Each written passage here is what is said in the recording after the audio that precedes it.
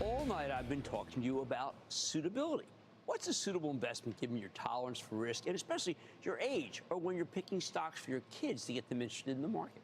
So how about the rest of our lives? Sadly, as you get older, you have less flexibility. Fewer investments are indeed suitable. Not initially, though. When you're in college, I don't expect you to put any money away at all. College costs too much. When I used to be doing my college tours, trying to get back in that game, I tried to get people to buy a share or two of a stock. But college saps the living daylights out of you in so many financial ways, I now regard it as a total hardship to even contemplate savings. But once you're out in the real world, it's imperative that you save, preferably through a 401k plan at work, or even better, a self-directed IRA.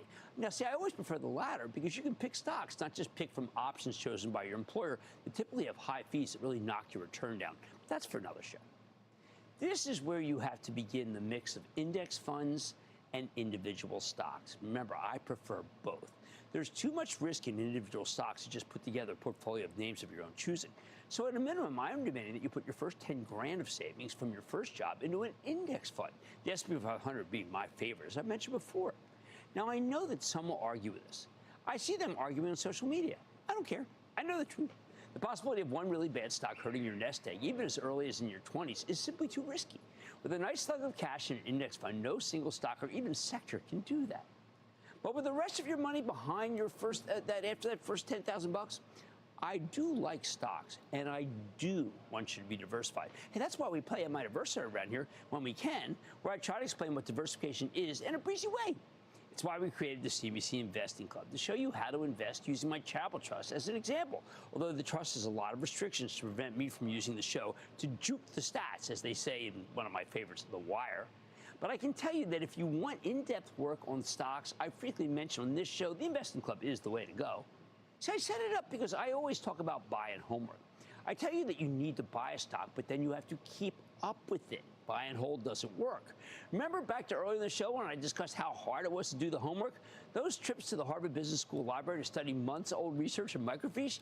Now it's so easy that I've had to scrap one of my earlier road rules. You no longer need to spend an hour a week studying each of your stocks.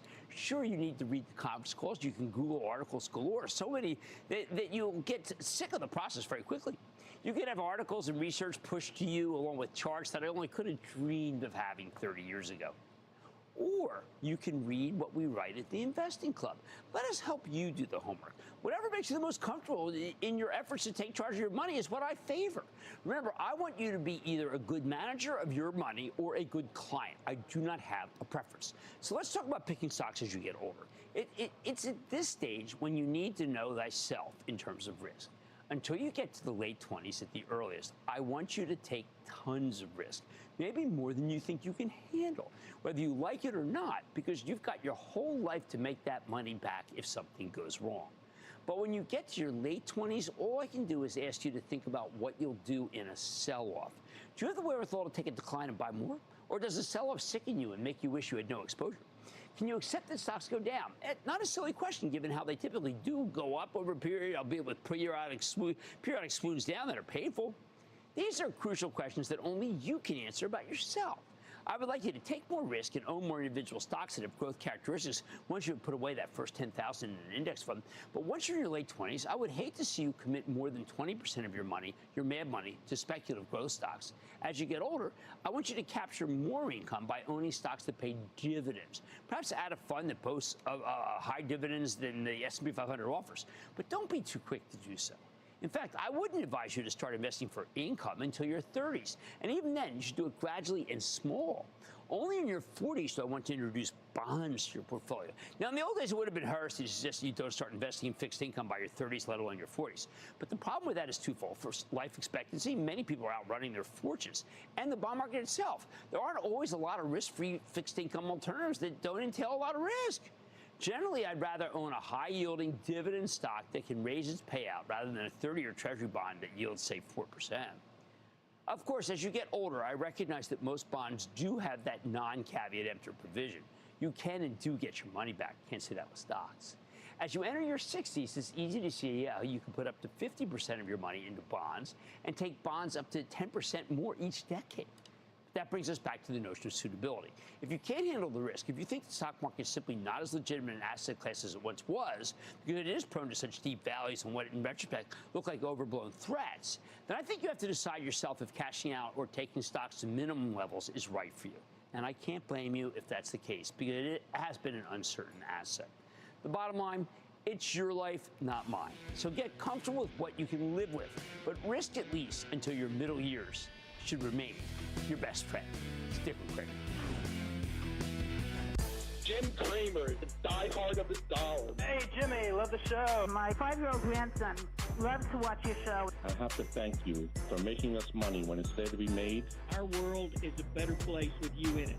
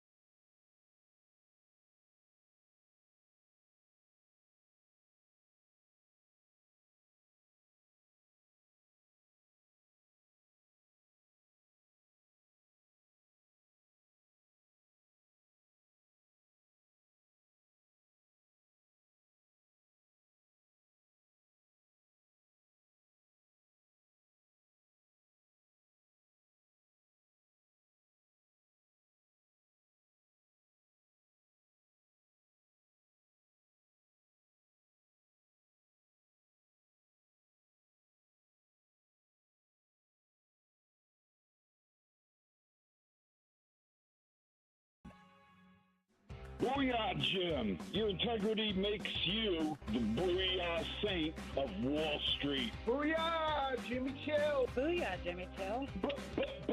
Booyah, Jim. Quadruple. That's a lot of booyahs.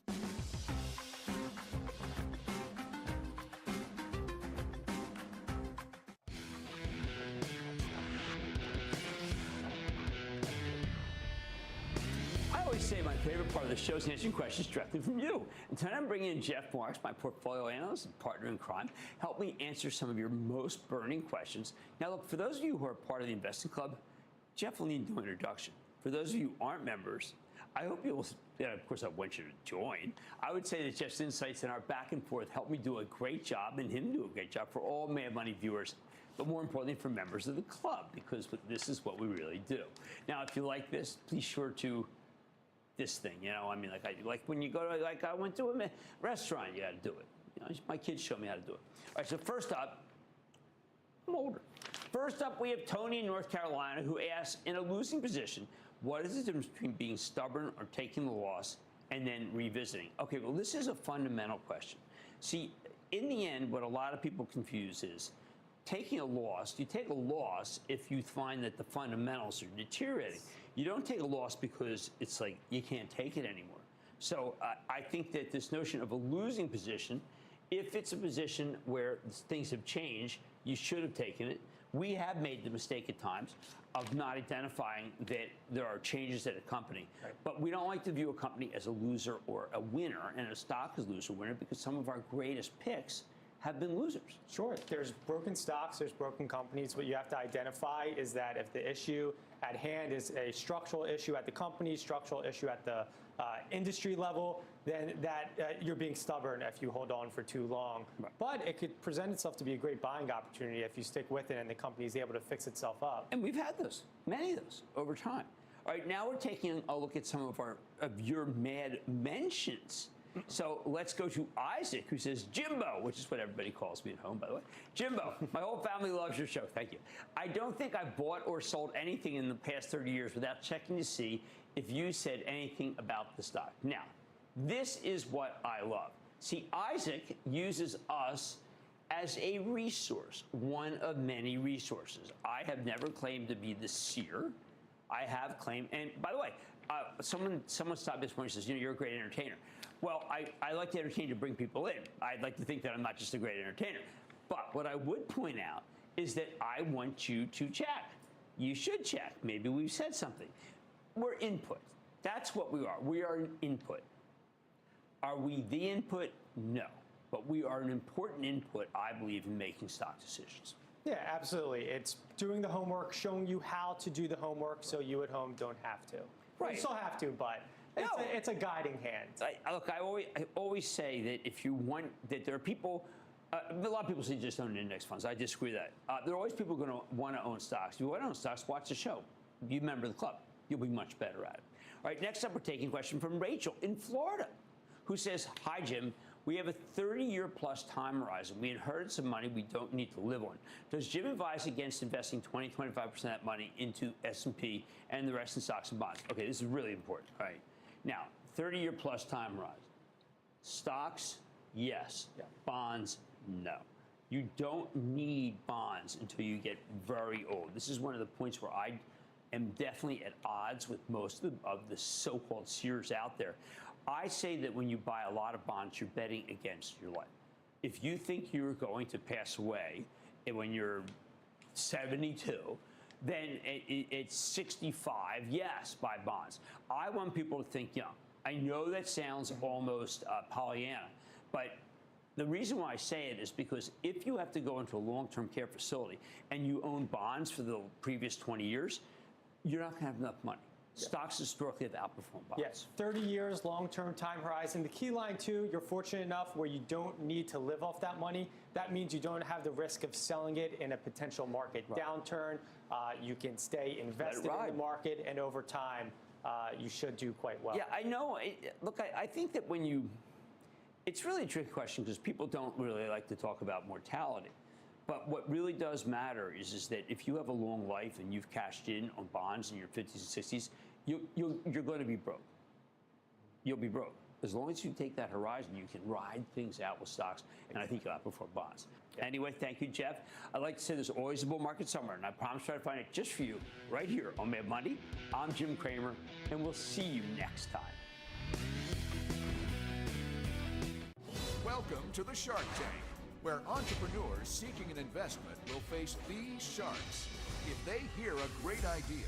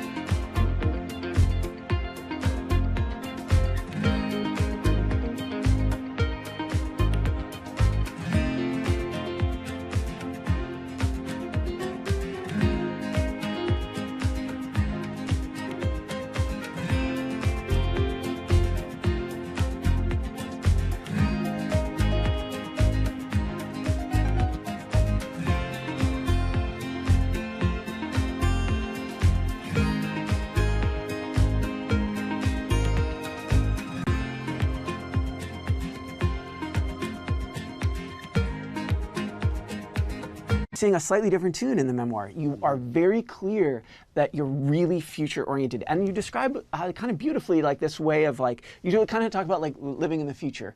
And I associate, that's one reason why I think about you in Moonshots. I'm curious to ask about the way in which you can put yourself in the future, and the way in which, you know, I guess your success has afforded you an ability to try to change your future. So I'm wondering if you still feel as future oriented as you used to. Oh, I'm definitely there. I think the best way to affect life in the present is to determine what my future is going to be. So I set goals for 1, 5, 10 years out. I have a 30-year vision of what my life wants to, you know, I want it to look like. And I work back from that 30-year vision to set my 10, 5, and 1-year goals. And I put actions in place in order to get there, and I get the life that I want to live.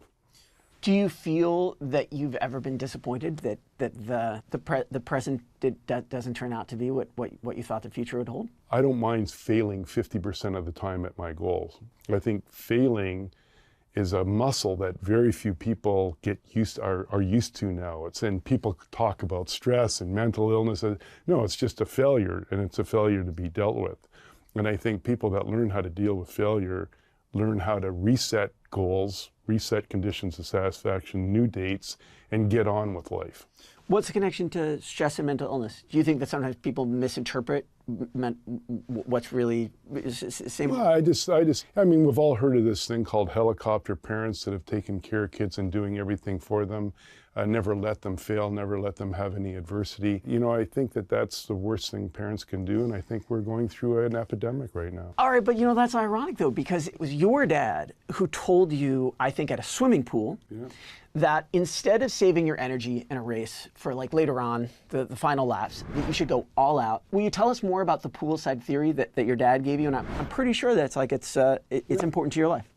Yeah, it's really critical. Everybody in that era, it seemed like in the 60s or 70s, it was kind of like, there was always this thing about looking good at the end of the race, like sprinting the last 100 meters in a running race, or in the swim race, going to the end and hitting the wall and going, but nobody really like went full out at the beginning. And of course, it's very common now in Olympics. You can see everybody doing it.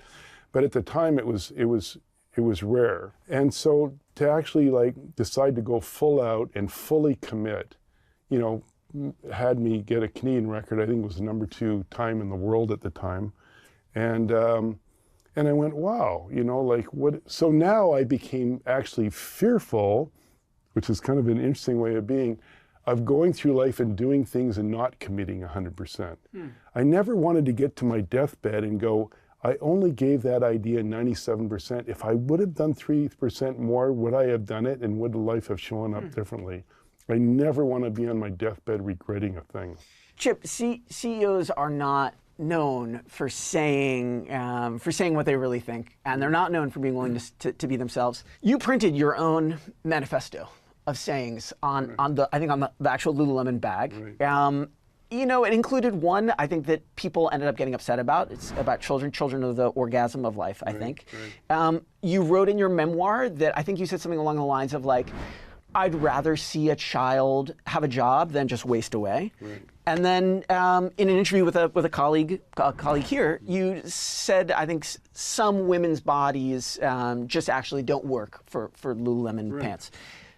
What is the point for you of talking like so brashly? Well, I think it was the culture of Lululemon to be totally open and undefended, and to have every discussion was out on the table. I think especially when you are dressing people and you're looking at all the different types of bodies and the different personalities that want different colors, different shapes, different everything. I mean, there's 1 billion nuances that have to occur and things like that. But really, it's the psychology of like looking at people and determining who the muse is, who's actually going to buy your product, but almost as importantly, who do you not want to have buying your product? And can a brand be everything to everybody? Does that become the Gap? Well, I never wanted to become the Gap, and I certainly didn't want to become like most failed, quite frankly, American apparel companies. I wanted to be distinct. I wanted my market was a very healthy person that was interested in fun and longevity and community, and that's who my market was. We do not need to relitigate the comment about pants, but I mean, I guess that I could sort of imagine that maybe you've learned that like it just like hurt people's feelings, that people felt left out, and they felt left out because of things they can't control. Maybe you wouldn't say the same thing nowadays. No, I don't think so. I think, you know, like let's face it here. I probably had done hundreds and hundreds of interviews and said thousands and thousands of things. It's just the roll of the dice, the odds that I would say something that was very truthful that is going to affect how some people think. Now, let's put it in context. I mean, that type of thing was in 2013, just at the start of social media, and nobody really understood social media or the power of it. Now, this is a very interesting statistic, and that was the third most sold book in the world is The Sorcerer's Stone by J.K. Rowling. Okay, there's the Harry Potter. There's the Bible, then Mao, and then it's fascinating when you think about that. 14% of people gave it a 1 star and said it was the worst book they'd ever written.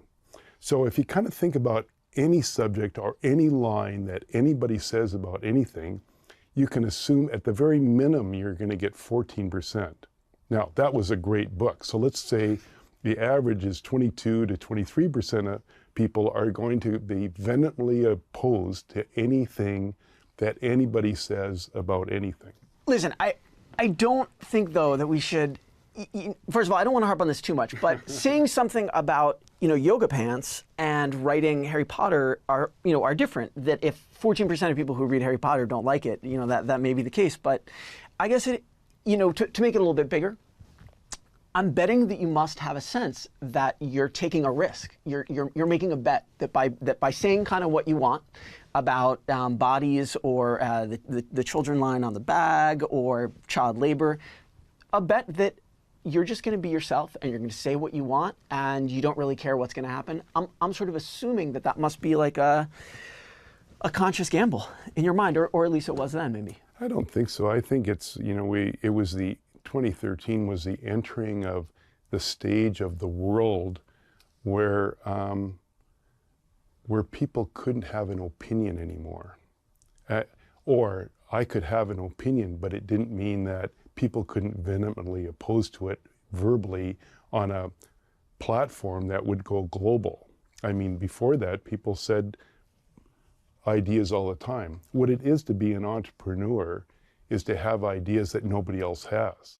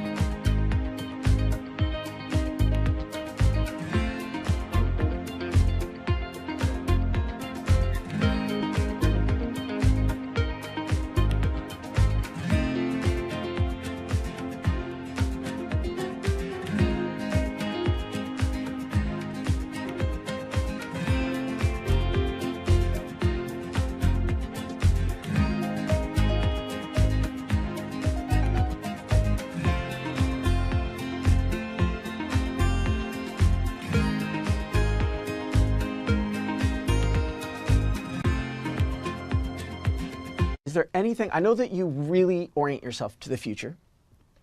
Is there anything about the past that you wish now that you could change? Something that you did or something that you didn't do, something that you said or something that you didn't say?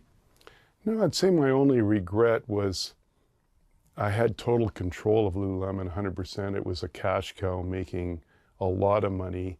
I had 3 kids under the age of 2, and I wanted to be a family man. So I sold to private equity and didn't really realize after selling to private equity that, that people would, I was a very trusting type of person. And, it'll take us 5 years to go public. Well, we went public in a year. Everything that, they had promised me kind of flew out the window. And what really happened is I lost control of the board. And I didn't have A and B class shares, which I could have, easily asked for, and didn't know I didn't have the right advice, which is my fault. And So by not controlling the board, I lost the culture of Lululemon and the growth of where I think it should be. So your big professional regret is selling to private equity guys and losing control of your board of directors.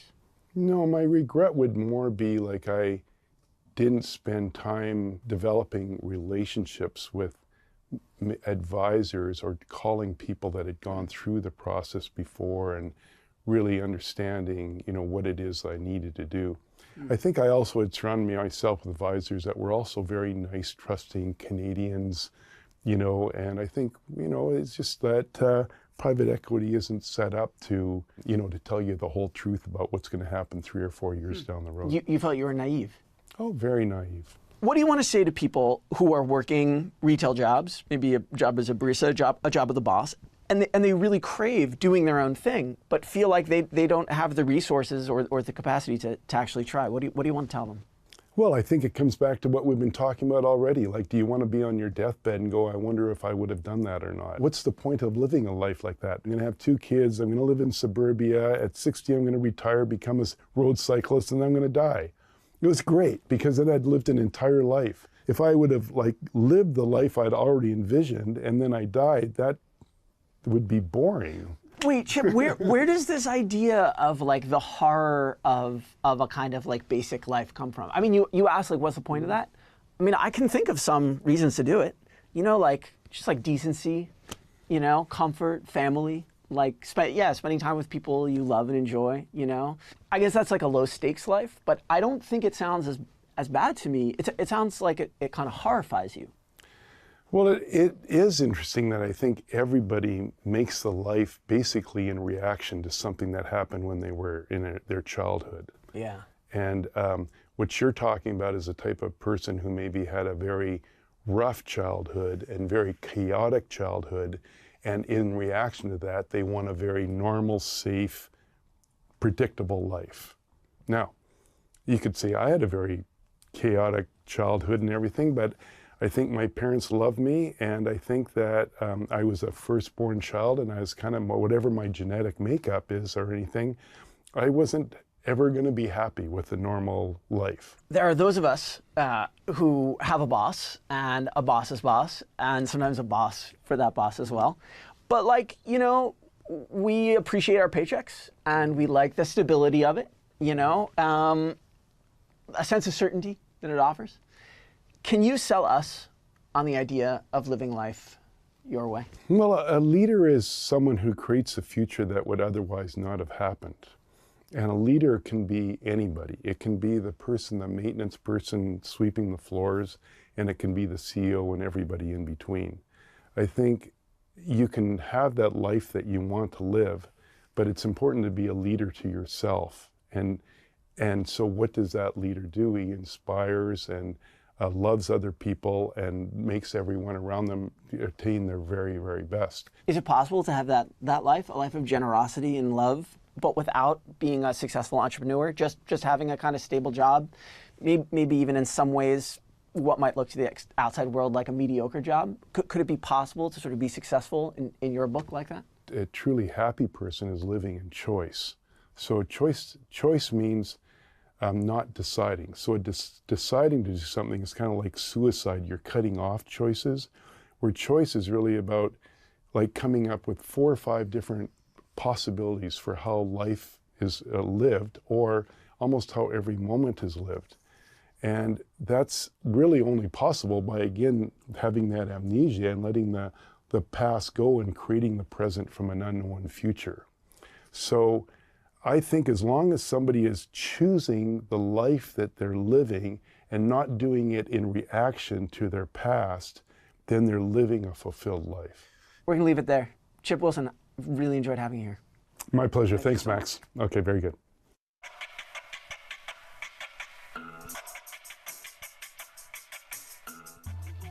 You just watched an interview with a billionaire who goes from one very far out challenge to the next, kind of reshaping his present by reconceptualizing his future.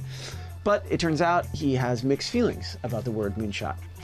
If you're the kind of person who aims extremely high professionally, maybe you do too. Maybe you just do what you do. However, no matter how you feel about the word, when you take a moonshot, things do not go as planned. In fact, as you are about to see in the closing moments of our interview, things go to places that no one could have predicted. Take a look. We'll see you soon.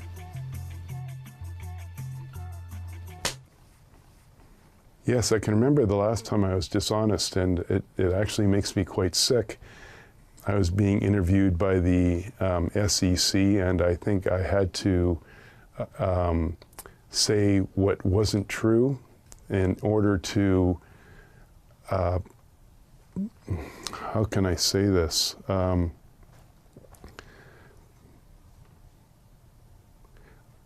If I would have said what was true, then I would have spent 3 or 4 years in court, flying back and forth from Vancouver to who knows where in the United States.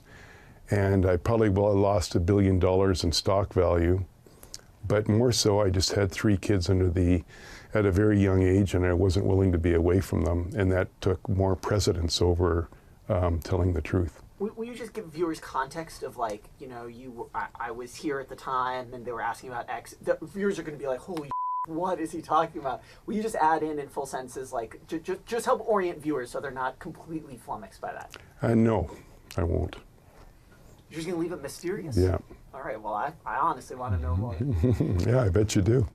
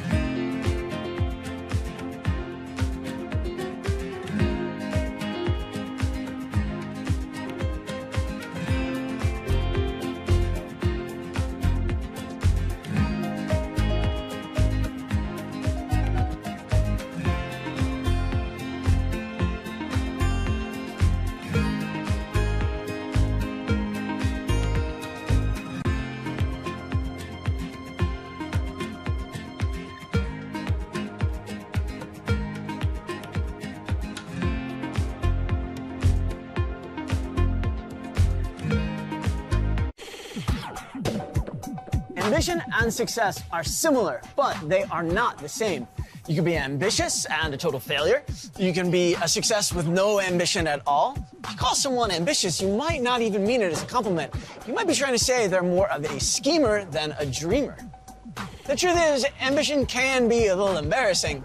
The coolest kind of success doesn't seem effortful. It's less manifested than destined. Total ambition about everything, like no ambition about anything, isn't always so ideal. I read this thing in Bloomberg Businessweek about the Google billionaire Sergey Brin, who has spent years backing a secret mission to build giant airships. The rumors he spent more than like $250 million. Now, people don't really know what he's up to, and that can be kind of intriguing, but also kind of scary. And yet, he presses on. So how much ambition is the right amount? And who is to say? Let's be ambitious. We're gonna try to figure it out together tonight. It's the Business Week Show.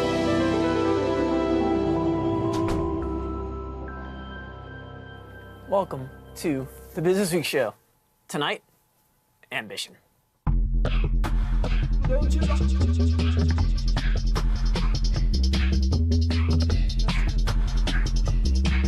The guest who's sitting at this table with me right now has been called the most exciting Black American scholar ever. And that's because the ambitious work that Dr. Cornel West does as an activist, as a philosopher, as an intellectual, as a teacher who quit Harvard not once, but twice, combines the Baptist Church with Chekhov, with Marx, with John Coltrane, with Toni Morrison, and he makes a criticism of American power and money that is bold and italicized. And now he's doing something more ambitious than ever. He is trying to put himself in the most important position in this world, and he aims for nothing less than disrupting and interrupting the landscape of power as we know it. Dr. Cornel West, thank you for being here. It's a blessing to sit here with you, man. It's so good to have you here. Definitely. Ambition is a complicated subject, but it's a deep one. When is ambition something to be ashamed of? And when is it something to revel in and celebrate? As long as ambition has a spiritual and moral dimension to it, it's a beautiful thing.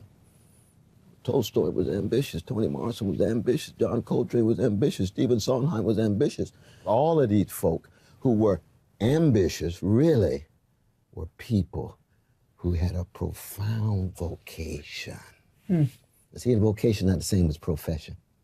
If you're in a profession and you don't have a vocation, you're going to get caught up in the dominant forces. And what are the dominant forces of our day?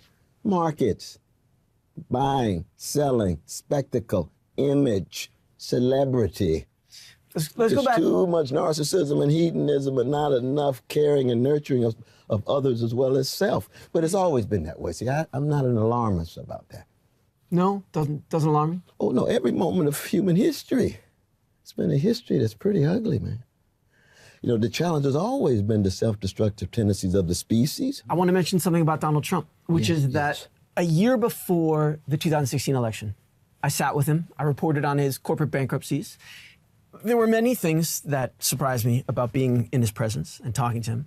But one of them back then was he had never had any kind of representative role before in his life. He went from not representing anyone politically to being president. I think it's essentially fair to say the same thing about you. Tell us about why you're qualified in a way that he wasn't in this life you've had where you've done many things, but being a political leader in the regular sense is not one of them. Yeah, I mean, one is that anytime you engage in high quality service to others, no matter what the context, you have to come with a spirit of humility. You learn and listen. So I'd have to have some high quality folk around me who have spent time in the machinations of the system. But you're right, never holding office. So I'd have to come in with a spirit of humility. But most importantly, you see, we're at the edge of a cliff when it comes to the United States. It's a very, very sad moment because the worst of any country, just like the worst of any human being, is allow that hatred and greed, especially when it's organized, institutionalized, and routinized. It's just almost subversive to try to have integrity, honesty, and decency in a lot of our context. So for me, my role is to reintroduce America to the best of itself. Because we've had some great figures and traditions in the United States. We really have.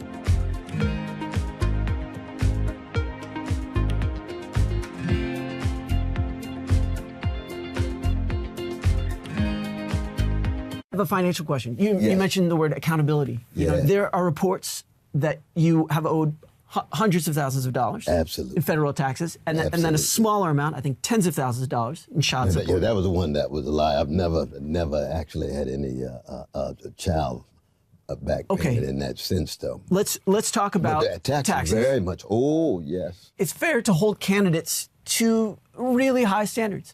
I agree. What happened so that you didn't pay, whatever was owed? Well, one, I've always been broke as the Ten Commandments financially. I've had heavy debts and obligations, both with family as well as getting behind. You see, I had student loans when I first came out, and I got behind way back in the 80s. And there was a time when I had multiple audits. I had knocks on the door to get a subpoena Christmas Eve. And I said, dang, could you all wait for another day? I know I'm behind. But the good news has always been that I set up installment plans. And I've always done that because it's true, and I think that people are right to raise these questions, that money's never really meant that much to me. It really, as long as I can keep my money flow, I live from paycheck to paycheck. And that's true for 63% of my fellow citizens in the country. The richest nation in the history of the world. You got CEOs running around here multi-million dollars every year. And these precious citizens barely making it. I do, in fact, recognize my checks are bigger, but my debts are bigger. And I've always been chasing that next check in order to make it, but I've always been open about that. Is it something that you're going to work on, I guess, now but before the election to try to clear away? It's the same because I've always had the installment plans in place. But you see, the important thing is, the great Melville, our greatest novelist, he used to say that truth is a ragged edge. He said, if you're really committed to truth, it means you're not just speaking truth to powerless, you're also speaking truth to yourself. See, and that's Socratic, isn't it? It's not easy. That's self-examination, that's self-scrutiny. And it takes a certain kind of courage to do that. Not just in private, but in public. Are there things that you've found when you look inside that you don't like? For myself? Oh, absolutely. I'm a human being. I'm a cracked vessel, my brother. I got revolutionary potential. I got thuggish proclivities. And I'm wrestling with this every day. Kendrick Lamar has the same wrestling. I like that. Any decent human being does. Michael Hurley does. Michael Hurley. Oh, yes, those valley of tears that he finds himself in, stealing the right to live. Tell the truth, Brother Michael, about yourself. But he bounced back. Tupac bounces back. I attempt to bounce back, but it's human, all the way down, Brother Max. Let's talk about capitalism. Do you feel optimistic, something akin to optimistic about American capitalism? Can you imagine a world where capitalism somehow allows us to fix climate change, to somehow heal inequality? Can you envision a world where that happens? Well, one is that you can never downplay the creativity of human beings. There's no doubt that the virtues of markets have to do with scientific breakthroughs and technological innovations. It's a beautiful thing. What you have to do is to make sure the markets are subordinate to public welfare.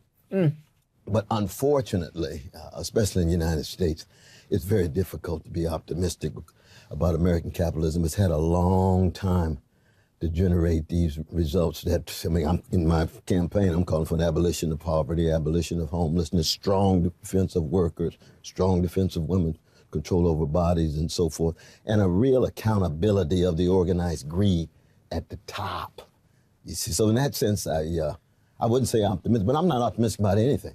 You're not? Very important. Oh, no. You seem like an optimist to me. Oh, no, I'm a blues man. There's no optimism in the blues. I want to ask you not about what other people think, but about what you would think and how you would self-examine if the day came when, as Republicans, I think, ambitiously hope in their own way, you peel off votes from Biden, Trump wins. How will it square with your values and your internal voice? What would happen on that day if that day came? I think we have to be, even in the political context, even though we're aware of strategic and tactical considerations, you do have to be honest about what's inside of you. And let me give you an example of this. 40% of U.S. citizens don't vote at all, and that's what I'm targeting. And 62% of those who vote third party, either Libertarian or Green, say they would never, ever, ever vote for Democrats or Republicans. So we're only talking about a small slice. But I can tell you this, the flip side is, if I remain silent, or if I begin talking about how wonderful Biden is when I don't believe it, that's a violation of my integrity.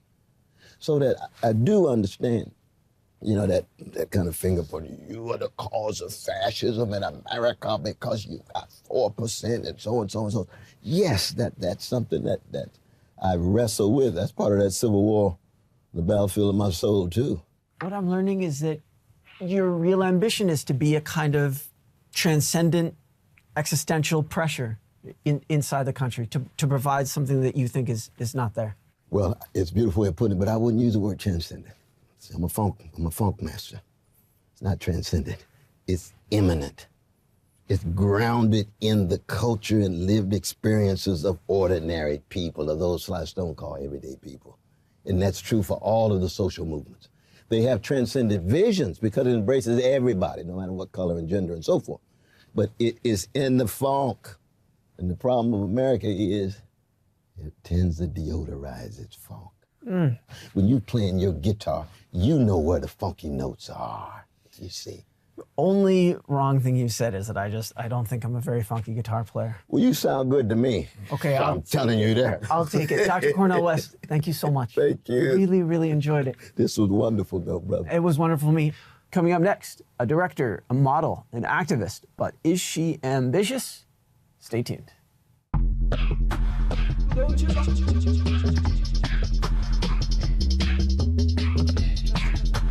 What do you call it when high-end American fashion all but leaves out the faces of black women? You call it high-end American fashion. The guest who's sitting with me at this table didn't just reshape what beauty looks like on TV, in magazines, and on runways. She helped debunk the myth that the imagery of black beauty does not sell.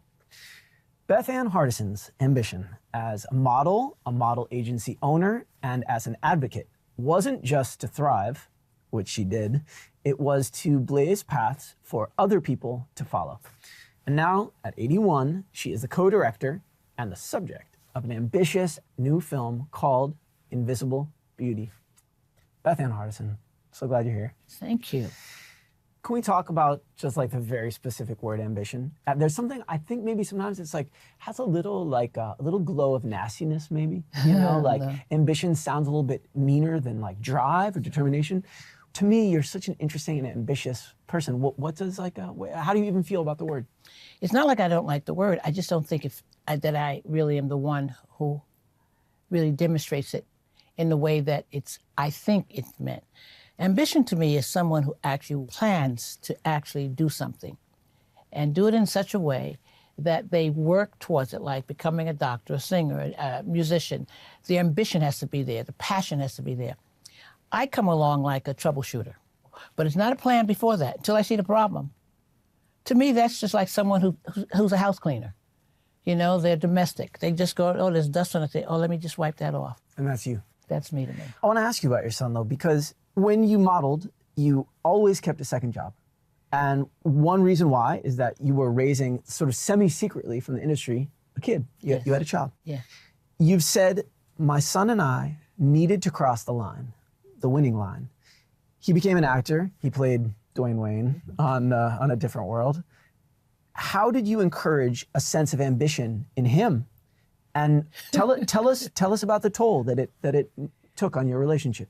I think what it really was is that, you know, I got pregnant when I was a young girl, and I think it was a fear of just failing. I got lucky that it worked out another way, and I wound up being successful in my own way, you know. But I think the reason why I was had to give Kadeem something to do is because he never knew what he wanted to be. I love the story that you gave him a scene to be a boy with a missing dog. You know, you turned him on to acting. You encouraged it.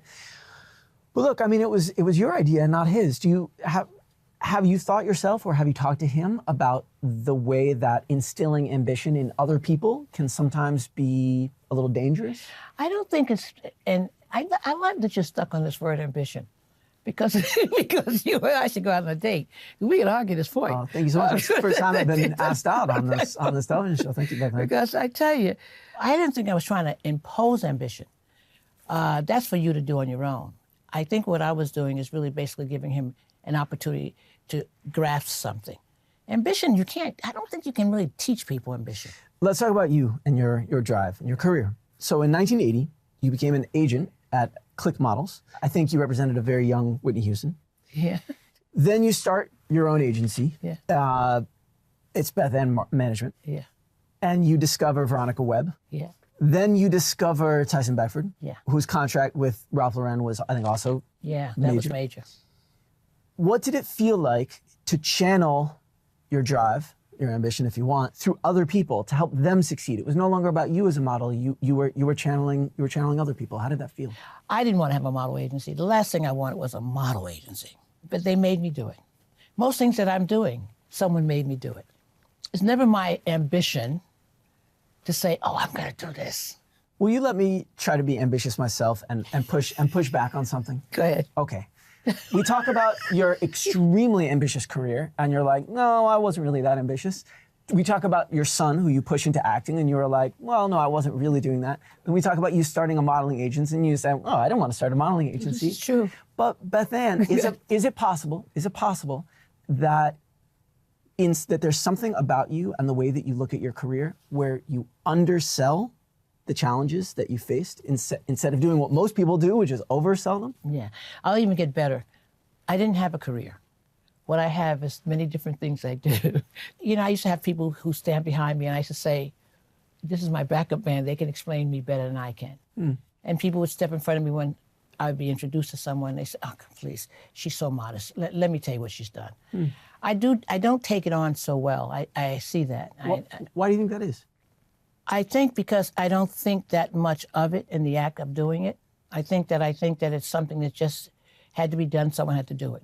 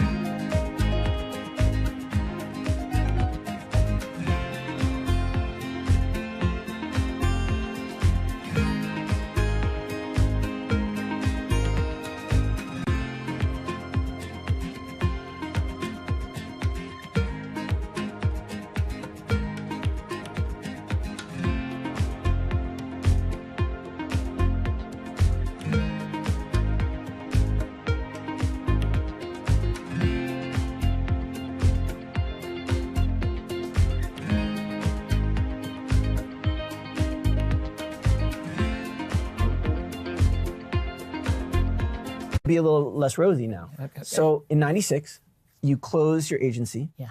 You moved to Mexico. You said, I had no idea what I'd do next because I had no ambition. I had no ambition. If you have no ambition, you don't know what you're going to do.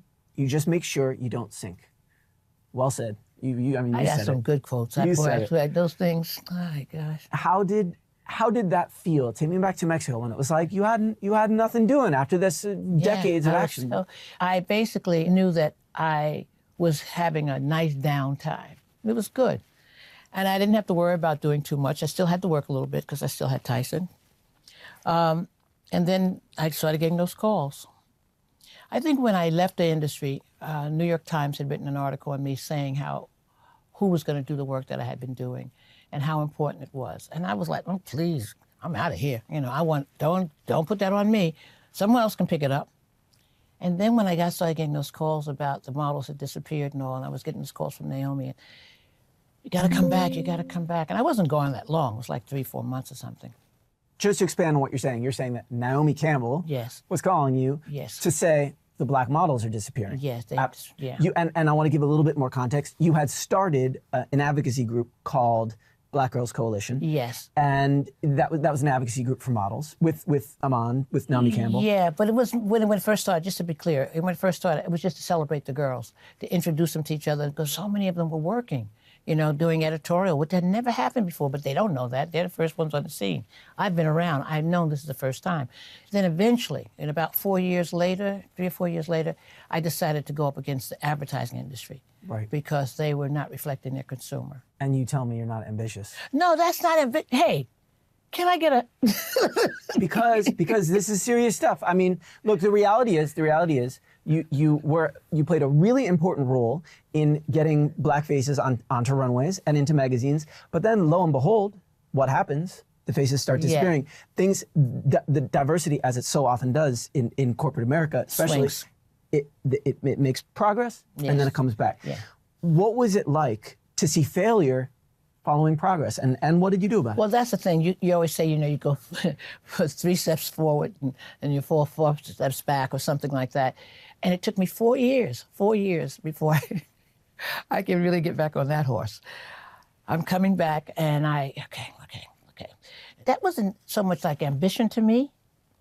That's more like, once again, like revolutionary. That I live with very well. I believe I am. I know I am. I want to bring up something else you said, and it's about change. You said, I always know, because I've lived life long enough, you can change things. You might need to be foot against your pedal, but you can change things. Yeah. There are so many forms of like being driven, you know, but I feel like it's so rare for people to aim to make things better for other people instead of themselves. I think when I leave here, I'm going to feel different. I think you're really convincing me. I'm going to go out of here with my head held high, and a big head too. I'm going to swell this head up, and I'm going to try and get through that door. Well, then I'll walk out with a swollen head too, if that's what you're saying. I think I want to end, if you don't mind, Beth Ann. At the end of your film, you talk about dying, going home. Yeah. A good end to a good life? I mean, that seems like the most beautiful ambition that I could think of, I think. If you don't mind talking about it, what would you like it to feel like? When I leave this earth? Not so painful. I want people to celebrate, have a good time. I know I'm going to be buried upstate New York in a wonderful, wonderful, wonderful cemetery. And I just hope that I just cruise right along and that something is left behind that remembers. One thing I would like to do, and this is requiring ambition. Okay. I want to do a one-woman show. Are you going to do it? What's stopping you? Yeah, I got to finish this film. The film keeps going on. And also, I just need to finish this book. And, you know, fear stops me, you know, because that's scary. The one-woman show is not like a stand-up comedian. I'm going to do it interactively with the audience. I'm just going to tell stories. But I always wanted to do that. Will it be okay if I or if the world remembers you as an ambitious woman? Yeah, you can do anything you want once I'm gone. It's a deal. Beth Ann Hardison, thank you so much for being here. I'm happy I came. I learned a lot about me this time. So did I. Thank you so much. Thanks.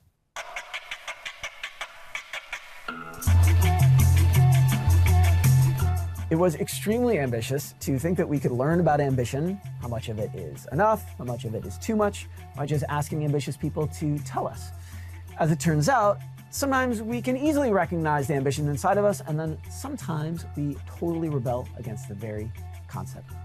Maybe the lesson is that ambition is something to recognize inside of ourselves and something to be proud of, as long as it's wielded wisely. Maybe the most ambitious form of ambition is the kind that's generous and humble. Thank you so much for watching. We hope you'll join us next time. That little inch makes a difference. how do I waste time when I'm, like now, I'm wasting time right now. I don't think I'm proud of any virtue, but I'm blessed to be able to cultivate the highest virtue, which is that of love. The most valuable virtue to me with anyone that I'm close to is compassion. I think compassion is the most important thing. I have not rid myself of any of the vices. In the language of my Jewish brother Paul, who wrote the Christian New Testament, I try to die daily. The most challenging thing for me to have a model agency was having the other bookers around the table. That was the most challenging, never the models. That's interesting.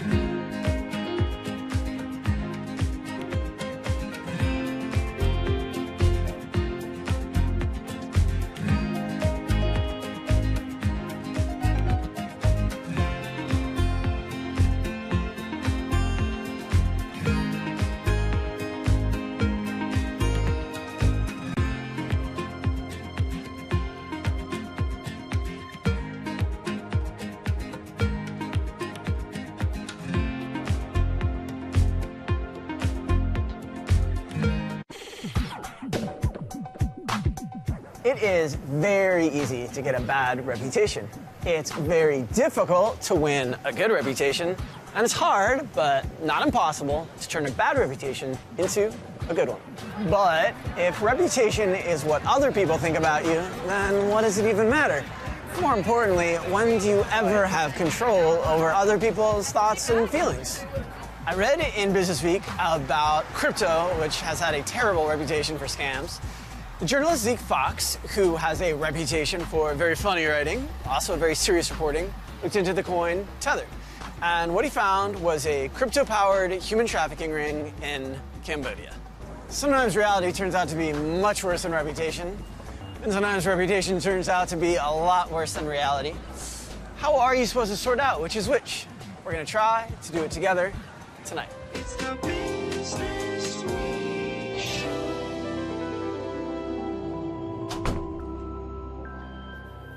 Welcome to the Business Week Show.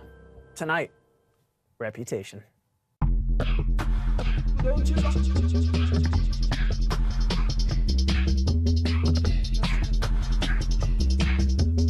In the NBA, everybody has a reputation.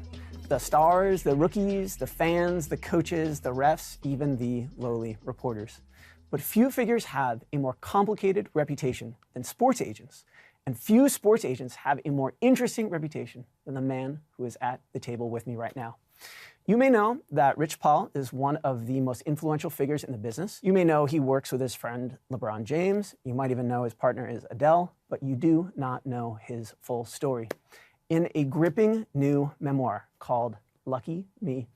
He talks about growing up with a loving mom who was addicted to drugs. He writes about selling them, and he writes about getting on the road to becoming someone else. We're really glad he's here. Mr. Paul, welcome. Thank you. Thank you.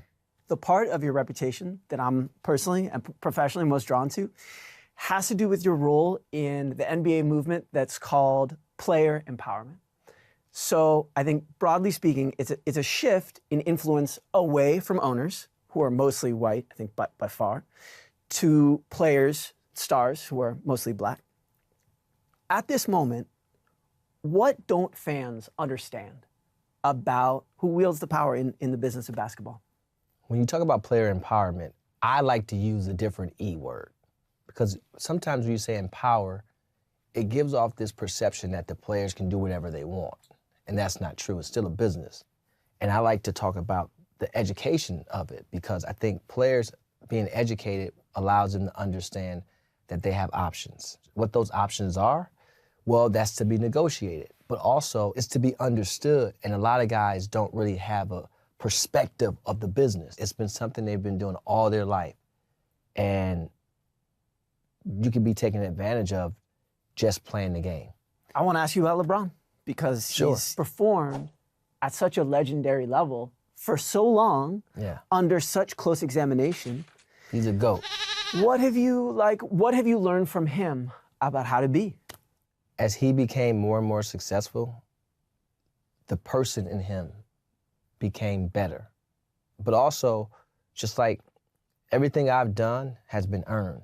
Nobody gave me anything per se. I sacrificed to put myself in a better position because I didn't want to be dependent of LeBron. And so when I see people say, oh, yeah, lucky you met somebody in the airport and happened to be LeBron, and if it wasn't for LeBron, you wouldn't do this or that. I would have been successful at anything. What would you want to be? The commissioner of the NBA. I believe it. I'm going to manifest that. Yeah. You could be. Yeah. Your ecosystem, it's much bigger than LeBron. I mean, you have had these really, really important clients, but it's hard not to think about him just because he's starting. I think it's his 21st season. Yes. And I think he's like the 6th person to do that. Yes. It's very, very unusual.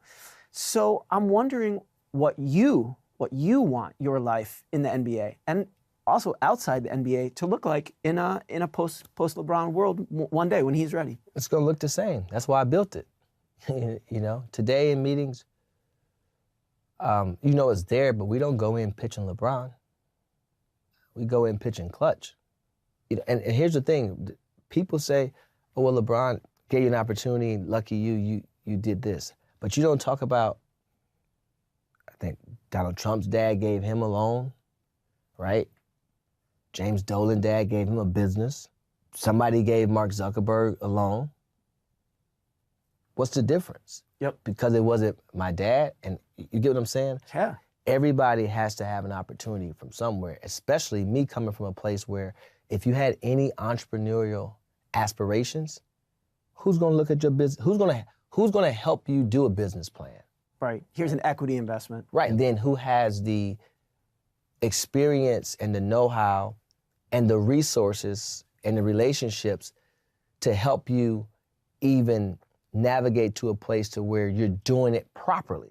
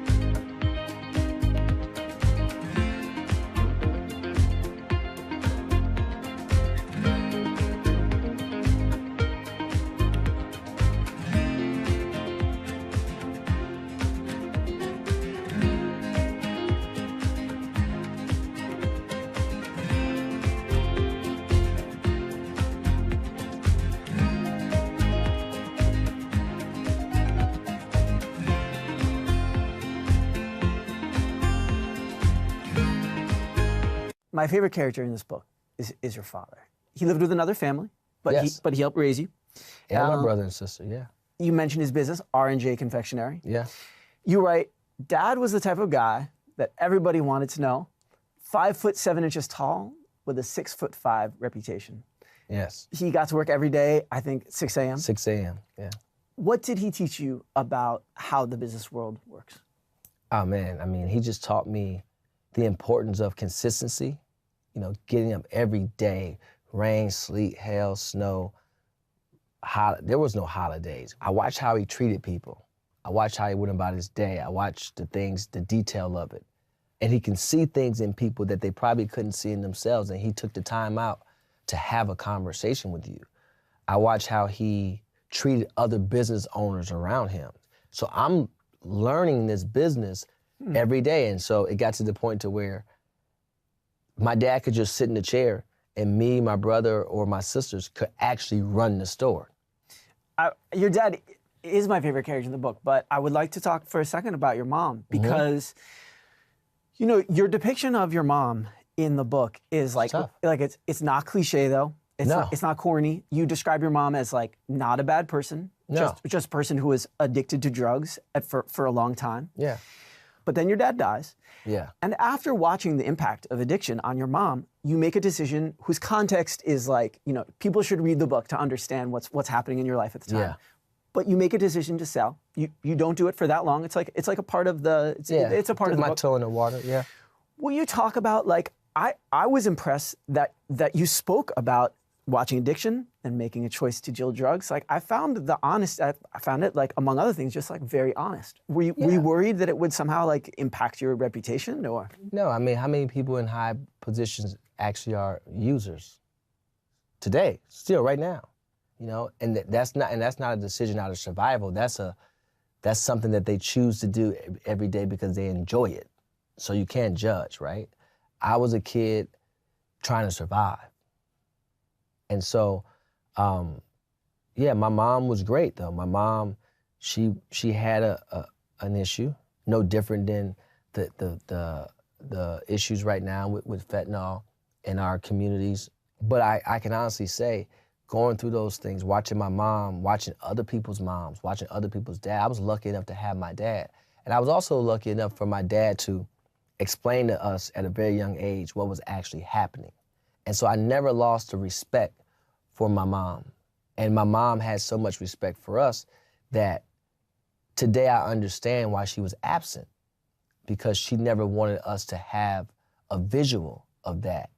And so the book, it was important for it to be real. Like I don't fake anything. There's no gray, there's black and there's white. And again, I'm blessed to be in the position I am today, but I'm also thankful for what I went through as a kid, because it's really, it was my assembly line. It really was, and it molded me. It makes me think before we end that reputation, like if it lives long enough, changes. It turns into something else, yes, and then it becomes like your legacy. Becomes legacy. Reputation becomes legacy. What do you want yours to be? You know, I think my reputation is pretty solid across America. You know, when I walk around in any neighborhood, people know, you know, that guy is a stand-up guy. My dad wouldn't want it no other way. But the difference is today, you know, I just want to be a great example. I want to continue being a great example and not just making it about me, not just look what I did type of thing, but I want to build things, continue to be a builder. Today when I go to work, I have 80 employees, 75 employees, right? And they're young, between the ages of 21 and 55 probably. But continue that, you know, that opening different verticals of the ecosystem of sport and building things to where I can provide opportunity, if that makes sense. You know what comes into my head as my final question when you talk about that? Building something, ownership. Yeah. May I ask? I have no interest in owning the team.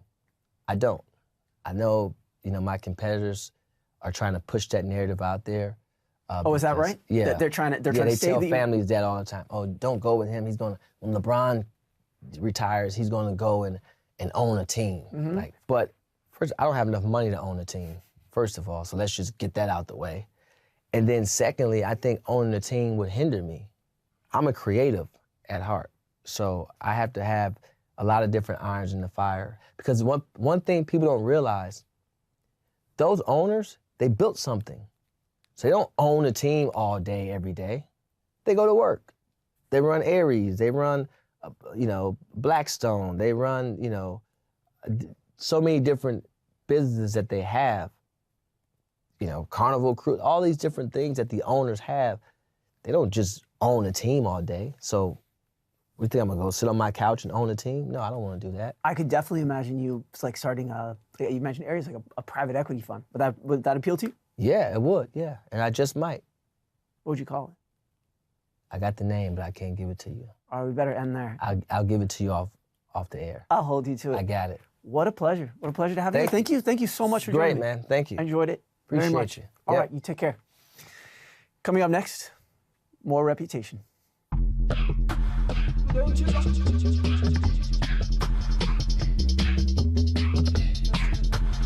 This guest has a reputation for being able to do a lot of things better than many people, me included. She is a visionary about collective activism. She is funny. She speaks truth to power. She gets results. She is clear about the ways that she is limitless, and she is clear about the ways that she is limited. For example, she needs some help doing things that sometimes many people take for granted, like breathing or walking or talking. And Alice Wong, the author of Year of the Tiger, is also one of the most influential disability advocates in this country. It is a joy, as in like an actual joy, for me to have her here. Alice, welcome. Hi, Max. Thanks so much for having me. It's a delight to be here talking with you. Honestly, it's a delight for me to have you here. Let's get into the questions. So much of the reputation that disabled people have is built by non-disabled people, and it's built around ideas of misfortune, sadness, embarrassment, burden. What have you learned about the ways that reputations, even ones that are old and stale, what have you learned about the ways that like reputations can actually sometimes begin to change? On reputation and reputation building specifically, so much of it is dependent on culture. Part of why I am a writer and activist is to help push the culture forward, but ableism is such an ingrained part of our society that change happens at a glacial pace, and it takes a collective effort, not just me or a handful of disabled people. Until non-disabled people reflect and confront their implicit bias about disability and do the work on unlearning their ableism, will disabled people be able to truly play a larger role in constructing their reputation?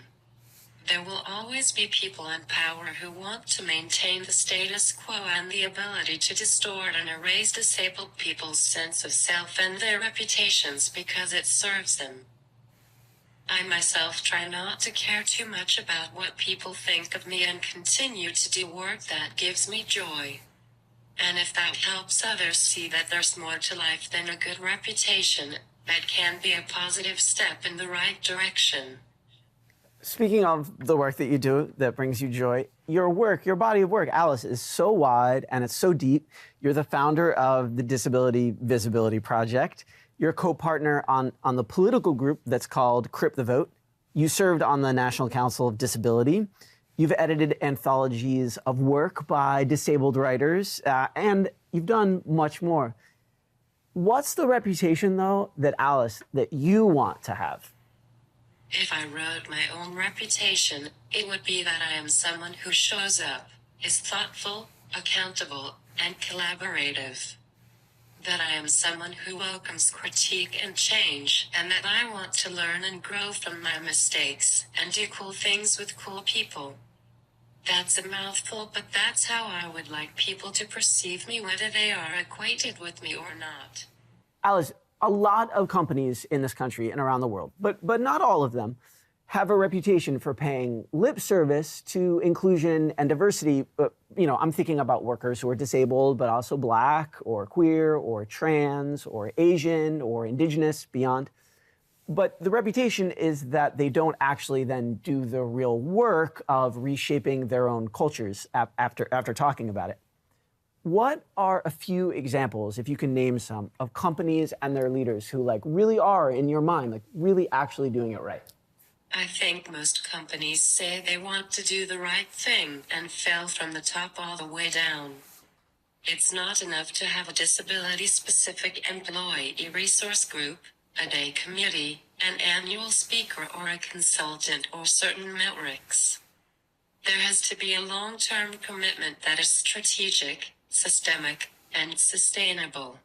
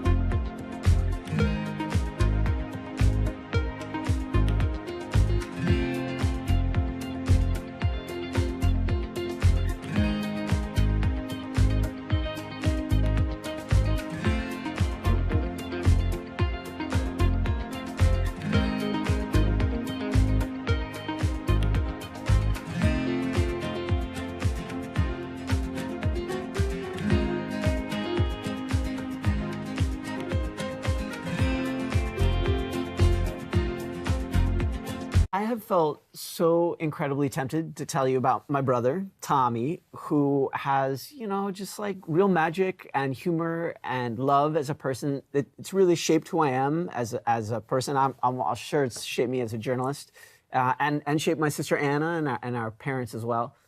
But I'm going to resist because I feel like so much of the conversation around disabled people is often very personal and fuzzy and kind of sweet and very, very rarely about political things or very rarely systemic. Why? Why is that, Alice? People are still averse to complex conversations about ableism because it makes them uncomfortable. We all have internalized or implicit ableism, and it is up to all of us to actually name it and unlearn things that have been designed to marginalize and dehumanize disabled people. For example, people may see me as a somewhat successful published author and editor, but if they took a closer look at my activism and writing, they will see that I openly talk about how because of Medicaid income and asset limits, I am unable to have more than $2,000 in my personal bank account. This has been the case since I turned 18, and I bet most of your audience cannot fathom what it's like to subsist on that amount. Later on, I do want to hear about your brother Tommy, because I am sure you have some hilarious stories. I am fortunate to have a tight-knit family, and much of the reason it is so tight-knit is because they have all supported me throughout my life, and what we experience as a family in the face of such an absurd, inaccessible, and discriminatory society is something that we just have to laugh if not cry about. I want to share with our audience that I accommodated your needs by sharing questions for this interview with you a few days ago. and that's so that you could use your text-to-voice technology to answer them. And it reminds me that your muscles have weakened with time. You haven't always used this technology.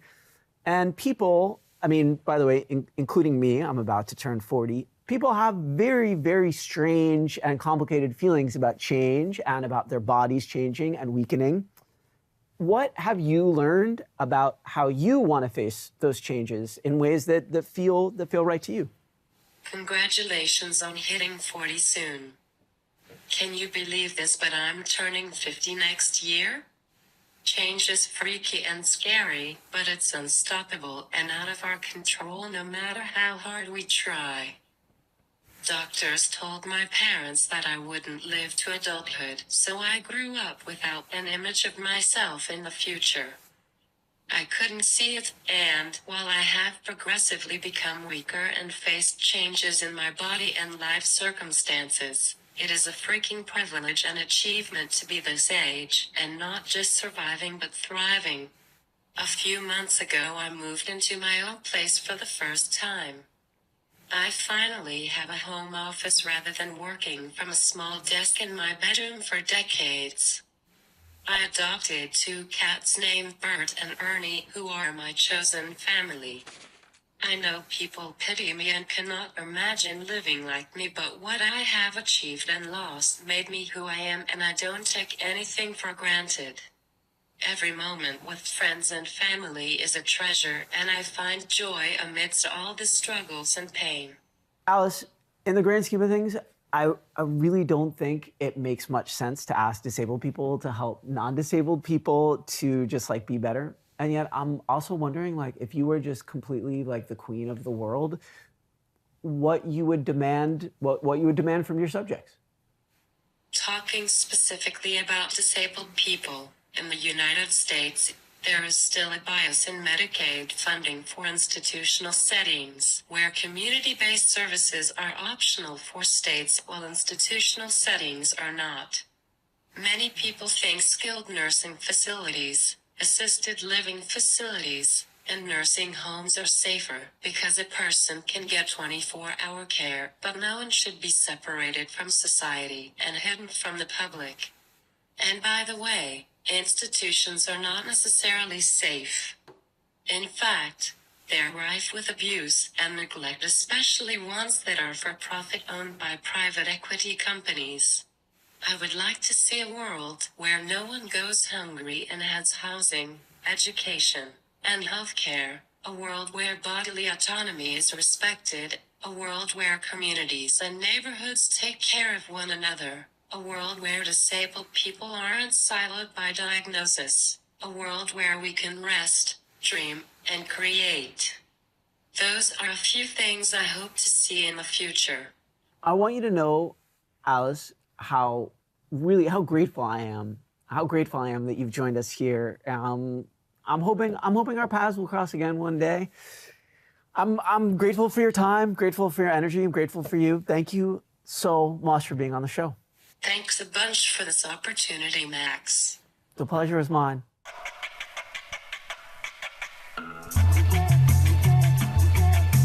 Almost everyone has a reputation. Almost everyone has an inner life. And very few people see themselves the way their bosses or the market see them. When you sit down and talk to other people, as I did tonight, about who they are and what they've been through and how they see the world, the chances are good you're going to hear something new and interesting. And that's a good thing because it's nice to actually be surprised. When you want to figure out which reputations are better or worse than reality, it helps to start by asking questions. Our guests tonight were honest about themselves and their reputations, and maybe that will encourage you to ask other people about theirs. Or you can start by telling other people about you. Thank you so much for watching. We will see you next time.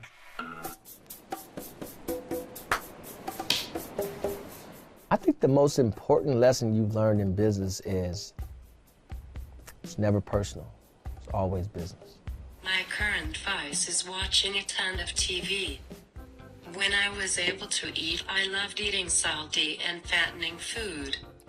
Things like French fries, tempura, donuts, and pastries. What's the most expensive thing I've wasted the most money on? I would probably say a car because it's a depreciating asset. What kind of car was it? All of them.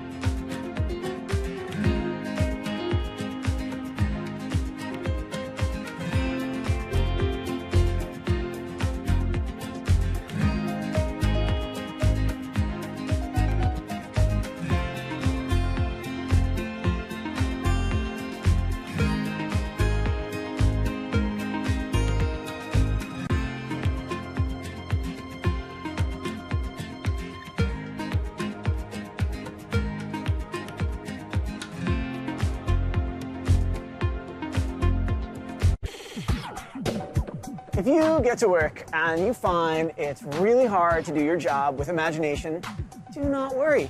Imagination is still really new. Dreaming is more than 100 million years old, but being able to imagine things on purpose began only like 70,000 years ago, and even then the reviews were mixed. Plato thought that imagination was kind of suspicious, and the Bible does sort of suggest that it is evil. I read in the heist issue of Business Week about a certain kind of imagination, creative thieves. Their recent hauls include 200,000 Cadbury cream eggs, $37,000 worth of cadaver parts, 1,240 cases of crab, a 4-meter-long whale skull, and 1 catalytic converter from the Oscar Mayer Wienermobile. How are you supposed to bring imagination to work, and how do you protect it from the pressures of the marketplace? We are going to try to imagine it together tonight. It's the Business Week Show.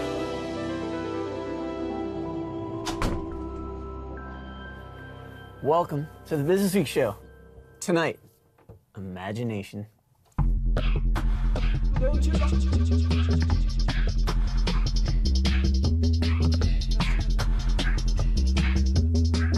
There are some wonderful people who do the same thing over and over again, and that can be interesting or imaginative.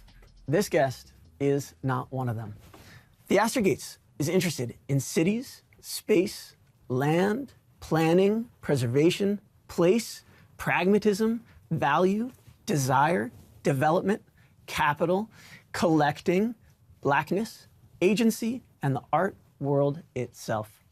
And that is a very long way of saying that this sculptor and performance artist and painter and scholar is one of the most imaginative people working today. Theaster Gates, welcome to the show. Thank you so much. You have this beautiful phrase that I think of as a kind of metaphor for imagination. You talk about the possibility of life within things. How do you find that life? Well, it's interesting. So often the life is right up under our noses. And what I've learned from Shintoism is that there's a power. There's power, there's life within things. Wood, trees, water, a rock, right? If you respect that life, maybe it means that you have to work to care and to protect and preserve that life. I feel like there are moments, like with the Stony Island Arts Bank or other projects that I've done, where when it's dead, it's a reminder of the failures of culture to invest in a thing.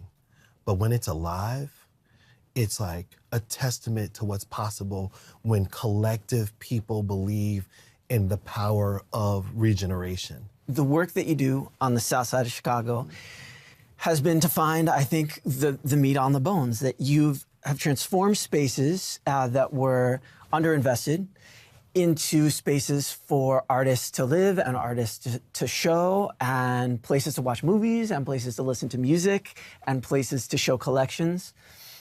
Did you find that your imagination was listened to and respected by others? Did people disbelieve that you could remake these spaces this way? Well, let's look at this over a course of years.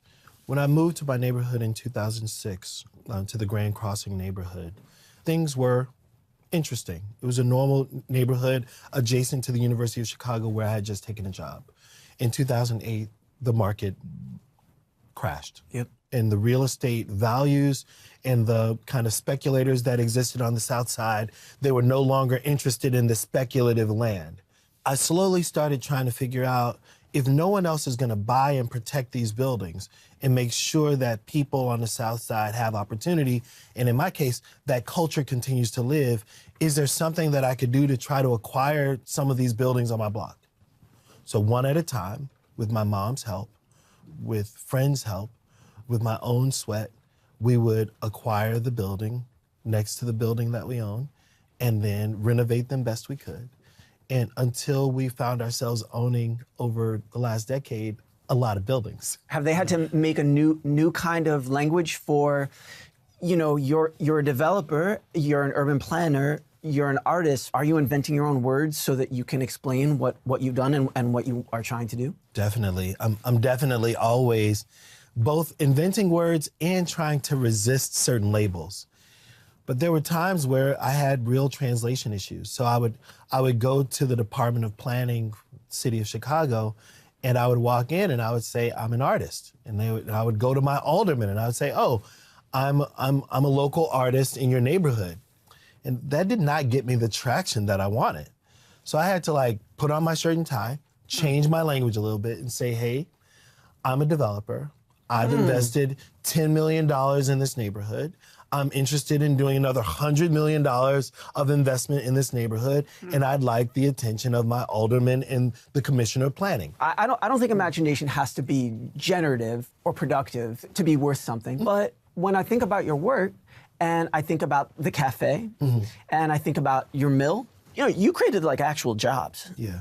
I think that falls under the rubric of economic development. Can economic development be something that's imaginative instead of destructive? Yeah, dear friends of mine talk about, instead of talking about money, they talk about energy.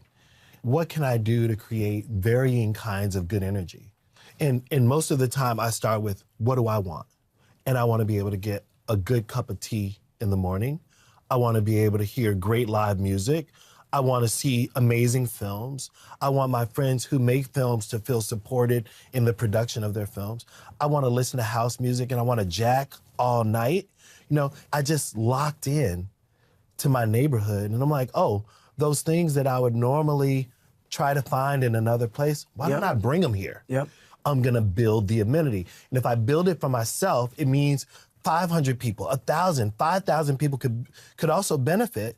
And it also means that the model for neighborhood transformation, economic development, if you will, that model is playing itself out in real time. Then, and this is where I feel now as my hair whitens, that there's a way in which the work that's been accumulating, there are now other people who can grab the baton and do bigger, greater works.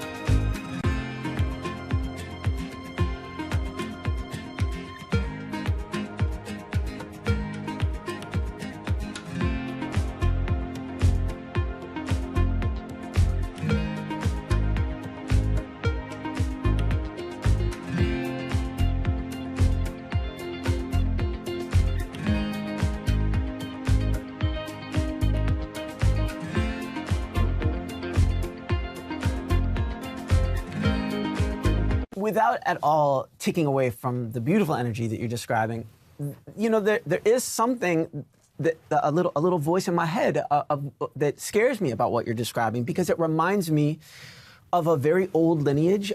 Neighborhoods without resources, artists move in because the rents are affordable. Then developers come in because now the neighborhoods are a little bit cooler. Then rents go up, they're gentrified. What can you do, and what have you done on the South Side to make sure that the work that you're doing and the imagination that you're bringing is going to include your neighbors and not, you know, eventually, I guess, like exile them? Yeah. Well, right now, I feel like I'm in the middle of living this playbook that I'll eventually share with others. But a big part of it was the acquisition of land and then protecting that land so that it was always available for mission-based activity. You know, wildlife happens, you know, and change happens in cities that will have 500,000 square feet worth of residential space, 2 million square feet of commercial and cultural space. 2 million? That will protect, you know, when this thing is over. Yeah, sir. If you're talking on a scale of millions of square feet, I feel so sure that there have to be capitalists listening to this who are going to be calling you up and trying to say, like, you know, these nonprofit investments you're making, you're a fool. You should be making money from this. Do you get calls like that? Well, I would go back to this issue of like the life and things. I think that one way of reading death is when a neighborhood has been underinvested in. Another way of reading death is when the fabric of the neighborhood has been forgotten and it's been replaced with gross reinvestment and redevelopment. The death of cities is not just the problem of gangs and violence. The death of cities is also when we become monotonous versions of ourselves. Yeah. And so I think that wealth has to develop more sophisticated tools for measuring health and life, and be willing to invest in ways that are more about what humans need than just about the bottom line. I really like connecting the life of things with the death of imagination. Yeah. How have you learned to like protect your imagination, the life of your imagination, and to keep it going? Imagination dies too, creativity. How do you protect it and give it life? You know, when I was young and my dad would make me paint the baseboards of apartments that he was renting, it was time to turn the apartments over because someone had moved out. And he was like, whatever you do, don't get paint on my floor. And so I learned to tape, and I learned to use a paintbrush so that I could fan white paint and make sure that I wouldn't mess up his walnut floors. In a way, my dad was inventing creativity in me, inventing a deeper imagination by telling me to paint the baseboards. The way that I protect my imagination now is by continuing to work. That everything I do, I'm trying to find good solutions for complicated problems. What are you going to do next? I mean, what are your dreams, and what does your imagination tell you about what the future holds, and why, you know, what's stopping you from doing it right now? Well, maybe this goes back to Buddhism. I'm thinking about how to, you know, it's been about 15, 20 years of building, and I feel like right now I'm preoccupied with how to give it all away, how to let go of this tight hold that I've had on development and imagine it as like a kind of long-term durational performance. That I've been involved in a 15 to 20 year performance of neighborhood transformation. And at the end of the performance, the audience gets all the props back. So I'm learning a lot from people who are actively trying to say, I've been given too much, I've figured out some things, and I made a lot. Goodbye. Yeah. Do you have an instinct about how you're going to start? How are you going to start saying goodbye? With gifts. Do you know yet who you want to give your first gifts to? Artists. Are there any journalists you know you'd like to give some of your records to? No, I'm just kidding. Maybe I'll keep the records. We can swap records. We can swap records. Yeah, that was a pure joke. Yasser Gates, it's a pleasure for me to listen to you. It's my pleasure. Thanks for being here. I really enjoyed that.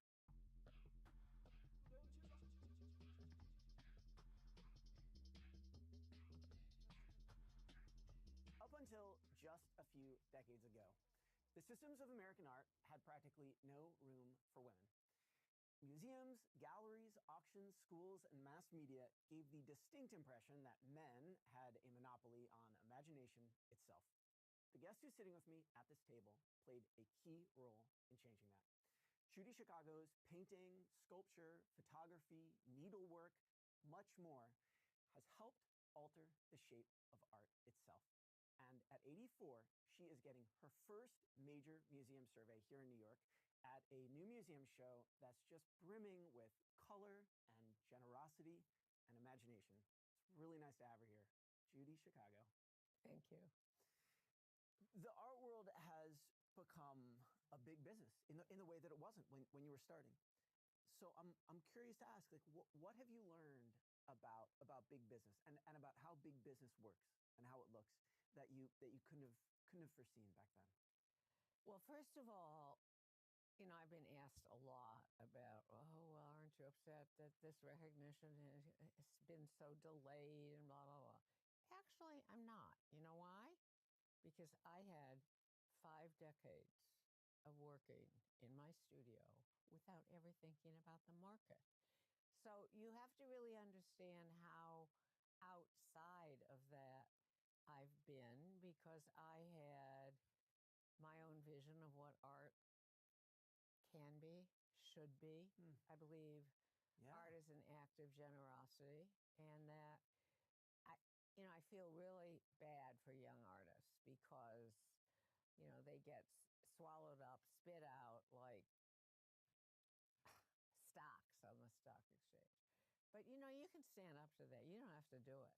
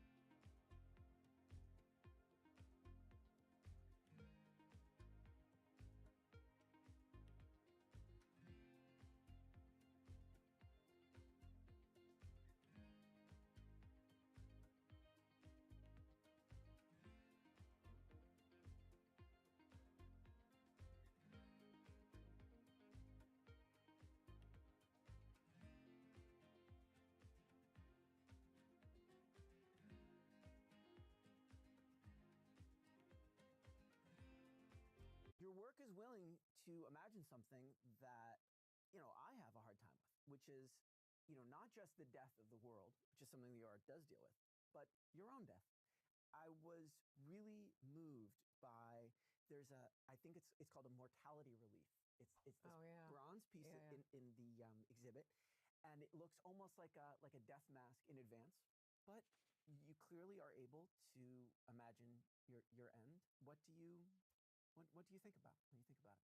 I wanted to be able to face the end of my life with grace and courage, because it really isn't good to have an adversarial relationship to aging. I started out exploring, I start with research, so I started looking at attitudes towards death going back in time. And of course, discovered that, we are an aberration in terms of the way we shroud death, hide death, try to have battles with death. When they write about cancer, after a battle, give me a break. Nature's going to win. Hearing you talk now reminds me that, I have a relatively romantic idea of imagination, especially when I'm sitting with a wonderful artist who makes work that I admire. I guess I'm tempted to think of imagination as this very beautiful thing that could take you to very beautiful places.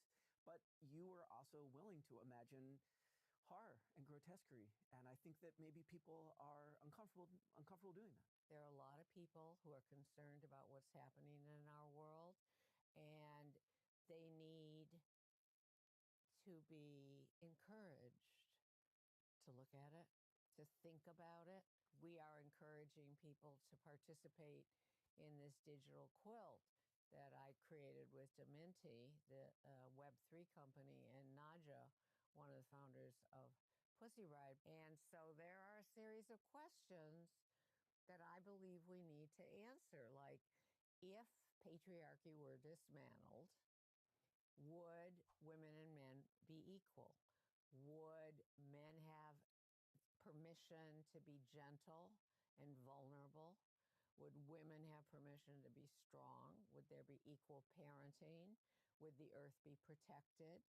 I think there are questions that we need to come together and answer. I mean, we are so polarized now.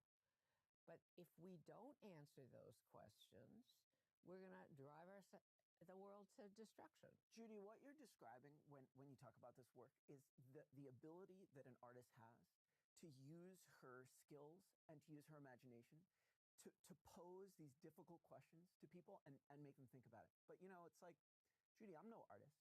I don't have these skills. Is there something that non-artists can take from you where, like you, they can use what they're good at to make other people think in new ways? But for most of us, we're not able to paint and draw the way you can. Of course, what we're looking at now is the pushback and the effort to push back all the gains that started in the 70s. It will take millions of people putting down their phones and going in the streets. I don't understand why there were not millions of people in the street after the Supreme Court overturned Roe v. Wade. Not protests, because just a protest doesn't work anymore. What is required is the same thing that propelled the social change movements of the 70s, which has to do with organization, all the things that aren't fun to do. Developing leadership, developing organizations that can take the protest and turn it into actual civil change. I want to tell you something. It's worth it to feel like you've made a contribution, to have the satisfaction of that. I don't care what the New York Times said over the course of my career. I live right by the Brooklyn Museum, where the dinner party is the heart of this beautiful collection of feminist art. The center is named for a member of the family behind Purdue Pharma and OxyContin. Apart from just what everyone else says about philanthropy and money and naming, I'm just curious how you feel about that. First of all, I'm going to answer you with a counter question. Elizabeth Sackler's establishment of the Center for Feminist Art has allowed dozens of unknown women and feminist artists to be exhibited. Does she get any points for that? Or does her name disqualify everything she has done? Patronage is complicated, and so is history. It's like when everybody wanted to just knock down the Confederates' statues and sort of erase our past. I'm like, what if we let Black people, African Americans, come and write their stories on the statues so that we would see multiple points of view simultaneously. The point of view of the oppressor, the point of view of the oppressed. I want to end, Judy, with the future. I'm curious if you imagine, you know, what art will look like. We're living in this strange time of artificial intelligence. You know, I'm wondering if you imagine that AI will demand room for itself in the art world. I'm wondering if the opposite will happen and the infinite possibilities of computerized art will teach us to embrace craft and imperfection. My answer is going to be really short. Okay. Many, many years ago, Bruce Nauman and I had a conversation about, we were in our 40s, about how art schools were getting rid of drawing. And we agreed that when you're a young artist full of bravado and energy, you can go a long way in your career. But when you get into your 40s and your ideas get more complex, if you can't draw, you come to a standstill. And I am somebody who believes in the hand. And I believe in the connection between the hand and the heart. And that's my answer. Well, your hand and your heart and your imagination have changed other people's hearts and their imaginations. I'm really glad you've been here to talk to me about it. Really, really enjoyed it. Judy, Chicago. Thank you very much. You're very smart.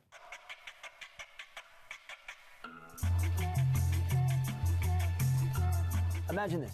You've got imagination, you've got a job to do, but you're not sure how to bring one to the other. These two guests tonight have used their imagination successfully in completely different ways. One of them has used his to transform his neighborhood inside Chicago. The other one has used hers to transform herself into a Chicago and to transform art history itself. Maybe you use your imagination inside the market. Maybe you use it despite the market. Either way, you can steal the tools of these two artists. Patience, practice, collaboration, voice, and fight. Thank you so much for watching. We will see you next time. When all else fails, one must scream. Well, as we look at what's happened to our world, it makes me angry that more people aren't screaming. There have been times in the workplace when I've said that things were good when they weren't good. Sometimes because I was trying to maintain staff morale. Sometimes I was trying to be optimistic, like this is gonna be good, even though it's not good today. And then there have been other times where I've known that the person I was talking to had such a fragile ego, and you gotta be sensitive when you work with other creatives. That's enough already, guys. Now, come on. Come on. I know.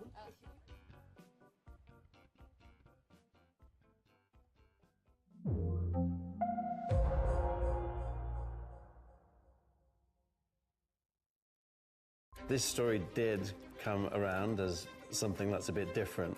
There is a dark side to it.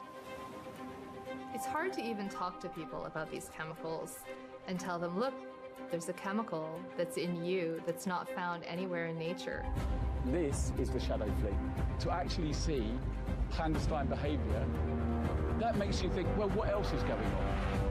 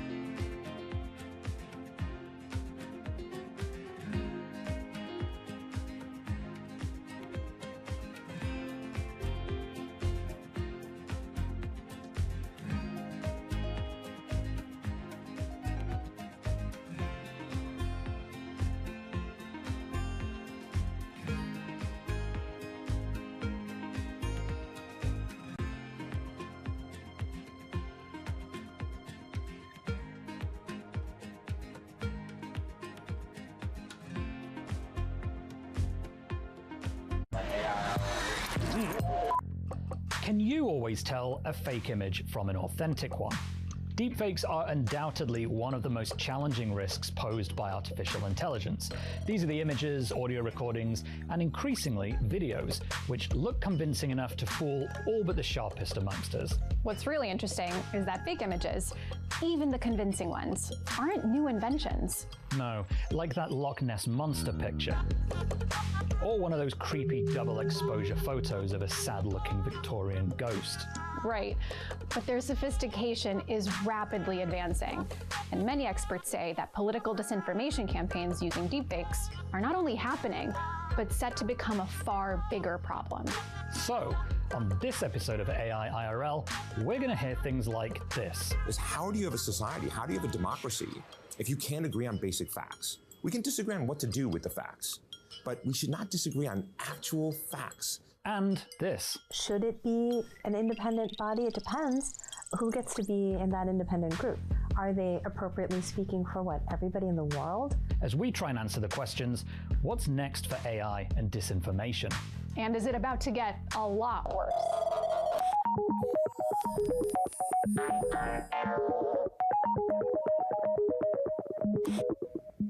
Annie Farid, thank you so much for joining us. Thanks for having me. You're a professor at the University of California at Berkeley, and you've been specializing in digital forensics for quite a while. Yeah. So the analysis of deepfake detection, for example, for many years. Yeah. Set the scene today. Yeah. What is the state of disinformation pre-ChatGPT and post-ChatGPT? Good.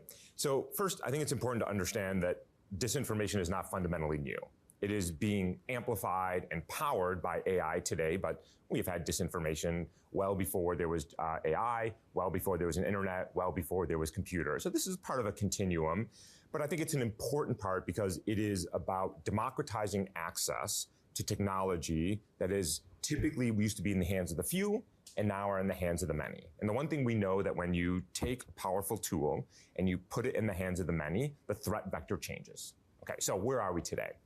So the average person can now go to a website and generate an image of a person who doesn't exist and create fake profiles online to perpetuate everything from crypto scams to romance scams to all kinds of fraudulent material. And those are trivial to do. You don't have to know no technical skills. Go to a website, type something in, you get an image of a fake person. Okay. We also have the ability to go to a website or a service and type in, give me an image of, and describe what you want. Joe Biden having a meeting with fill in the blank, and it will generate that image for you. And the images are very, very realistic. We have services where you can upload 2 minutes of audio of your voice, or my voice, and clone that voice, and then type, and then have you, or me say anything you want me to say. Okay, cloning voices. Solve problem. Okay. We have lots of services where we can now take videos. So for example, you could take this video that you're recording right now with that camera and replace my face with another face. We're not going to do that. Well, first of all, the viewers have got to start wondering, how do they know that it's me and not one of my grad students because I was too lazy to come over the bay in the morning. But we can do that. So on the one hand, more people have access to these tools for fun purposes, like pulling a practical joke on Nate. Yes. But it's also used from a more nefarious perspective to stoke unrest. Yeah, or create non-consensual sexual imagery, or commit fraud, or push disinformation campaigns. And so I do think you make a good point, though, is that there's an upside to the social media. Is that when this stuff gets out there, there's a lot of eyeballs on it. But here's the thing you have to understand about social media. The half-life of a social media post is measured in minutes, which means half of views happen within the first 1 or 2 minutes. And by the time the fact checkers come around and fix the record, the vast majority of people have moved on, number one. But number two, and this is the important part, is that social media and human beings have made it so that even when we come in and fact check and say, nope, this is fake, people say, I don't care what you say. This conforms to my worldview. This does not conform to my worldview. I will believe it. I will not believe it. And why is that? So why are we living in that world where reality seems to be so hard to grip? It's because our politicians, our media outlets, the internet have stoked distrust of governments, media, and experts. You're the media and I'm the expert. And that, what I think is what is really disconcerting to me, is we've created these filter bubbles, these alternate realities. And here's the question you got to ask yourself, is how do you have a society, how do you have a democracy if you can't agree on basic facts? We can disagree on what to do with the facts, but I don't think we should be able to, we should not disagree on actual facts of what happened and where did it happen. Are there some recent examples of like viral deepfakes that have given you real cause for alarm? So there are two that I can think of in recent memory, and they've given me alarm for different reasons. So one was the Pope in the puffy coat. Yeah. And if you saw this image, it was just brilliant. I was fooled.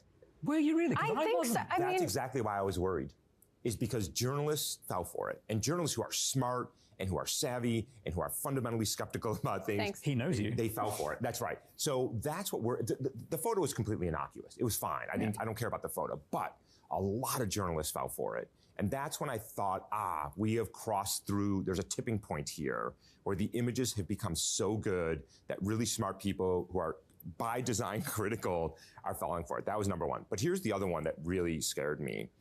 It was a fake image of the Pentagon being bombed. Yeah. And it wasn't a particularly good image, by the way, but it got posted onto Twitter on a verified account. Thank you, Elon Musk. It went viral because it looked like a news organization, got retweeted, reshared. The stock market dropped $500 billion in 2 minutes from a crappy fake image. How do you square off that we can move so quickly on the technology that can create deep fakes, but we're so slow to create the technology to combat it? Who's leading which camp, and should it be that way? Well, you can make a lot more money from the creation of it, right? Follow the money. Like that's all it is. Defense doesn't pay, offense does. Creating fake stuff is good. You can make a lot of money. It's creative. You can make things more efficient. There's not a lot of money in creating defenses, right? Think about the people creating malware and spam. Here's a scary factoid for you. VC funds invested $180 million in this deep fake detection technology last year. And that was up from only $1 million in 2017. This year, it's at about $50 million. How much is it going to take? And by the way, compare that to how many billions are going into the generative side of things from ChatGPT, OpenAI, and all these other companies. So I think that's right. I would say it's about 1 to 2 orders of magnitude difference. And by the way, you raise a really good point, is that follow the money. Where the VCs are putting money is where people are going to invest their efforts. And so the VCs are looking at this and saying, well, we can make money here. We don't think we can make money here. I think they're wrong, by the way. I do think that we are quickly entering this age where people are getting frustrated, not having the ability to believe what they see. And I think that is going to start to become the way privacy became an issue, right? Pre-Cambridge Analytica, everybody thought, whatever, privacy. And then Cambridge Analytica hit and we thought, oh man, this is bad. And we started to see a real shift in the way we as consumers, but also the corporations thought about privacy. I think we're going to see the same thing about trust and integrity and provenance and authentication. But I think that is going to take a little bit.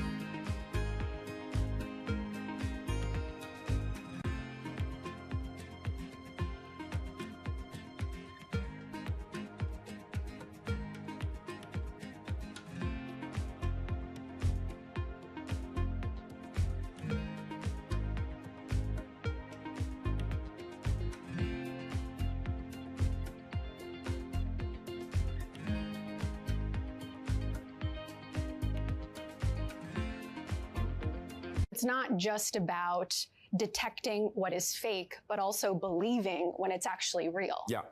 This is called the liar's dividend, right? When you enter a world where anything can be fake, anything you read, hear, or see, well, then you can deny reality. Let me give you an example of this. 2016 rather, then candidate Trump gets caught on the Access Hollywood tape saying some pretty bad things about women, okay? And what happened is he apologized. He said, I'm sorry, it was not appropriate, and tried to excuse it away, right? Now, fast forward 2 years. Deepfakes are on the rise, generative AI is on the rise, and he's asked about that, and he says, it's fake. Why'd you apologize in the first place? Doesn't matter. It's easy to deny reality when something can be fake. And arguably, I think that is the bigger threat here. I'm worried about non-consensual sexual imagery. I'm worried about fraud. I'm worried about disinformation campaigns. Blackmail?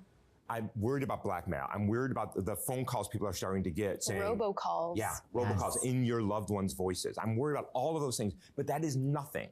It is nothing to not being able to hold people responsible for their actions. Police violence, fake. Human rights violations, fake. Politicians doing something illegal, fake. Where are we? Where are we if anybody can deny anything?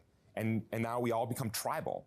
We believe what we believe, and there's no external information that helps us reason about a complex. So how do we fix that? Because a huge part of that problem is not even to do with AI. Yeah. That is to do with people and arguably mass media and the internet and everything else. But that doesn't necessarily mean AI. Good. So can you solve it? Yeah. There's sort of 3 solution bins, and I think we need all of them. So one is technology so that when I take out my phone or a camera and I record police violence or human rights violations or a politician speaking, it should, on the device, authenticate where I am, when I was there, and what I recorded. Okay, and so the GPS, hardware itself. GPS, date and time, potentially my identity if I want to give up my personal information. They're already adding that into like the EXIF data in a JPEG, right? So correct. Here's the second bin that's related to it. If you're an OpenAI or a Midjourney or Stable Diffusion or any of these companies that is generating this content from text, image, audio to video, you should be doing the same thing, which is watermarking and fingerprinting every single piece of content so that when somebody uploads an image of the Pentagon being bombed to Twitter, they will know instantaneously that this is synthetically generated. That's not to say it should be banned. There's nothing wrong with it, but it should be labeled. 2 more things. One is sort of my bread and butter, which is that, as you said, these technologies are not perfect. They will take a while to be deployed. They will get hacked. So now you need the passive techniques. Give me an image. How do I analyze this to determine if it's real or not? And then the fourth one and the final one, and I think we need all of these, is we need regulatory pressure. We need the government to say, there's a carrot if you do this well, and there's a stick if you do not do it well. That is the government's role. Think about product safety, cars, pharmaceuticals, transportation, the food we ingest, and the government says these things have to be safe. Why can't we treat the internet like this? Why don't we treat information the same way? Why don't I put a nutrition label on a piece of information the way I put a nutrition label on every single thing I buy from a store? Ruman Chowdhury, thank you so much for joining us. Thank you so much for having me. So you run a nonprofit called Humane Intelligence, and you also run a consulting firm called Parity, where you help companies like DeepMind, Meta, even governments on responsible AI practices and how to mitigate algorithmic bias. But I kind of want to take it a few years back to when you saw this play out on the inside, when you were director of machine learning ethics, transparency, and accountability at Twitter. Yes. So I would love to kind of get into what you learned about the state of misinformation and disinformation while you were there. I think the biggest thing to understand is that it is a near insurmountable problem. The volume, the number of people inadvertently and purposely sharing mis and disinformation online is such an near impossible task to tackle. Could you maybe define the differences between misinformation and disinformation for those that don't know the difference? Right. So on one end, you get misinformation, which is almost like misdirection. So it often has a kernel of truth, but maybe it's shifting people to look at one thing and kind of saying, don't look at this other thing. Disinformation would be purely falsified information, something that's deeply untrue.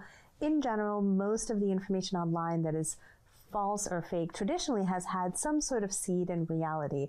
My concern is that with generative AI, we can make much more convincing pure deepfakes and anybody can make it. So we will see an increase in the kind of true deepfake technologies that will spread completely falsified information. And the other thing to think about is also the actors online who are sharing it. So of course you can have bots, you can have malicious actors, people who are purposely sharing it, but actually a very big percent of the information online that is fake is often shared by people who didn't know any better. And we've talked about people. I mean, this is a bit, I suppose it's a bit controversial, but is part of the issue that people are the problem? I mean, I know it's kind of a contrary opinion, but we talk about blaming tech companies for making and spreading this stuff, but should we maybe be doing more to educate people into not believing it in the first place? I think that is certainly going to be a step we will have to take in a generative AI world. I think we are sufficiently trained to not believe everything we read, right? You know the phrase, don't believe everything you read on the internet. What we are not sufficiently trained to do is look at images and video and listen to audio and have that same level of critical thinking. In general, if we see a video that looks real, for example, a bomb hitting the Pentagon, most of us will believe it and we won't question it. If we were to see a post and someone said, hey, a bomb just hit the Pentagon, we are actually more likely to be skeptical of that because we've been trained more on text than video and images. So I think you're correct. I think there is this level of education that people need. So talking about some of these companies, and obviously you've worked at one of them, but there are many, so we'll talk in general terms here. Do you think that they actually can control this? So there are ways in which they could take action. For example, DeepMind have introduced something called SynthID, which is a technical watermarking of any photo. And there's a way to analyze the photo, no matter how it's cropped or changed or altered or filtered, that you can tell if it's deepfake or not. Even if you take a photo of the photo?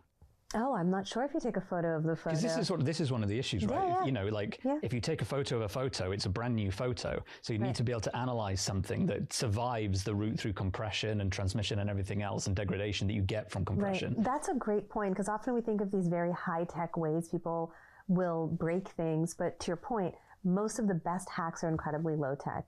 So I think you're spot on. I have no idea if SynthID works if you take a photo of a photo. So when it comes to flagging things, and even take content moderation, really at the core, that's at the core of controlling what comes online and what doesn't. Should there be an external government agency or just independent body that oversees this rather than it being controlled internally at the company? And this is the ultimate discussion. And the phrase I've been using for all of this is, the question to answer is who gets to be the arbiter of truth.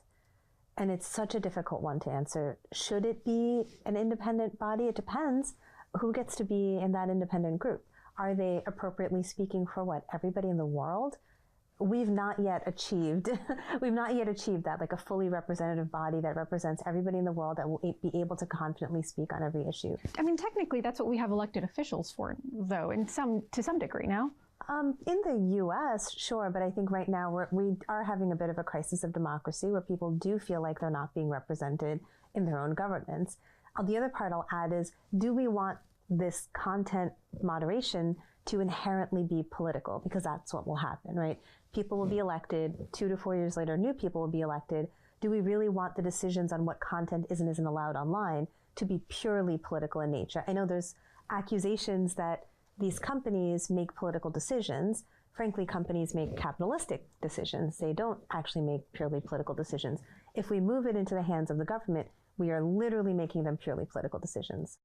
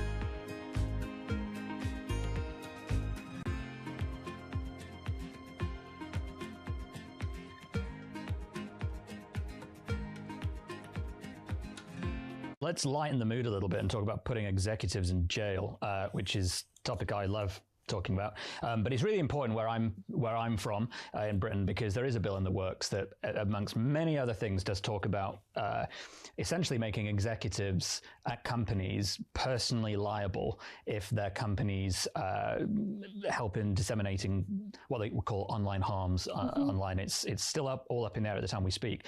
But I wonder, do you think threatening executives with potentially being locked up, even if it's an extreme case, is that helpful?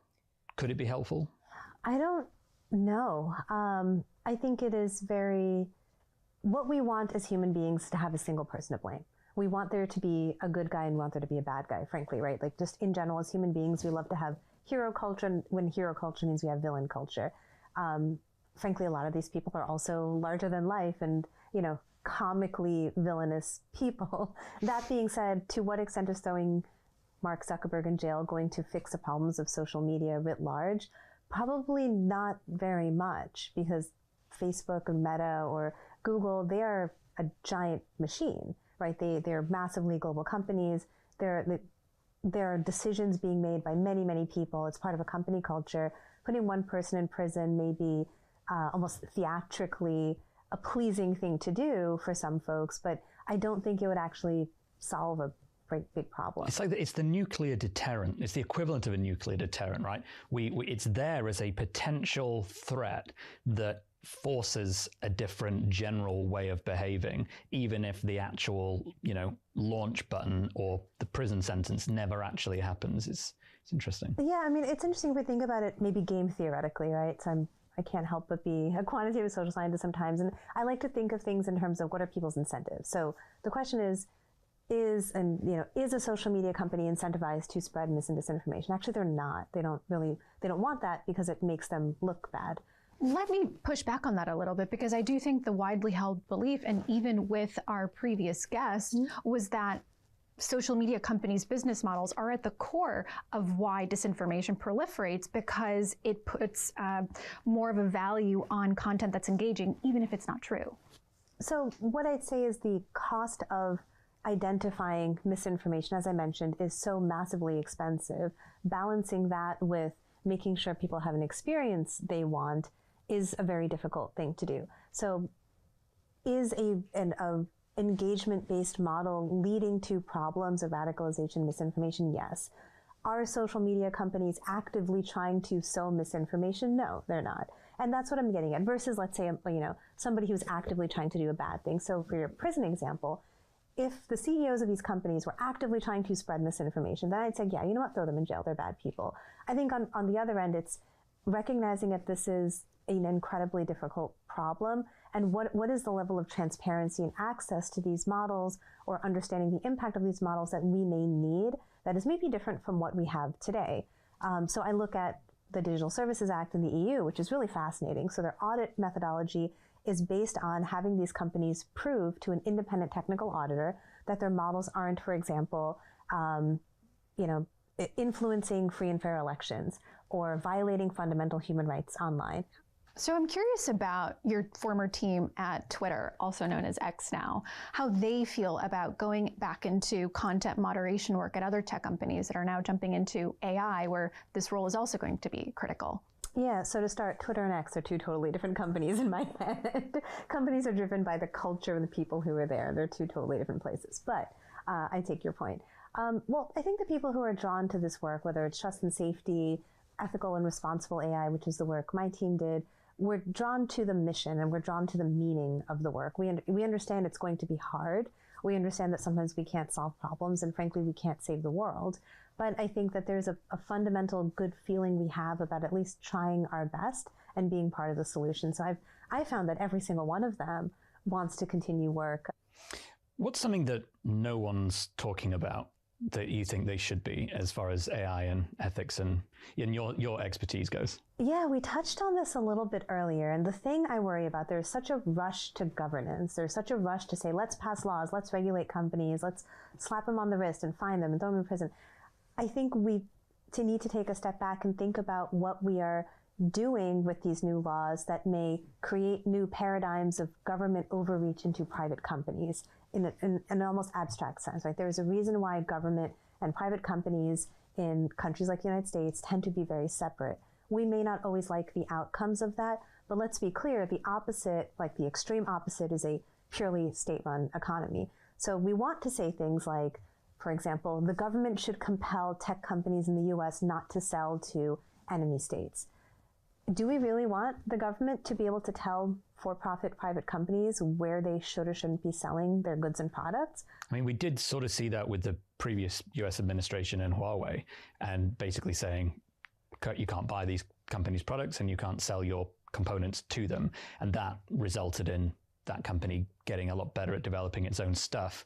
And there's a risk that maybe backfired in some people's eyes. It's sort of tangential to the conversation about disinformation, but it all supports your argument. Right. I mean, it all just ties into the sort of let's be careful of where we're shifting this power. Like right now, I think a lot of people feel that tech companies have an oversized amount of power. I think that's a fair thing to feel. Now, I don't want to rush into saying, well, then the government should clearly be taking some of that power away. Well, what about maybe developing a world of independent auditors and independent actors? That's what we do with my nonprofit, Human Intelligence. We're trying to build the independent community of people who are critiquing technology and actually helping drive and shift it towards benefiting human beings, right? So the term fiduciary duty got to mean something to a lot of us at Twitter last year. And I carry that lesson forward when I think about companies who want to do things for good and what it really means.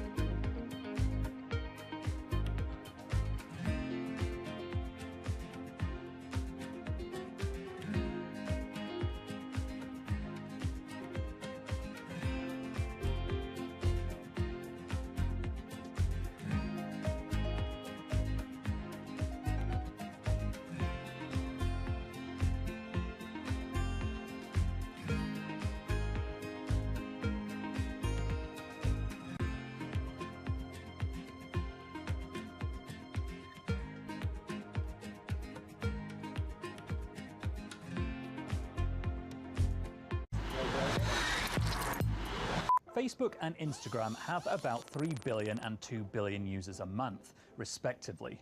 No single country in the world is home to that many people, and it's why Meta, which owns them both, attracts fierce scrutiny from governments and critics. And that was before terms like generative AI became commonplace. But for years behind the scenes, Meta's been building a vast network of AI researchers, and it's used what they come up with to show people content and ads it thinks is going to keep people clicking. That's not always worked out for the best. The company's long been accused of having an outsized influence on the spread of disinformation and social unrest, far beyond the shores of its Californian headquarters. And that's led people to question whether switching on even bigger, faster, smarter forms of artificial intelligence is actually good for the world. Meta says it is, and its boss, Mark Zuckerberg, must know what's at stake if his company gets it wrong. So, on this episode of AI IRL, we're speaking to Sir Nick Clegg, once a nearly 20-year veteran of British government. Now the man Meta's got in charge of convincing the world's public that his employer is doing the right thing for us all.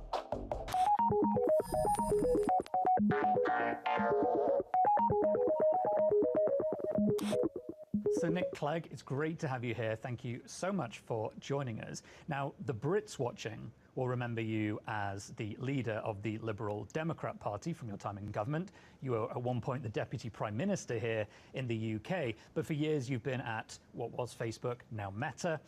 So give us a sense, how is AI changing what you and the company does at the moment? So in one sense, it's a continuation because AI, of course, I mean, AI is not, I mean, I know the hype almost suggests as if it's just been invented yesterday, but of course it's been talked about since the 1950s. And as far as Facebook, now Meta, is concerned, almost every aspect of what you see on social media is in one way or another affected by, ranked by, sorted by AI, and has been for many years. And we've, as a company, have long had a pretty strong pedigree in cutting-edge AI research, which we then open source. We have open sourced and shared over 1,000 AI databases and models over the last decade or so, and quite a lot of the foundational technology that's used in the industry. PyTorch, for instance, you know, the sort of AI libraries was devised by Facebook researchers. That all being said, I think clearly generative AI, the development of these large language models, and now these image models, is a qualitative step in a new direction. And that, in terms of particularly the work that I do, is of course accompanied by a lot of time and thought is invested into how you can innovate with generative AI in a way that is responsible, that is safe, that is thoughtful, and we do that very openly and collaboratively with researchers, with academics across the industry, and of course governments are trying to grapple with this, and they're trying to work out whether and in what way they should regulate. Not to ask people about their bosses, but you know, Mark Zuckerberg, like, yeah, how is it changing his priorities? Because for a long time, you know, he seemed very focused on building a metaverse, and now, you know, we tend to just hear about the AI side of things. I mean, I'm just curious to get your sense of how those priorities are shifting. Are they shifting? You would say they're not incompatible. In fact, they're sort of mutually dependent on each other. You can't really build a sort of metaverse suite of products, namely the idea of moving from a sort of 2D internet where you're looking at something on a flat screen to actually being immersively in an environment where even if the three of us were physically apart, if we were wearing virtual reality headsets, we'd be able to communicate with each other as avatars now, in the future hopefully as holograms, feeling really we're breathing the same air. Now that technology cannot be built without AI. Well, you certainly can't build content for that, for those experiences without AI. But it certainly seems like the rollout of some of those headsets just hasn't quite caught on at the speed at which it was initially promised. And now you have generative AI just catching wind really quickly since last year. You have new generative AI tools that the company is releasing. How would you rank kind of those two priorities, though, given the headsets just aren't quite catching on at the same speed? So I don't think we ever actually claimed that the headsets were suddenly going to sweep the board. That would be wholly unrealistic. You don't build Rome in a day.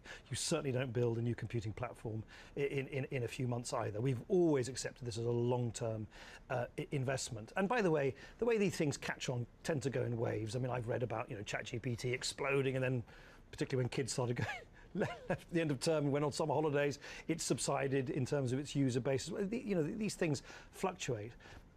I think, as I said earlier, AI is not new for us, but at the same time, I think I wouldn't look at generative AI as a kind of just as a product. It's not an app. It's not a piece of hardware. It's much more foundational than that. It's like an operating system. It's a completely different.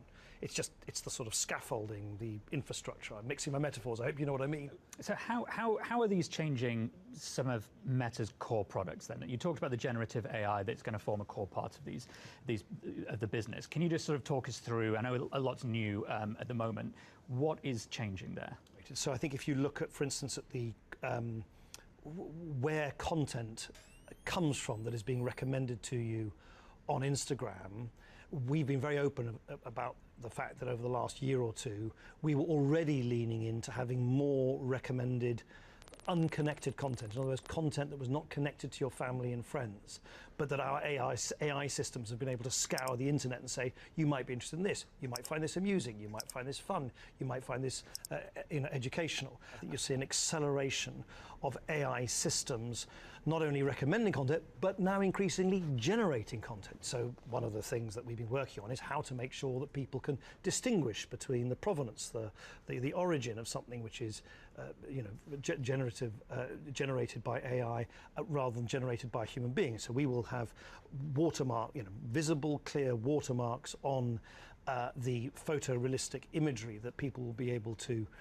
use in something called /Imagine, which is our photorealistic tool integrated into Meta AI, which is our sort of Meta sort of ChatGPT equivalent, where you can ask it anything from a restaurant recommendation for this evening to how to plan your next summer holiday. And this is going to be baked into Messenger, into WhatsApp, into things like that. Exactly, and I was going to say, and all of that gets then baked into all of the platforms, into the messaging apps as well as the social media apps. And then again, I think this is a new departure, not entirely new. Some companies look at Character.ai, for instance, they've tried this.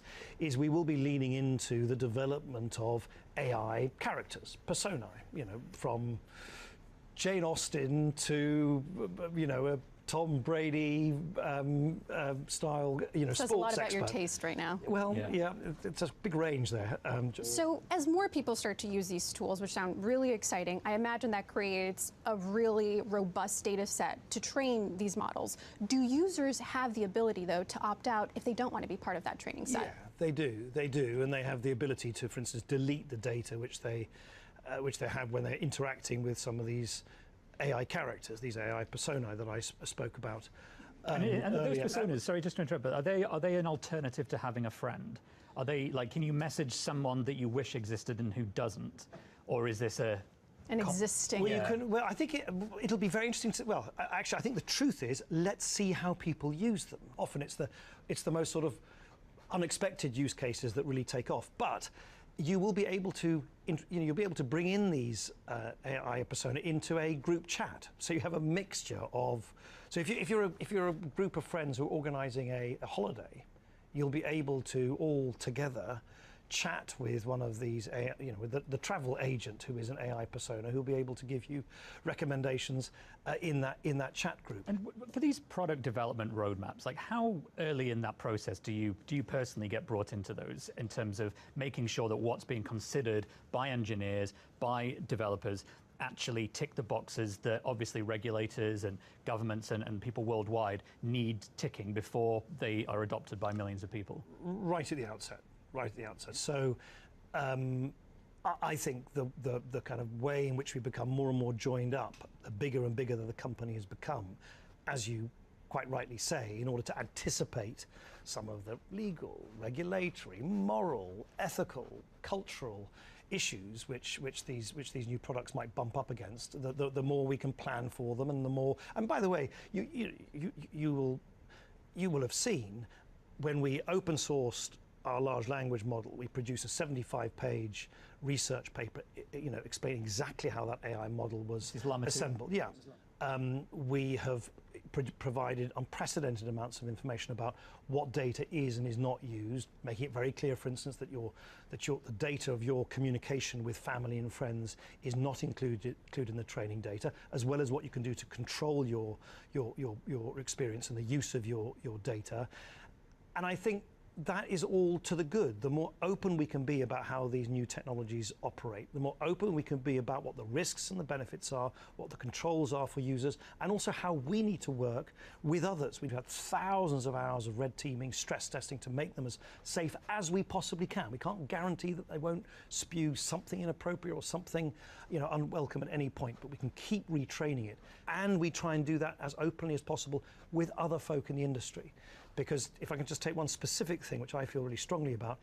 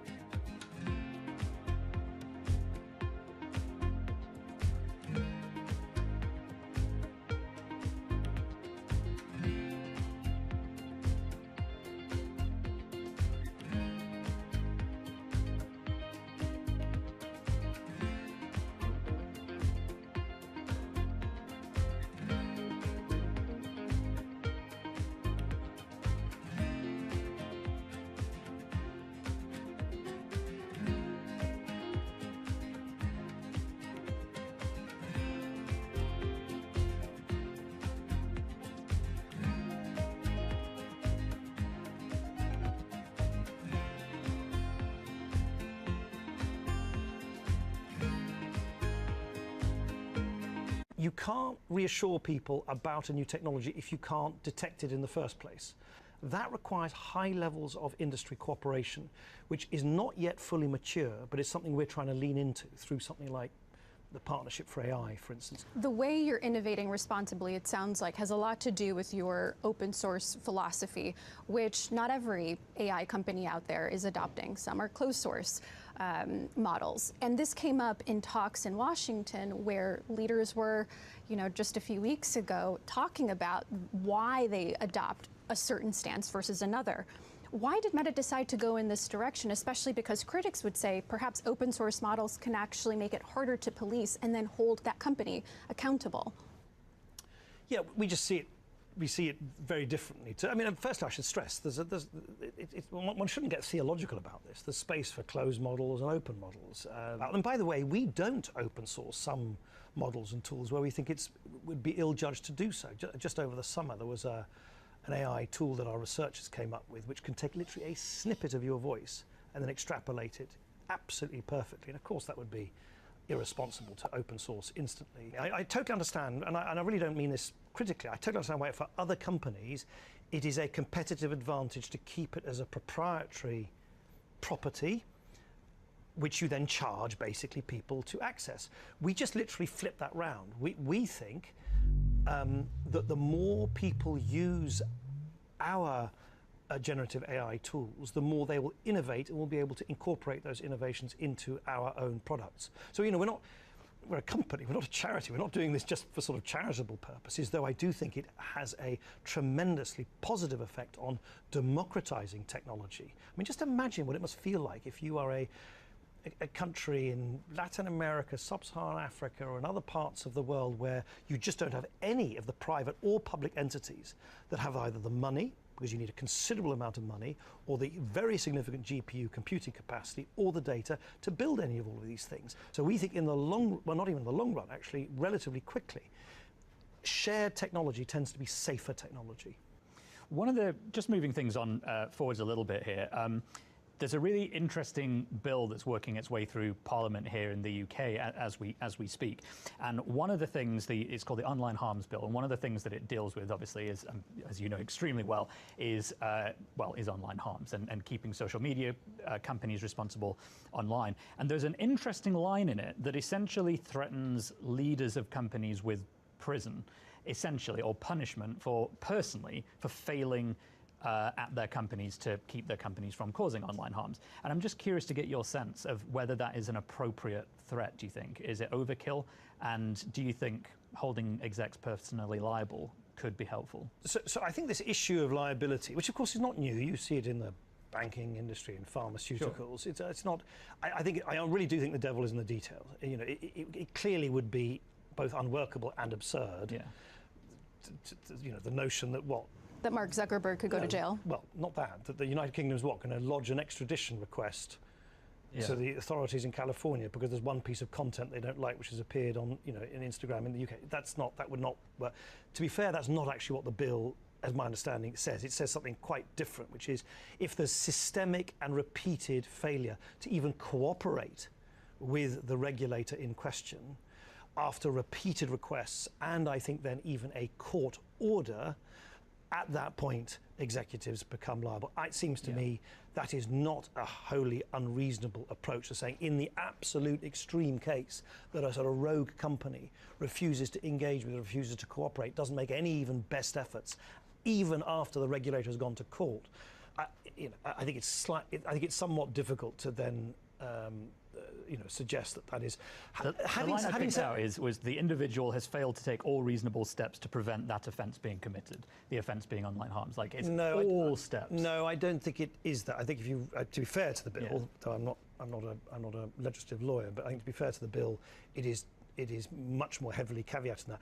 Having said all of that, I do think all democracies, including the United Kingdom, always need to be very mindful that where they legislate is where other, sometimes less scrupulous jurisdictions might choose to follow. And so one of the things that I sometimes feel is lost in the debate in a place like the House of Commons is that if you overdo it in legislation, then it's very easy for the Iranian authorities or the other less scrupulous authorities say, well, if they're doing a version of this in legislation in democracy A, then why can't we do it in our country B?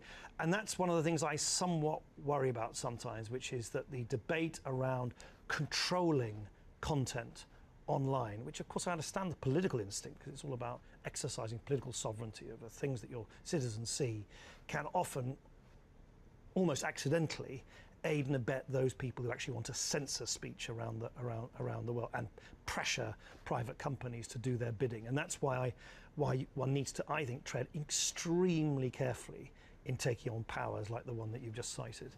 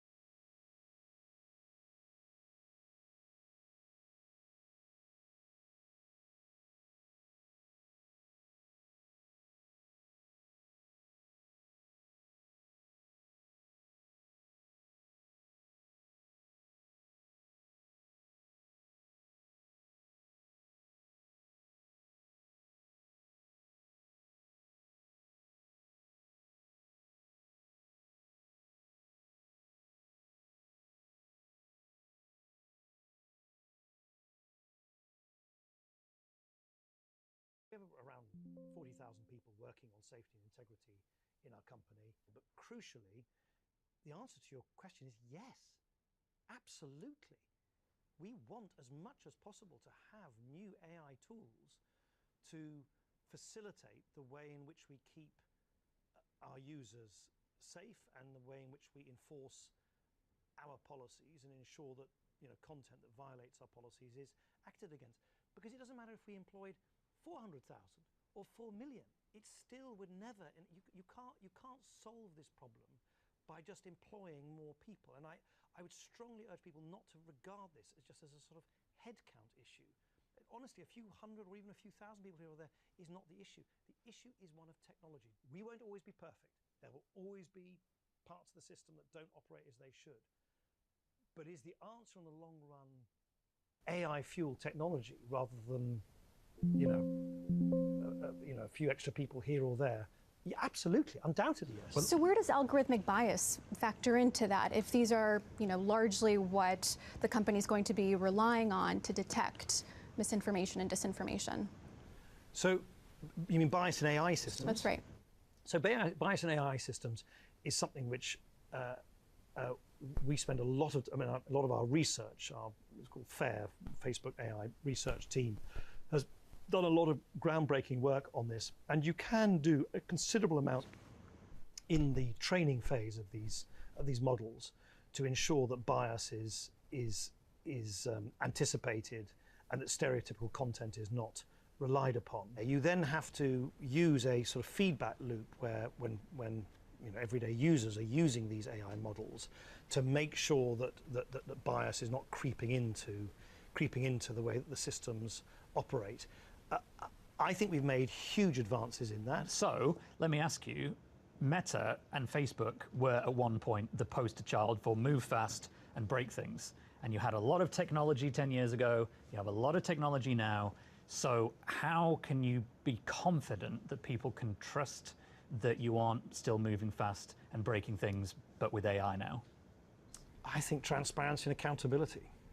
I think we need to be as transparent as we realistically can be and need to be held to account for how our systems operate. How should we hold tech companies to account, though? Well, let me give you a very good example. We're literally the only tech company that in exactly the same cadence as our financial results, every 12 weeks, we publish exhaustively data about the 2021 categories of content which, under our community standards, we don't want to see on our platform, and we're completely open about how good we are against terrorist content, hate speech, bullying, harassment, IP fraud, you name it, all of these different categories, and we stipulate where our systems have detected that content before any human being has reported it to us.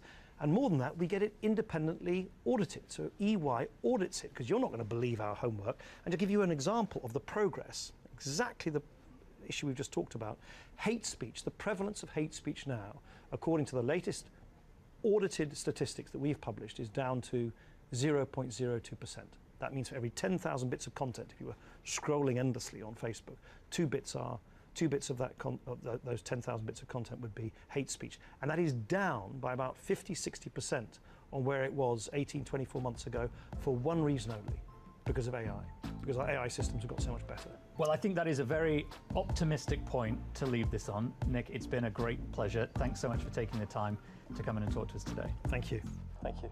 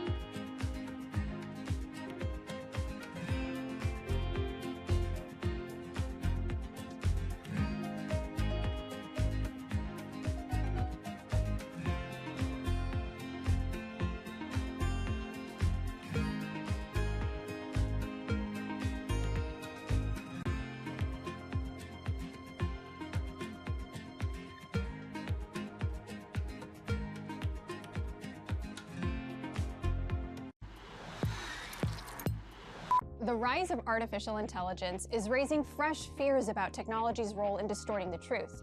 It's setting up a test of the strength and resilience of democratic institutions across the globe.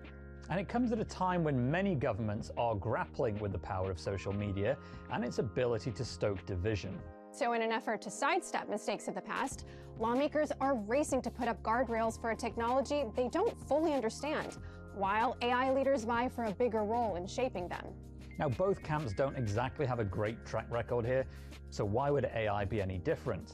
In this episode of AI IRL, we'll explore what's at stake for democracy if it isn't.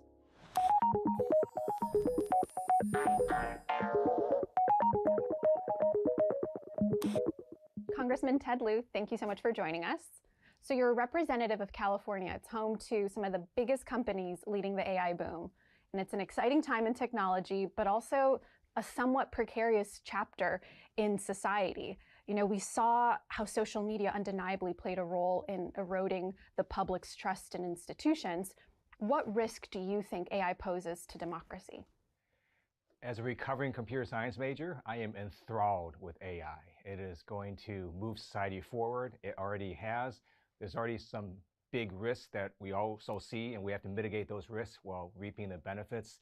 So in terms of democracy, AI is very good at doing fake videos, fake voices. If you give an AI algorithm half an hour's worth of your voice, it will sound just like you, Jackie. If you give it 2 hours worth of your voice, your family members can't tell the difference. And then you can see how that could be quite disruptive to democracy and just to regular scammers in everyday life where people might get tricked by AI. How worried are you? I'm somewhat worried because when social media first came out, people were fascinated by it, they took it seriously, and then over time they realized, oh, we shouldn't trust everything we see on the internet. And that's what I want people to see with AI and the internet. They need to have some skepticism and not trust everything that they see and do some double checking. I mean, it's not new that legislation plays catch up with technology a lot of the time. We saw that with, even over the last 20 years, Napster, more recently, look at something like the Cambridge Analytica scandal with Facebook, Meta now. And I wonder, should we believe that AI can be any different in terms of how legislation can help? So my view is AI is like the steam engine, which was quite disruptive when society first saw it work. It's going to become a supersonic jet engine in a few years with a personality. And I don't think we're ready as a society or as a government to see all the amazing benefits of AI, but also the disruptions. For example, in terms of the labor force, AI is simply going to eliminate a number of jobs or make a number of jobs more efficient. Well, what do you do with that? Do you go to a 4-day work week? It's my vote that we do that. Or do you fire a quarter of your workforce? Or do you make them work 25% harder? These are all decisions that we have to make, and I'm not sure we're ready for that. One of the things people are concerned about is that being able to discern the veracity of the audio or images that we see online is just going to get even more difficult as AI gets more sophisticated. Do you think AI has the potential to decide the 2024 election? I don't think so. I honestly think it's going to be decided on one issue, abortion, and I don't think the Republicans are going to be able to overcome that issue. But AI can be disruptive in putting out fake videos and making people think that, for example, Joe Biden said something that he didn't, or that Donald Trump said something that he didn't. And again, I want people just to be somewhat skeptical when they see videos, especially political videos. When it comes to reining in AI, you and some lawmakers have proposed that a national commission take a deeper look into what actually needs to be regulated before actual regulation is written. Talk to us about your thinking there. So I've introduced bipartisan legislation that will create a national bipartisan Blue Ribbon Commission to make recommendations to Congress as to what kinds of AI we might want to regulate and how we might want to do that. There's precedent for this. In the DoD military side, there was an AI commission that did quite well, made some good recommendations. This is the same for the civilian sector. And when we look at AI, because it's so massive and so broad, I think we need a commission that is transparent, that can narrow down the issues we have to focus on, and then give us some recommendations on how to go forward. But is there a risk that we miss the window to regulate it because we're busy creating a group to structure that regulation where AI is just, it's going to keep going? So the intent of this commission is not to delay regulation. It's pretty quick. If it becomes law, it requires a report within 6 months and a second report within a year. And then in the meantime, you can continue to pass legislation. So there's certain elements of AI that you don't need a commission to talk to you about. For example, AI that can destroy the world. So right now, How do you even start there? So there are these weapons in Department of Defense known as autonomous weapons, weapons that launch automatically. So I've introduced bipartisan legislation that basically says, no matter how amazing AI ever gets, it can never launch a nuclear weapon by itself. There's got to be a human in the loop. So that can proceed and become law, and other sorts of bills can become law while this commission looks at the broader pictures of AI. You've talked about tapping experts to help you kind of develop some of that understanding. And Congress people have invited people like Sam Altman and other tech leaders on the Hill to really talk about their view on how this technology should be regulated. But do you think that lawmakers have gotten too cozy with some of these tech leaders? That is always a risk. So I worked with the vice chair of the Republican caucus. I'm the vice chair of the Democratic caucus, and we brought in Sam Altman for a bipartisan dinner. It was a terrific dinner. He was very instructive, and I thought it was very helpful. I also made a point to bring in other civil society experts who had different views of AI risks and AI bias, to make sure that members were getting both sides of AI. This AI National Commission bill that you put forward, it's a bipartisan effort, but I'm curious what your thoughts are on how a Republican administration would regulate AI. I think the best way to think about AI is it's not a human being, it's not sentient, it's a tool. And tools can be used for good purposes or bad purposes. So there's nothing particularly partisan to me about AI or about technology in general. And that's why I think if you look at Congress, we've done a number of bipartisan bills, for example, on cybersecurity. And to me, AI is in a similar realm where it's not really a partisan issue. It's how do we want to make sure that we reap the benefits and mitigate the harms. Do you think it's a unifying issue in some ways? It could be. So, we don't want, AI to destroy the world. So hopefully we can unify on that.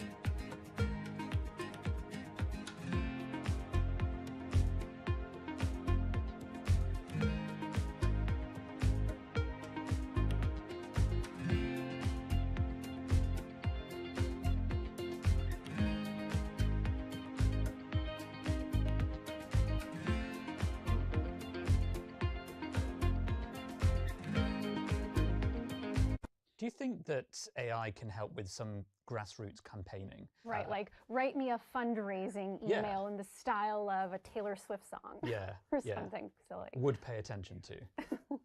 AI could totally do that. And so I am assuming both political parties are going to be using AI, not only in this election, but in every upcoming election. But when you mentioned Taylor Swift, that was interesting because part of their problem with AI is how do you monetize what is happening? You have these large language models that are scouring the entire internet to train themselves. Part of the internet are copyrighted Taylor Swift works. Do you compensate her for the training of AI? I don't know. Then the second question is, well, if this AI algorithm generates things that sound like Taylor Swift lyrics, do you compensate Taylor Swift? I don't know. Well, on the topic of kind of the relationship that the technology industry has with Washington, it's undeniably going to have to be much more intertwined, given everyone is still ramping up their understanding of what AI is actually capable of doing. Do you think leaders like Sam Altman are in some ways more powerful than lawmakers themselves? I don't. I think he's helpful in providing information and providing insights into how these large language models work. And I think it might be good to sort of step back and give you my view of how I look at AI as a lawmaker. And to me, the best analogy is sort of two bodies of water. You have this large ocean of AI and then this small lake. So large ocean of AI is all the AI we don't care about as lawmakers. So if your smart toaster has a preference for bagels over wheat toast, we don't care. But in this small lake are the AI aspects that we care about. So one of them would be destroying the whole world. Second bucket would be AI that isn't going to destroy the world but can kill you individually. So there's a lot of AI, for example, in automated cars. And if your cell phone malfunctions, it's not going 40 miles per hour. But if an automated vehicle and AI malfunctions, it can kill you. It's killed people. And there's a lot of AI in moving things, planes, trains, automobiles. And my view is we need to have more federal regulators more attuned to unique aspects of AI to deal with those specific issues. And the last bucket is the hardest, which is AI algorithms have some sort of bias that's harmful to society or harmful to individuals, whether it's hiring algorithms or algorithms that deal with bank risks and credit risks. That we have to grapple with, and that's much more complicated. Moving forward, do you think artificial intelligence will fortify democratic institutions or erode them? I have no idea. And I think... I love an honest answer. I really love an honest answer. That's a great question. I don't think anyone predicted how social media was going to look like decades later. I do know that most people aren't particularly happy with how it turned out, which is why I think you have more of a movement in Congress to try to regulate AI, because no one wants AI to look like social media decades later. So you definitely think some regulations should be in place before the 2024 election? I do. So for example, one of those is disclosure. I support legislation requiring disclosure of who pays for social media ads. If you watch a federal TV commercial, at some point if I do a commercial, it's going to say, I'm Ted Lieu and I approve this message. Well, in social media ads, you have no idea who paid for it. So for example, now if Russia is going to pay for an ad supporting Donald Trump, at some point it's going to have to say paid for by the Kremlin.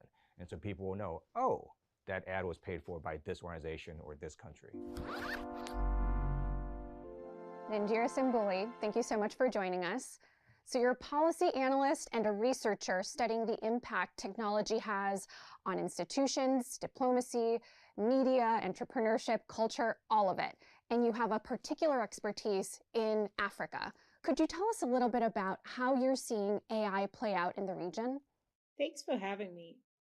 AI is playing out in both the good and bad, I guess the double-edged sword way that we'd expect. On the good side, we are seeing exciting innovations in use of voice in Rwanda, in Kenya, in Uganda, where we're seeing local languages being captured in the voice databases that are then being used for service provision. In the case of Rwanda, I've heard from the government that they're using that voice that has been recorded through AI projects with civil society to expand service provision to local communities, which is exciting. On the other side, we have the usual markers. Disinformation is propagated faster by technologies that are able to be, co-opted for such purposes. In Kenya, for example, during our last election, we had a very familiar situation where obviously bots or disinformation for hire accounts were proliferating and actually sullying the information environment. Are there any specific countries, you mentioned Kenya, for example, are there any other kind of country level examples that you can give us around how AI makes its way into democratic institutions? I think writ large, any country on the continent that is leveraging social media is the first entry point. So Kenya, Nigeria, South Africa, Practically most countries on the continent do not face wanton internet shutdowns during moments like elections. We have seen a variation of these tools sort of being leveraged either by politicians or other groups that have been interested in trying to sully the information environment. And it hasn't just been tied to elections. We have seen anti-LGBTQ messaging really proliferate. We have seen messaging against or trying to sort of intimidate, pro-rights groups. We've seen, and some of that has also not just been from the continent. We've seen, I think there's a case of in Kenya and a few other countries, Spanish-affiliated right-wing groups that were leading these anti-abortion messagings that were proliferating everywhere. Then we have the case where it's particularly, very prevalent on the continent, and I think across all countries, with what we call dark social. So groups like WhatsApp, where these messages are then taken and we can't see the effect of that. And I think the most interesting one was even just the speculation of use of AI in Gabon during the 2019 elections there, where there was a rumor that there was a deepfake video of a president who hadn't been seen in public. He had issued an address to the country, and that in itself, the speculation around whether it was a deepfake or not, led to a coup attempt then. So, I mean, of the countries in Africa that are using AI, which are equitable? Equitable AI, the elusive search for equitable AI. That's hard to tell because I guess it depends on how we're gauging that. Is AI being deployed by governments, say for service provision? We're starting to see signals towards that. So some countries like Rwanda, Mauritius, and others are signaling AI strategies. A country like mine in Kenya, there has been a program run by the government that we didn't even know about that is trying to use automated decision-making to allocate affordable housing. So on that level, we're starting to see that how transparent, how accountable, how equitable these systems are in administering what they're supposed to do remains an urgent task for us to sort of audit. When do you audit? Do you audit after the effect? Do you audit before it's deployed, during? All these are mechanisms that we have to develop in real time and have very contextual conversations around. In the space of social media, obviously, it's not equitable because many of these companies, I think actually all of them are not equitable, they're not accountable to our regions. In Kenya, for example, one of the most interesting cases that you wouldn't think to tie to the AI discourse as we have it, but is very relevant to it actually, is the case of the labor force that has trained ChatGPT and other AI systems to actually label this data. So the workers who had been employed by a third party that had been contracted by OpenAI, Meta, have been taking those companies to court for the adverse labor practices, and everything from what has been human trafficking has been mentioned, PTSD, lack of care considerations, just precarious labor working environments have been mentioned. So that in that regard, obviously, that is not equitable.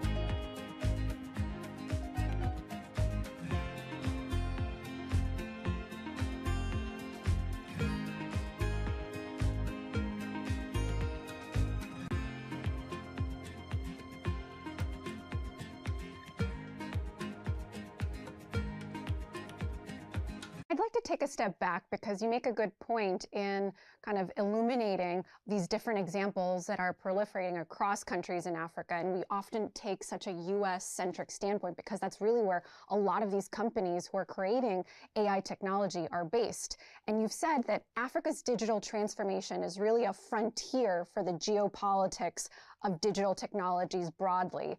How are you seeing this play out with AI, and what can the US learn from it that perhaps we're just underestimating?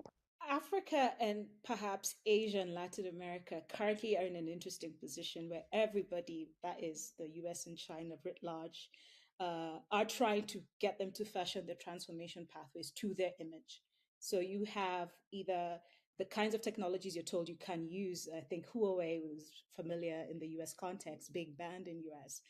That argument to African countries is moot because that company and Chinese technology has been the backbone of the infrastructure that has connected us today. But at the same time, while they have the hardware element locked, the social media, the application layer is predominantly US companies that we're leveraging, and then the entry of TikTok. So those geopolitics of decoupling then tend to be moot in our context with AI. But what that translates into practice remains to be seen, because a lot of this tends to follow a cut and paste model, erase Europe, add Africa in there, and then launch it, shake hands, and we call it a strategy. But is it representative of not just the governments, but other stakeholders who are supposed to buy into it and be guided by that in AI adoption? So there's a lot of that wrestling that we don't, and jostling, I should say, that informs a lot of what is called African digital policy making. But I think what has been emerging more and more from African policymakers is that for them, the most urgent task is how to leverage digital to deliver dividends, addressing jobs, addressing climate change. We have a climate summit going on in Kenya right now. The big question would be, if you say AI, what does that have to do with the climate urgency that we have to do? So those practical questions still color and bring an interesting pushback to the typical geopolitical conversation on technologies. There's one interesting thing that one thing I find particularly interesting about Africa as a continent is the number of languages and regional dialects that are spoken by people, often by groups that aren't very large. And although we sort of briefly touched on this at one point, I wonder if you think AI could help either bridge the gaps between communities or languages spoken, whether that's to help spread information or just, in general, help people feel better informed about what's going on around them. More represented. Yeah, exactly. Oh, absolutely. That's where I can definitely, smile and give a positive outlook, because the diversity of languages also means diversity of knowledge, wisdom that hasn't been, captured, that can help us, reorder the world. AI technologies like the Common Voice project that Mozilla and others have been running can help us capture that knowledge, again, with the conditions that this is not just for extractive for some company somewhere to go and sell some intellectual property limited sort of like, bounded instrument, but will actually help us build a new commons that is more representative of the world and representative of a majority of a people who have not informed how the world is ordered today. To shift it back to the United States for a bit, one of the fears swirling around AI right now is that it could further erode the public's trust in institutions here, especially as we have a democratic or an election coming up in 2024. Do you think in some of the countries you spoke about, do you think that AI can actually help empower people to participate in the political process? I think it can, but again, it's not just about the technology itself. I think AI is just the latest iteration of technologies showing us that the intrinsic motivation driving their use, their adoption, and their iteration is what determines that outcome. So, for example, it turns out that, the popular chatbots, ChatGPT, Bard, and others are so easily hackable to actually drive a different agenda from what is bounded as a response mechanism.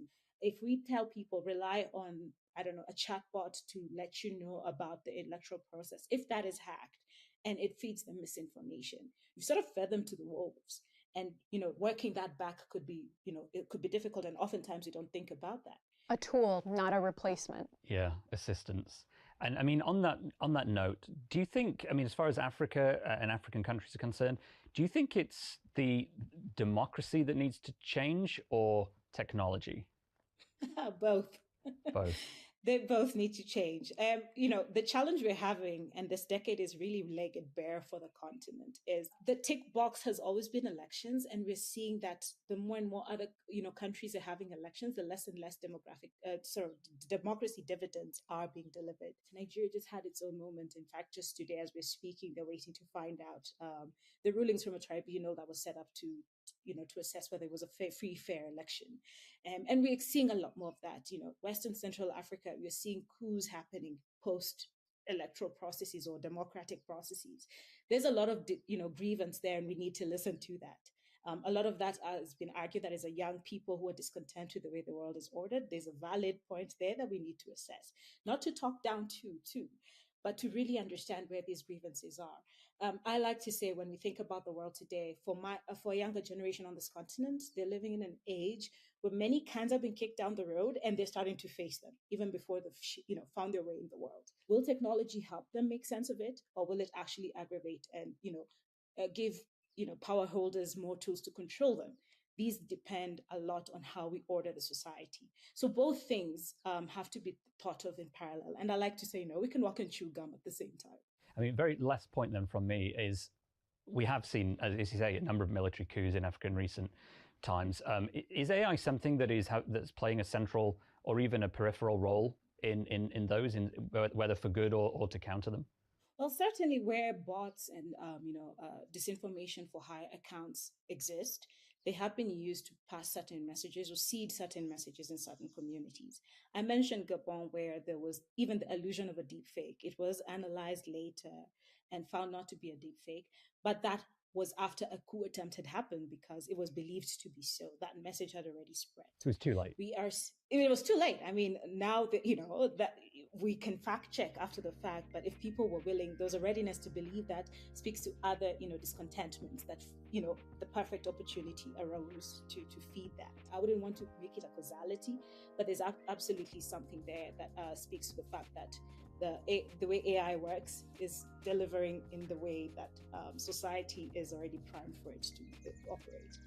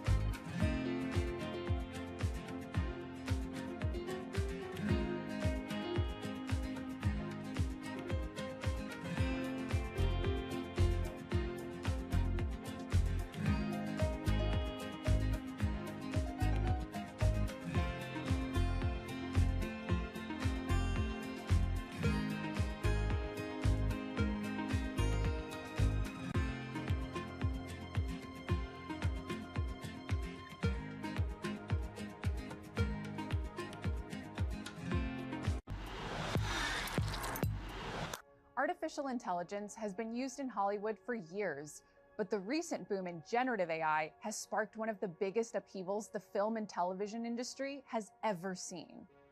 The latest technology can generate scripts and replicate faces and voices of actors without them ever stepping foot on set. It's raised alarm among creatives who are concerned about how their work will be used and whether AI will render them obsolete.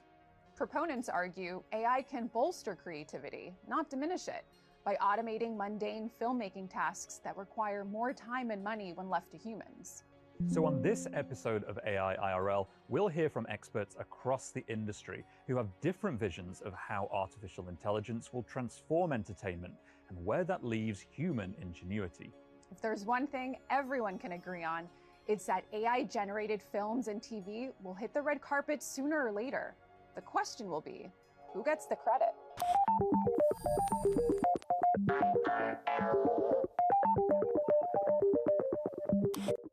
Duncan Crabtree, Ireland, thank you so much for coming on the show. It's a pleasure. Thanks for having me. You're the National Executive Director and the Chief Negotiator for the Screen Actors Guild. AI has emerged as a key issue among Hollywood actors and other creatives, but it's been used in the industry for years. What is it about generative AI that poses such a threat? Well, I think really it's the fact that the capabilities of generative AI really haven't even been tapped. The surface hasn't been scratched yet on them. And the idea that, that there could be an AI tool that could help do traditional editing a little more efficiently or provide some additional capabilities there is one thing. The idea that you could have an AI tool that's used to create digital replicas of performers and then actually convincingly create performances that appear as if they did them when they had nothing to do with them whatsoever, that is a sea change in the capability of this type of technology. And it's one that our members are hugely worried about, and rightly so. And frankly, all of us in this society should be worried about this kind of capability. I mean, just to be super clear, just for anyone who's not aware of the technical requirements of doing something like this is the idea of essentially capturing an actor's likeness, potentially their performance style and their voice, and then saying, well, we've got that now, that's in the system, we can just essentially reuse that for whatever we want in future.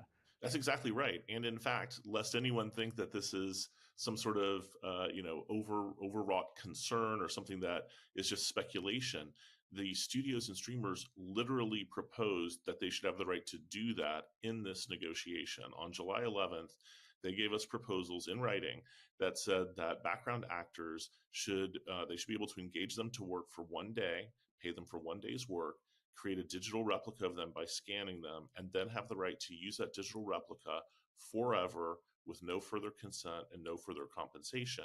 And they made a similar proposal for principal performers, that's like speaking part performers, for any kind of franchise. Well, how about Indiana Jones, where Harrison Ford was de-aged using AI?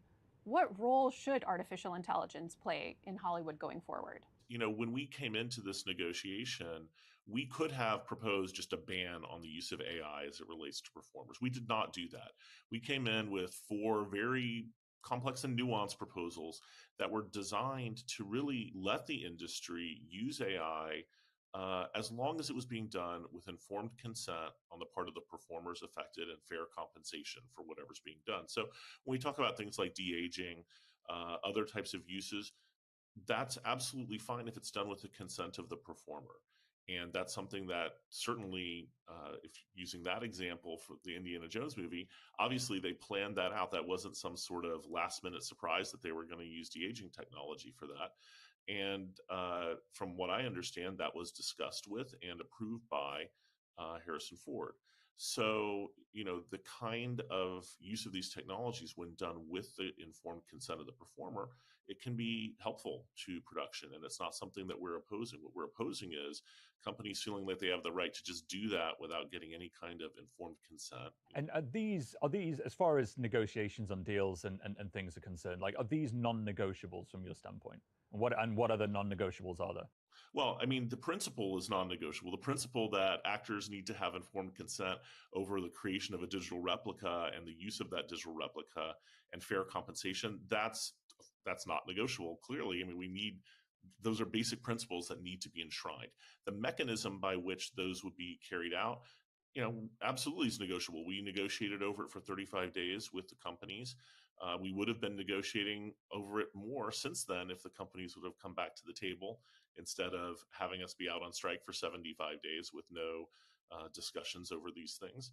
So, we don't come to negotiations saying, there are conditions on these negotiations or this and that are non-negotiable. Having said that, if the principles we're talking about are enshrined, we are very open to discussing the mechanism by which that happens, and we have been. In terms of like the history of technological impacts on cinema and Hollywood, where does AI in this current debate sit in terms of severity? Is it unprecedented? So these are, in our view, existential issues, and they're issues that we really have to address now, because given the developments in generative AI over the last 12, 18 months, we certainly can't wait another 3-year contract cycle to address them.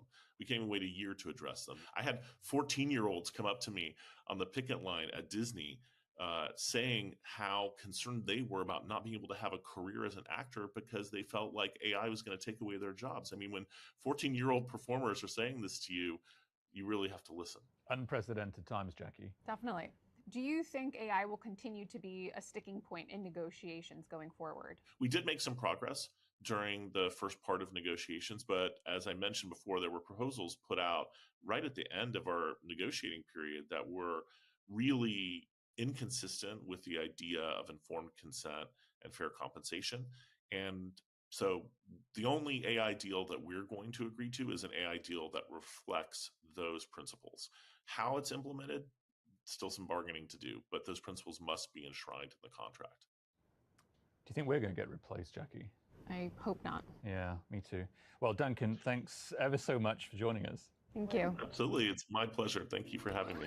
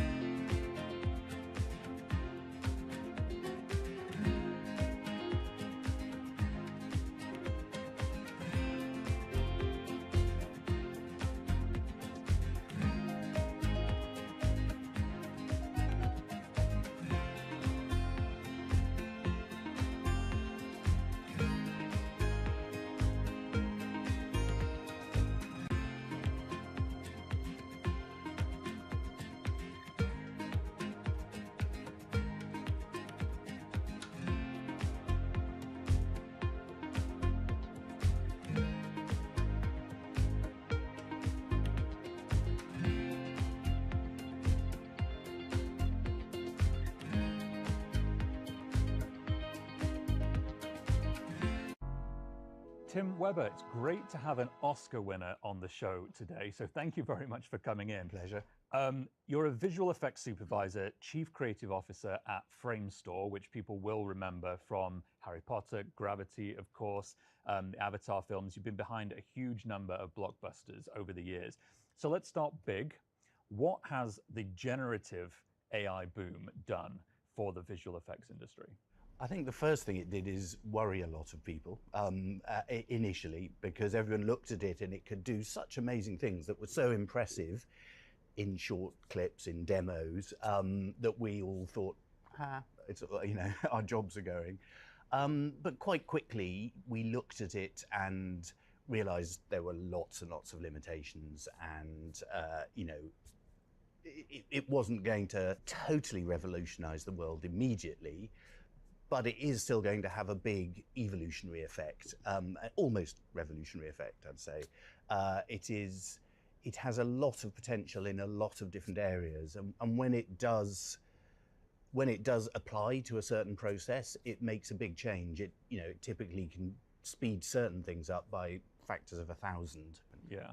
So what are some examples of things that we might have seen on screen that has used some of the more advanced AI tools? I mean, there's the obvious stuff where faces have been replaced with someone else. A stuntman has an actor's face put on them, using the deep face technology that we're all quite familiar with. But it is used, we developed a piece of AI technology that enabled us to, when we build a virtual creature or a virtual human being, we build them from the inside out. We build skeletons and then muscles and then skin, and the animator will move the skeleton and the computer will work out how the muscles move and how the skin slides on top of that and how the light reacts to it. Now, the process of doing that could take sort of 40 seconds. You make one move of the skeleton, it could take 40 seconds to update all of that. But we were able to accelerate that process to make it almost immediate.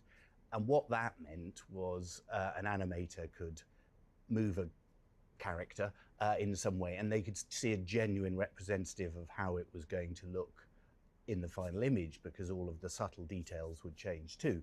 Where does AI play a more intensive role, and where does it have more of a potential to kind of take off some of the more labor-intensive tasks? Where it is taking off now, I would say, is in the early stages of working out. At the very beginning of a project, for example, we do concept design and we draw up how the director wants it to look. Now, tools like Midjourney can create images very, very quickly from scratch. But even there, they're not good enough to create our final image, but good enough for people to go, I like that bit and I don't like that bit, or I want it a little bit like this. The initial inspiration. The initial inspiration, yeah. Thought provocation. Thought provocation, yeah. We used to do it by searching the internet for existing images, and it was hard to find something even close. So AI in that space gets us quite a bit closer, but still a long way from what the concept artist can do when they can, juggle something into exactly what the director is after. Hollywood actors and writers have been in intense negotiations with studios, and artificial intelligence has emerged as a key point of contention, specifically because they're afraid that their work, their image and likeness might be used to eventually put them out of work. Does a similar threat or concern exist among visual effects artists? I think it will, there's a lot of people in our industry worried that they're going to be out of a job, and I think the job market will change, but it won't put people out of a job. And I personally, I believe the same is true in writing and acting. I think it changes the way things are done a little bit, but you can't currently. The more I look into it, the less I worry that it is going to replace us. It so still needs the human input. One of the things I always think back at when I think of examples of amazing technological moments in film is Toy Story, back in 1996. Is there a feeling that we're at a similar point now, or is the hype kind of getting away from us? Well, I think it'll be interesting. One of the amazing things about Toy Story is they took technology that was still quite nascent and they created a new form of films, computer animated movies. At the moment, there is no Toy Story equivalent for AI, and I think it might take a while and it may never happen, because one of the things about AI is it is used, as I've sort of described, in a number of different areas to help speed up little bits here and there. It's not like a whole new way. I mean, if we get generative video where you can do voice prompts and you can control the video and it will look sufficiently good quality, possibly there may be something new out of that, but I think that's a long way away. In the case of visual effects, will it always kind of require this additional layer of technical expertise? I think, and I'm talking about visual effects at the high end. What you know, where we work is right at the high end. I don't see that can happen at the high end. You know, you want to be led by a master storyteller, by a Steven Spielberg, you know, and it takes them years and teams of experts to help them craft their movie. The movie that will be crafted out of AI, and you know, look at what ChatGPT creates. It assembles all the words from the internet and spews out something that is plausible and is often useful and often correct, but not always correct, but is often very useful. But for it to, you know, that is different to being a perfectly crafted, original piece.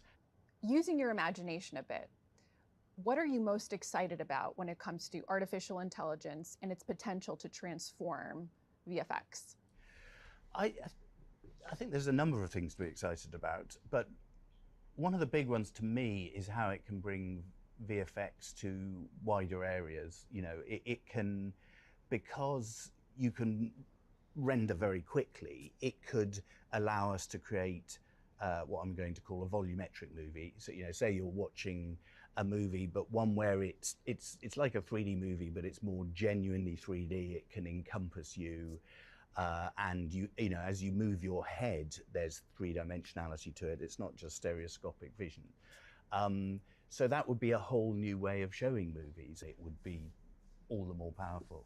Like, as an Oscar winner, someone who's received an Academy Award, do you think there's a future where an artificial intelligence and I'll say itself, could be worthy of winning the award rather than a human being? I mean, I think there's significantly far into the future, there is all sorts of possibilities. You know, if we get to the point where an artificial intelligence could be winning the Oscar, we're also at the point where an artificial intelligence could be the Prime Minister or the President or doing all sorts of other things. At which point, I think we'll have an awful lot to worry about, and it may be great, but there'll be a lot to worry about. Tim, thank you so much for joining us. A pleasure. Thank you.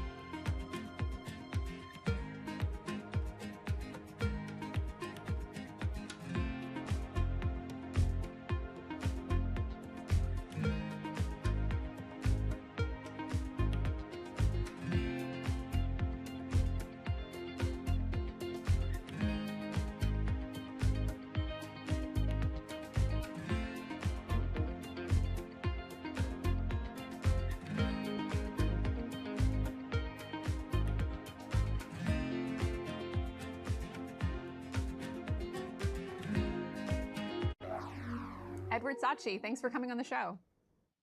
Yeah, thank you. So you're the CEO of Fable, a company that's used artificial intelligence to create original South Park episodes.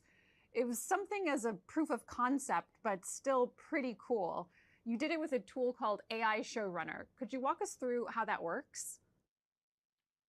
Yeah, so, you know, we've been in AI for about 5 years, and every single year other than this year, we've always felt AI just isn't good enough to be funny, to to really make a work of art.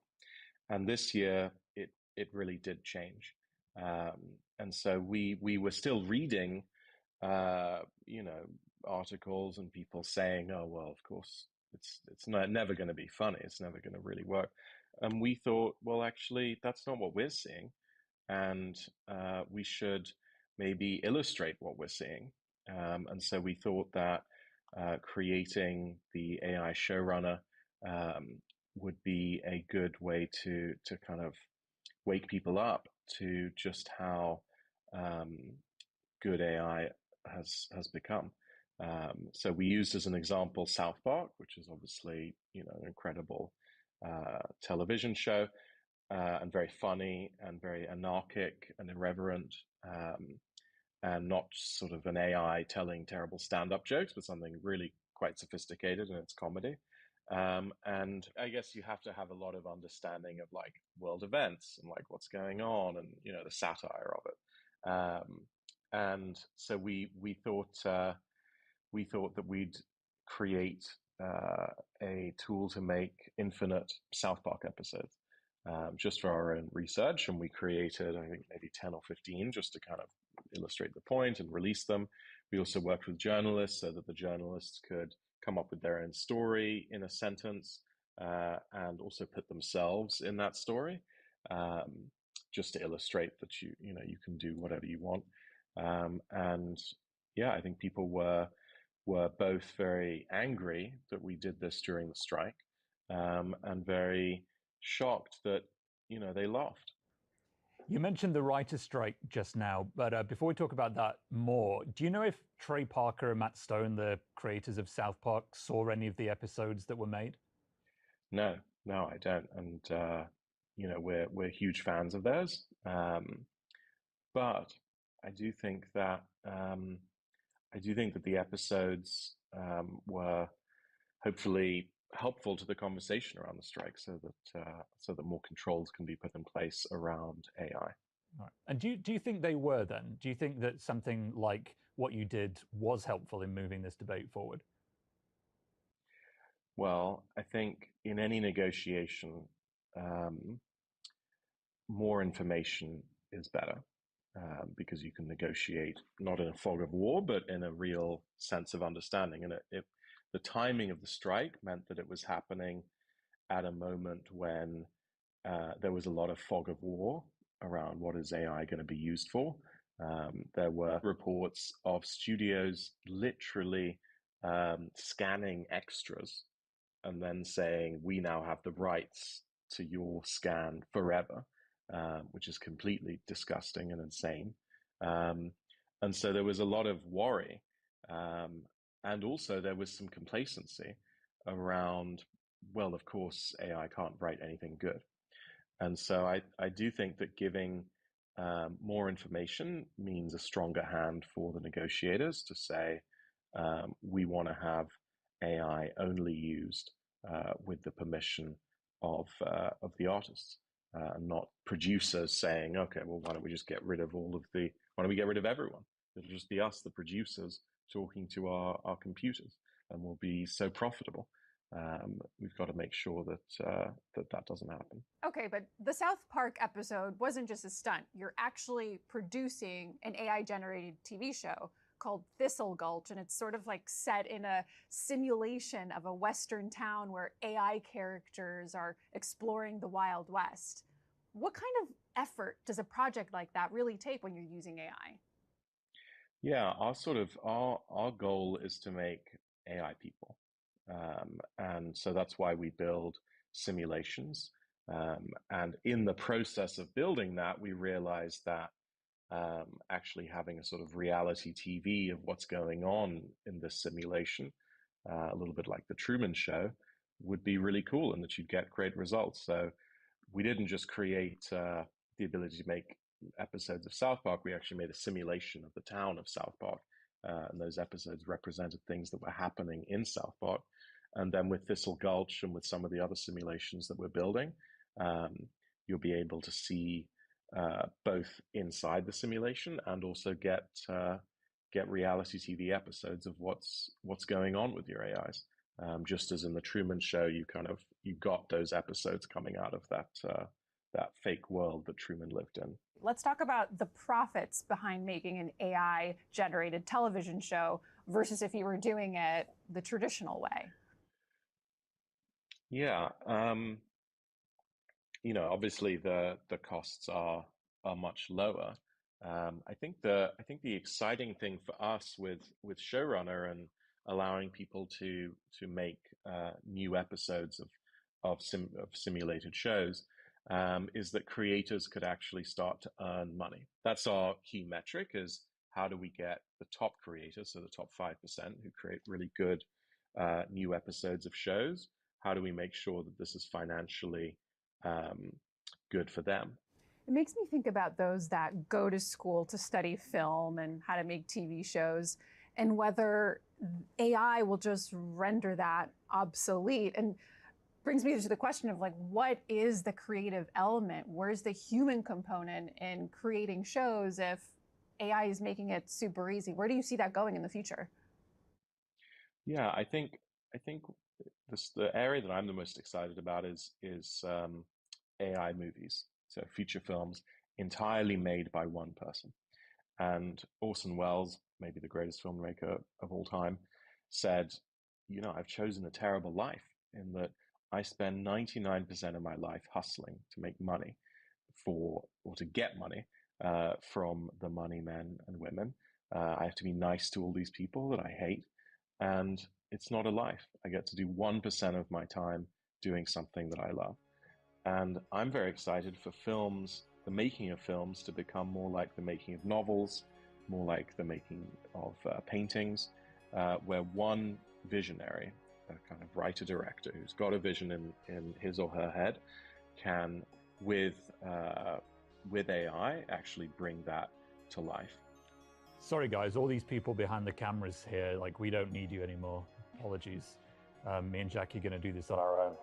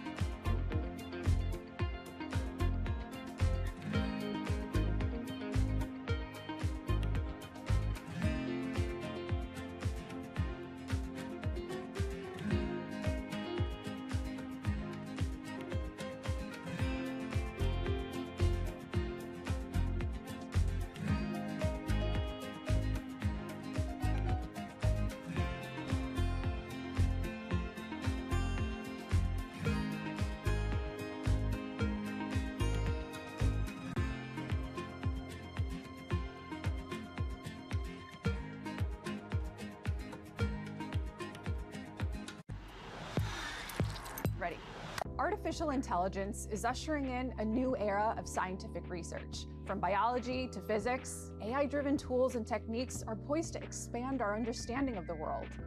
Forms of artificial intelligence have been used in science for years, but the rise of generative AI is unlocking greater speed and accuracy.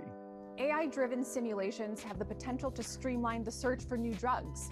And in genomics, algorithms can sift through genetic information, identifying patterns and disease markers that would have otherwise taken years to uncover through human efforts.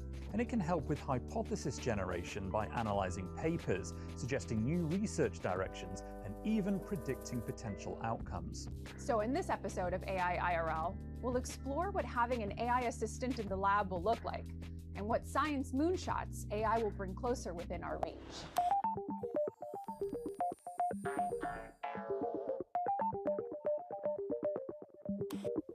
Sam Rodriguez, thanks so much for coming on the show. Of course, yeah. Great to be here. So you're a scientist and an entrepreneur that's spent his career developing new technologies that help neuroscientists better understand the brain. You also just started a new organization called Future House that's backed by ex-Google CEO Eric Schmidt that's dedicated to science moonshots using AI. Why don't you talk to us about some of the breakthroughs you're hoping to achieve? What we're interested in doing is building an AI scientist. Okay. And, essentially what that means to us is building an AI to which you can delegate some of like the tasks of science as scientists. So I'm a scientist, right? Like you said, I've been a neuroscientist, a bioengineer. I actually started out originally as a physicist. Throughout all these different areas of science, basically, you encounter situations like, for example, maybe you have an idea. And you really want to know, like, has anyone done this before, right? Has anyone studied this before? Has anyone tried, building this device or like conducting this experiment or whatever? And you literally like cannot go and read the entire literature on your own, right?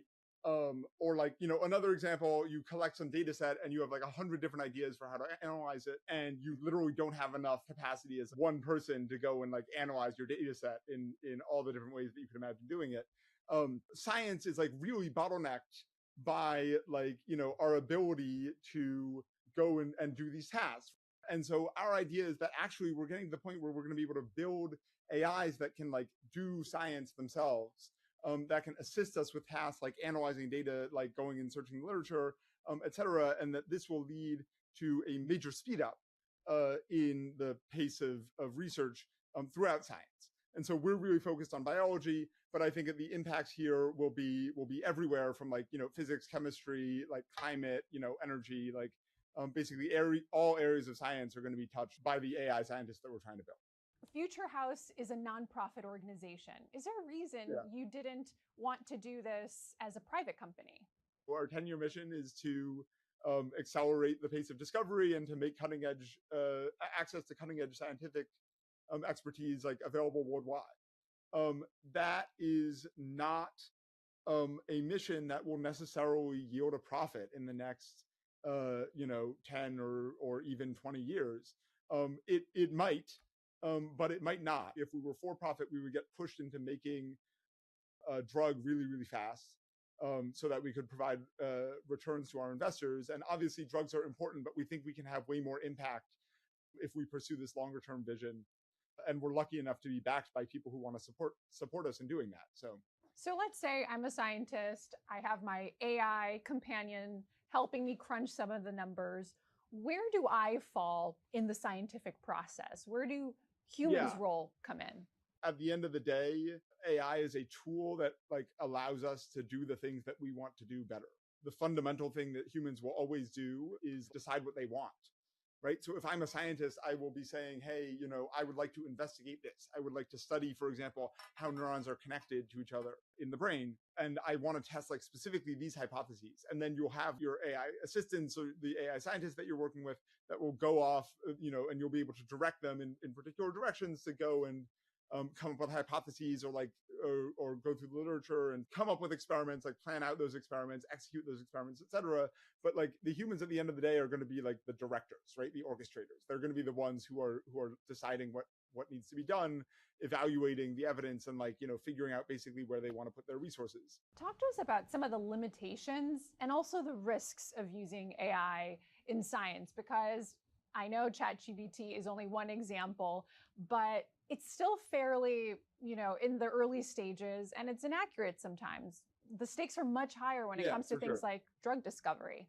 Oh yeah, and I think that the inaccuracies that you need to worry about, it's like whether these tools can be used for like, antisocial purposes, right? Whether people can use them to come up with bioweapons and things like that. Huge, like really serious risks here, and these are things that we think about a lot. And so I think the main thing is making sure that you have partnerships and dedicate a lot of resources whenever you build a new AI powered tool to testing how it can be used nefarious or otherwise ill purposes, making sure that you put safeguards in place so that it cannot be used in those ways. When it comes to bioweapons, that sounds terrifying. How big of a threat is it right now with AI in its current form? It's difficult to make bioweapons for like the same reason it's difficult to make drugs, actually, that like we really don't understand human physiology. We lack a lot of basic information about human physiology, and so therefore it's like very hard to cure disease. It's also like very hard to develop like targeted weapons that can like mess with your body. So I'm not meaning to minimize the risk, but I think that like this is not something that I am personally like acutely worried about in the near term.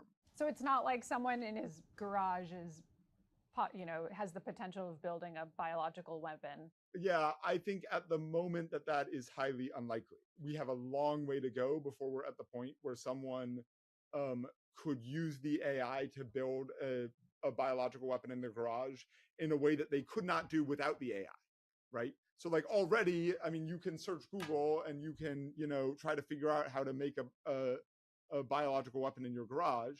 And people could do that before they had ChatGPT. And there are people studying right now whether ChatGPT makes it easier or not. I think that there's a long way to go before it becomes like really, easy enough that it's really scary. And I think that's really useful because you help us paint that picture that this isn't about throwing an AI at a problem and suddenly solving a question that we couldn't solve before, but it is about speeding up the process that is involved in trying to answer that question. And I think that's really useful to keep in mind, right? And that's what we're talking about almost with the bioweapons. Like it's all part of that same argument that we have so much to do. AI just helps us get through some of that stuff, not actually solve the problems. It helps us get through it, and it will help us get through it much faster. Building an AI scientist will not just help science, it will help AI also. What is the next frontier?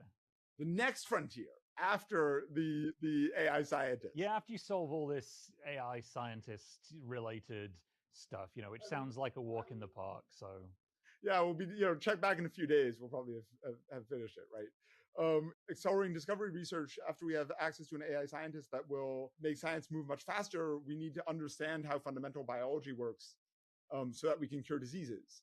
And, I'm hopeful that there are many, many diseases that we currently struggle with that we will have treatments for or cures for in our lifetimes by virtue of the acceleration that will come from, from combining AI, from bringing AI into science. So that's thing number one. And then thing number two is on the other side, once we have an AI scientist and people are able to benefit from access to that expertise, I really hope that the quality of medical care, for example, will get much, much better worldwide. Sam, thank you so much for joining us. Thank you. This was great.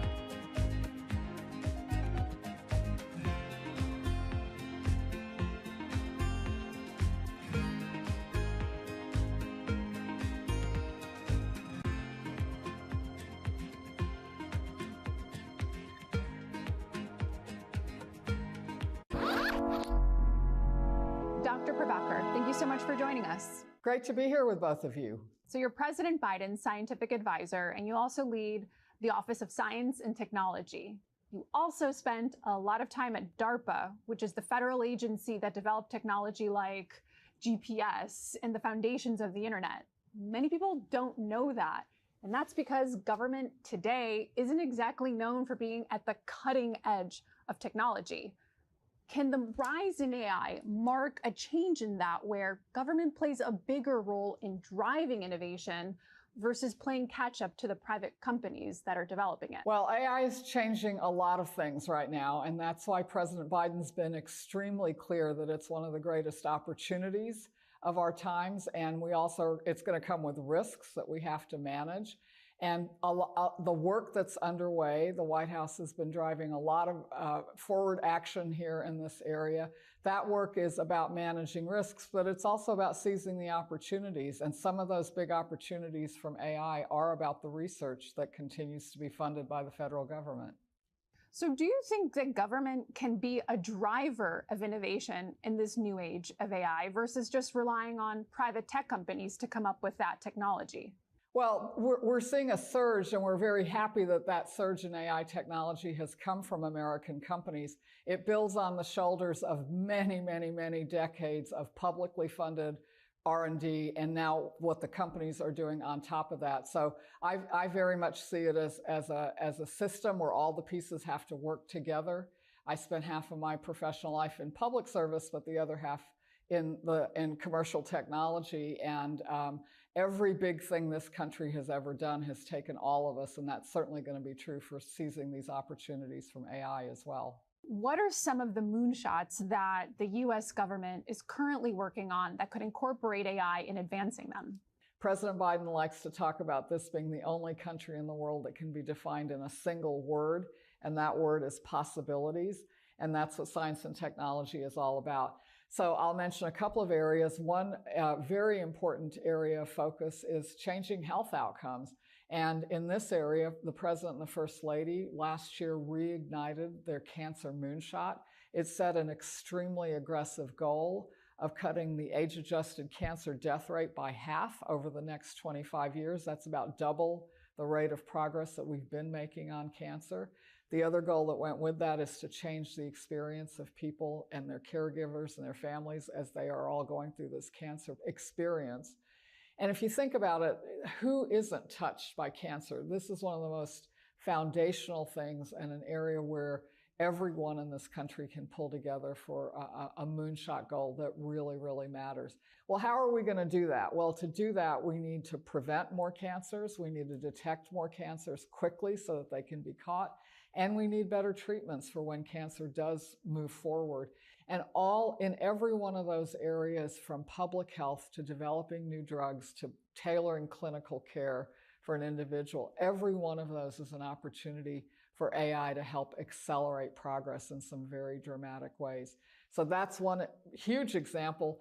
I could tell you a similar story about dealing with all the effects of climate change as they're coming, modeling extreme weather and helping the country be more prepared for resilience. Could you expand a little bit on your outlook on how that could be achieved? Well, let's step back for a minute. What these AI systems are so powerful that they can seem magical, but really what they are doing is statistics at an extraordinary scale. So large language models that led to chatbots are about training these systems on human language so that they can build statistical estimates of answers to your prompts. When you're thinking about something like weather, that's another very, very, very complex system. Think about how huge the atmosphere is that surrounds the world. Think about how complex the calculations are when we run simulations to try to estimate how the weather will progress in the short term, and then think about how hard that problem is when we're thinking about climate effects over many years and many decades. That is the complexity that AI helps wrangle because of this new approach of training a computer on a lot of data so that it can build better estimates of what could happen in the future. And harnessing that power is going to lead to some very practical advances, we think, in both understanding weather better, but also understanding long-term climate effects. That's what's going to help us be more prepared and more able to deal with what's coming. And obviously, the US is a huge key driver in developing AI technologies. But I'm curious, as a non-US citizen, who do you see elsewhere in the world doing interesting things? Well, this is a global technology. First of all, again, AI, it seems like magic, but it really is human beings and corporations that are building compute, that are training it on data. They're using algorithms that are developed in research communities and widely shared. And so the ability to build AI of various sorts, it happens around the world. And in fact, I think that's good because there's so many applications globally that we'll want to pursue. But of course, it does mean that it really comes back to the question of what kind of a future we're going to build. And, if you think about it, it's such a powerful force right now. Every country around the world is using AI to build a future that expresses their own values. And I think this is why it is so important that like-minded countries with democratic values and norms come together and agree about how we're going to build the rules of the road for AI. You're advising President Biden on this new age of artificial intelligence. How is the Biden-Harris administration thinking about AI?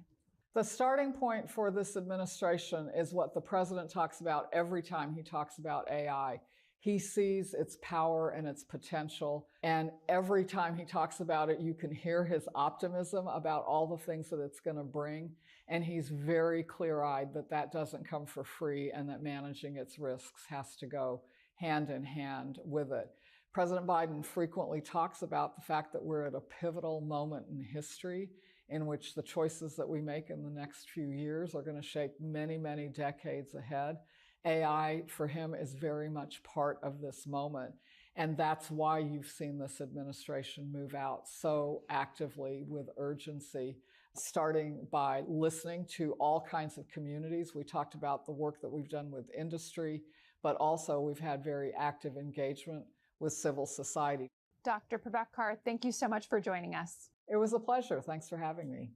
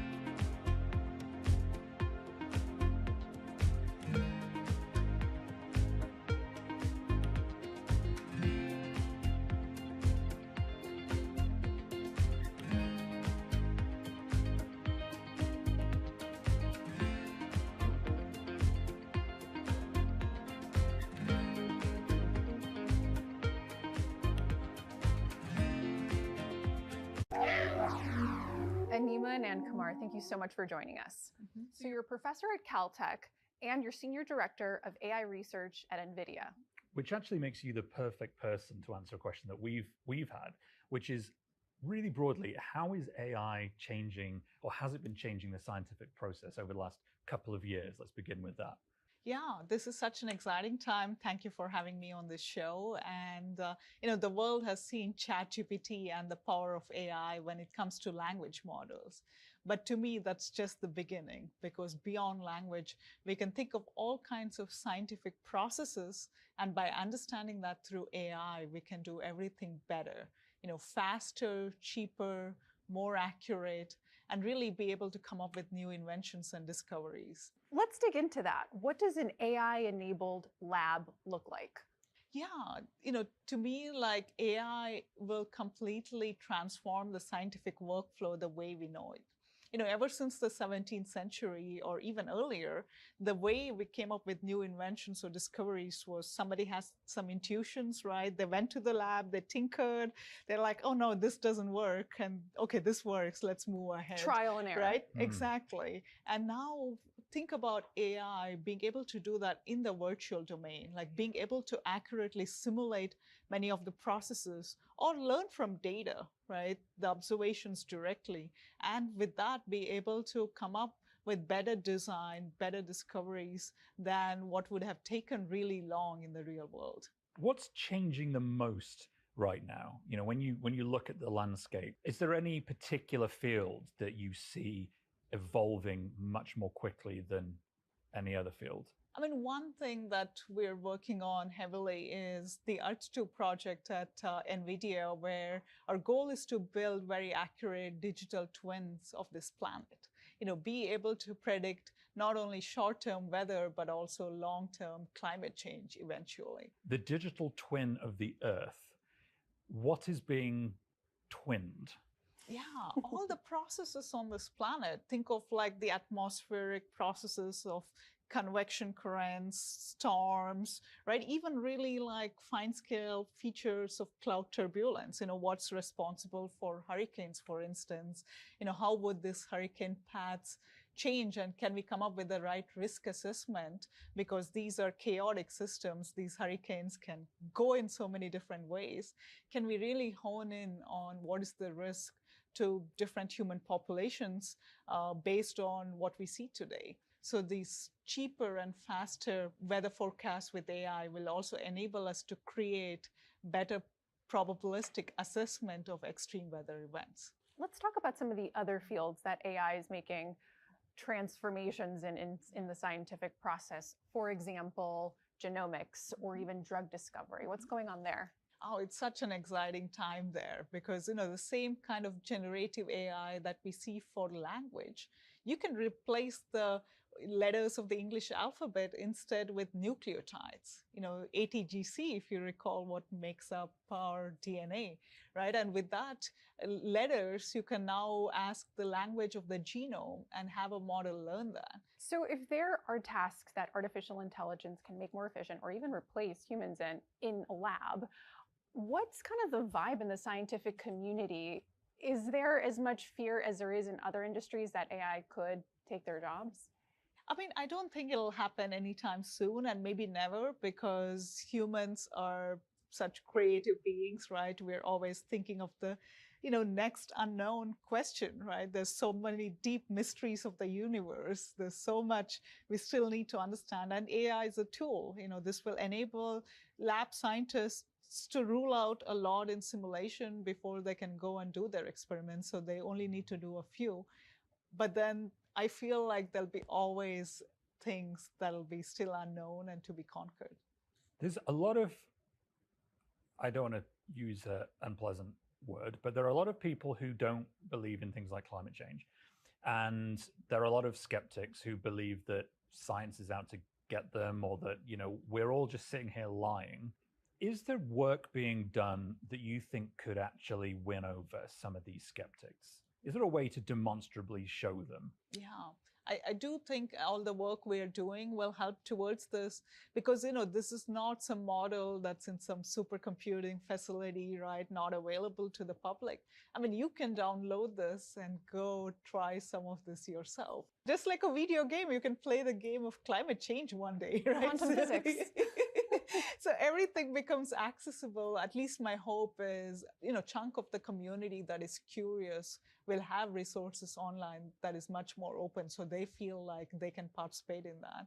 If you think about the scientific journey that humanity's been on over the last 300 years, it's been quite good. Just take us 10 years from now.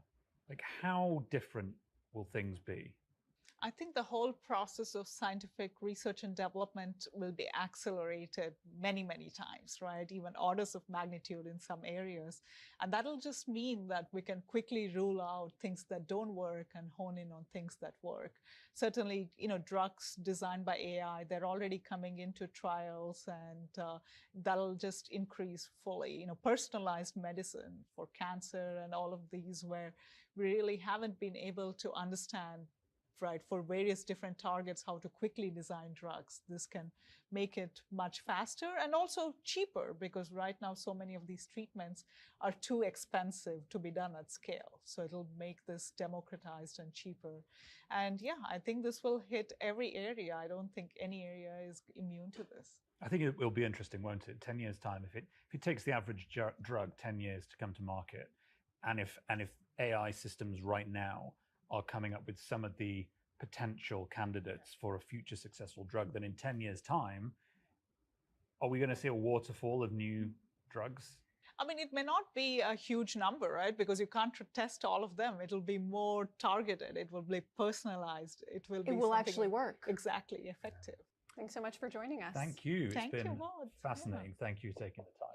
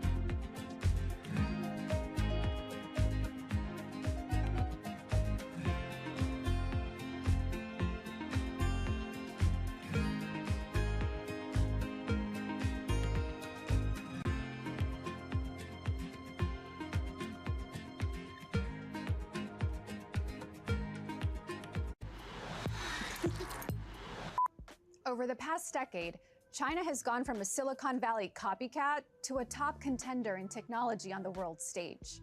Its ascent is peaking at a time when geopolitical tensions with the US and Europe are intensifying, and the rise of artificial intelligence has sparked a new arms race.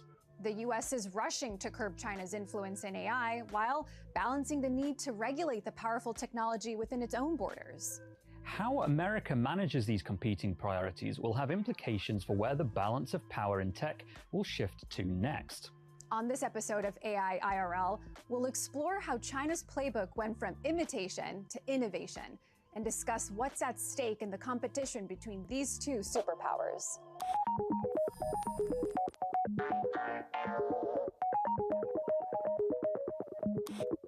Mustafa Suleiman, thanks so much for coming in. Now, you are the co-founder and CEO of Inflection AI and a venture partner at Greylock. Some people will know you as one of the co-founders of DeepMind, now owned by Google. Tell us, what made you want to start fresh with Inflection? Well, now is really the moment. I mean, it was very clear to me during 2020, 2021 at Google when I was working on Lambda, the conversational AI that now powers Bard, that these large language models were truly going to be the future. And I wanted to start a company to build personal AIs, an intelligence that is completely aligned to your interests on your team and really functions as a personal assistant or a chief of staff, one that knows you intimately and over time can actually help you with practical tasks like scheduling, prioritizing, planning, and those kinds of things. And that's what you're working with Pi. Exactly, yeah. Pi stands for personal intelligence, and we see it as your personal assistant, essentially. How do you feel about the concentration of power in technology right now among the big companies coming out with their own AI models? Microsoft, Google, Meta. Well, I mean, I think you're right to point out that the big companies have the resources and the people and the compute infrastructure to be able to adapt and compete faster than ever, right? And that is a very impressive, reality of how technology works these days. It requires a huge amount of compute. And at my own company, Inflection, we've managed to raise a lot of money and build one of the largest supercomputers in the world. But on the flip side, the other trend that's taking place is that the open source movement is now almost at cutting edge. I mean, it's probably about 12 months behind the very largest models built at the big tech companies. And so that's kind of a contradictory trend. Like the big companies are getting bigger and better faster, but also everybody is now going to be able to get access to these same capabilities in open source. Let's fast forward a little bit into the present day where the world order has changed since you first entered the tech industry.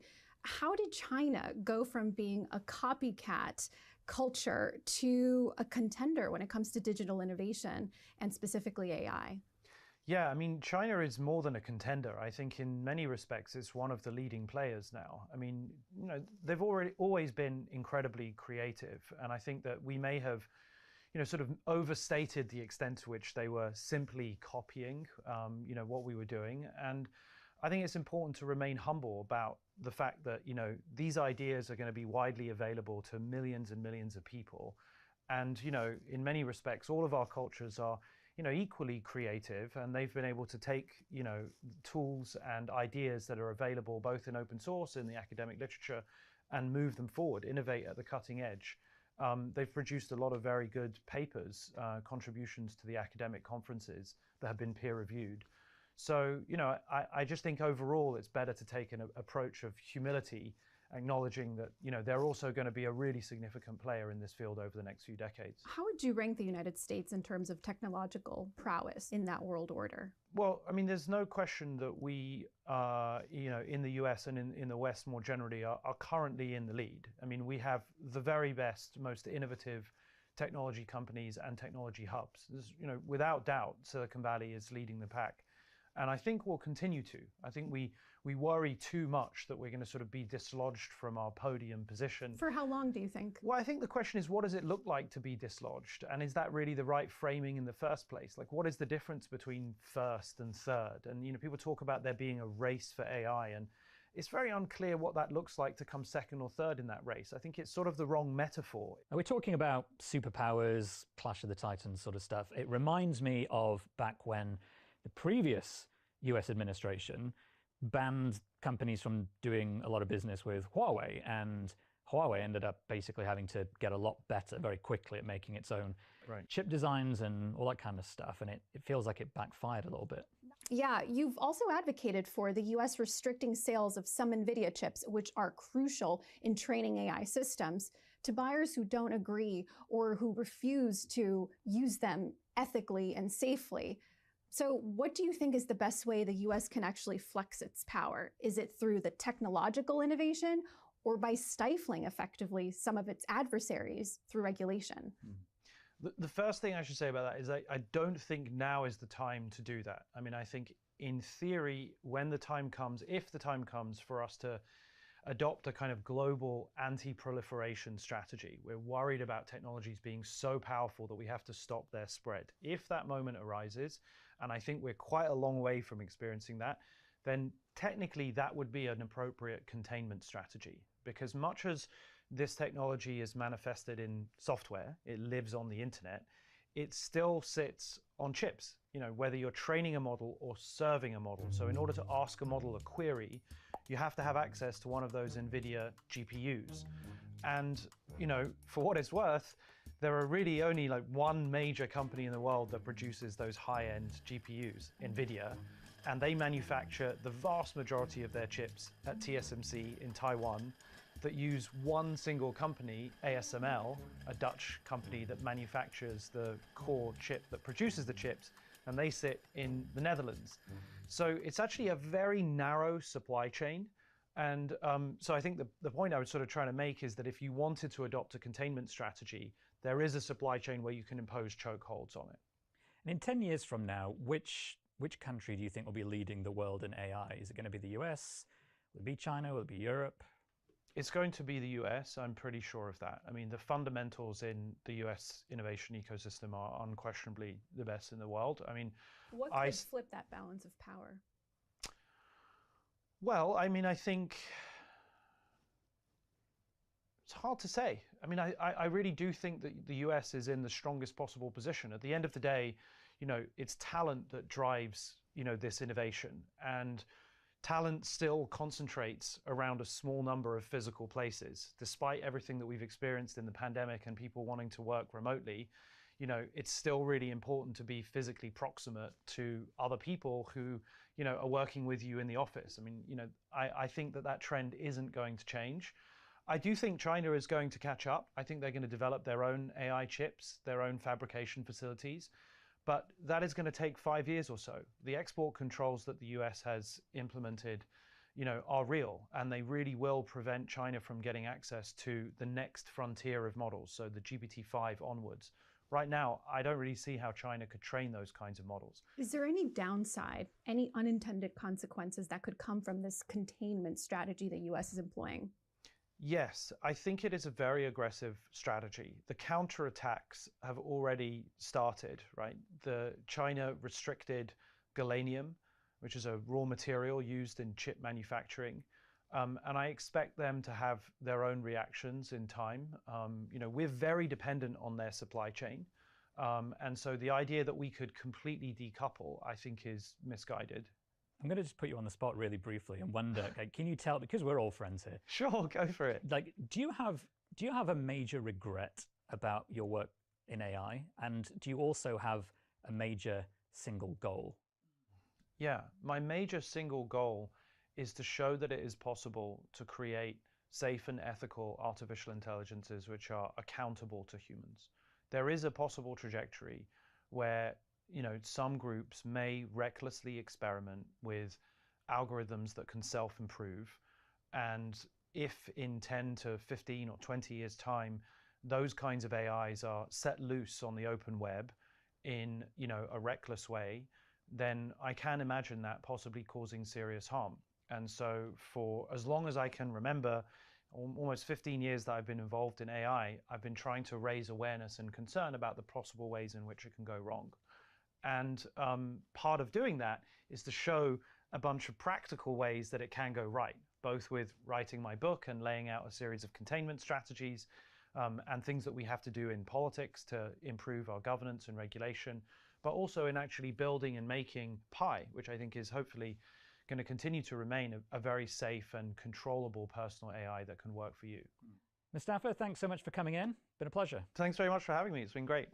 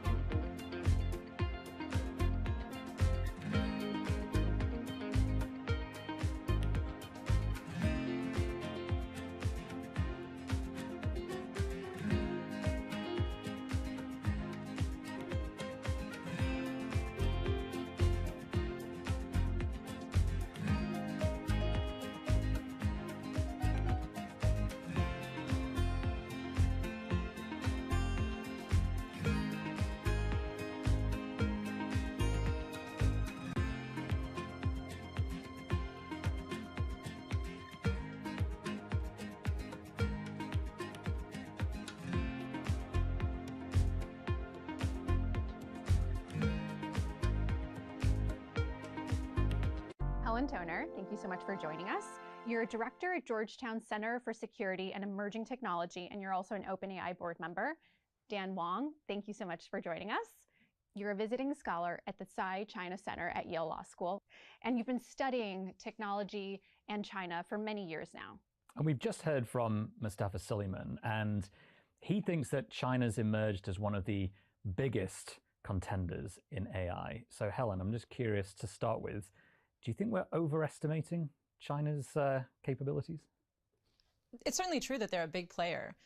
And it's also true that we shouldn't underestimate them and that we have a bit of a history of underestimating China's ability to innovate. I mean, I think 10, 15 years ago, the story, at least in Washington, D.C., where I'm based, was, yeah, China can't innovate. If they're producing things that look like new technology, it's because they've stolen them. I think that's clearly no longer true. At the same time, I think it's also very possible to overestimate them. And sometimes I think I see that as well. So are they a serious competitor? Yes. Are they eating our lunch? No. So that copycat culture, it's fair to say that most people are thinking we're past that stage. Dan, what do you think of that? Well, I think it's certainly the case that China focuses on different things. So President Xi Jinping is, I think, a little bit less enamored with the internet platforms, with a lot of the cryptocurrencies, with a lot of the AI businesses that Silicon Valley specializes. He's also a little bit less enamored of Wall Street and financialization and hedge funds.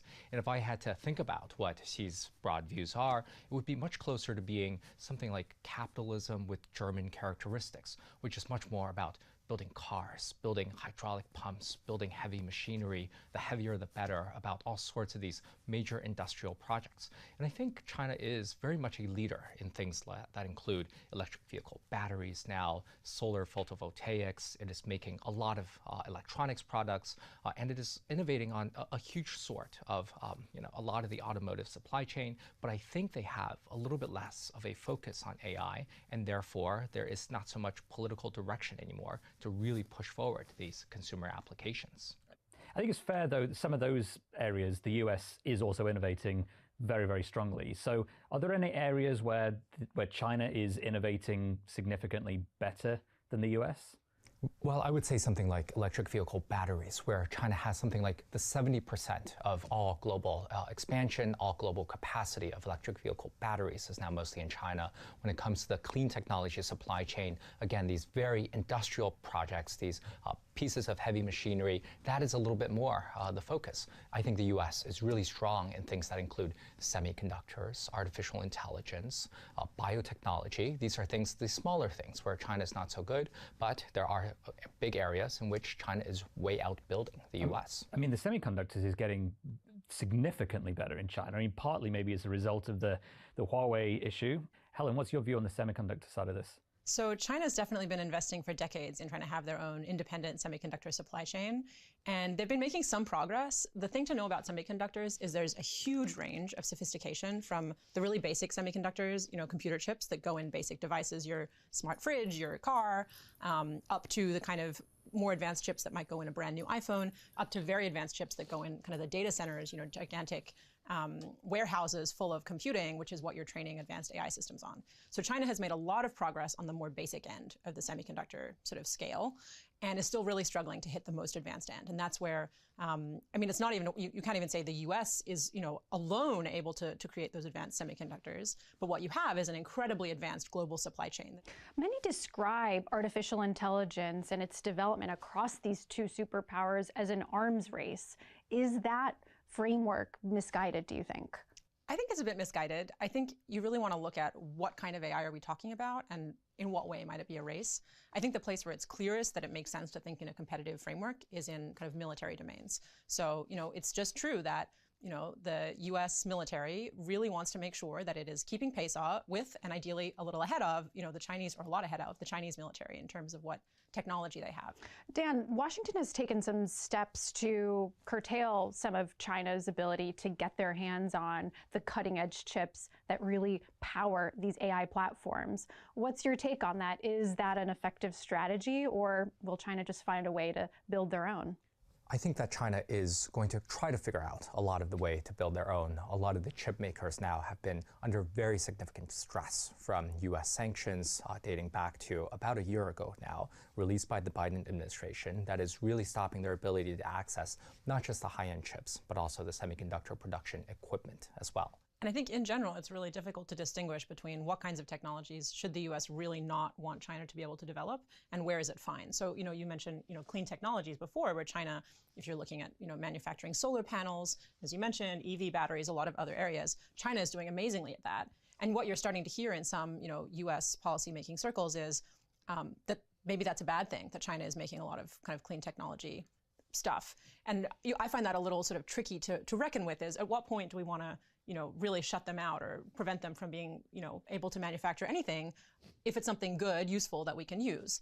Of course, if it's technologies that we think have really significant military value, I understand, but then it starts, the lines between those categories start to get very, very blurred. It seems like these tensions are just ratcheting it up even higher as time goes on. With each administration, they're intensifying. So to your point, if we do need these other technologies, solar technology for this transition into a greener future, I mean, what kind of happens next? How much do we place on kind of the AI arms race that could then potentially work against us in climate change?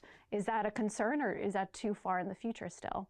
Well, a few months ago, Beijing did announce some export controls on certain solar technologies involved in making production wafers. So it's already happening. It is already happening, that there are some threats out there that, relatively speaking, Beijing has been pretty restrained against retaliating against American companies of the likes of Intel, of the likes of Tesla so far, but these things could escalate more.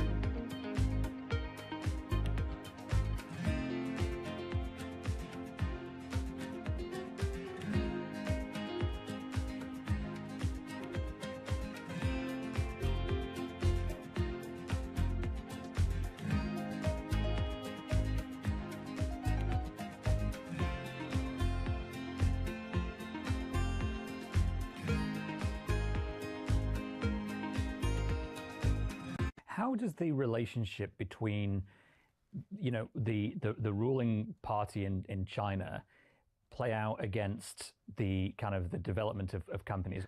I think the Chinese system is definitely more top-down when it comes to AI development. You see less kind of individual tech companies like OpenAI or Google taking the lead, and more these kind of multi-institution partnerships, or maybe you have a university and a tech company and a government, department all collaborating on big AI projects. That's much more common in China. At the same time, China is a huge country, so there's a limit to how much the government can achieve from the top. So a lot of what you see is sort of Beijing providing direction, providing ideas, providing sort of signaling of this is what we in the central government would be excited about.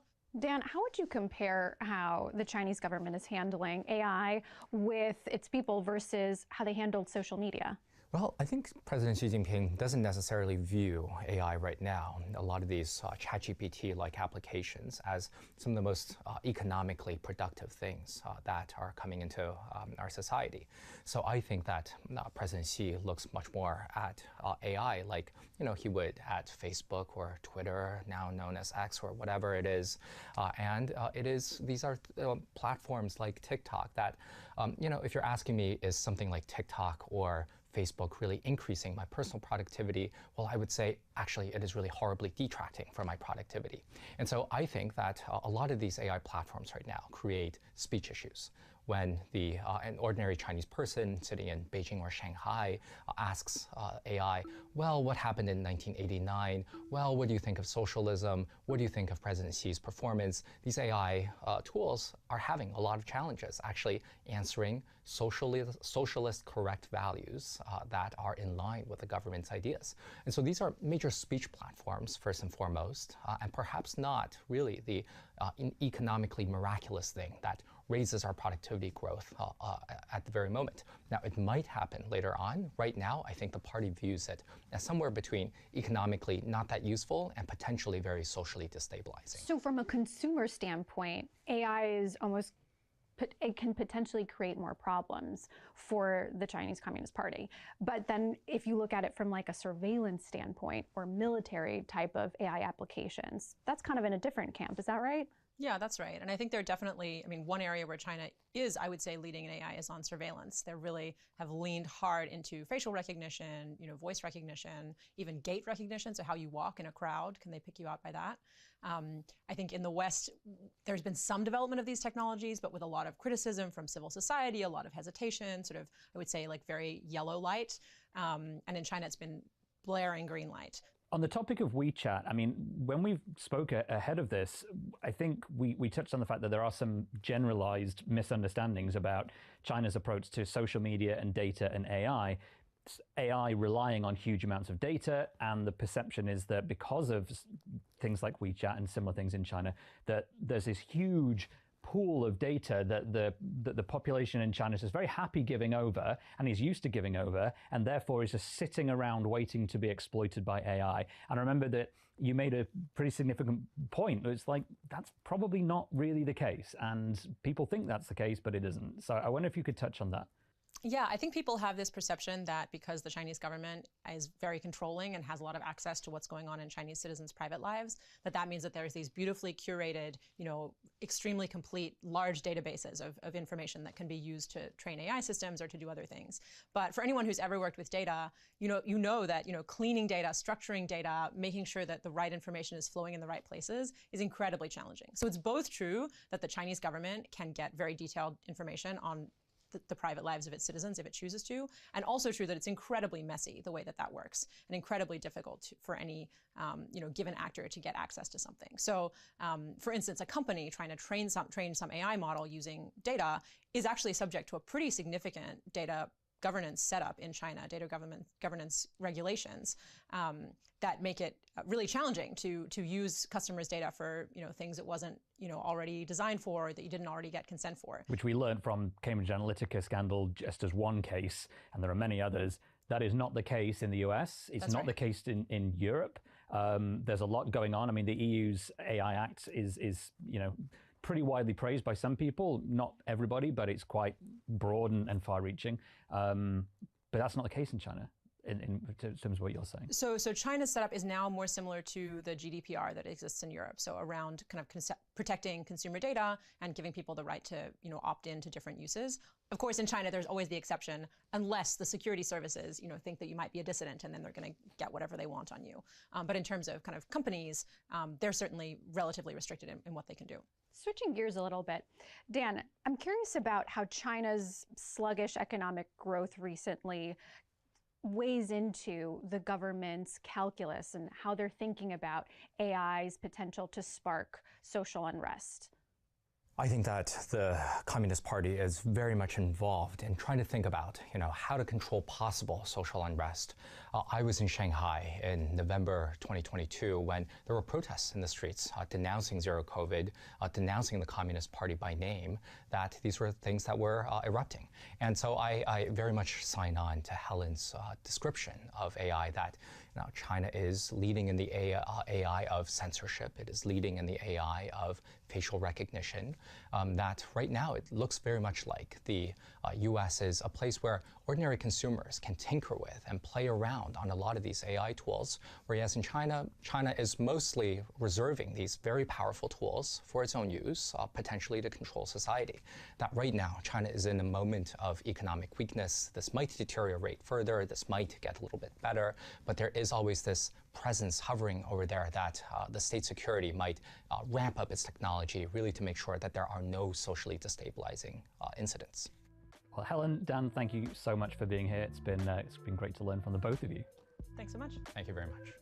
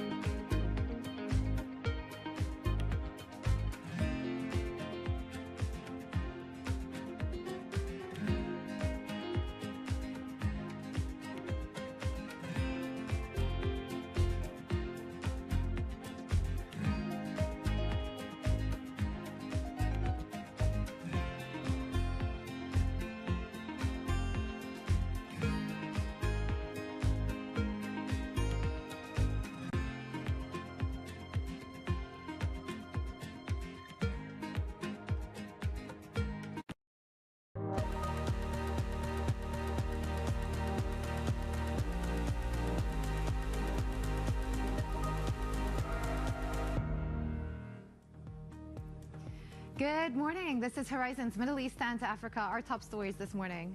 President Trump sets a 25% tariff on steel and aluminium imports effective from March the 12th. And he warns the rate may go higher, also adding cars and chips could be next. Israel and Hamas accuse each other of violating the terms of the Gaza ceasefire deal. The militant group now saying it will postpone the hostage release until further notice. Plus, no thank you. OpenAI's Sam Altman politely rejects a $97 billion takeover bid led by Elon Musk, who says he wants to return it to being a force for good. Good morning again, everybody. It's just gone 9 a.m. across the Emirates. I'm Jumana Versace in Dubai. And I'm Jennifer Zabasaja in Johannesburg, where it's just gone past 7 a.m. Welcome to the second hour of Horizons Middle East and Africa. And Jumana, we got a bit more insight into these tariffs from President Trump, but still, markets appear to not be taking it in stride, I guess is how we should say it right now.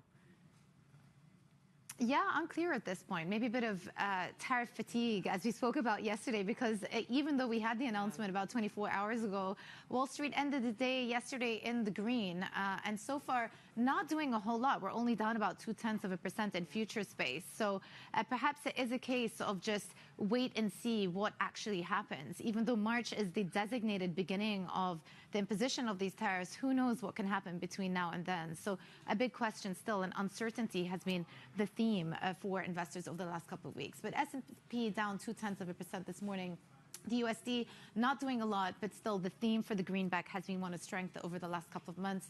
And then gold, another record high yesterday, so getting very close to $3,000. All of that uncertainty around geopolitics and tariffs has benefited the safe haven. And then Brent is trading at $76 again. So not quite at the levels we were at a couple of weeks ago. We were close to 80, but still edging its way back. And $75 there seems to be like a bit of an anchor. We're up 0.3% this morning. But switching over, this I thought was quite fun, quite a fun chart to flag. And it just tells you how much attention the word tariffs has been grabbing out of the investment community and also at a CEO level. So this is the number of times the word tariffs has come up in S&P 500 company transcripts. And you can see all of that has happened and really moved up a lot just in the last couple of months, and tells you that one of the major concerns for industry, people in the industry, is what happens with these tariffs. All right, let's also check in on how markets in Asia are faring. Avril is in our Singapore studio. And Avril, just walk us through the handover today and how Asian markets are reacting to news of these tariffs. Yeah, it's mostly risk off amid the tariff uncertainty. We're seeing the TAIEX, the KOSPI pair, the gains from earlier on in the session, well off session highs. We're seeing China shares down. I told you through some of the moves in the Chinese EV makers earlier, but I thought I'd also highlight what we're seeing in some of the other tech names, particularly the ones in Taiwan. Some idiosyncratic moves. We had TSMC tempering its outlook as its production took a hit from several quakes in the month of January, but going the other direction, we have Hon Hai, and this is among the big boosts helping the region's benchmark, excluding Japan, to cap declines. This is, of course, a key NVIDIA AI server maker, so it's seen as a bellwether for the build-out of AI infrastructure. It upped its outlook, and it says it expects the first quarter numbers to be better than the past 5 years average. So among the risk-off moves today, thought I'd just highlight some other specific names as well, guys. Avril, thank you so much. Avril Hong in Singapore. Now, let's turn back to the U.S. President Trump has ordered a 25% tariff on steel and aluminum imports from next month, affecting all U.S. imports, including from Canada and Mexico. So essentially, we're putting on a 25% tariff without exception on all aluminum and all steel. And it's going to mean a lot of businesses are going to be opening in the United States. He's also warned there are more trade barriers on the way, with cars and chips potentially the next targets. For more, let's bring in Bloomberg's Martin Ritchie in Shanghai. So, Martin, we were waiting for a bit more clarity from the president. Did we get all of the questions answered that we needed on what these tariffs could look like in the next few months and weeks? We actually did get a lot more clarity from the announcement from President Trump and from the proclamation. In fact, I was just scanning through the kind of the text that was released, and really what this amounts to is an extension of and a kind of strengthening of tariffs that Trump himself introduced in 2018. Those were called Section 232 tariffs. They were a big part of Trump's agenda the first time he was in the White House. So there were tariffs on steel and aluminum back then, but a whole bunch of countries or regions, the European Union, Canada, Brazil, Mexico, the UK, Ukraine, were excluded from those tariffs. What the order from yesterday does is include all those nations back in the tariffs and raise the level on aluminum from 10% to 25%. So it's really strengthening a regime using the kind of same logic that Trump had in the earlier term. Also adding a few more products to the list. And the motivation for all of this is the idea that all these exemptions from before just encourage steel or aluminum to come to the US via other routes. So instead of, say, coming from China to the US directly, there would be steel going through other countries. So now we're waiting to see whether there will be any more exemptions this time round. That's the next question. Well, and Martin, we also heard about potentially a break for Australia. When we think about some of the other countries that could potentially get exemptions, what are the other focuses that we should be zeroing in on?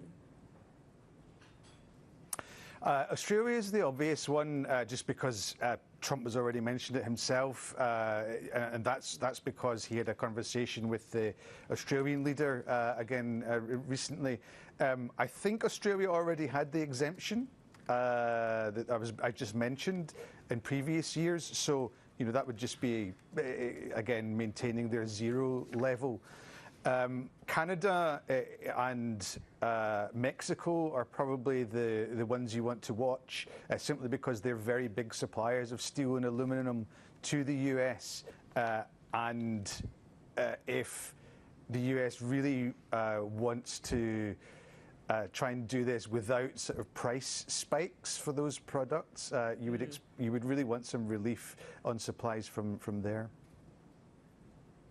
Right, exactly. Taking a hit potentially to what a lot of the American people did not vote for, so we'll have to see how that plays out. Bloomberg's Martin Ritchie in Shanghai. Martin, always great to get your reporting on. Thanks so much.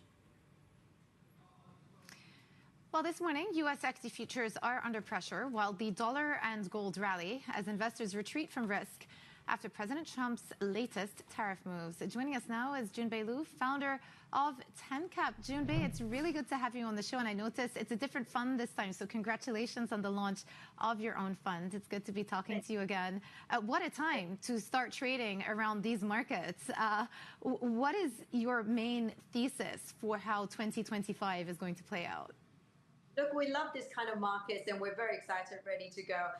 In 2025, we do think there will be heightened market volatility, and volatility more to do with the potential sharp policy changes. And tariff is one thing that we have heard so many times, and there's so many changes already, that will drive the sentiment of the markets. But look, taking a step back for investors, this is actually a fantastic time. When you actually think about underlying earnings, underlying economic activity is not doing too badly. In the US, in fact, it's too strong. Actually, it's going quite well. The expectation is for one rate cut, at least there's one rate cut to come.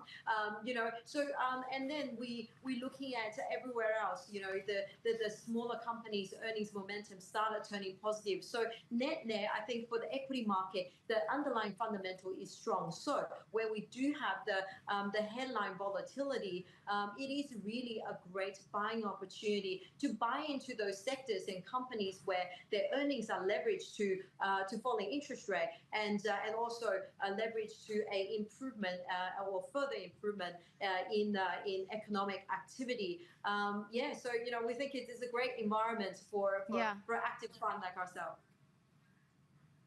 Yeah, and let me just ask you, from a hedging perspective, a lot of the havens have been doing quite well. Gold is at a record high.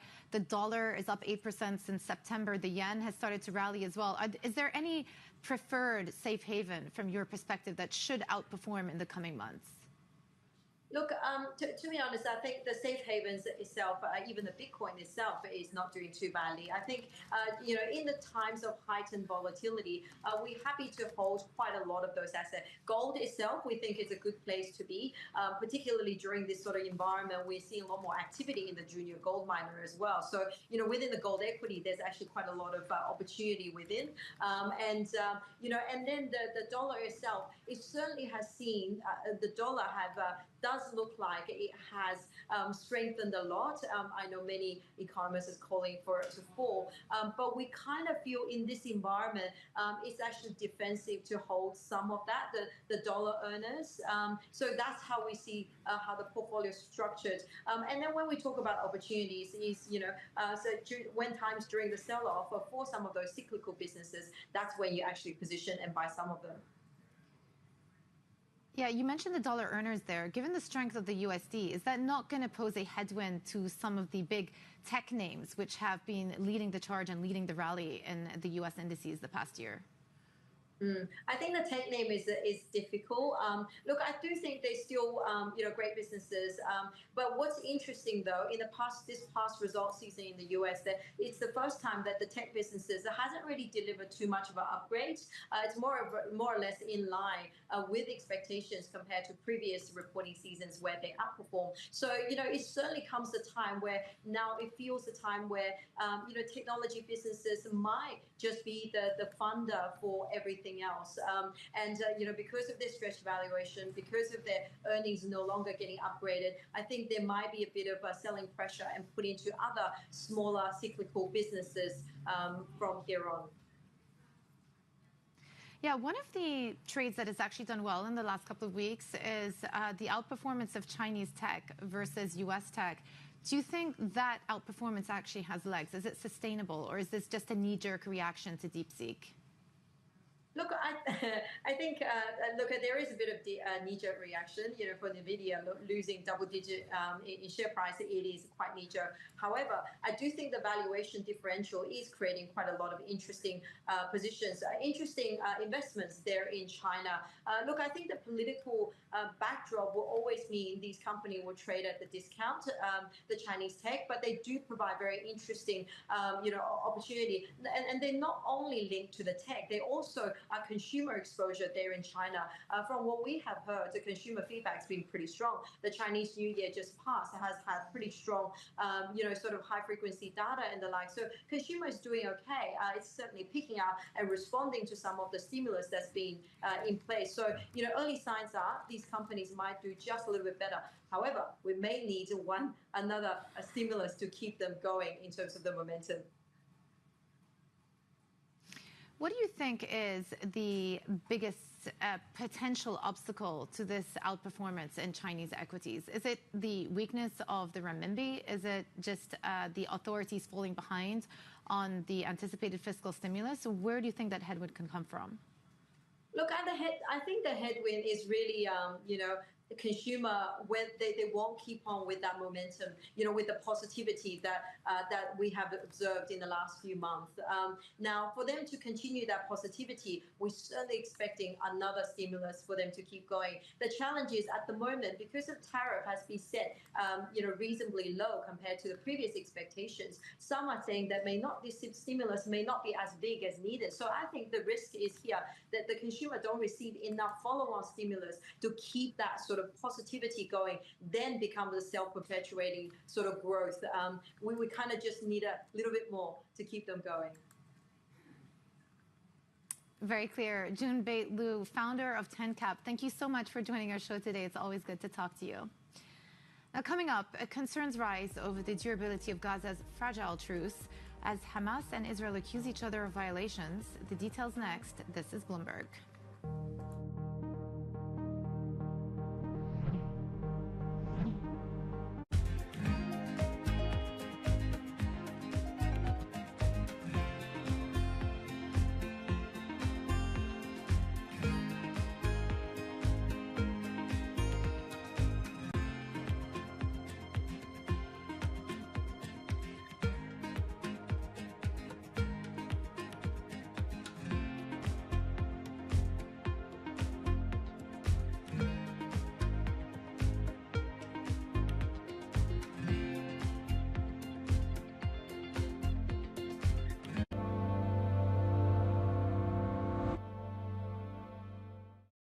Get your fixed income fix. Watch Bloomberg Real Yield around the world right here on Bloomberg. Context changes everything.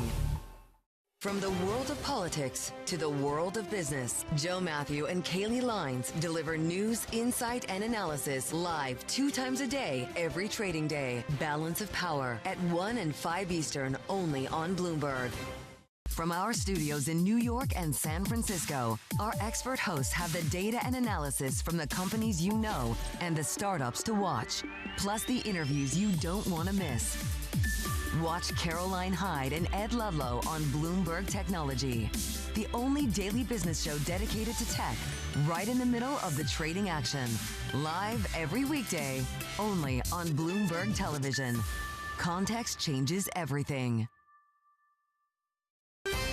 Bringing you up-to-the-minute tech news whenever and wherever it happens. I'm Ed Ludlow in Las Vegas, and this is Bloomberg. There is this real momentum from Wall Street. We are basically deep in the European earnings season. Take a look at how we're faring when it comes to Asian markets.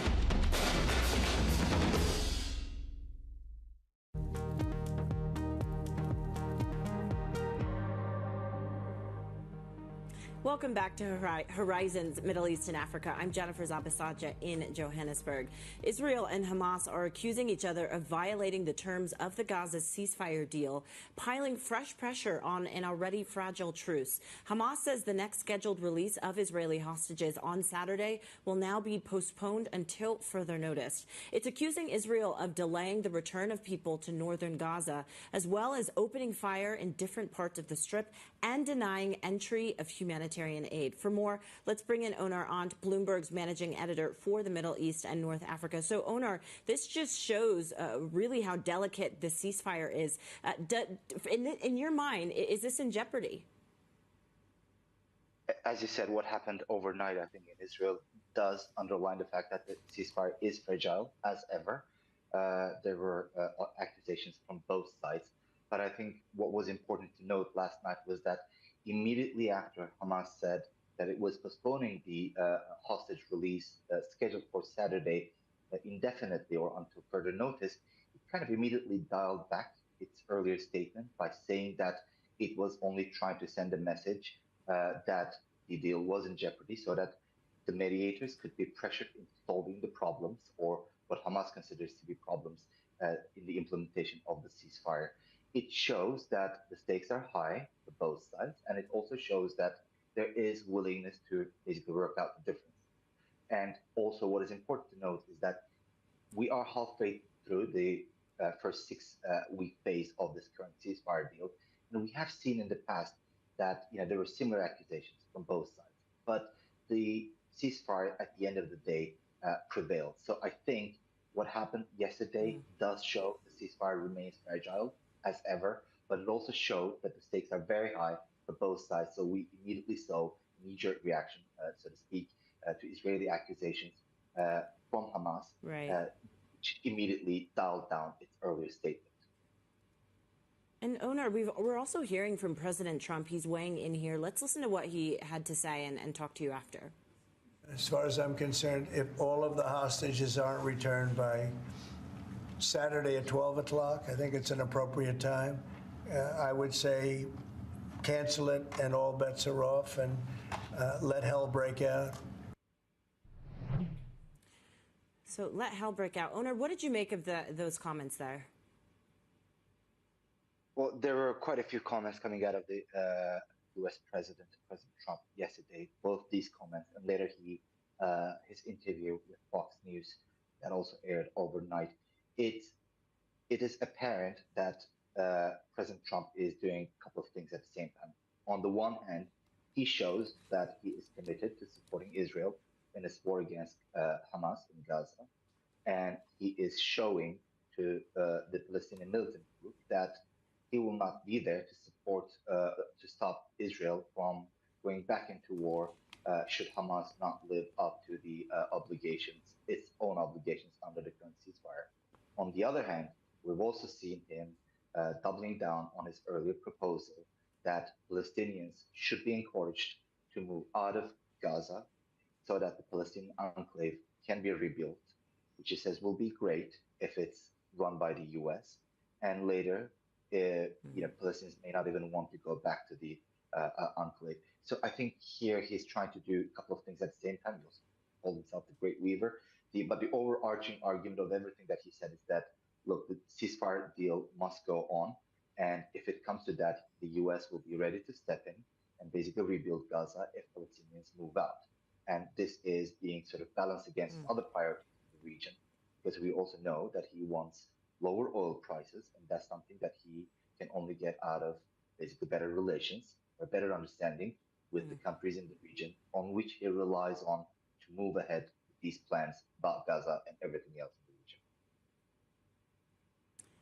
Onar Arndt, really great reporting as always. Bloomberg's managing editor for Middle East and North Africa there. Onar, thanks so much for joining us.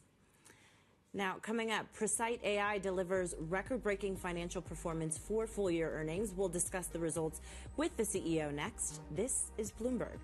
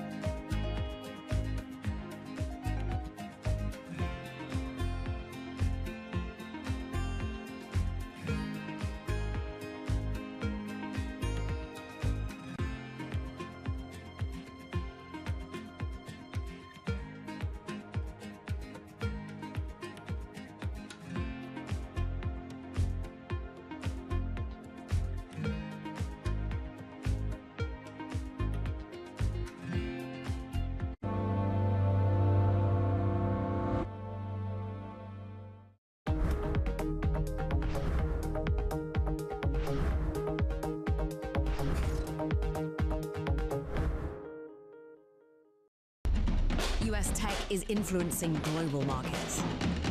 Technology is driving business across Europe. Companies in Asia are betting on tech. Jumpstart your trading day on Bloomberg Open Interest. 2 hours of single stock stories that are driving the opening bell action. We'll take you to Wall Street, Main Street, the C-suite, and beyond. These are companies that are growing their market. The great companies in the U.S. are the companies hitting the cutting edge. That's a different story. Get the inside track on what's buzzing in markets. With the players who are shaping the narrative. If you have bad earnings reports, you're going to get punished. They're not buying what the industry is selling. Join us on Bloomberg Open Interest. Every trading day, only on Bloomberg. Key investors, top executives, global innovators. Join me for in-depth conversations with the biggest newsmakers on the day's top stories. Insight with Haslinda Onin, only on Bloomberg.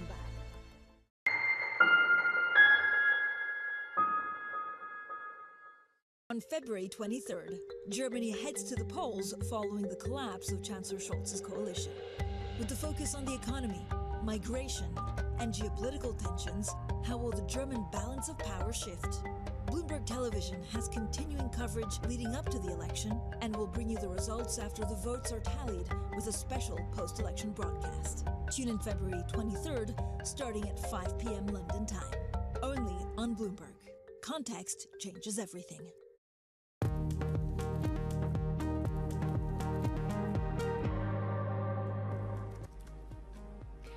Welcome back to Horizons Middle East and Africa. I'm Joanna Bersachi in Dubai. Now for a look at some of the other stories we're following today. President Trump has refused to endorse J.D. Vance as his successor, saying it is too early to make a call. Trump's comments to Fox News came as the vice president visits Europe, attending an AI summit in Paris and preparing to represent the U.S. at the Munich Security Conference.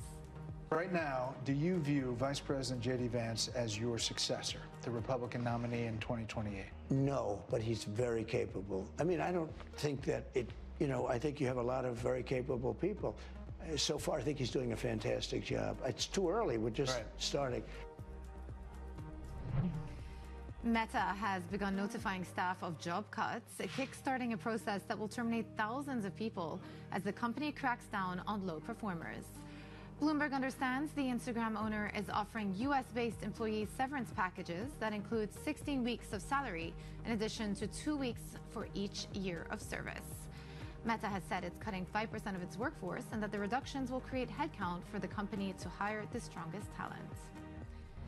The Middle East was a key region helping boost McDonald's sales in the fourth quarter as growth in the international business made up for a decline in the U.S. The growth snapped 2 straight negative quarters for McDonald's, which were prompted by diners cutting down on restaurant outings and boycotts following the Israel-Hamas war. This latest quarter saw the division that includes Japan and the Middle East post a 4.1% increase in same-store sales. Egypt's inflation slowed only slightly in January, potentially complicating the timing of the central bank's first interest rate cut since 2020. Annual consumer prices in urban areas rose 24% last month. Egypt's central bank has held its base rate at 27.25% since last March, with the next decision due on February the 20th. And Mali has introduced taxes on mobile voice calls and mobile money withdrawals to support its fight against an Islamic insurgency that's threatening to take over parts of the country. Customer recharge for calls will incur a tax of 10%, while mobile money wallet withdrawals will be hit with a 1% levy. The new taxes, together with other revenue measures, are expected to raise roughly $220 million to finance security and energy. And coming up on the show, we are going to be getting the latest on the situation in the Democratic Republic of Congo with Ida Sawyer of the Human Rights Watch. This is Bloomberg.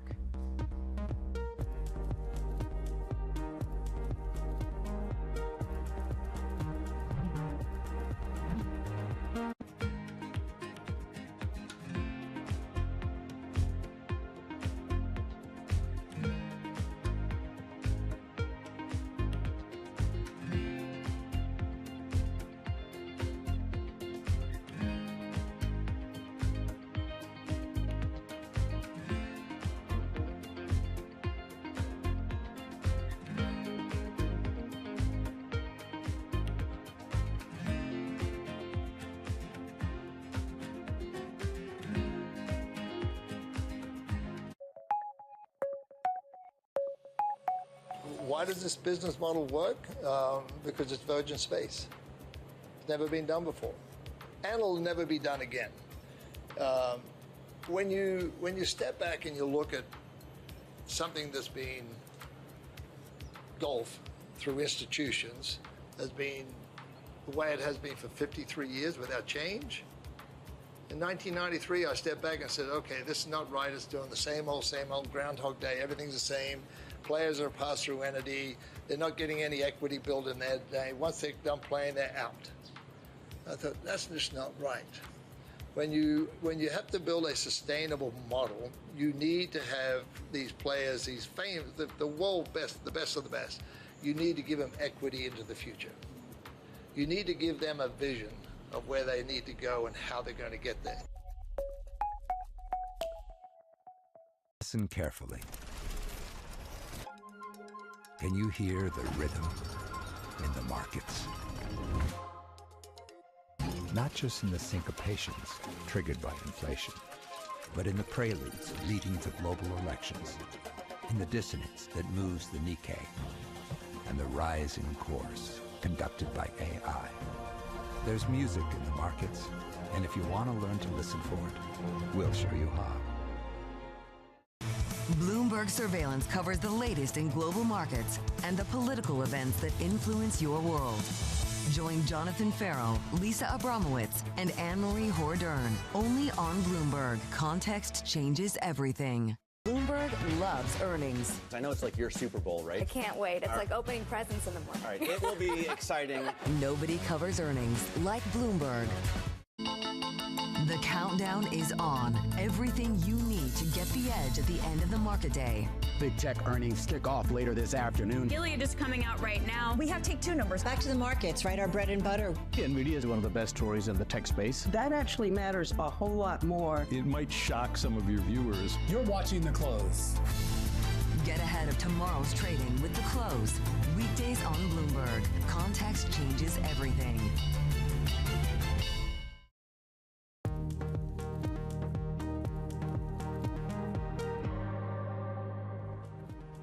This is Horizons Middle East and Africa, our top stories this morning. President Trump sets a 25% tariff on steel and aluminum imports effective from March 12th, and he warns the rate may go higher, also adding cars and chips could be next. Israel and Hamas accuse each other of violating the terms of the Gaza ceasefire deal. The militant group now saying it will postpone the hostage release until further notice. Plus, no thank you. OpenAI Sam Altman politely rejects a $97 billion takeover bid led by Elon Musk, who says he wants to return it to being a force for good. It is just gone past 7:30 a.m. in South Africa. I'm Jennifer Zabasaja in Johannesburg. And I'm Jumana Versace in Dubai, where it's just gone 9:30 a.m. Welcome to the second hour of Horizons Middle East and Africa, or the second half of the second hour of the show. And Jen, if it's not President Trump in the headlines, it's Elon Musk in the headlines today. It's one or the other. You take your pick. Yes, and I actually liked Sam Altman's response. No, thank you. It was polite, right? It was very fascinating to see that. Listen, polite, yeah, as you mentioned, Jumana, it is all about tariffs, really, when we focus in on what the markets are doing. But still, if you take a look at the response from investors, still quite muted, as you can see here right now. If we take a look at U.S. equity futures, trading in the red, still there is this risk-off sentiment that we are seeing following President Trump's commentary about these tariffs. But still not so significant. What we did see from the S&P on Monday, we saw most of the indices actually closing higher in the green despite all of this tariff talk. And this tariff back and forth, we're actually hearing from Morgan Stanley analysts suggesting that potentially the tariffs and the counter tariffs are going to weigh in on oil-intensive parts of the global economy, potentially creating uncertainty over demand. But right now, if we take a look at Brent crude, up just about 0.4%, also paying close attention to what the rand is doing. Little change right now, as you can see, but still in focus because, of course, we've seen President Trump targeting, at least verbally, South Africa when it comes to aid and potentially what this relationship looks like going forward. But still quite a muted response compared to what we did see last week when we did hear from President Trump speaking about his opposition to some laws here in South Africa. And still a lot of this uncertainty is creating this rush to safe havens, as we've talked about quite a bit with a number of our guests on the show. Gold up just about 0.4%. We also saw here in South Africa on Monday, gold miners closed higher. And again, it's a lot of this uncertainty, but gold climbing to fresh record highs. And as we continue this tariff talk, it's not just us talking about it, Jumana, as this chart is showing.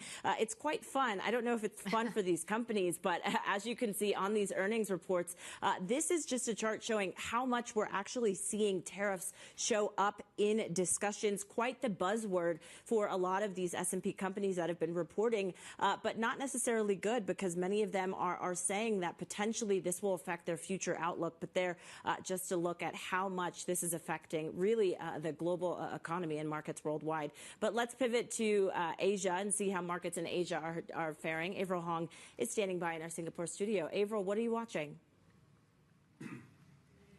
Yeah, we're seeing mostly risk off in the region amid the tariff uncertainty. I talked you through the stock performance earlier, so I thought I'd just highlight the moves across FX. Is looking pretty flat now, but some of these moves were more pronounced earlier, especially for the likes of the Korean won amid the tariff uncertainty. And as some analysts have been highlighting, including the likes of BNY, the Korean won might remain under pressure even without the tariff uncertainty, given the slowing growth momentum in Korea, the expectations of the BOK's rate cut. And of course, when it comes to tariff, front and center has really been China, and investors have been watching out for any signs that China's going to allow some currency depreciation, maybe a way for it to deal with the harsh effects of tariffs. Dollar China today at 7.30, but what was interesting was via the PBOC's yuan fix, it was higher for a third session. So maybe it is loosening the reins on the renminbi a little. And then when it comes to the Japanese yen, it's flat against the greenback, but it's among the best performers in the G10. And I think this speaks to the idea that, and some of our analysts have been highlighting this as well, when it comes to avoiding negative action from the US, it might be Japan faring better against the likes of Canada, for example, especially given the recent Ishiba-Trump summit. Thanks so much. Avril Hong in Singapore for us there. Thanks, ladies. Well, turning to AI now, and UAE firm Presight AI has announced results for the full year ending 2024. The company saw record revenue of 2.2 billion dirhams. That is an increase of 24% compared to the year before. Really happy to say that joining us now is Thomas Parmatedham, the CEO of Presight AI. So it's not just revenue that has jumped 24%, but also I see EBITDA has also jumped about 25% as well. Absolutely. It speaks to a strong financial year. So walk us through some of the highlights of 2024. Well, I think 2024 has been a transformational year, and thank you for having us. You know, the revenue numbers and EBITDA numbers speak for clear metrics that beyond the hype of AI, where it's been applied across the UAE domestic market and in the international markets that we work on, it's a true testament to where solutions are really making an impact. Yeah. But beyond that, you would see from the metrics that we have, our order book's grown. We signed a total of 3.6 billion dirhams of orders this year in 2024, and of which 23% came from the international market.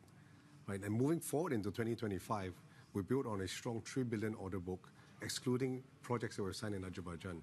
What is it telling us? It's saying that if you take the solutions and the new technology, like AI, generative AI today, apply it to the verticals that impact the society, so government sectors, financial sectors, energy, smart cities, you would see a creative value that translates back to financial numbers because the solutions that Presight has done brings true value. Yeah, I'm curious to see that 23% international figure. Which are the markets that have been buying your products? So right now, Presight has strong focus on the global south market. We have projects now in Jordan and Angola.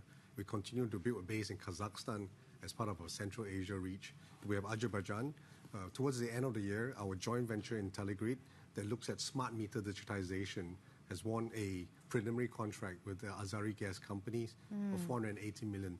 So the ability to bring digital transformation into global south markets is really where we're seeing good results. Yeah, interesting. And of course, the very purpose of the company is to use AI to solve real-world problems in energy, finance, and public services, as we were just talking about. Where does the acquisition of the majority stake in AIQ fit into that? Well, that's where the energy sector is, right? And with that, we have an excellent chairman has joined us, Dr. Sultana Jaber, who's been driving AI in energy and energy for AI. And the acquisition brings about AIQ into the portfolio of Presight, but also brings about ADNOC as a client and partner and a shareholder. What we have done with AIQ is to really transform. We launched the first energy large language model based on agentic AI approach. We're seeing in the 90-day period that we've launched since EDIPAC, true transformation in the fields of reservoir site selection, seismic cube analysis. We're shortening things that used to take processes that took 2 months in a field of engineers down to weeks. So the savings where energy and AI is converging and how energy, AI is making the world better is a true standard. Yeah, you speak to the productivity gains there and shorter timeframes for getting work done. What about the impact that it's having on people's jobs? Have you seen with your customers that they've reduced headcount to account for the more reliance or more dependence on AI applications? No, I think that wouldn't be the right way to look at it. So productivity gain is definitely one impact of AI. And what you're seeing is the adoption of AI assistant. So we are using AI to assist our lives more today to do our job better. The fear that AI will replace workforce, I think it's inaccurate. What you should really look at is how can we do our job better and more efficient and produce higher value results with AI assisting us. So no, I see clients adopting AI more, less so of cutting back on the workforce. Yeah, let me just ask you about DeepSeek, only because people are talking about it as an advent that has really showcased that the cost of innovation is a lot cheaper. And I've spoken to many people over the last couple of weeks, and they say actually for the consumer it's a positive thing because it leads to the democratization, commoditization of AI applications. But from a cost perspective, do you anticipate DeepSeek to be a bit of a game changer in the industry? I think you need to pull up the view, not just from DeepSeek, and you look at innovation drive, cost saving, efficiency, and you look at where the open models are. So regardless of what it is, we're going to see more efficient open models that will be available to the greater community, not just the consumers, but developers community. Presight build, apply AI solutions, and now we have more models to work on. For instance, in the energy AI large language model, we have to use 33 different models to look at it. So as the cost of models decrease, we focus more time on creating value-added algorithm gains. So it's not just the model, it's what you do with it. And as the cost of model reduces, we can spend more time developing the true value of the specialized tasks you need. Yeah, it's more targeted application. It's more targeted, absolutely. Well, that's a really good place to leave it. Thank you so much for coming on our show today. Thank you. Thanks for having us. Really good to chat to you. Very insightful. Thomas Pramotedham, CEO of Presight AI. Thank you. Well, coming up, we get the latest on the situation in the Democratic Republic of Congo with Ida Sawyer of Human Rights Watch. This is Bloomberg.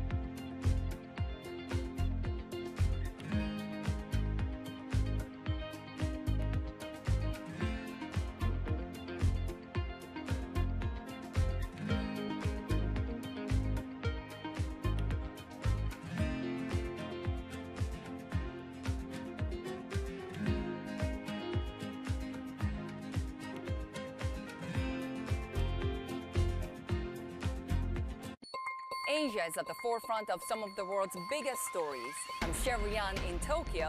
And I'm Heidi Stroud-Watts here in Sydney, where the trading day begins. We're here in the center of all the action to get you set up with the numbers, news, and knowledge you need for the day ahead. The demand is indeed recovering. We've been waiting for this moment. The opportunity of a century. Join us on Bloomberg The Asia Trade. Weekdays only on Bloomberg TV. Context changes everything. Bloomberg brings you breaking news 24 hours a day. Powered by 2,900 journalists and analysts in more than 150 offices across the globe.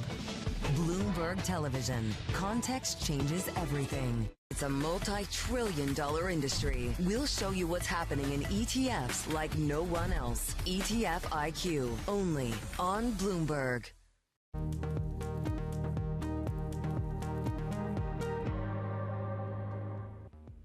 Welcome back to Horizons Middle East and Africa. I'm Jennifer Zabasaja in Johannesburg. Calm is holding in the eastern part of DR Congo days after African leaders called for a ceasefire in the country. The city of Bukavu has reopened after bracing for a potential attack by M23 rebels who have already captured the city of Goma. At least 3,000 people have reportedly died in the violence. Now, joining us now is Ida Sawyer, Director of Crisis, Conflict and Arms Division at Human Rights Watch, who is in the capital of the DRC, Kinshasa. So, Ida, great to get you on. You lived in Congo for a number of years. You've seen a number of different rebellions take hold of various cities in the country. Talk to us about what you know about the situation on the ground there.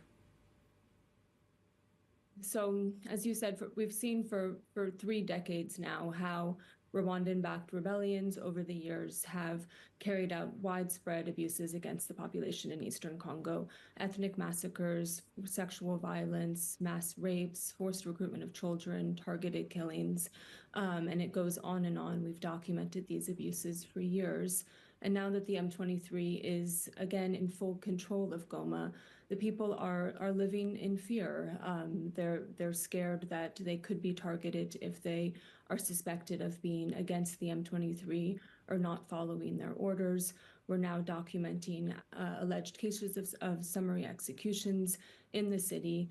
And people are also struggling just to get access to water, to food, to basics, to healthcare after having survived several days of really heavy fighting in the city. As you said, up to 3,000 people killed, including combatants and civilians, thousands more injured, struggling to get access to healthcare. It's a very densely populated city of over 1 million people with over 500,000 displaced people who had lived in camps on the outskirts of the city, which have now been dismantled, and the displaced people are also don't know where to go, struggling to get access to aid and assistance, and just survive day to day. Ida, we've heard the M23 say that they are fighting for the rights of Tutsis. We know that they're majority Tutsis that make up the M23, and also potentially protecting Rwanda. Rwanda is supporting them reportedly to protect the country. Are both sides right to be concerned? What do you think about their accusations, at least put out there? So there have been attacks against Tutsi and perceptions that Congolese Tutsi have been targeted here in Kinshasa and in other parts of the country. There is anti-Rwandan rhetoric that has been exacerbating in recent weeks and months with the fighting that's happening in the east. And the FDLR is an armed group that was originally formed by Rwandan Hutu who had participated in the genocide in 1994. This group is much smaller now. It no longer poses nearly the risk that it has posed in the past to Rwanda. Most of those who participate in the genocide are no longer alive or active fighters. But the Congolese army, some officers have continued to collaborate with the FDLR, provide support to them, and that needs to stop to end these cycles of violence. But at the end of the day, it is all of the Congolese population across eastern Congo who is suffering the most because of Rwanda's backing of this abusive M23 group. Ida, what does the potential, and this is again reported, smuggling of minerals have to do with this? Because as you mentioned, this has been going on since independence for decades. How does this cycle stop? Is minerals part of the discussion here? So it does seem to be one of the real motivating factors for why Rwanda is in Eastern Congo now, is to have access to the mineral resources, so especially gold and coltan, much of which transits through Rwanda and then goes on to other countries, especially in the United Arab Emirates. Other members of the Congolese security forces and other armed groups are also involved in smuggling and controlling resources and profiting from them. And the lack of transparency, lack of control over these mineral resources has been a key factor in fueling the conflict. And we need to see real progress in putting that transparency in place, but really holding those abusive armed group leaders and those backing them, holding them to account to end these cycles. What does that mean from the international community, Ida?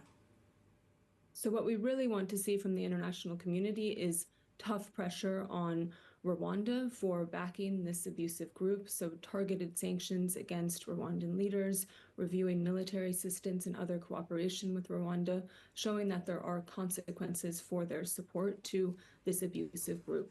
We've seen in the past the US, the European Union, and others take strong measures, and that has pushed Rwanda to step back. But we just aren't seeing that this time. So we really want to see more of that pressure, but also on the Congolese government side, they need to stop their collaboration with abusive armed militia groups as well. And we need to see accountability for officers, Congolese security force officers and armed group leaders on the Congolese side who are also responsible for abuses.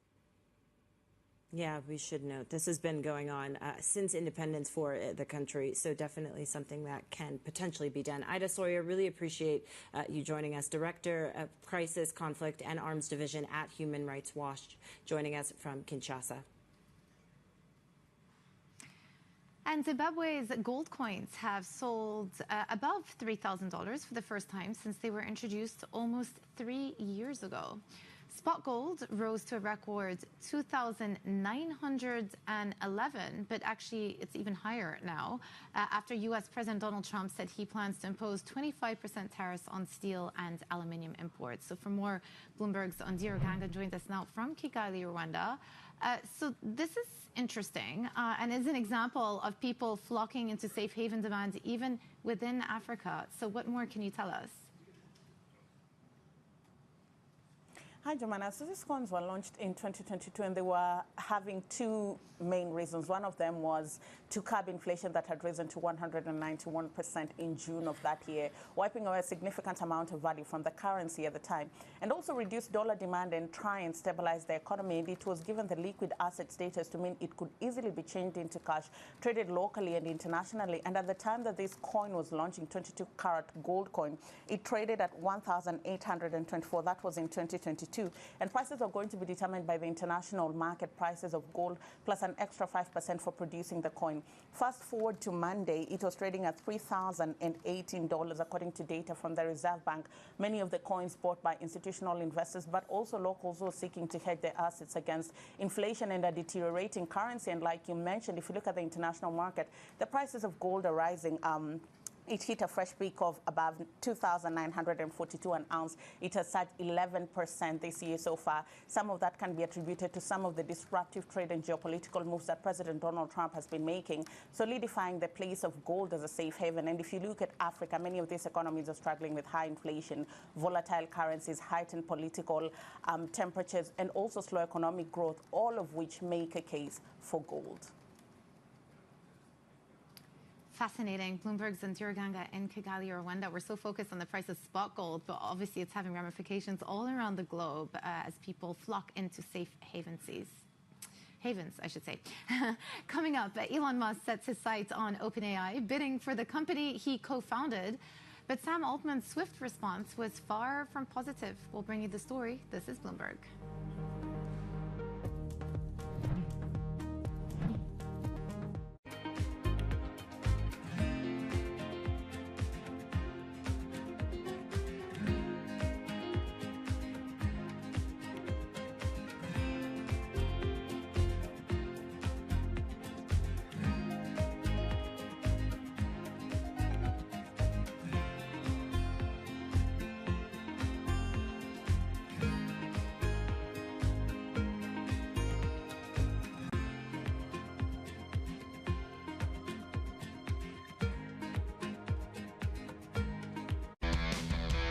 Bloomberg Invest is back.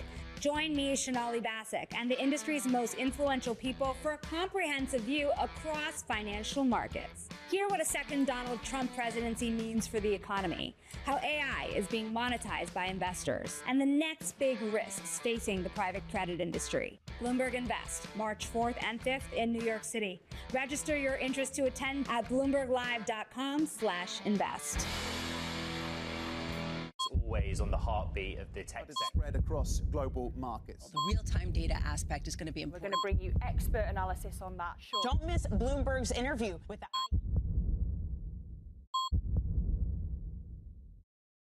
U.S. jobs numbers are released. Bloomberg has the report under surveillance with crucial data and expert analysis at terminal speed. Nobody covers Jobs Day like Bloomberg. Welcome to the world of decentralized finance. Massive outperformance from Bitcoin. Bloomberg is covering all things crypto, the people. The tectonic shift emanating from Washington. All we're looking for is clear rules and the ability to build in the United States. Crypto shouldn't be partisan. The transactions. Really a record-breaking moment. Crypto VC is back. And the technology. It's really the beginning of a global on-chain economy. And if America doesn't embrace it, we're going to be left behind. Bloomberg Crypto, only on Bloomberg.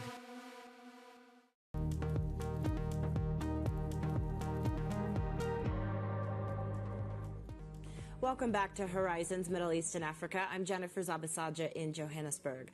OpenAI CEO Sam Altman has rebuffed a $97 billion bid from a group of investors led by Elon Musk to buy the nonprofit that controls the ChatGPT creator. Let's get more with our tech reporter, Annabelle Drulers, who's been following this story. So, Annabelle, the fact that Altman turned this down, is that any surprise? He said no thank you.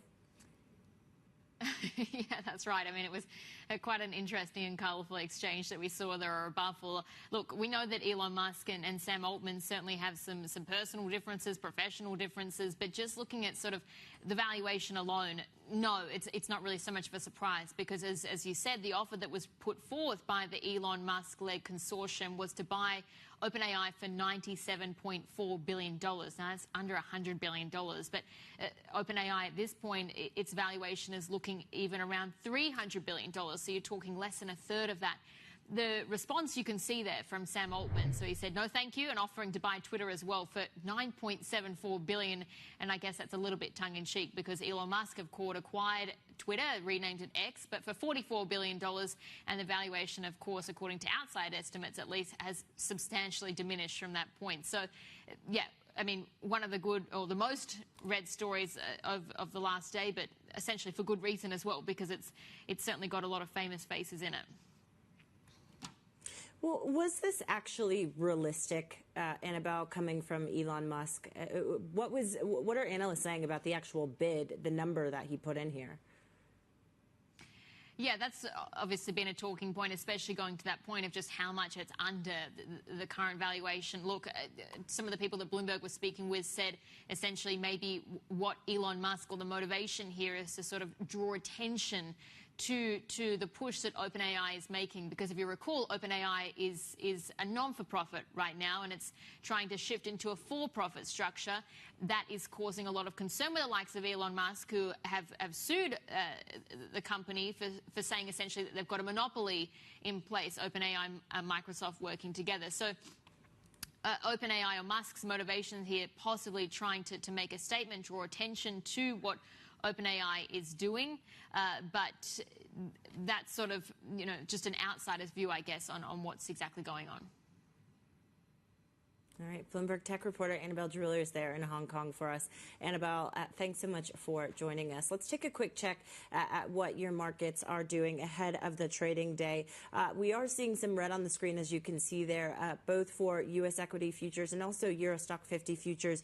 Investors are really focused in on these tariff threats, but trying to figure out what is actually going to pan out and in terms of action and what that could potentially mean for corporate earnings, inflation, trade moving forward. So a bit of red on the screen. So we'll pay close attention to how that pans out when the trading day starts later today. But that's it for Horizons Middle East and Africa. I'm Jennifer Zabasaja in Johannesburg with Jumana Bersetchi in Dubai. Stick with us for Daybreak Europe. That's next. This is Bloomberg.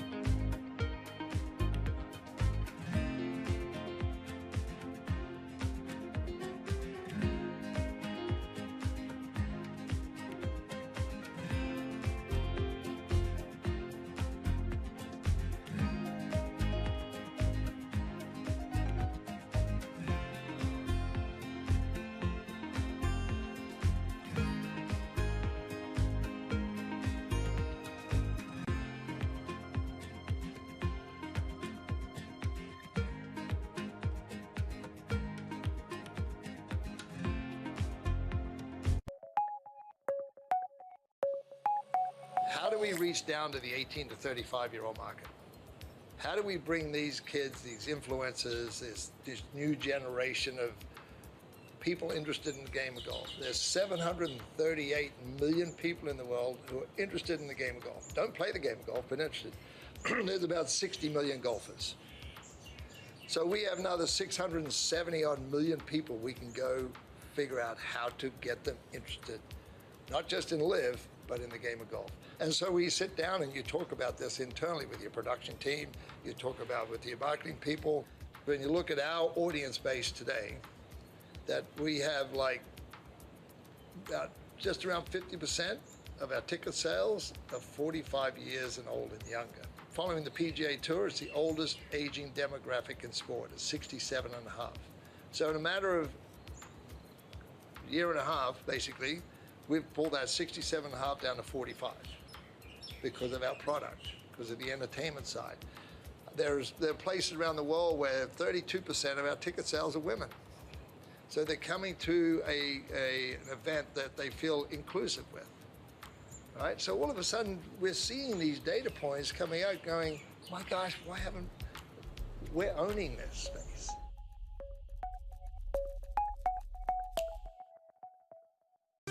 Good morning. This is Bloomberg Surveillance. Welcome back to the opening trade. This is Bloomberg Technology. This is the Asia trade. This is Wall Street Week. Welcome to Balance of Power. This is Bloomberg Television. Bringing you up-to-the-minute financial news whenever and wherever it happens. I'm Michael McKee at the Federal Reserve, and this is Bloomberg. Good morning. This is Bloomberg Daybreak Europe. I'm Lizzie Burden in London, and these are the stories that set your agenda. Asian stocks and US futures fall after Donald Trump slaps a 25% tariff on all steel and aluminium imports. The US president also warns of levies on cars and chips. OpenAI says no thanks to Elon Musk, rebuffing a $97 billion offer for the company. We'll bring you reaction from the AI Action Summit in France, where the world's top AI players are gathering. Plus, hypercharged hearings for the Fed chair. Jay Powell heads to Capitol Hill to face questions on President Trump's policies on tariffs, banking regulation, diversity, and more.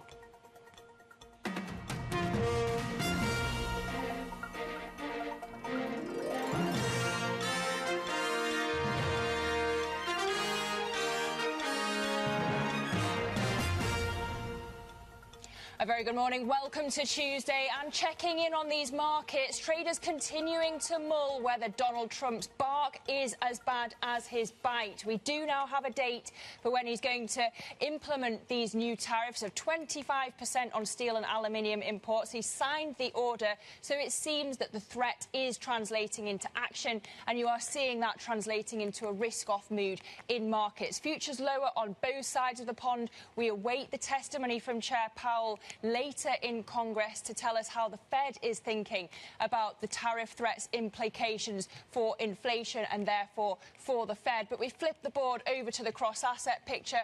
Japan's on holiday today, so you've no cash trade in treasuries, but gold inching towards $3,000 because of this risk-off mood, the flight to safe havens. We've got Brent trading at $76 a barrel. That's been boosted, I should say, by our Bloomberg scoop that the activist investor Elliott has taken a stake in BP. You've got the pound trading at $1.23, digesting these comments from Catherine Mann over at the Bank of England on why she decided to go from Arch Hawk to Arch Dove. We'll get into that later. And we've got Bitcoin trading just over $98,000 as it processes all of this. But we've got breaking earnings on the terminal out of Italy. UniCredit results for the fourth quarter coming in now. Net income at $1.97 billion, so a beat there on the estimate of 1.62 billion euros, I should say. And UniCredit's full year 2024 total distribution coming in at 9 billion euros.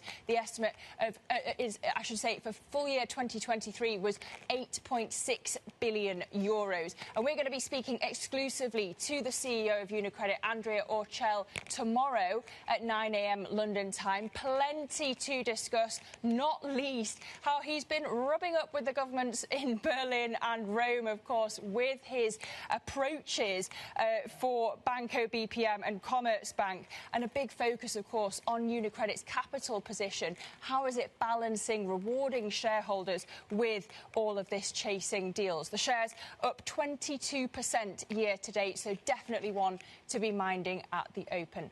But let's get over to Asia now. Avril Hong's on standby in Singapore with a look at how Asia markets are reacting to these Trump tariffs. Avril, what's happening? Yeah, Lizzie, I guess we're part of the risk-off as well. The tariff uncertainty, most of the region's stocks in negative territory. The Kospi TAIEX paired earlier gains, Chinese shares snapping a winning streak. But flip the board, I just wanted to highlight what's behind a lot of the price action today is that focus on the Chinese EV makers. We had a big event, a highly anticipated one in Shenzhen from BYD, and it unveiled that it's going to be offering a free smart driving systems across all its vehicles, what one analyst called a price cut without a price cut. So that's hitting its competitors. BYD stock rose as much as 4.5% earlier to an intraday record high. Pairing gains, it is overall in overbought levels. Flip the board again, because when it comes to tariffs, we talk about China, we talk about Japan a lot. So with that, I just highlight what we're seeing in India as well, because some of the analysts or economists from Morgan Stanley all the way to Nomura, they highlight the likes of Thailand and India as one of the most exposed when it comes to reciprocal tariffs from Trump, because if you look at the average tariffs from them to the US, they're higher than what the US imposes on them. And we've seen the rupee recently hitting record lows today, jumping by the highest in 2 years, and there's suspected a lot of intervention coming through from Indian authorities. So just thought I'd highlight as well what we're seeing there. All right, Avril Hong in Singapore, we thanks for breaking that down for us. But let's get back to the tariff story. President Trump ordering a 25% tariff on steel and aluminium imports, affecting all US imports, including from Canada and Mexico. Now, that levy is going to go into effect from March the 12th. Take a listen. So essentially, we're putting on a 25% tariff without exception on all aluminum and all steel. And it's going to mean a lot of businesses are going to be opening in the United States. And that's not it. He's warned there are going to be more trade barriers on the way, with cars and chips potentially the next targets. Let's get more now from our opening trade anchor, Kriti Gupta. Kriti, what do we know now about how these tariffs are going to apply and how they're going to interact with what's already there, the pre-existing tariffs? Yeah, well, protectionism isn't new. It certainly isn't something that Donald Trump has invented. You heard it from Avril there talking about the effect on things like the Indian rupee, for example, especially in light of COVID when we had that big commodity supply shock. You really did see a lot of these kind of exports from around the world kind of hit roadblocks in terms of how they're going to be exported because they wanted those supplies for their domestic audiences. This is just taking that to another level, these reciprocal tariffs. However, it's interesting that it's coming up on reciprocal tariffs because when he announced tariffs on Canada and Mexico, for example, both of those nations announced reciprocal tariffs, and that was not well received. So you can see how perhaps there are some bridges that are being burnt here. At the end of the day, you do have some of the EM countries that have the biggest exposure to the story, again, because of that commodity exposure and because of those critical minerals. The exception there might even be a little bit of China, just given that the levies are already much higher. Reciprocal tariffs actually bring that level down in theory. OK, that's interesting. But then maybe we could get some exemptions. Australia being considered for exemption. Could there be other countries as well? This is where that commodity-heavy exposure really comes in handy. Remember, Australia's economy is very exposed to what happens in China, for example. So not only are they major mining exporters as well, but they also have that second-hand kind of trade relationship and financial market relationship from China as well. That's perhaps why Australia could be actually exempted from it. If you're thinking about raw materials like copper, for example, or even steel, aluminum, critical resources, rare earths even, that you may not get from other sources, Australia could ultimately be that source. So that's one idea, but other sources would probably have a similar profile. And then you mentioned yesterday about whether there were doubts about whether Trump and Putin had called. To me, it seems a bit like, you know, when they shake hands and who has to be on top. Yeah. But now doubts about whether Trump and Xi are talking as well. Yeah, Yeah, absolutely. And now he has made those comments before that there is going to be some sort of negotiation, some sort of conversation between the two leaders. We know there wasn't much dialogue between Xi Jinping and Joe Biden as well. Donald Trump even inviting Xi Jinping to the inauguration. He, in turn, sending his deputy, the vice president of China, instead. But he did tell Fox that there has been some sort of conversation. It's unclear when that happened or what that was actually regarding, but that the dialogue does exist, even as he is creating these levies on China and some of these export restrictions. OK, opening trade anchor Kriti Gupta, who'll be back at the top of the next hour with her show as well. But let's get into how the tariff story is impacting the Fed. Fed Chair Jay Powell heading to Capitol Hill today, where he's going to face a barrage of questions on Trump's policies. We can get more now from Bloomberg's Valerie Teitel. Val, a hypercharged hearing. What are we expecting?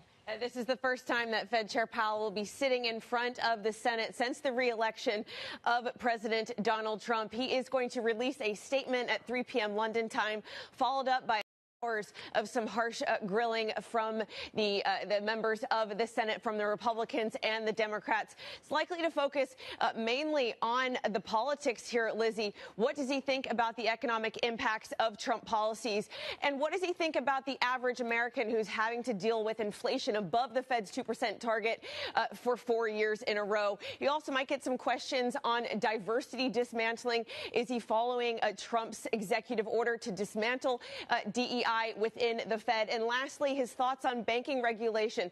Does he agree with the push from the Trump administration for deregulation in the banking sector? Does he align with that drive from Trump administration? Lastly, Lizzie, I do want to point out he might get a different tone from the Democrats versus the Republicans. If we flip on and just look at how inflation expectations between the two parties have really diverged. The Democrats, for example, see a risk of resurgence in inflation in the next year, while Republicans don't really see that on the cards. He might get a very different tone when he's asked about the inflation impacts from tariffs from the Trump administration when it comes to Democrats versus Republicans. Watch out for that kind of divergence. And indeed we will. Bloomberg's Valerie Teitel, we thank you. And let's go from the macro to the micro. The other thing exciting traders, of course, artificial intelligence. And OpenAI CEO Sam Altman has rebuffed an unsolicited $97 billion bid from a group of investors led by Elon Musk to buy the nonprofit that controls the ChatGPT creator. Joining me now with the latest from Hong Kong is Bloomberg's Annabelle Drulers. Annabelle, just how serious is this bid from Elon Musk? Can we kind of deduce his motivations in making it? Yeah, it's difficult to understand how serious it was. Of course, Elon Musk is someone who has a record of acquisitions in the past, Twitter or X as it's now known, just being the latest. But this one itself, I mean, offering just under $100 billion, I mean, it's not even close to the possible valuation of OpenAI that's currently being discussed, which is somewhere around $300 billion, for instance, that could be in play right now. So, yes, I mean, the push that Elon Musk is making here is that he thinks it's time to return OpenAI to being an open source, what he would call a safety-focused company as well. I'm sure Sam Altman might say that's already the case for the business, but still, that's what Elon Musk is wanting. As I said, that valuation, it really falls short of what is sort of mooted today, which is around that $300 billion mark. That's the mark that SoftBank, for instance, could be looking to inject funds at that sort of valuation. So that's what Musk wants, but could this actually throw a spanner in the works for OpenAI's plans for its transition to a for-profit company? Yeah, I guess that kind of goes back to the motivation part, which I just nodded to there, but digging into more details on that, maybe that is really what Elon Musk is trying to do here, which is to try and draw attention to this transition that OpenAI is trying to make, because we know, of course, OpenAI has followed a non-for-profit structure since its founding. This has been an issue within the company. We saw that sort of spilling into the public domain at the end of 2023 into 2024. Sam Altman is someone who wants to shift it into that for-profit structure. That sort of speaks to the feud that's been long-standing between Elon Musk and Sam Altman that has sort of taken place, because Elon Musk, of course, is one of the initial co-founders of OpenAI, but has since criticized it for essentially being too focused on the monetization of AI's potential.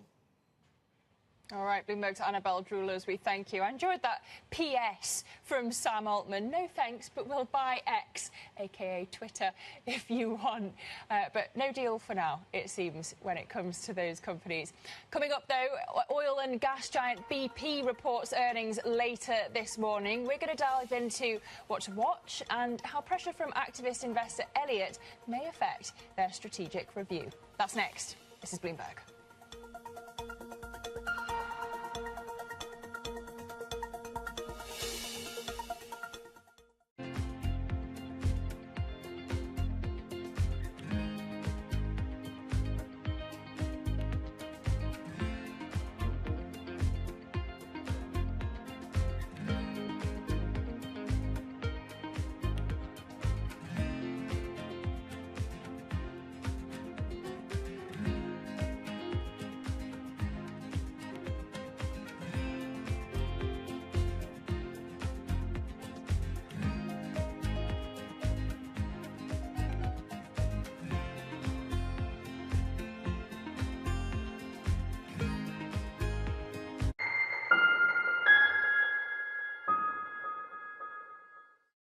Up-to-the-minute global financial news whenever and wherever it happens. I'm Jonathan Ferro. And I'm Lisa Abramowitz in Davos, Switzerland, and this is Bloomberg.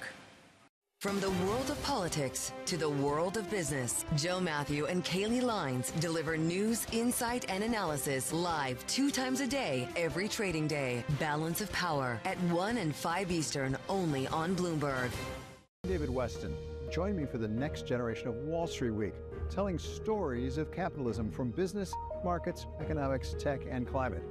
Each week, we'll go on the road for a look at what lies behind the headlines of today and what will likely be the headlines tomorrow. Above all else, it's a mission. It's done nothing but grow immensely. To me, that's an extraordinary sign. We can be the change that we want to see. Watch the all-new Wall Street Week. More than what you need to know, it's what you need to think about. There is this real momentum from Wall Street. We are basically deep in the European earnings season. Take a look at how we're faring when it comes to Asian markets.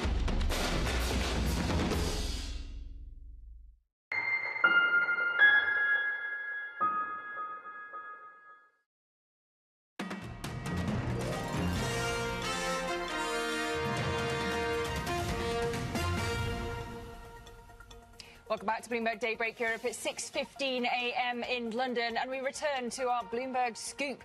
The activist investor Elliott putting pressure on BP after building a significant stake in the company. Now, the oil and gas major is set to report its own earnings later today. Shareholders hoping that this new impetus by Elliott will deliver strategic transformation. And we can get more now from Will Kennedy, Bloomberg's senior executive editor for energy and commodities. Good morning, Will.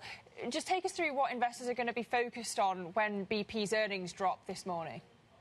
Morning, Lizzie. I think a lot of focus will be on the buybacks. Clearly, investors have demanded from all the oil majors big returns in the form of dividends and buybacks, but there is some concern with BP that its current rate of share buyback may prove unsustainable given a slightly softer oil price and declining refining margins, and they may have to pare it back a little bit. There's a view that they will probably try and get that bad news out today before their capital markets updates in 2 weeks' time. So it's going to be perhaps not a great set of earnings. It will be interesting to see how weak they are.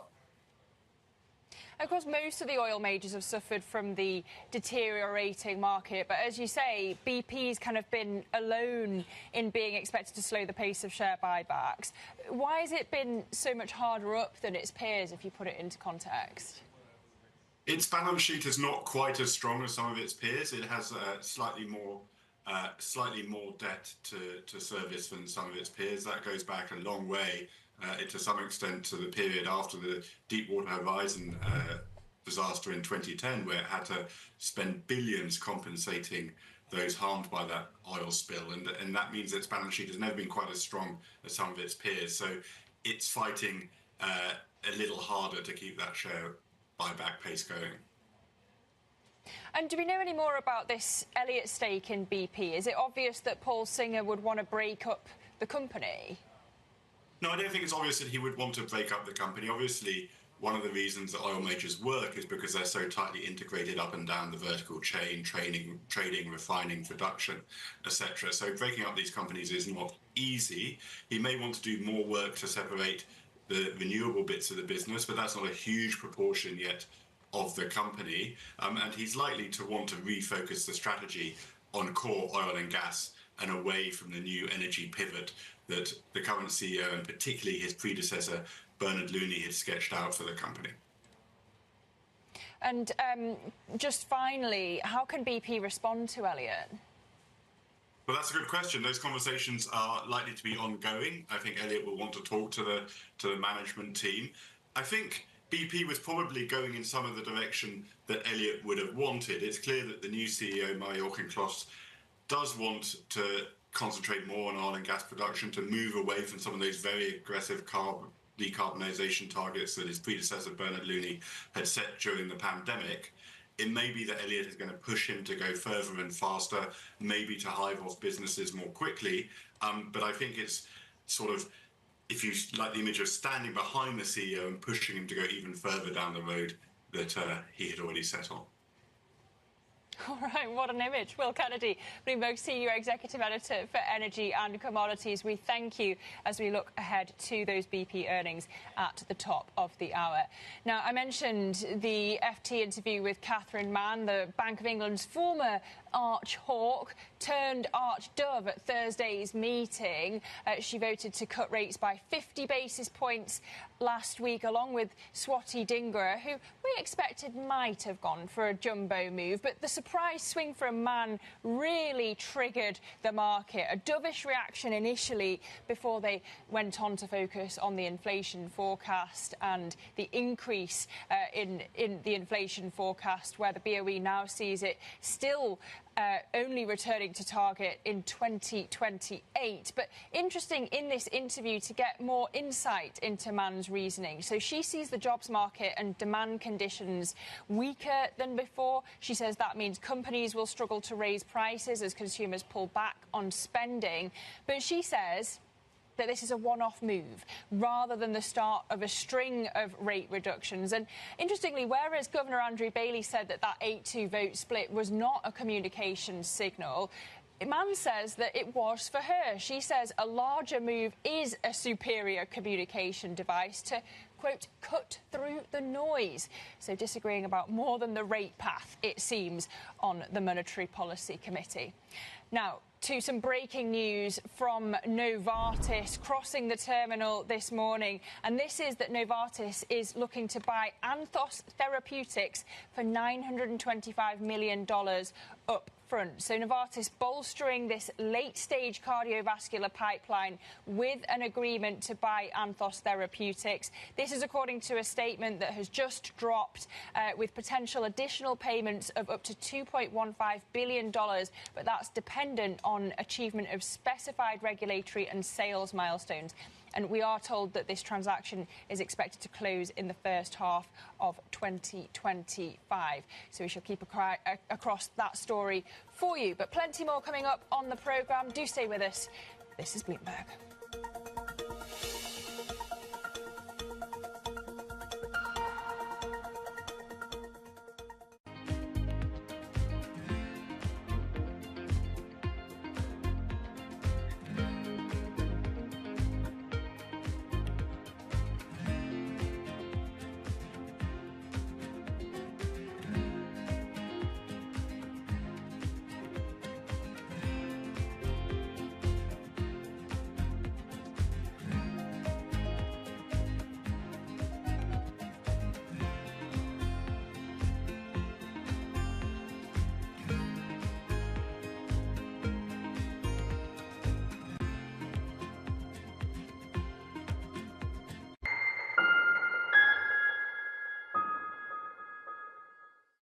Get your fixed income fix. Watch Bloomberg Real Yield around the world right here on Bloomberg. Context changes everything. U.S. tech is influencing global markets. Technology is driving business across Europe. Companies in Asia are betting on tech.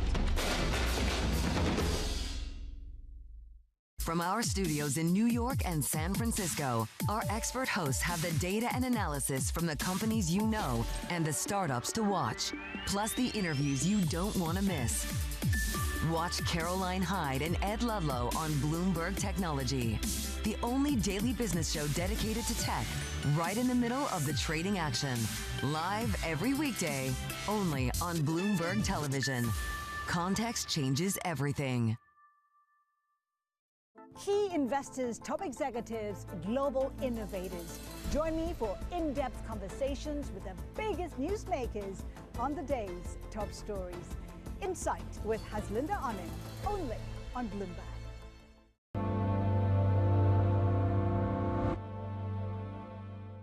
On February 23rd, Germany heads to the polls following the collapse of Chancellor Scholz's coalition. With the focus on the economy, migration, and geopolitical tensions, how will the German balance of power shift? Bloomberg Television has continuing coverage leading up to the election and will bring you the results after the votes are tallied with a special post-election broadcast. Tune in February 23rd, starting at 5 p.m. London time. Only on Bloomberg.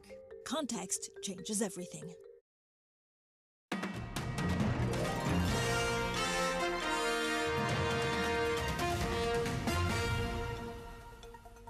Welcome back to Bloomberg Daybreak Europe. To one of our top interviews now, the French Finance Minister Eric Lombard says that France is going to keep its digital tax that hits major US tech firms, despite past threats of tariff retaliation from the US President Donald Trump. Speaking exclusively to Bloomberg's Tom Mackenzie, Lombard told us more about Europe's stance on trade talks with Washington. President Trump is a deal maker, so Europe will answer as strongly as the position of the United States, and either we'll have our own tariffs or we negotiate. We'll see according to the reaction of the United States to the answer we are preparing. Europe already has reciprocal tariffs in place on US steel from the previous trade conflict. They are now frozen. They could be unfrozen in March. Is that an easy response for Europe to go to? You unfreeze those reciprocal tariffs and let them snap back in? I will not give the answer before we have the official answer from Europe. How much pain is Europe prepared to inflict on the US? We are prepared to do whatever is necessary in order to be balanced. We have the same tools, we have the same weapons if need be, and we will use them very calmly. And we can assume that the European Commission has a list of targets that they would enact tariffs on. We are ready because we knew that was coming, so we are ready. Okay.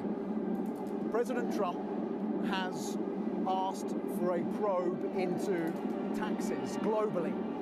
And one thinks of the digital taxes that France has that overwhelmingly impact US tech companies and bring in, 500 to 700 million euros a year. Would you and France consider dropping that digital tax in order to avoid a trade war? I'm not sure that the tax issue is related to the trade war, but we have put together a tax actually on the digital companies that we are maintaining because that is the law of France, and we'll see whether that comes into another type of conflict with the United States. I hope it will not, because tax is a question of sovereignty, and every country has its own tax system. We have our own, and we will stick to that. So that was the French Finance Minister Eric Lombard speaking exclusively to our colleague Tom Mackenzie. And we'll have full continuing coverage of the AI Action Summit in Paris. Heads of state and government will be the focus today, and we'll be speaking to the leaders from the Signal Foundation and French-American AI firm Hugging Face later on this morning. Now, to some other top stories making news. Bloomberg has learned that Donald Trump's envoy for Ukraine and Russia plans to present the US president options in the coming weeks to end the war. The envoy, retired General Keith Kellogg, will gather input from officials at the Munich Security Conference in Germany starting on Friday. And the options set the stage for Donald Trump to hold direct negotiations with Presidents Putin and Zelensky. Elsewhere, Europe is facing the threat of another energy crisis after natural gas prices soared to the highest in 2 years. Storage sites are less than half full, the lowest level since 2022. Colder weather and the loss of Russian gas transit via Ukraine have forced countries to tap into their fuel reserves.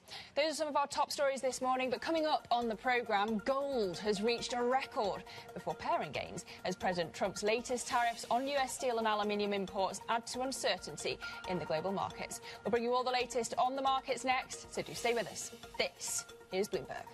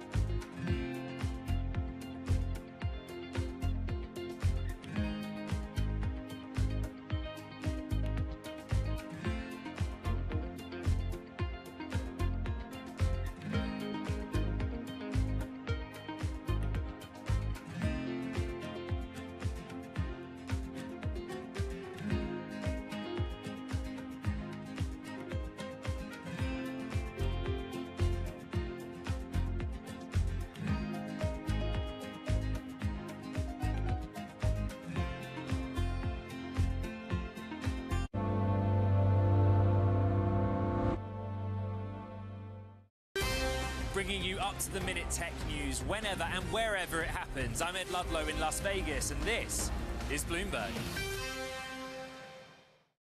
Bloomberg Surveillance covers the latest in global markets and the political events that influence your world.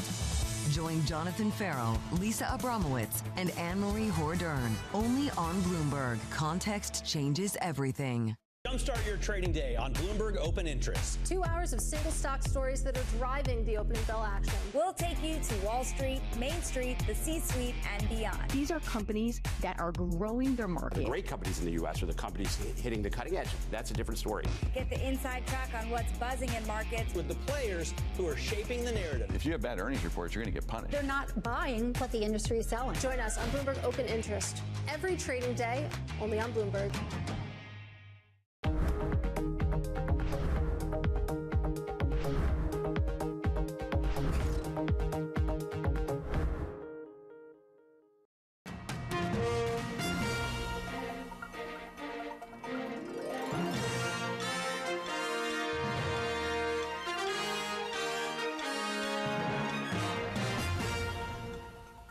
A very good morning. This is Bloomberg Daybreak Europe. I'm Lizzie Burden in London, and these are the stories that set your agenda. Asian stocks and US futures fall after Donald Trump slaps a 25% tariff on all steel and aluminium imports. The US president also warns of levies on chips and cars. OpenAI says no thanks to Elon Musk, rebuffing a $97 billion offer for the company. We'll have reaction from the AI Action Summit in Paris, where the world's top AI players are gathering. Plus, hypercharged hearings for the Fed chair. Jay Powell heads to Capitol Hill to face questions on Donald Trump's policies on tariffs, banking regulation, diversity, and more.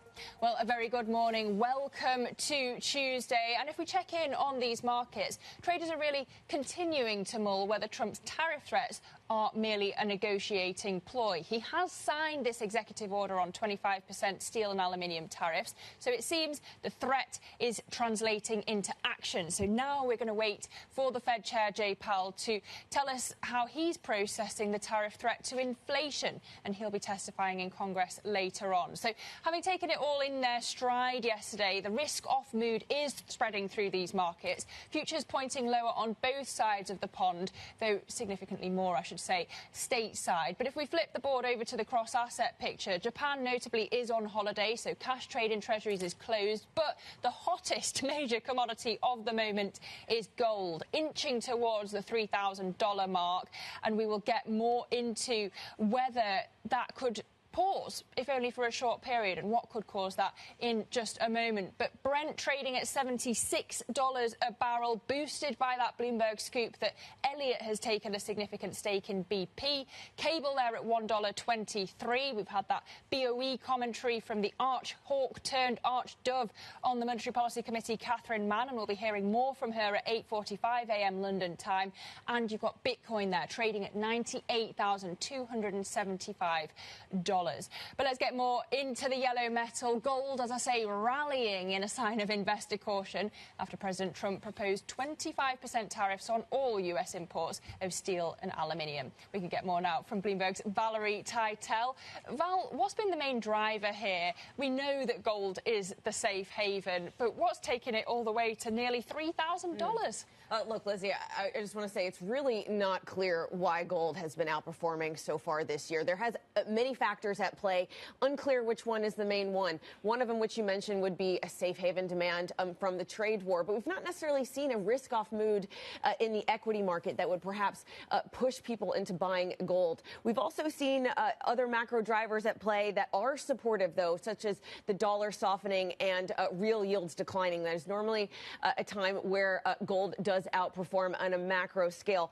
The other thing we also have to mention is that China has been buying gold. They've been going away from their treasury holdings into diversifying the holdings of their in their central bank assets, one of them including going into gold. That was actually something they did very strongly during the previous Trump administration. So maybe there's some speculation that China would ramp up their buying of gold under the second Trump administration. But again, it's quite unclear, why it's outperformed so much. There has been some speculation that the U.S. government could look to revalue their gold holdings, which has been talked about a lot within the macro space.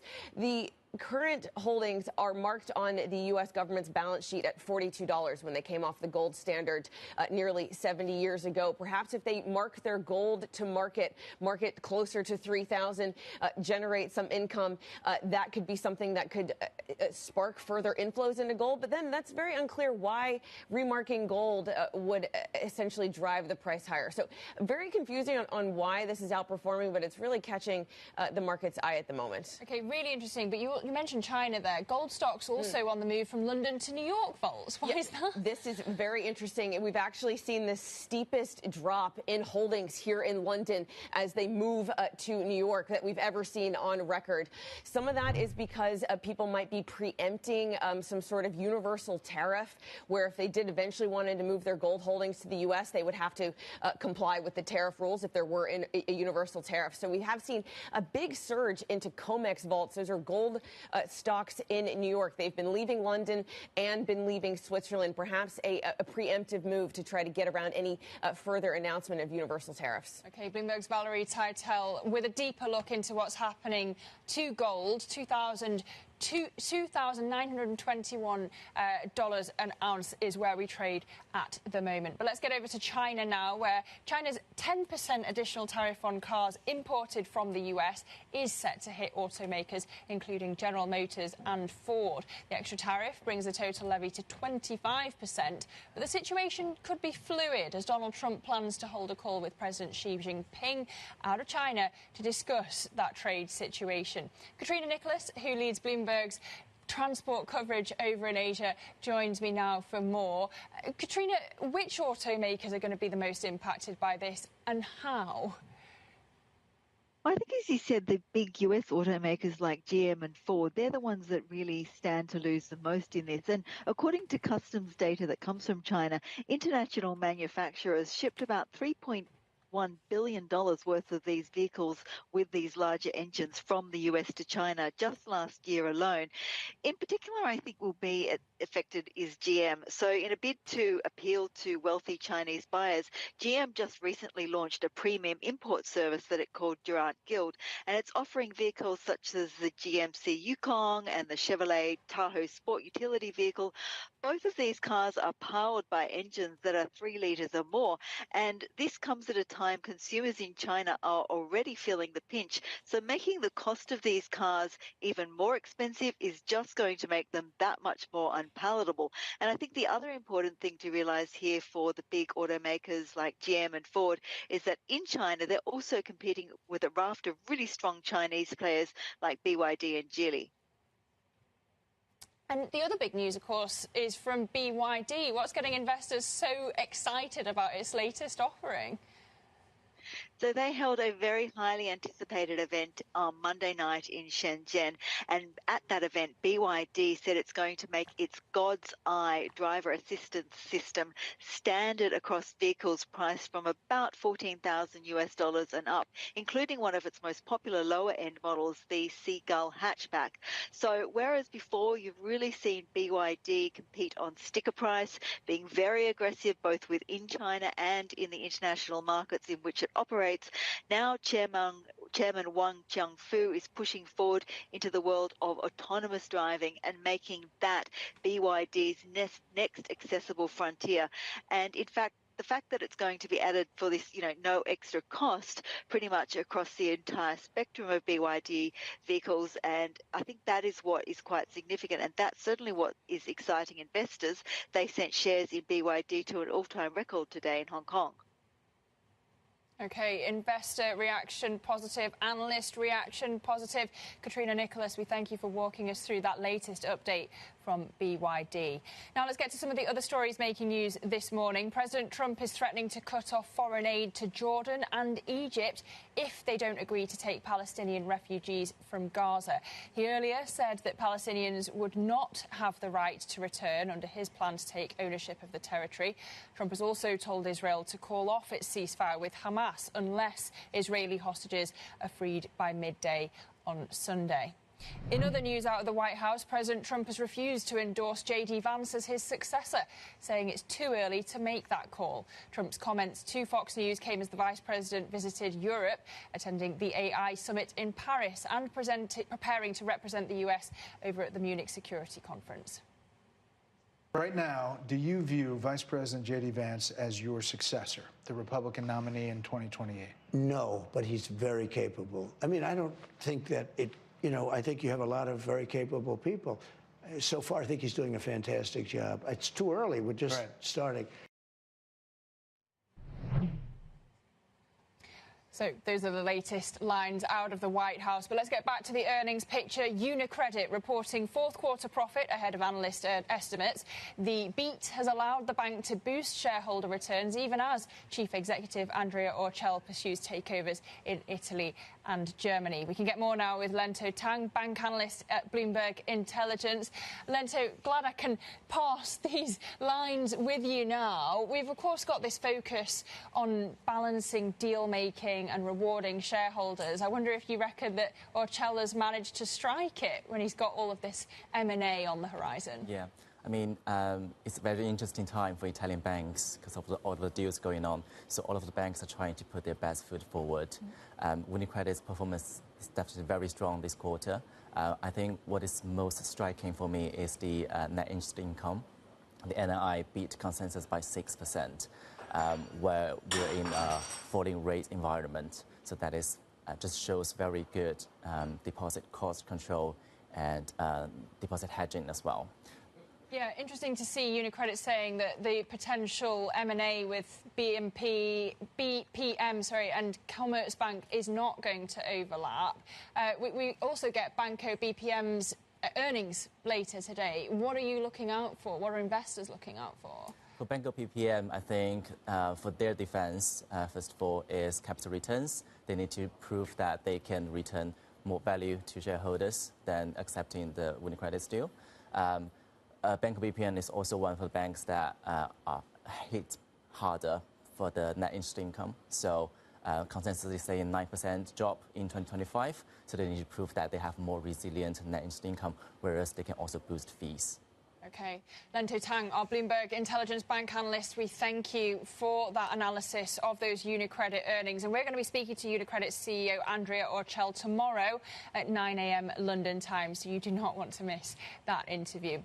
Elsewhere this morning, in terms of what to watch out for today, 12:15 p.m. London time, Andrew Bailey, the Governor of the Bank of England, will be speaking, giving us a bit more insight into that decision on Thursday and the path ahead, as well as the forecast forecasts updated as they were on Thursday. Then at 3 p.m. UK time, we'll hear from the Fed Chair, Jay Powell, testifying in a marathon two-day testimony to the Senate Banking Committee.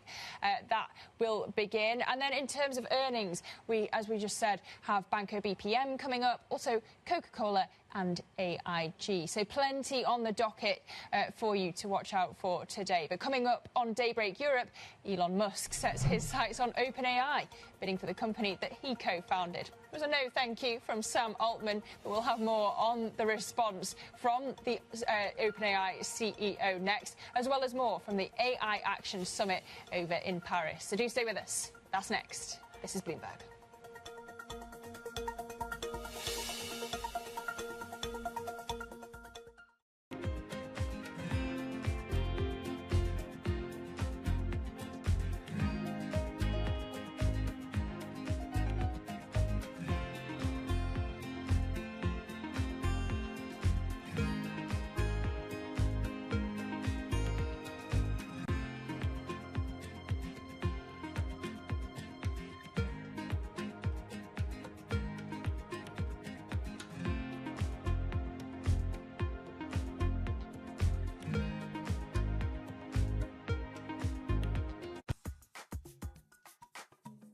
Do you think it'll be the case where someday you will be an investment committee or I'll be an investment committee and we just apply AI, decide whether it's a good deal or not, or we're not going to be there anytime soon? I don't think we'll be there in the near term. And David, because, being on investment committees, there's the analytics of the math, there's the people, and then there's judgment.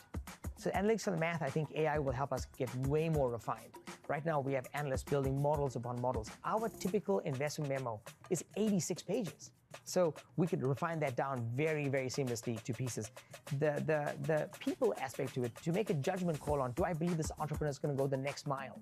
Do I believe that the background of the entrepreneur, who they are, what they stand for, their values, their family, that's the harder one. I think AI is going to take some time to get there. And then the final piece ends up being judgment. And I don't believe we've seen anything yet that gives us a sense of judgment that we're able to apply.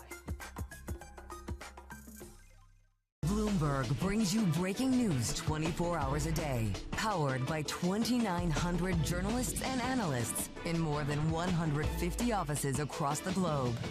Bloomberg Television. Context changes everything. Bloomberg loves earnings. I know it's like your Super Bowl, right? I can't wait. It's like opening presents in the morning. All right, it will be exciting. Nobody covers earnings like Bloomberg. On February 23rd, Germany heads to the polls following the collapse of Chancellor Scholz's coalition. With the focus on the economy, migration, and geopolitical tensions, how will the German balance of power shift? Bloomberg Television has continuing coverage leading up to the election and will bring you the results after the votes are tallied with a special post-election broadcast. Tune in February 23rd, starting at 5 p.m. London time. Only on Bloomberg. Context changes everything.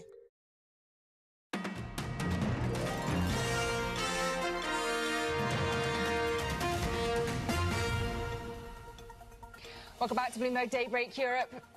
Welcome back to Bloomberg Daybreak Europe. It is 6:45 a.m. here in London, and we are waiting for results from Kering, the luxury group, of course, the owner of Gucci, really trying to project stability right now after this series of guidance cuts, management overhauls as well. The new CEO, Stefano Cantino, change at the top there. Also the surprise departure of creative director Sabato De Sarno as well. The question for investors really is whether management has a clear vision for Gucci, its flagship brand, and those results dropping on the terminal right now. So for the fourth quarter, we have revenue down 24%. The estimate was for a drop of 22%, so worse than expected. We have revenue.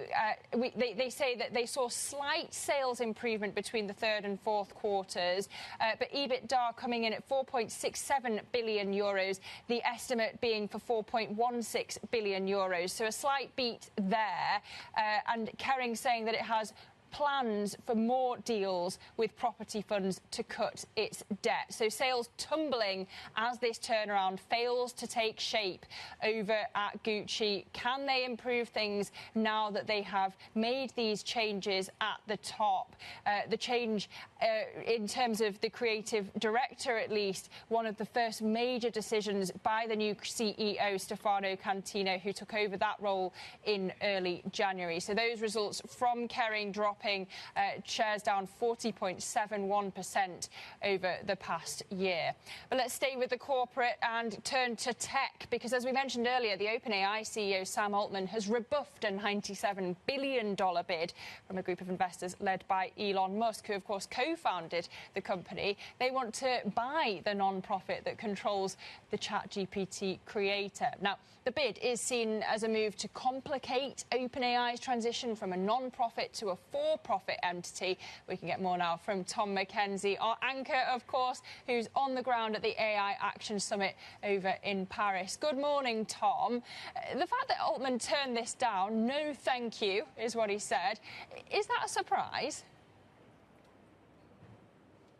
Not really, no, because these two, Musk and Sam Altman, have been in a war, essentially, a feud, certainly, over the direction of OpenAI. Don't forget that going back to 2015, the founding of OpenAI, Elon Musk was one of the first investors. This was a plan they put together. Sam Altman and Elon Musk worked very closely together to build out OpenAI in the early stages. But since then, in recent years, they have diverged dramatically. And that's because Elon Musk says this organization and startup under Sam Altman has moved so far away from its mission of providing safety-focused AI open to the public and a non-profit. Now, OpenAI pushes back on that characterization, of course.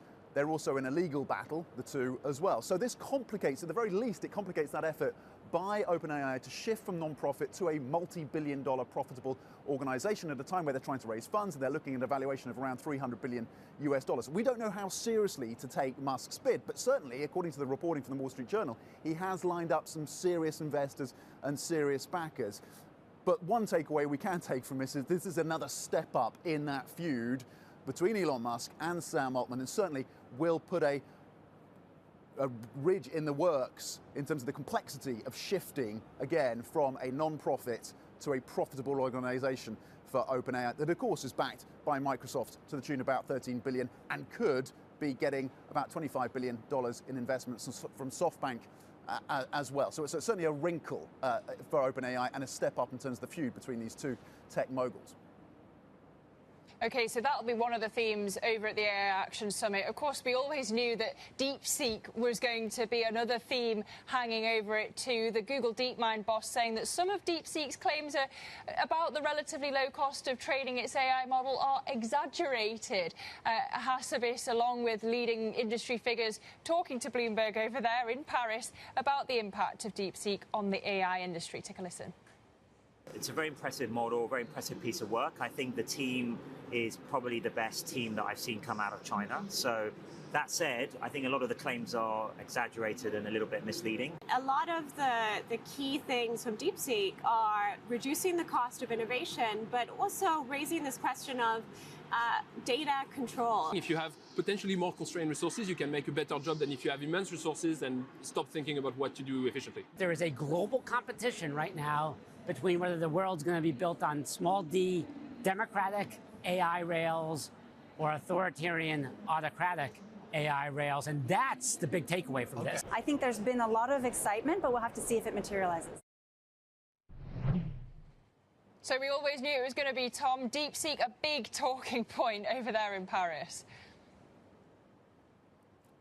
It has been one of the key talking points, of course, amongst executives here at the Paris AI Action Summit. I think the messaging and the response from Demis Hassabis, the CEO of Google DeepMind, was the most and clearest, almost enunciation of what DeepSeek had been saying. He said they were misleading, slightly misleading, and exaggerated their claims around the cost that they used and spent to train their model.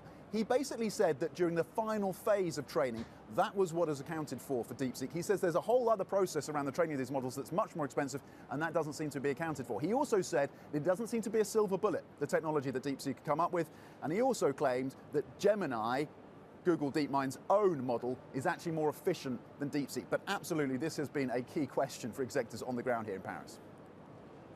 And as all the executives tussle between each other and decide how they're going to deal with DeepSeek, of course, there is the role of government as well. And the French Finance Minister, Eric Lombard, has said that France is going to keep a digital tax that hits major US tech firms, despite the past threats of tariff retaliation from President Trump. You were talking to him, Tom. What else did he tell you? Yeah, so we focused on the tariff response and we focused on that digital services tax. France, one of the first countries to put this in place back in 2019.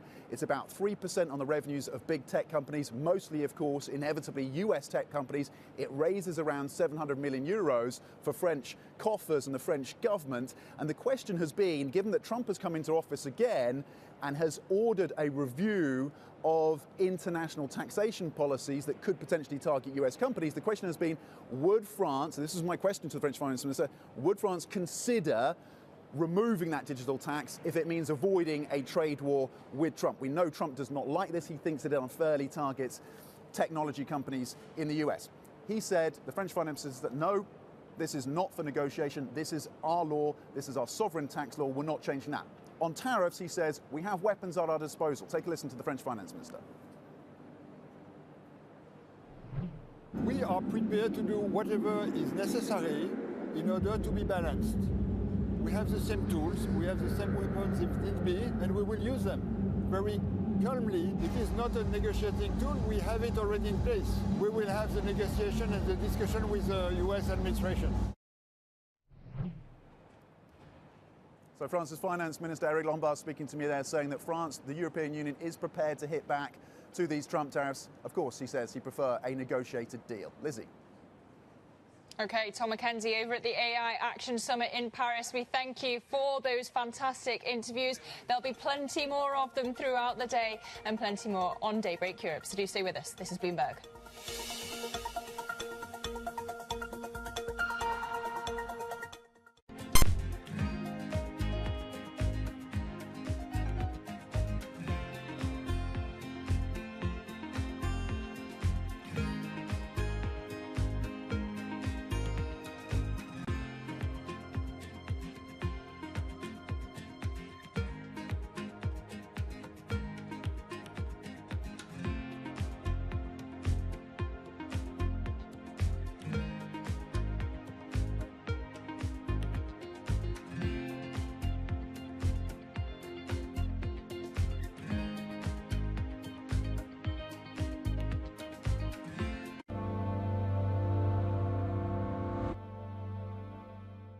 It's a multi-trillion-dollar industry. We'll show you what's happening in ETFs like no one else. ETF IQ, only on Bloomberg. Always on the heartbeat of the tech sector. Spread across global markets. The real-time data aspect is going to be important. We're going to bring you expert analysis on that. Sure. Don't miss Bloomberg's interview with the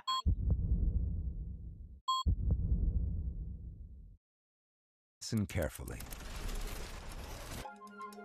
Can you hear the rhythm in the markets? Not just in the syncopations triggered by inflation, but in the preludes leading to global elections, in the dissonance that moves the Nikkei, and the rising chorus conducted by AI. There's music in the markets, and if you want to learn to listen for it, we'll show you how. Good morning. This is Bloomberg Surveillance. Welcome back to the opening trade. This is Bloomberg Technology. This is the Asia trade. This is Wall Street Week. Welcome to Balance of Power. This is Bloomberg Television.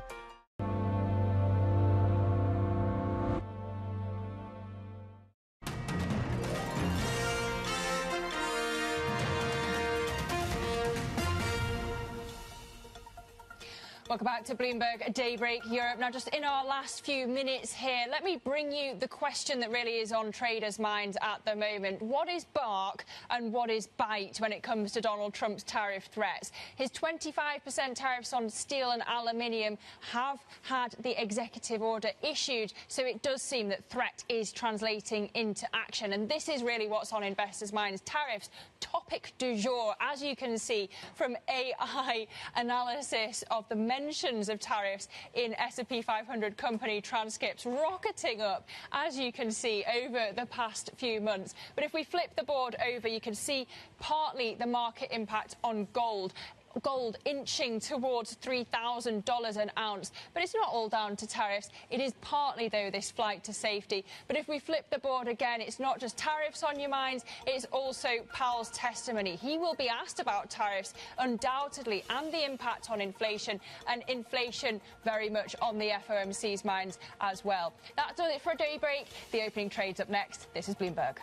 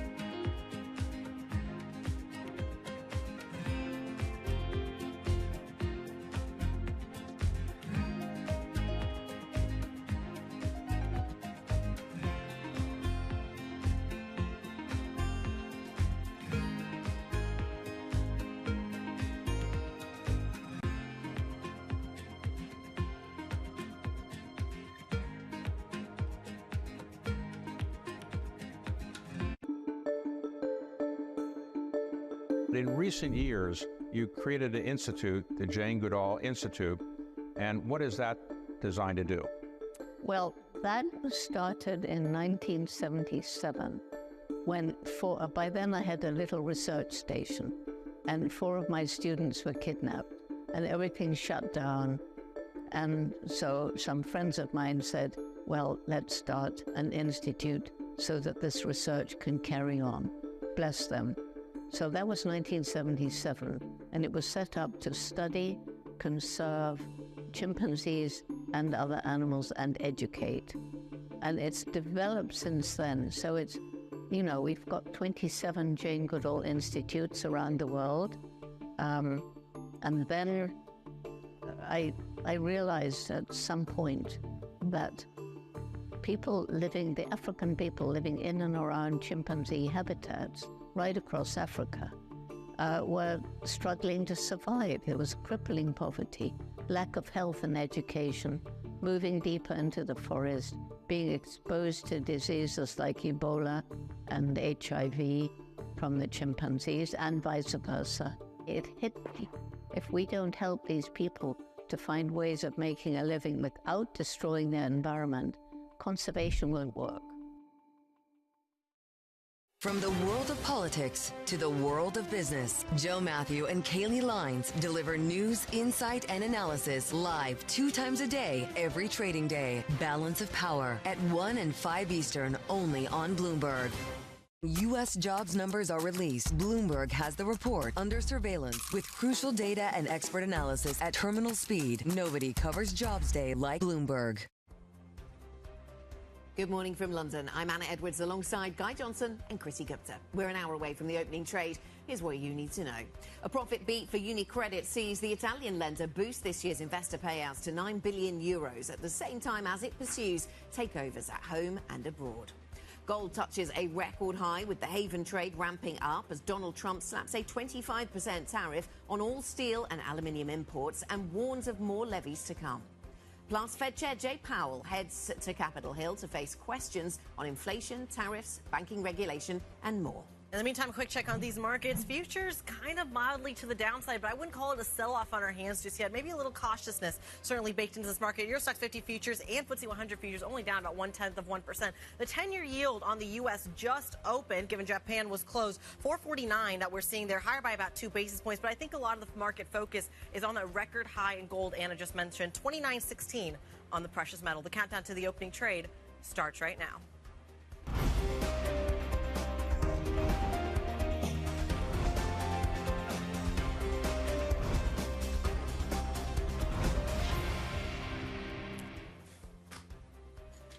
Tuesday the 11th. Good morning, folks. We've got a lot on the agenda this morning. Of course, we're talking about Trump. Of course, we're talking about tariffs. We've also got Powell coming up a little bit later. Bailey's on the agenda too. It is a busy day. But we start with the earnings story. This time yesterday, we were talking about Elliott and BP. This morning, we have numbers.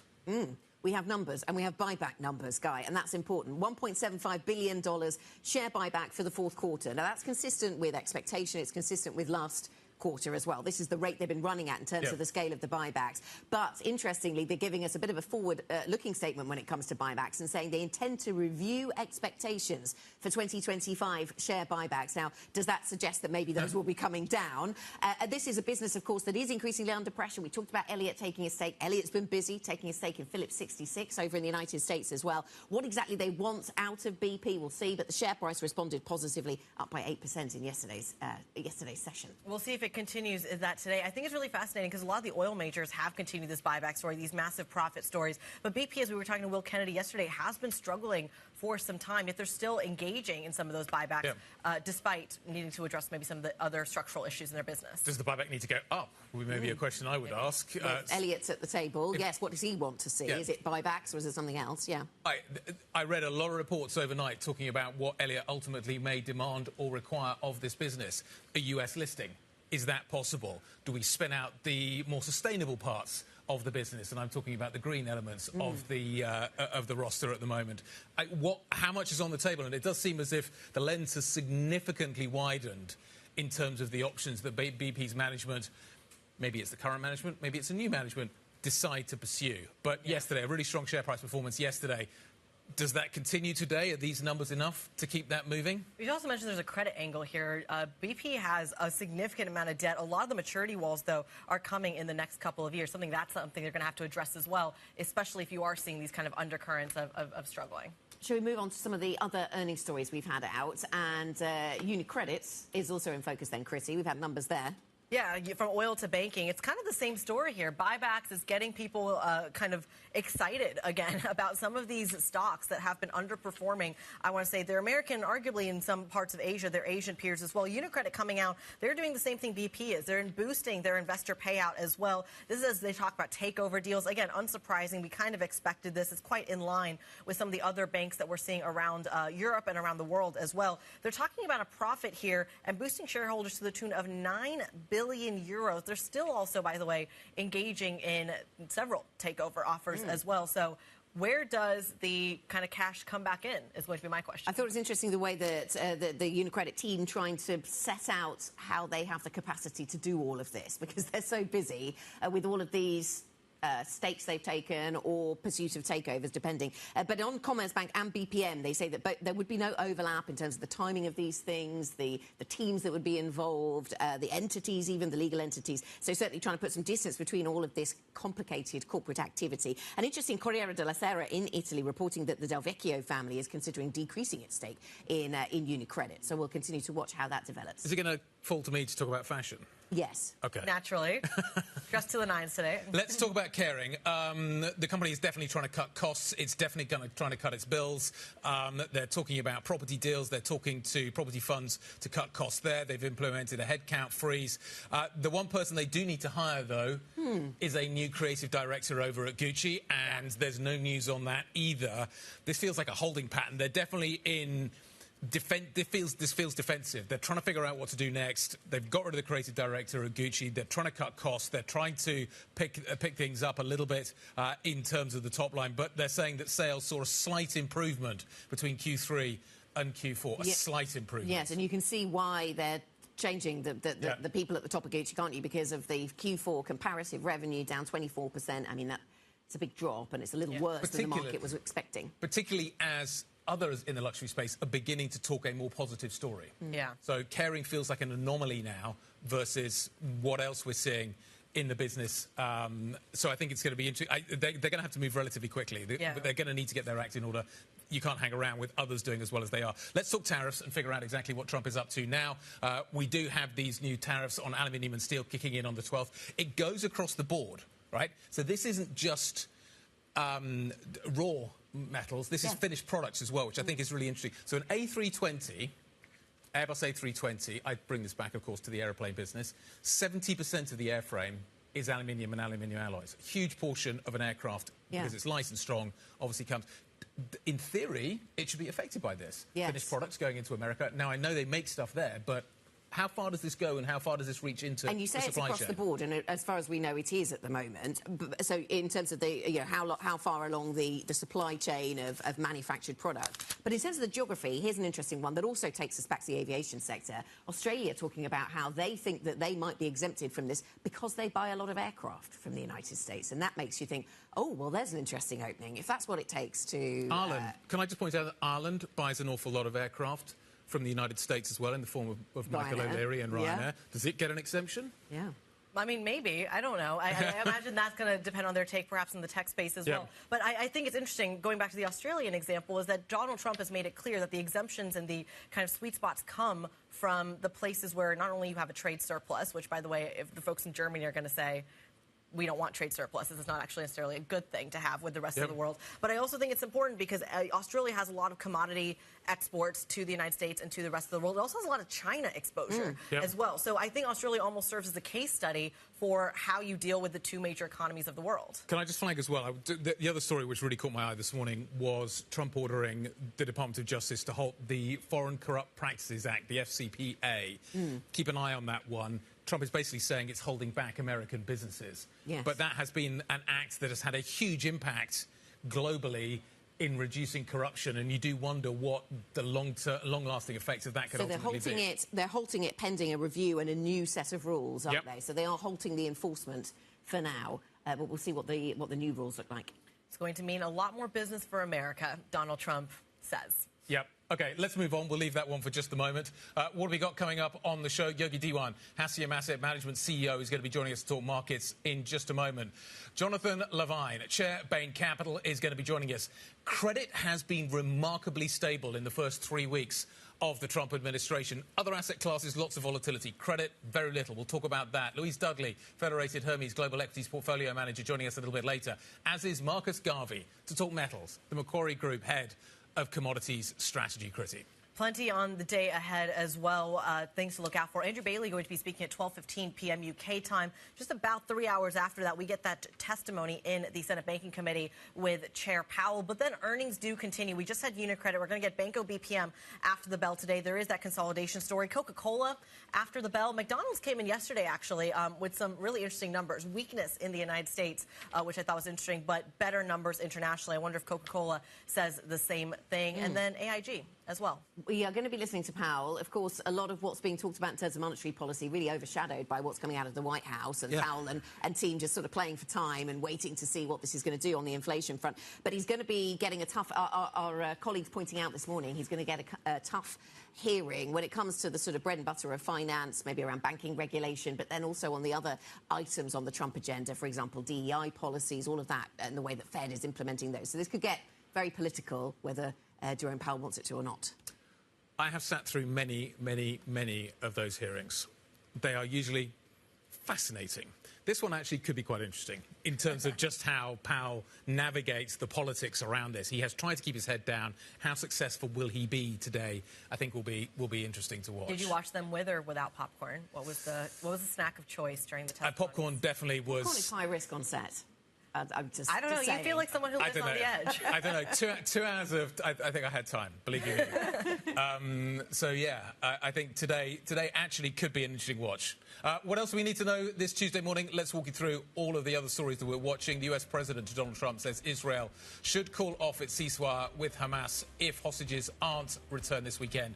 All hostages. The president spoke hours after Hamas announced it was indefinitely proposing the next release of Israeli hostages, accusing the country of delaying the returns of Gazans, opening fire in different parts of the Strip and denying the entry of aid. Israel and Hamas's announcement accounted to a violation of the ceasefire, and the country's military was placed on high alert. The French Finance Minister, Eric Lombard, says France will keep a digital tax that hits major US tech firms despite past threats of tariff retaliation from President Trump. We are prepared to do whatever is necessary in order to be balanced. We have the same tools, we have the same weapons if need be, and we will use them very calmly. It is not a negotiating tool. We have it already in place. We will have the negotiation and the discussion with the US administration. The digital tax implemented back in 2019 has become a significant source of income for France, generating around 700 million euros in 2023. Just think of the stress that is on the French budget right now and think about whether or not they're going to give it up.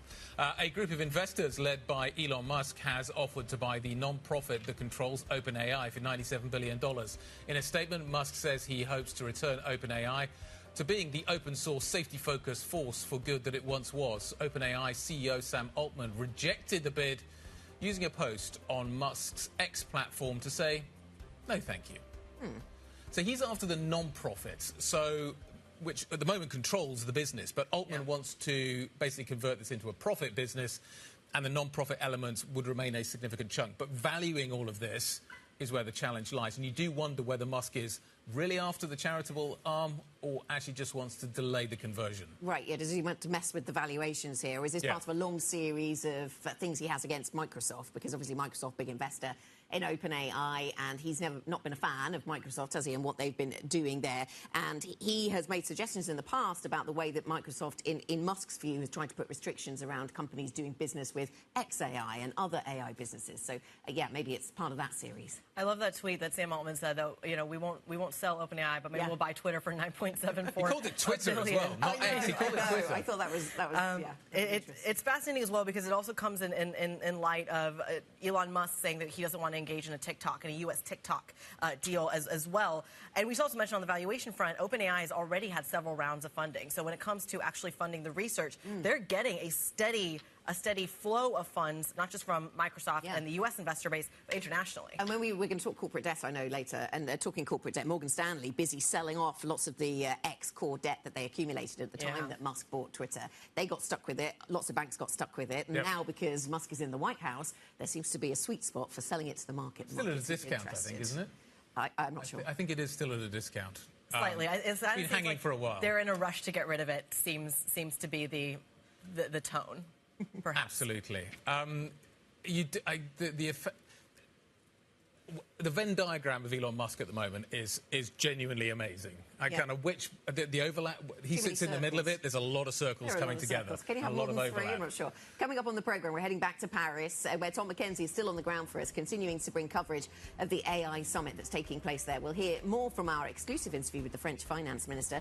Plus, UniCredit CEO Andrea Orcel gets an earnings boost amid his multiple takeover fronts. We will check on the stock. We'll check on UniCredit at the open. Up next, Trump's tariffs ramp up, and so does the Haven trade. We'll dig into the markets next. If you want to get involved in any of these conversations we're having around the desk, IB plus BBTV Go, that is the function on the Bloomberg terminal. This is Bloomberg.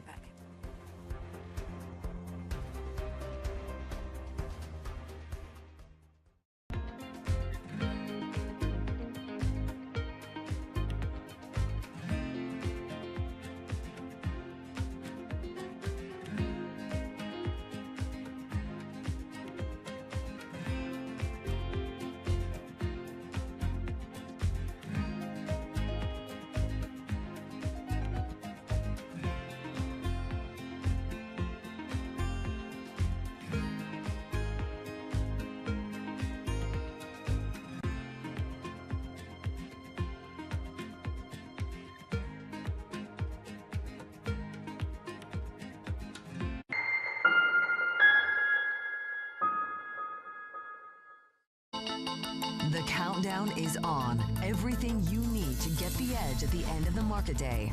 Big tech earnings kick off later this afternoon. Gilead is coming out right now. We have Take-Two numbers. Back to the markets, right? Our bread and butter. NVIDIA is one of the best stories in the tech space. That actually matters a whole lot more. It might shock some of your viewers. You're watching The Close. Get ahead of tomorrow's trading with The Close. Weekdays on Bloomberg. Context changes everything. Bringing you up-to-the-minute financial news whenever and wherever it happens. I'm Michael McKee at the Federal Reserve, and this is Bloomberg. There is this real momentum from Wall Street. We are basically deep in the European earnings season. Take a look at how we're faring when it comes to Asian markets. Asia is at the forefront of some of the world's biggest stories. I'm Sherrian in Tokyo. And I'm Heidi Stroud-Watts here in Sydney, where the trading day begins. We're here in the centre of all the action to get you set up with the numbers, news and knowledge you need for the day ahead. The demand is indeed recovering. We've been waiting for this moment. The opportunity of a century. Join us on Bloomberg The Asia Trade. Weekdays only on Bloomberg TV. Context changes everything. US tech is influencing global markets. Technology is driving business across Europe. Companies in Asia are betting on tech.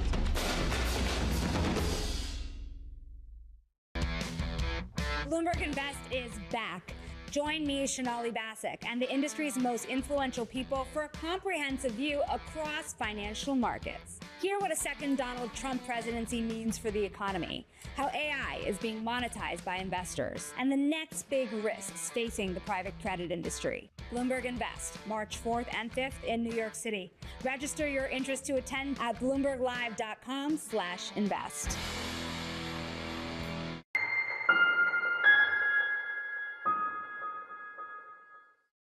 On February 23rd, Germany heads to the polls following the collapse of Chancellor Scholz's coalition. With the focus on the economy, migration, and geopolitical tensions, how will the German balance of power shift? Bloomberg Television has continuing coverage leading up to the election and will bring you the results after the votes are tallied with a special post-election broadcast. Tune in February 23rd, starting at 5 p.m. London time. Only on Bloomberg. Context changes everything.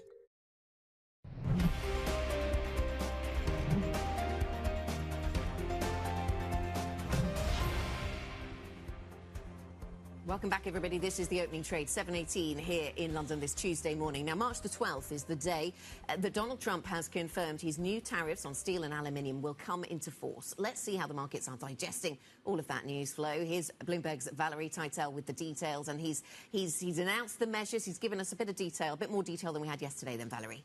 Yeah, that's right. And I have to say, though, that equity markets, risk markets generally have been holding up pretty well this week so far. Yes, we are in the red when it comes to S&P futures today.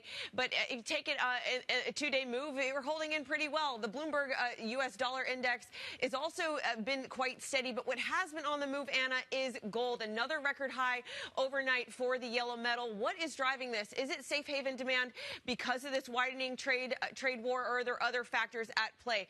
Other things that the market will be watching out for were the reciprocal tariff announcement from Donald Trump. He has hinted it could come as early as today, perhaps tomorrow.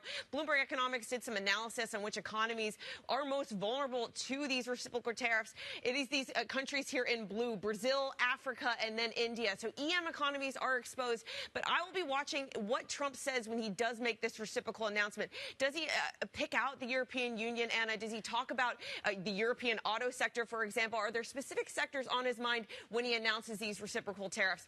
The other thing on markets' mind is what Powell could tell the Senate Banking Committee when he takes a stand at 3 p.m. London today. He will be issuing a statement off the bat, and normally if he does want to make a big call, a change in language, he will do it there. But he will be asked, he will be grilled on his opinion about Trump's economic impact of his policies. Also, watch out about questions about banking regulation. He'll be asked whether he's on the same page as the Trump administration, whether he's a fan of this push into deregulation when it comes to the banking sector. But watch out. It's his first day of a two-day testimony, but normally if he does want to move markets with something substantial, it happens in the statement.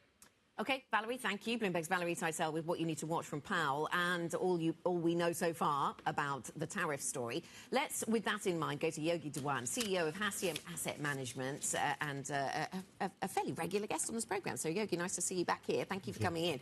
Let me ask you about the Europe versus US and the tariff threat, because we've actually seen European stocks. We've talked about it on the programme a number of times this year. European stocks doing okay. Stock 600 up by 8% year to date. US stocks, S&P up 3%, NASDAQ up 2%. So Europe is outperforming. Various theories as to why that is. Is that outperformance, though, vulnerable to more detail on the tariff threat? Almost certainly. If you look at Europe, it has two sectors that are quite vulnerable. One is obviously the car manufacturers, the other one is the drink industry as well. As you rightly say, Europe is up about 8 to 9%, the US is up 2.5 to 3%. There is a big valuation gap. It's the widest it's ever been. The S&P 500 is trading at forward PEs of 26, Europe's trading at forward PEs of 15, the UK is trading at forward PEs of 13. There is also a very weak currency, both in Europe and the UK, relative to the dollar. Europe is about 30% undervalued in terms of currency. Sterling is about 18% undervalued on a PPP basis. So you start to see flows. But remember, Europe's sector exposure is very light on technology. It's defensive in nature. So you're seeing a lot of rotation out of tech. You're seeing the Mag 7 underperform in the US, and you're seeing flows into Europe. That's really what is driving markets at the moment. OK, and what is driving that flow out of technology? During the earnings season, of course, we've had updates on wages and capital expenditure, and there's nervousness around the capex bill for some of these large Mag 7 businesses. Is that it? Is that the story? What do you think is making people question? I mean, obviously DeepSeek got a lot of headlines a couple of weeks ago, but we're still not exactly certain what that threatens. Yeah, if you actually look at Q4 earnings season, we're talking about 16% earnings growth, 5% revenue growth. These are really, really good numbers. The problem with tech, as you quite rightly say, is CapEx expenditure, employment costs, all eating away at margins. And you're actually seeing the Mag 7 underperform year to date. If you actually look at what's happened to the S&P 500, as you say, 3% up. If you actually look at the S&P 500, excluding the Mag 7 or the S&P 493, it's actually doing a lot better. There's about a 2% margin. So you're starting to see investors get really anxious about the AI cost narrative. They're getting very anxious about DeepSeek and what's actually going on in China. But ultimately, it's an earnings story. Remember, it's earnings that drive share price appreciation, and they're just not coming through with what's going on in the US and the tech space. If America falls 10%, does Europe fall 5% or 15%? I think Europe will fall less. If America starts to fall, you will still getting flows into Europe. Europe is a valuation story. It's a defensive sector story. That does not change. As you quite rightly said earlier on, the valuation gap has been there for a while. There is no new story here with Europe. It's purely about flows and reasonable valuations. So I can use Europe as a diversifier. I can use Europe as a hedge against the high valuations in the United States. Yes, we are. We're looking at Europe. We're looking at the UK. Now, don't forget, Europe is having problems. Germany and France having problems. Spain is doing well. The growth narrative is one to be concerned about. You've got GDP growth of 0.9%, both in Europe and in the UK. And we're expecting rate cuts. The rate cuts in Europe are going to be significant. Will it be a diversifier to US underperforming? Yes, almost certainly. As will China. OK. Why?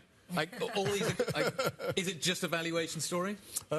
China, definitely not. China, the valuation story is an intact one and robust. But I think there's a lot of interesting things happening in China at the moment. Obviously, DeepSeek and the AI narrative is very important.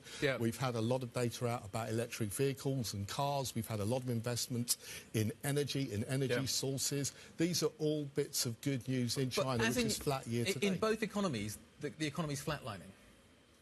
From a GDP growth perspective? China kind of relative to expectations is of course. In Europe, absolutely, growth is flatlining, but valuations are cheap and the currency is very, very weak. This actually helps provide support, and it's defensive sector exposure. It's low on tech exposure relative to the US. That's what investors like. Now, put this into context. If you look at France, if you look at that as an economy, it's a very similar size to NVIDIA. If you look at Apple, it's the same sort of size as the UK in terms of economies when you look at GDP and market cap. These are significant numbers. Mag 7 is almost as significant as geographical allocation to countries. You make the point on the currency exposure, and that I thought it was interesting you call Europe a defensive, almost a defensive play at the moment. Someone historically would argue it's a cyclical play. So why does that change, especially when there isn't that secure exposure that so many people seek safety in the States in the form of tech? Why is it a defensive sector in Europe? I think it's a defensive sector purely because it doesn't have the same sort of tech exposure that the US has. It's not dominated by the Mag 7. Isn't the definition of defensive, though? A steady cash balance, strong flows in terms of it. That's why tech is seen as defensive, isn't it? Because it's a safer trade with a thicker cash cushion. I always see tech as a growth story. And that's reflected in the valuations of the Nasdaq and the valuations of the Mag 7 names. When margin starts to get eaten away, you start to question whether that story is going to continue. Remember, earnings growth of 16%, revenue growth of 5%. We focus more on the revenue number because that's a harder number to manipulate. In Europe, you've got muted growth, as Guy has already said. However, in the US, there's a lot of vulnerability. There's a lot of caution at the moment because of Trump tariffs, because of the growth narrative, and people being concerned about this GDP growth figure of 2.5%. Is it sustainable in the US? Yogi, I think you've brought in a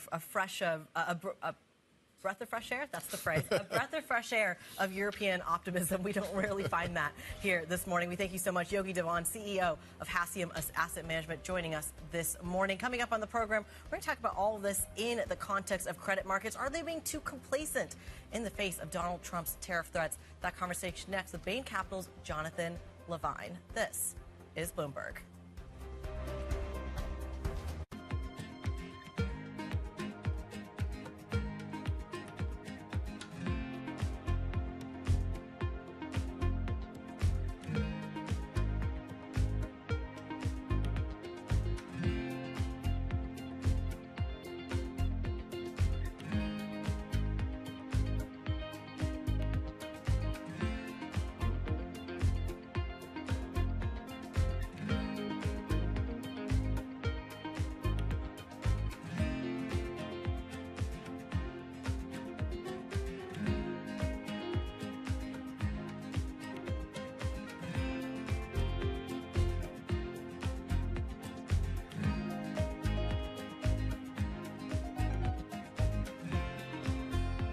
Welcome to the world of decentralized finance. Massive outperformance from Bitcoin. Bloomberg is covering all things crypto, the people, the tectonic shift emanating from Washington. All we're looking for is clear rules and an ability to build in the United States. Crypto shouldn't be partisan. The transactions. Really a record-breaking moment. Crypto VC is back. And the technology. It's really the beginning of a global on-chain economy. And if America doesn't embrace it, we're going to be left behind. Bloomberg Crypto, only on Bloomberg.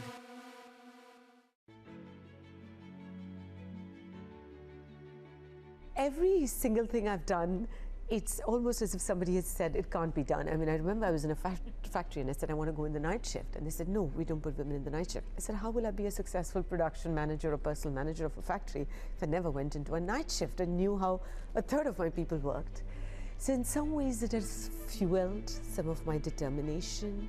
It's fueled some of my, okay, I'm going to show this is possible, a sense of, I'm going to go get on and do it.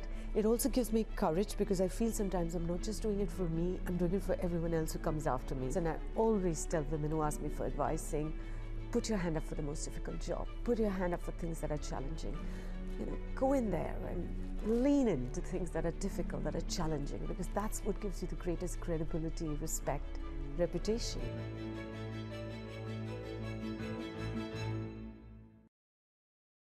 David Weston.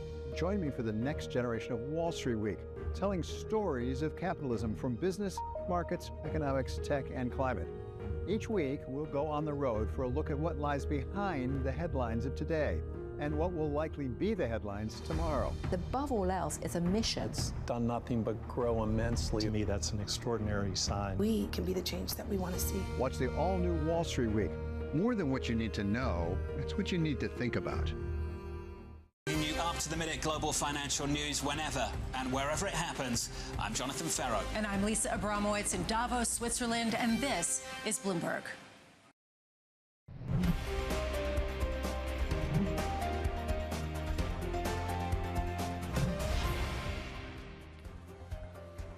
Thirty minutes from the start of the opening trade. Welcome back to the program, everybody. Tuesday, the 11th of February. Let's have a quick look at where we are on the futures picture here for Europe. Things looking a little mixed. We've got the detail, a bit of detail at least, around Trump's intentions towards steel and aluminium trade. So we know about the tariffs there. We're waiting, though, to see what the rest of the tariff story is going to look like, and we're waiting for more on that this week. So the futures picture looks fairly mixed. US futures look weaker. Nasdaq futures down by 0.4%. E-mini is down 0.3. A little bit of movement segment in bond markets in Europe. Yields just a touch higher, echoing what we've seen in Treasuries, where we're up just a fraction. The yield on the US 10-year is 4.50 right now. Guy? So it probably feels like it's longer, but we are effectively only 3 weeks into the Trump administration. So for many asset classes around the world, we've seen not much stability. Stability has been in short supply. So the calm in the credit markets does seem to many a little odd. The valuations remain tight. Spreads certainly are tight by historical standards. Valuations are high. So given what's happening elsewhere, is the credit market being, some would argue, a little complacent? Joining us now to discuss, Jonathan Levine, the chair of the credit giant, Bain Capital. It's 2:31 a.m. in Boston, so we're just going to sort of put that out there. I appreciate that. Is the stability a surprise? Should it be a surprise? At this moment, I actually think the credit markets are performing the way you would expect. All the discussion right now on tariffs, first we don't know what they are. You know, there's policies going up and down, but right now we're in a band where it might affect equity returns, but I don't think it affects the overwhelming creditworthiness of the broad sector of the credit markets. That said, you need to be aware that, you know, tariffs, and if there's enough of them, effectively are a national sales tax. And could that have some sort of depression of demand if all of them get implemented all at the same time? But we don't know that yet. And I think the trick right now is to study the possibilities, but only react to the reality. Okay, so let's talk about how, therefore, the portfolio companies, the companies that you invest in, are seeing the world right now. What feedback are you getting in terms of how they are analysing the situation in front of them? Are they starting to adjust? Is that where the adjustment begins, and then it sort of creeps back up into the credit market more broadly? Well, it's interesting because COVID actually resulted in a lot of people rethinking their supply chains to begin with, whether it's a China +1 supply chain, whether or not it's onshoring more things just in case markets ever get shut down again. And therefore, there actually is a head start there. I think that there's a lot of work going on in our portfolio, understanding which businesses are super regional. So there's a lot of businesses we support in and we invest in Asia, whose whole business model is just supporting around Asia. And there's European companies. So I think everybody assumes that there's, you know, everything affects everything else. So I think companies that are truly multinational, that have truly multinational supply chains, there's a lot of work going on right now, understanding, is it components, is it material, or finished goods, and trying to understand the degree. Because I think there'll be sort of three impacts. There'll be finished goods, which are quite obviously big tariffs will be a huge problem. There'll be things that have material components where the price will go up, and that could affect it. And then there will be things like some chip that goes in a clicker or something like that that may or may not affect the overall price, but people will need to understand, you know, small, medium, and large, and how that's going to affect pricing and demand. Yeah, Jonathan, good morning. So that's a really useful way of structuring our thinking around different sectors and the extent to which they're going to be impacted. So when you look across your portfolio companies, are there particular sectors that you're concerned about, that you say, yeah, they'll be in the first of those categories where, you know, tariffs are going to be an issue, and I am going to have to worry a little bit more about creditworthiness? So clearly the biggest area is automotive. Trying to understand, because there are so many parts that go across, you know, there's one General Motors car where, like, it goes across the Canadian border 6 times, different components. I don't even know how you figure out the tariffs on that. I think some consumer products that are brought in from overseas, that could have a real impact on demand. That said, the question is substitutes, and the question is how fast can you replace whatever the tariffs are going to impact. The second thing is how long they're going to last, and when they're going to be implemented. There's you know, usually tariffs are implemented to accomplish a particular narrow goal. The aluminum and steel tariffs, you know, make sense. There's a particular issue. There's a particular broad-based tariffs. You sort of won't be able to analyze when they're going to go away. And there are a number of tariffs from the first Trump administration which never got repealed by Biden, even though he was against them, because tariffs tend to be sticky. Tariffs tend to be sticky, And do we know enough about the way that this Trump White House is going to operate yet to know whether there will be a time during this administration where we will know the full story on tariffs? Or will we always be on edge, on our toes, waiting for new developments on the tariff front? They could come at any time, is how it feels at this early stage. At this moment, clearly nobody knows.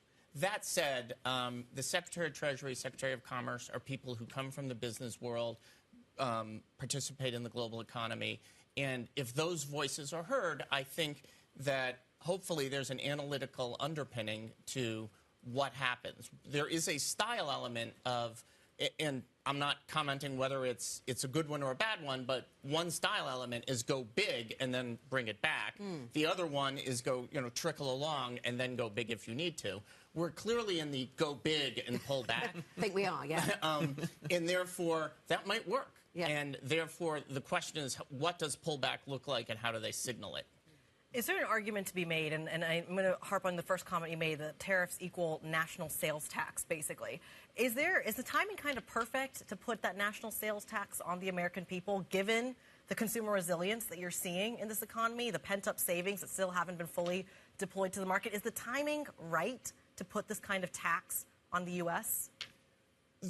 The bigger question, U.S. tax policy is legendarily complicated globally, and therefore, I think the timing is right to understand all the sources of tax revenue and various rates and what has unintended repressive consequences like a national sales tax might. And the second element is the U.S. needs revenue. The U.S. needs revenue to pay down debt.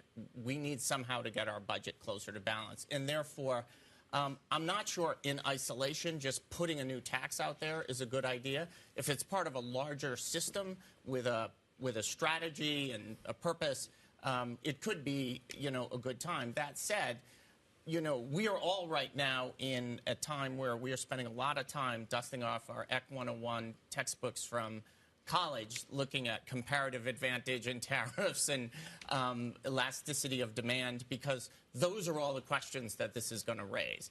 How much can this do before it raises prices? Should the U.S. and any country be operating, and doing all this manufacturing onshore?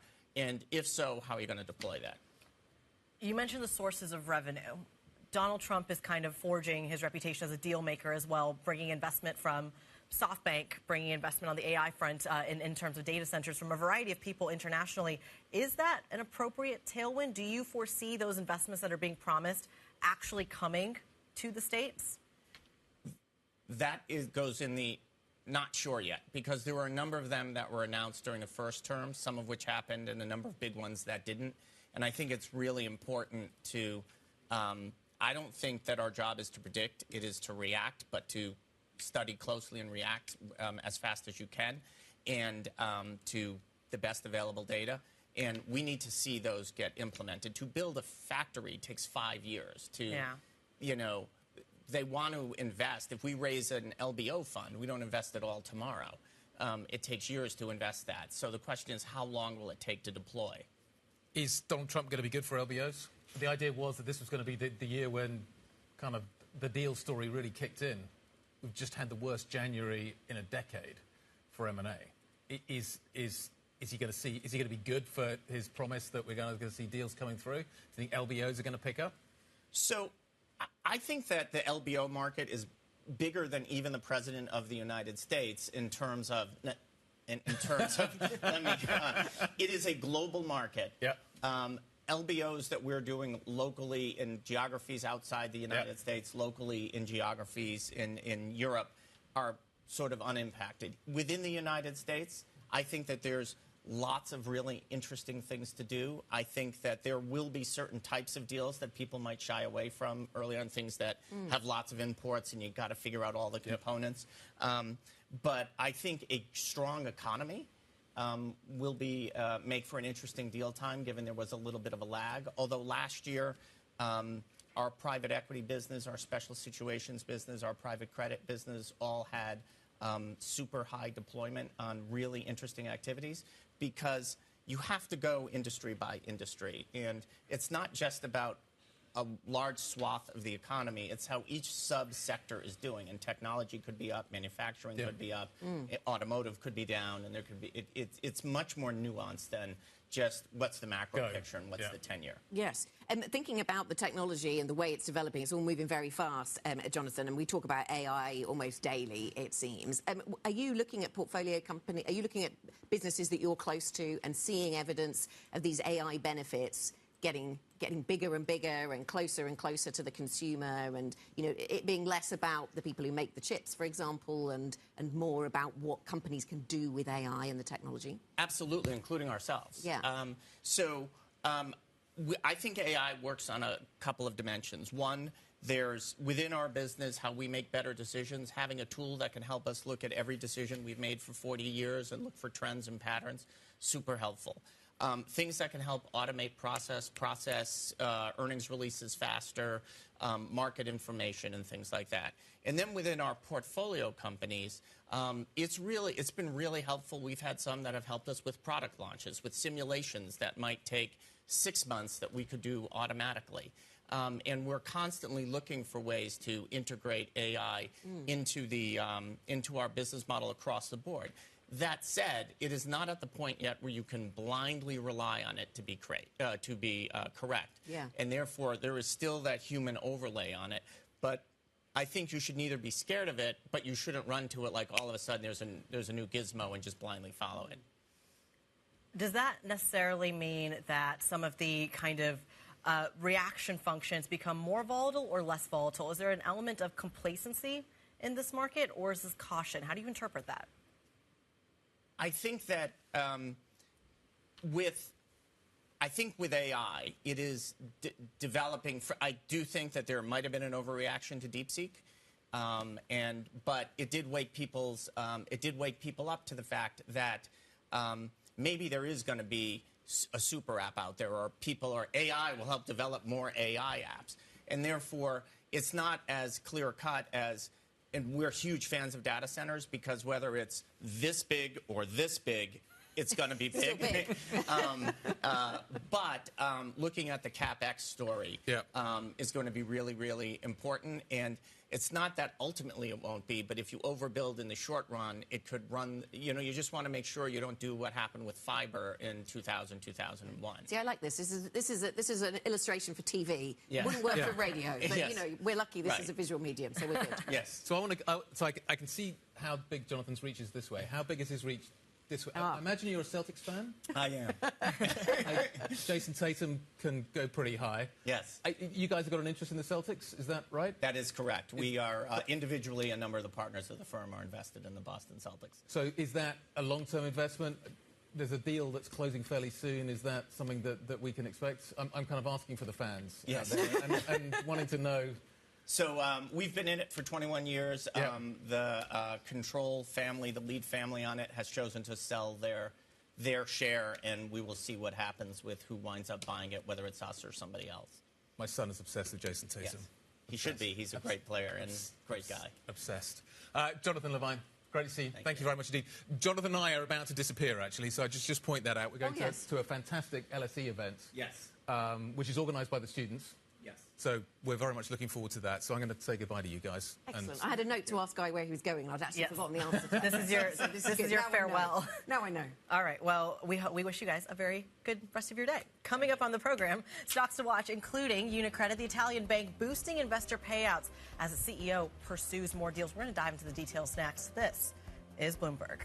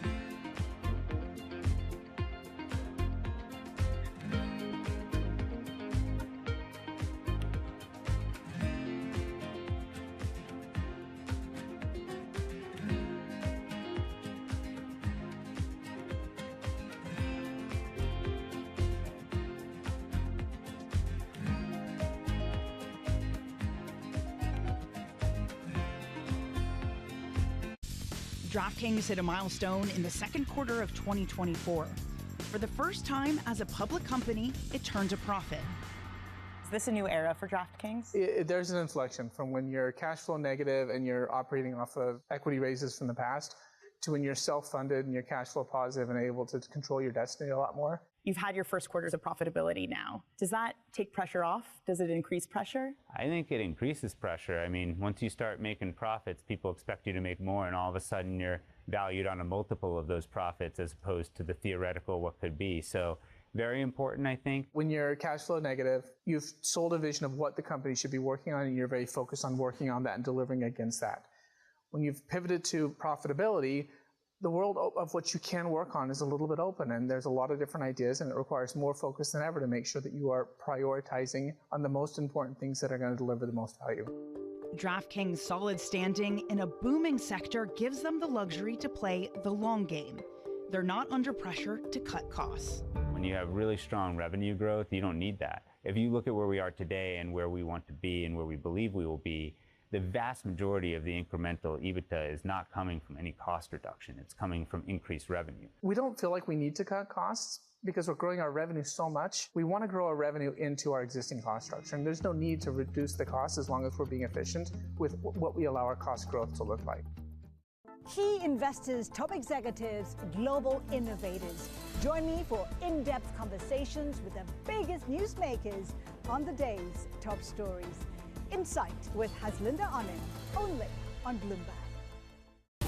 Get your fixed income fix. Watch Bloomberg Real Yield around the world right here on Bloomberg. Context changes everything.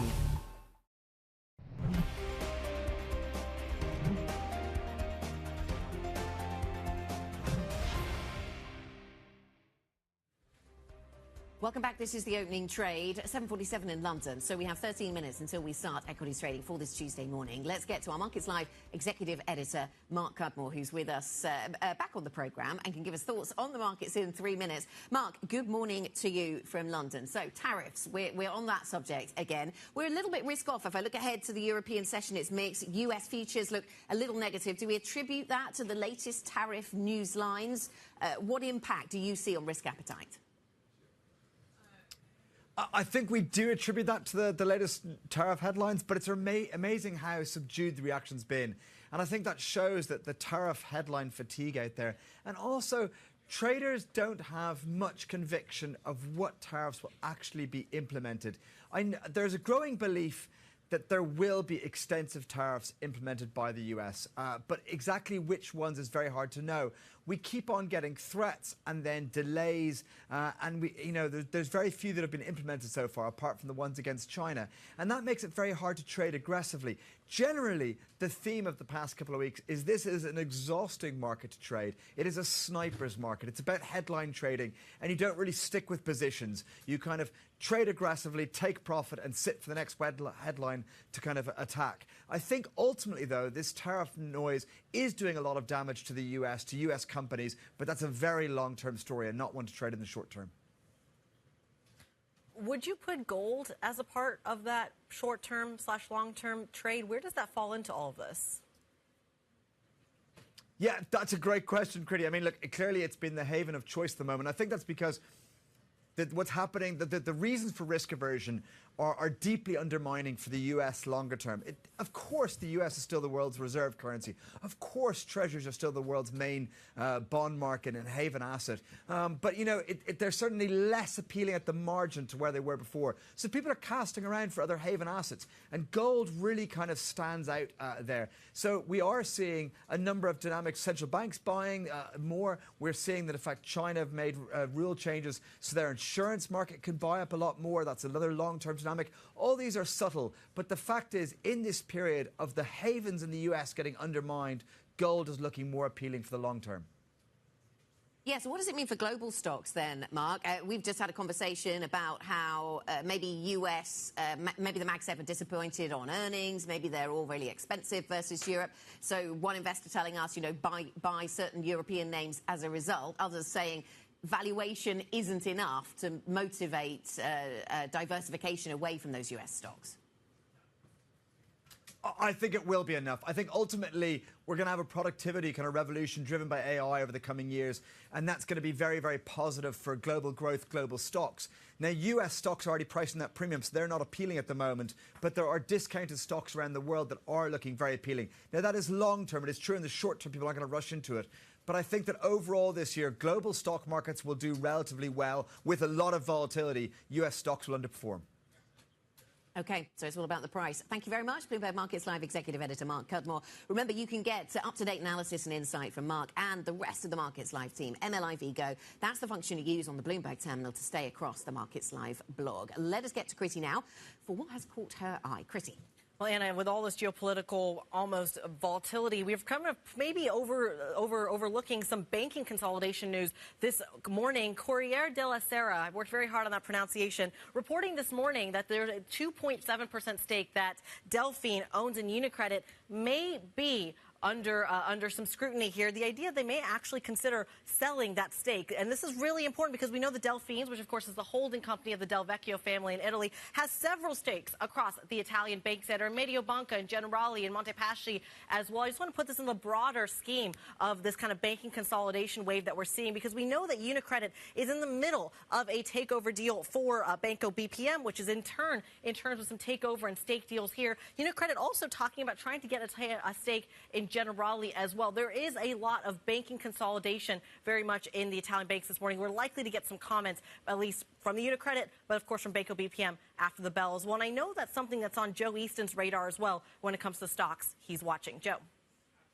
As Chrissy was explaining, there's a lot of news flow in terms of the M&A over in Italy, but we've also got earnings out of UniCredit today, and they are looking better than expected in terms of the net interest income, and they are returning a decent amount of cash to shareholders as well. But as we can see from this chart, that stock has done pretty well, so potentially expectations are high going into this, and as Critty said, we will wait to see if we get any further commentary from the company, particularly around their pursuit of BPM and Commerzbank, and also that stake in Generali. So comments to watch certainly from their earnings call later. Then in terms of BP, another one that's been in the headlines this week. Now, we did see the biggest gain in 2 years for BP yesterday on news that Elliott had taken a stake in the company. And in terms of their numbers today, we are seeing some beats in terms of the adjusted net income for BP. But this is a stock that has had a bit of a torrid run, and hence why Elliott is pushing for potential changes. The company today saying that they're going to review their buybacks potentially, and also potentially even reset their strategy given that interest from Elliott coming in.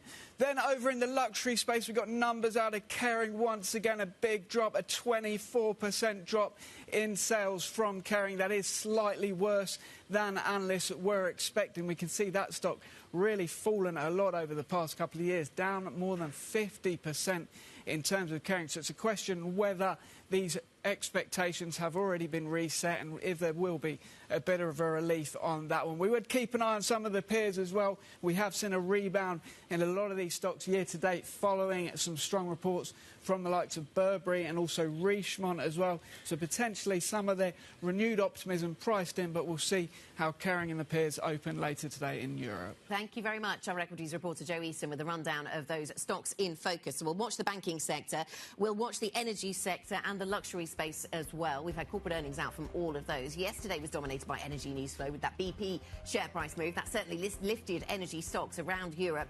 They were the strongest performers in yesterday's session, so we'll watch to see what gains that crown today. The market open is next. This is Bloomberg.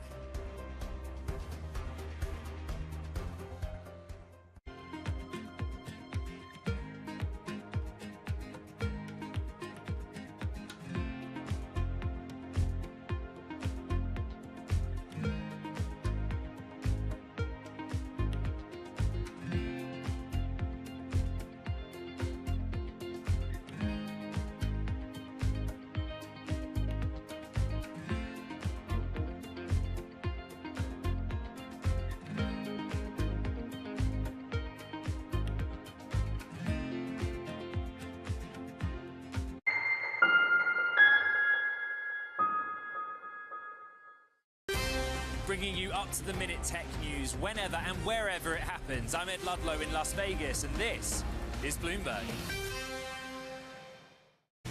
Bloomberg Surveillance covers the latest in global markets and the political events that influence your world. Join Jonathan Farrow, Lisa Abramowitz, and Anne-Marie Hordern only on Bloomberg. Context changes everything. From our studios in New York and San Francisco, our expert hosts have the data and analysis from the companies you know and the startups to watch, plus the interviews you don't want to miss. Watch Caroline Hyde and Ed Ludlow on Bloomberg Technology, the only daily business show dedicated to tech, right in the middle of the trading action. Live every weekday, only on Bloomberg Television. Context changes everything. Bloomberg brings you breaking news 24 hours a day, powered by 2,900 journalists and analysts in more than 150 offices across the globe. Bloomberg Television. Context changes everything. Jumpstart your trading day on Bloomberg Open Interest. 2 hours of single stock stories that are driving the opening bell action. We'll take you to Wall Street, Main Street, the C-suite, and beyond. These are companies that are growing their market. The great companies in the U.S. are the companies hitting the cutting edge. That's a different story. Get the inside track on what's buzzing in markets. With the players who are shaping the narrative. If you have bad earnings reports, you're going to get punished. They're not buying what the industry is selling. Join us on Bloomberg Open Interest. Every trading day, only on Bloomberg.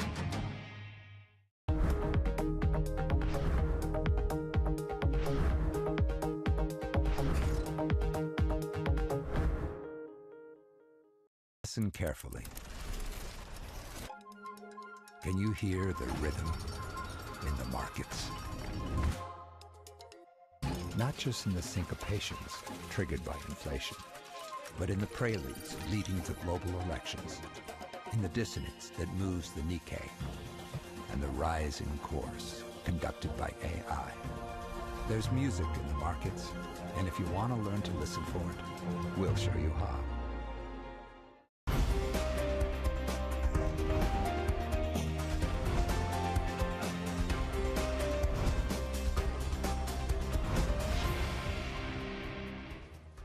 Welcome back to the program. A few minutes to go until the opening trade then. Let's have a look at yesterday's session, recap what happened stateside, see if that gives us any clues as to where we go at the start of Tuesday's session here in Europe. So this in white is the European session of yesterday. It started off a little fragile and then gained momentum or gained as we went through the day. The US, on the other hand, rallied out of the blocks and then sort of was treading water through the session. So that doesn't necessarily give us a sense of needing to go higher and some further upside to price in after that US session had closed out. So European futures, as a result, looking a little bit negative then, Chrissy, or at least flat. There we are. Flat to negative, I guess you'd call it. Let's not overdo it. FTSE and CAC futures pretty flat this morning. Euro Stoxx 50 futures down 0.1%. So we've got the facts around tariffs to price in here. We know what is planned around steel and aluminium now when it comes to just how far up the supply chain or how far along the supply chain those tariffs will go then, Chrissy. And that at the margin, that's the new information, and that could be negative for risk assets, it seems. Yeah, absolutely. But on an individual basis, maybe seeing some green baked onto the screen. And this is really crucial here, especially when we're talking about some of the individual movers that have really talked about reporting their earnings this morning. BP, UniCredit, perhaps indicated to the upside. I'm going to start off with BP here simply because there is a strategy reset afloat. This comes after the activist management firm Elliott is talking about a potential split up of the company. We'll see how that's well received, given that profit and that buyback story very much in focus this morning. Speaking of buybacks and profits, UniCredit also in focus, boosting their shareholder payout to about 9 billion euros. They're also in the midst of that takeover battle with Banco BPM, trying to get their hands on some stake of Generali as well. We're going to dive into those details shortly.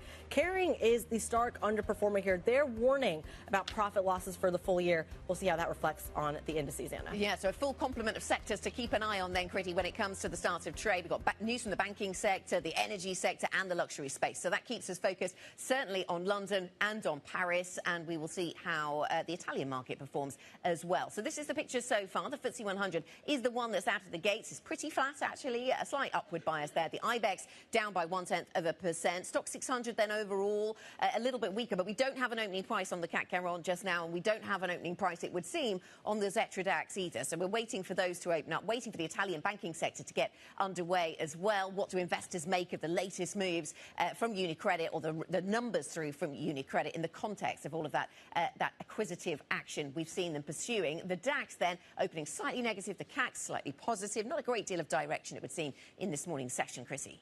Not a great deal of direction, but certainly some really interesting movers, especially when it comes to the commodity space here. Your biggest index contribution, I'm going to start with the FTSE here, just given that we're seeing more volume there. Actually seeing upside in the likes of Shell, likes of BP, and some of the other commodity-exposed names. But broadly, as you said, Anna, it is actually a fairly down day. Banks and maybe even media are the only kind of sole outperformers. The rest are marginal gains to the downside. When we look at the weights here, a lot of it coming actually in the mining sector, and I wonder if that is the kind of read-through from the tariff story that perhaps we were waiting for in the last 24 hours as well. The likes of Glencore, Rio Tinto, Anglo American, those are your biggest weights on the FTSE 100. Broaden that out to the Stock 600, though, and it's a little bit of a different story where you are seeing the Stock 600 see more of the kind of downside moves in some of the heavyweights like Novo Nordisk and LVMH. We see the food and beverage sector is one of those that is going higher today. It seems that there's an asset sale at DSM that's being sold to Novonesis, that particular asset, and so as a result, that particular stock goes higher.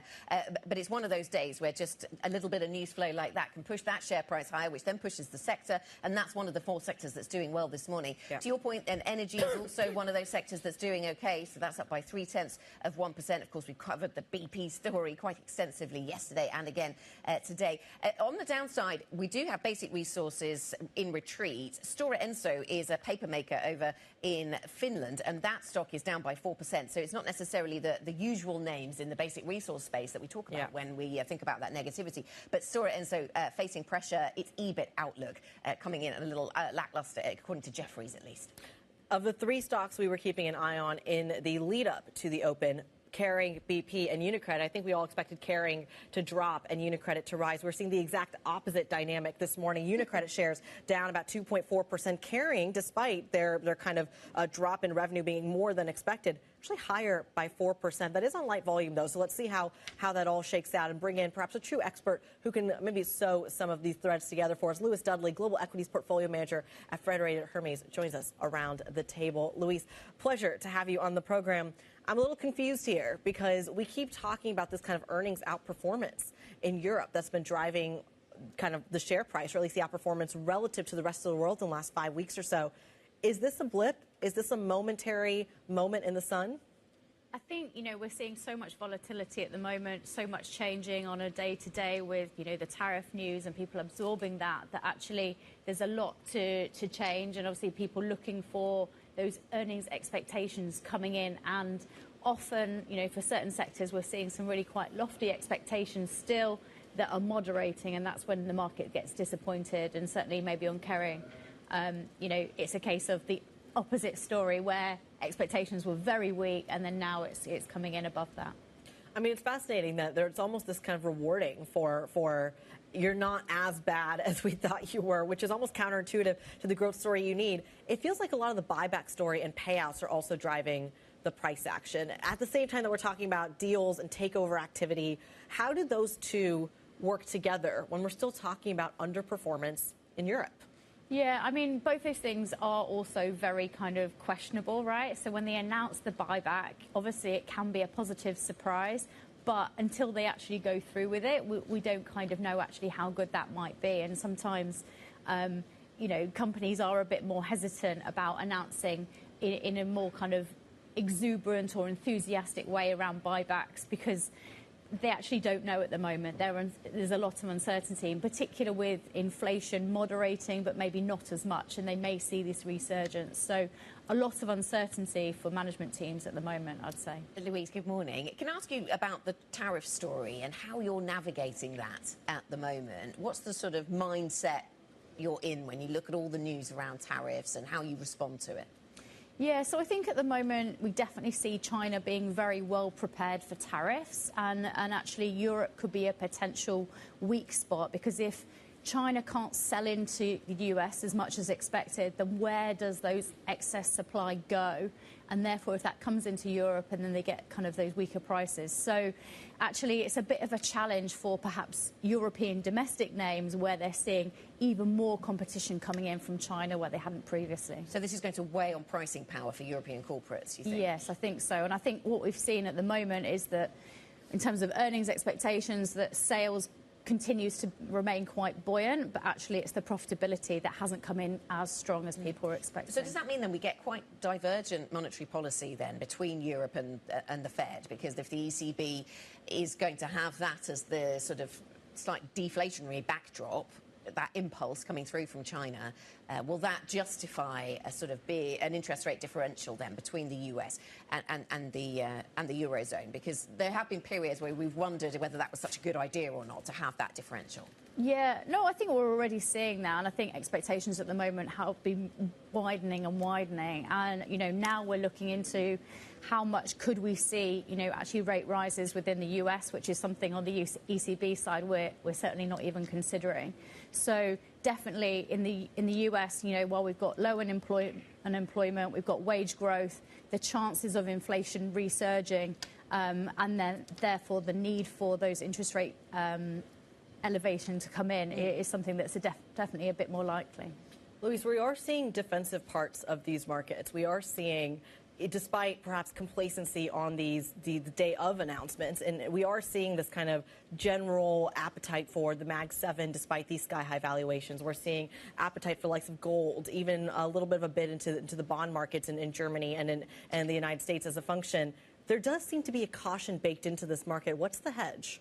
Yeah, I think, people are looking for that quality bias. I think, it's something actually we're also looking for within China. So where is the quality growth within China because of the deep kind of valuations that we can get there?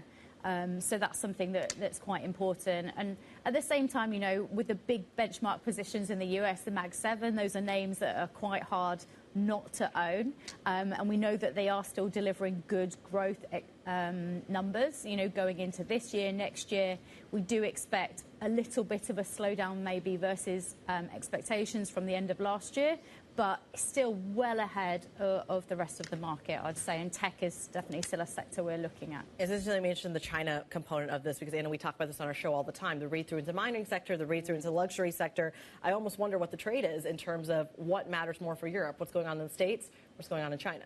Yeah, absolutely. The push and pull between those things. We see it in the luxury space, don't we? Pushed and pulled between those two different consumer markets. I wanted to ask you, actually, picking up on what you were saying there, Louise, about appetite for European stocks, and Europe's done OK. I was reading, oh, sorry, you were talking about the Mag 7 and still liking the technology names. I was looking at some research by Barclays talking about going actually short US exceptionalism in the short term as a sort of temporary tactical trade. And they say they've been right to be long Europe over the last 6 weeks or so. So if you stay in tech, are you in danger of missing out on some of the positives that have been happening in Europe in terms of that stock outperformance?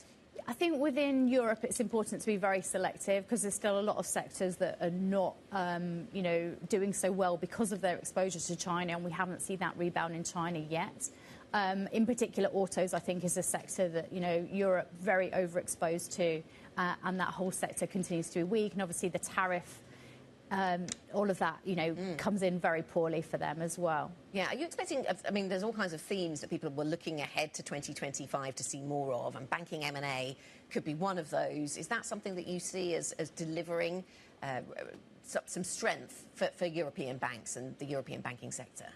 Yeah, I think so. But I think actually M&A more broadly as well. I think we're starting to see more deals, everyone talking about different kind of ins and outs that could happen across the space. And I think because of AI and the ability to really think about different business areas, different growth areas, but not specifically within banking, I wouldn't say. Yeah, interesting that, Chrissy, we were talking about in the credit space earlier on about how maybe leveraged buyouts haven't necessarily picked, or the M&A story certainly hasn't picked up in the way that maybe people thought. And this goes to the tariff story as well, doesn't it? Because if you've got that, you might have expectations of higher growth in the United States, but if you've also got uncertainty around what tariffs are going to look like, that can have a chilling effect, and we'll see whether that is maintained. Yeah, and I think so many people have said, who are still kind of bulls on the States, have been saying that maybe the tariff piece is offset by the fact that Donald Trump has a very deregulatory agenda, one that does spill over into Europe. Are you seeing evidence of that, Louise, that kind of maybe loosening of policy in the States has a ripple effect across the world?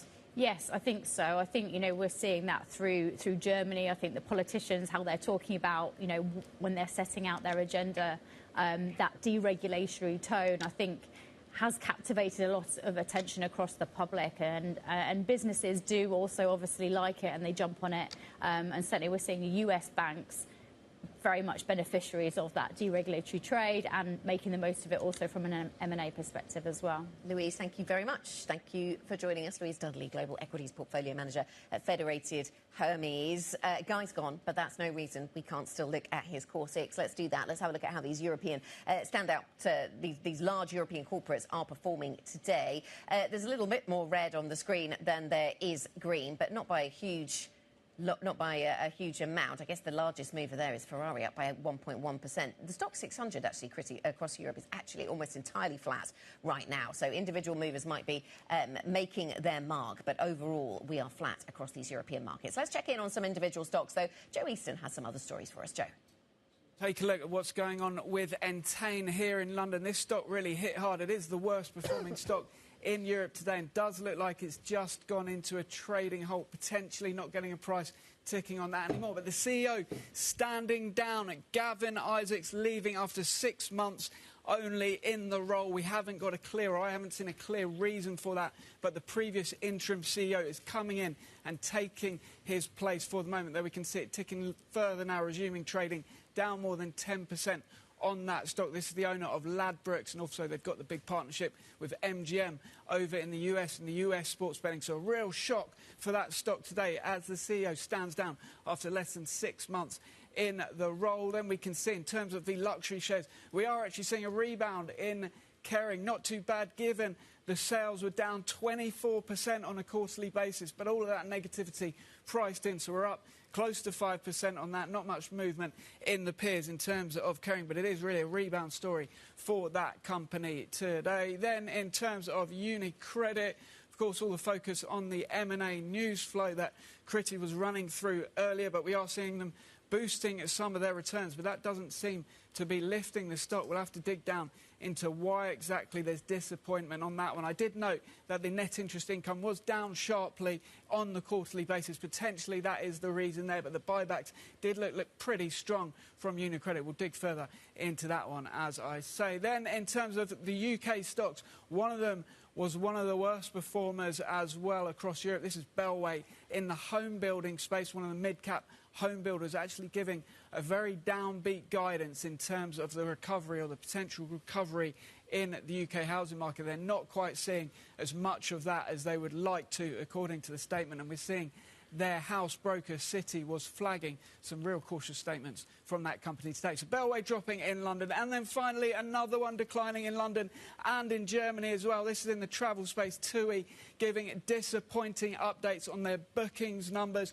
Bookings from both German and British customers not looking good. The UK bookings in negative territory, according to their statements. That's hitting that company today on both the German and UK exchanges. TUI in the travel space, one of the worst performers on the Stock 600 this morning. Joe, thank you. Joe Easton from our equities team. Let's get Kriti to some breaking news coming through from the EU Trade Commissioner, Maroš Šefčovič then.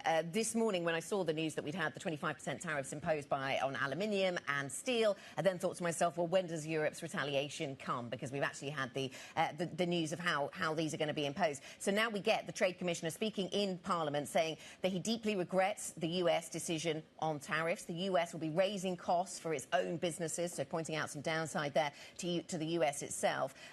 Then Šefčovič going on to say that the EU will always protect its interests and will impose countermeasures against US tariffs. And I suppose that comes as no surprise because Europe had already said that it would, and it fits with the 2018 playbook where we saw steel and aluminium tariffs go on, and then we saw the imposition of tariffs on the likes of Harley-Davidson, Levi Jeans, and all of those iconic US names. Yeah, it's a really interesting one as well because this is also coming right on the heels of the steel tariffs as well. And this was something under the Biden administration that had kind of been put on ice in the form of quotas, that if there weren't no tariffs imposed, maybe the quotas would be, and Europe hadn't fulfilled those quotas as well. So you can perhaps see that maybe they have some leverage. It's interesting as well because now I'm curious how this actually affects some of the markets because you're not actually seeing much market reaction off of these comments, even though this is coming from kind of an official government body as well. So The Eurodollar still at 103 handle, but risk sentiment certainly slightly tilted to the downside. Right, yeah. I mean, we're flat across European stocks, aren't we? But yes, US futures certainly look a little negative. I mean, Sefcovic saying that the EU stands open for negotiations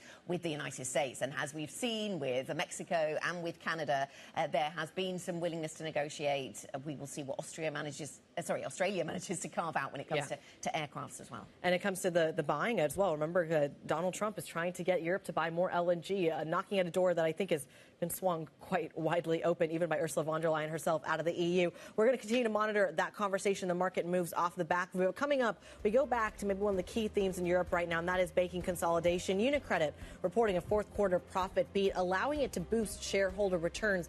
We're going to dive into the numbers and the consolidation story next. This is Bloomberg.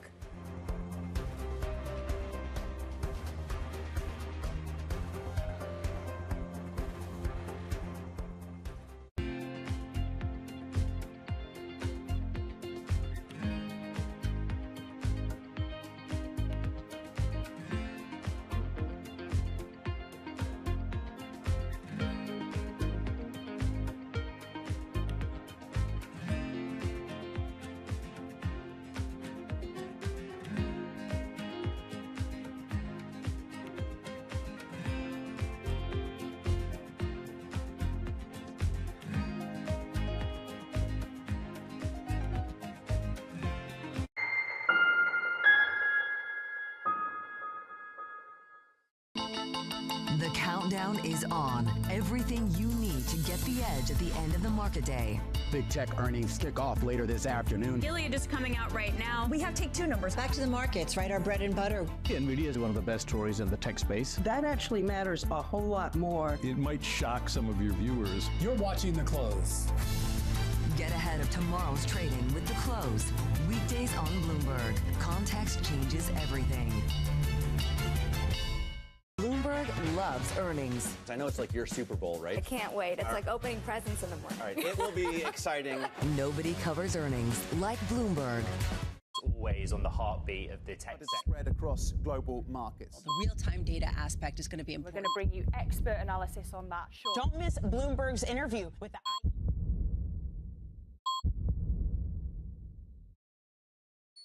Asia is at the forefront of some of the world's biggest stories. I'm Sherrian in Tokyo. And I'm Heidi Stroud-Watts here in Sydney, where the trading day begins. We're here in the centre of all the action to get you set up with the numbers, news and knowledge you need for the day ahead. The demand is indeed recovering. We've been waiting for this moment. The opportunity of a century. Join us on Bloomberg The Asia Trade. Weekdays only on Bloomberg TV. Context changes everything.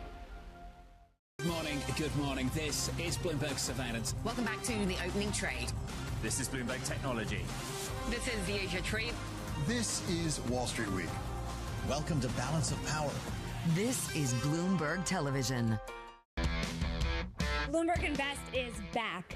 Join me, Sonali Basak, and the industry's most influential people for a comprehensive view across financial markets. Hear what a second Donald Trump presidency means for the economy, how AI is being monetized by investors, and the next big risks facing the private credit industry. Bloomberg Invest, March 4th and 5th in New York City. Register your interest to attend at bloomberglive.com/invest. It's a multi-trillion-dollar industry. We'll show you what's happening in ETFs like no one else. ETF IQ, only on Bloomberg. Earnings season is here. Kicking off earnings season, there's a lot going on. Bloomberg is first to break the numbers. Air France KLM. NatWest well above estimates. We have further earnings coursing from GSK. With the smartest insights. Clearly, the macro and geopolitical front is full of open issues that if they come all together at one stage, they can create some dislocation. Is that why you're cautious about the fourth quarter? Continuing coverage on Bloomberg. Context changes everything.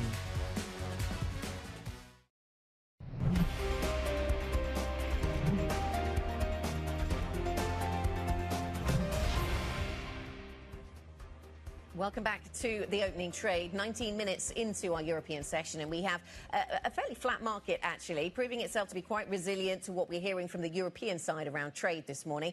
We're hearing from the German Chancellor, Olaf Scholz, saying that the EU will respond together against Trump's trade tariffs. He was making those comments in a speech to Parliament. Almost the same time, we were hearing from Maros Sefcovic, who was making a speech to the European Parliament then, Chrissy, saying that the EU, as we said in the last part of the programme, the EU will impose countermeasures against US tariffs. We'll wait for some detail as to what those will look like. Yeah, some strong comments coming from Scholz, now adding that he hopes the misguided path of tariffs can still be avoided, perhaps that 180 U-turn that we've seen on the Mexico and Canada front as well, saying that trade wars always reduce prosperity for both sides. So we, of course, will keep you apprised of these headlines as we get them. Let's get to some earnings news now as well, because Europe, of course, has one eye on the banking consolidation story as well. It comes on a good day where UniCredit shares have also been moving quite a bit, down about 3% in trading. The Italian lender sees a, quote, moderate decline in net interest income in 2025, but are still talking about increasing some of their shareholder payouts to the tune of about 9 billion euros, I'm told, all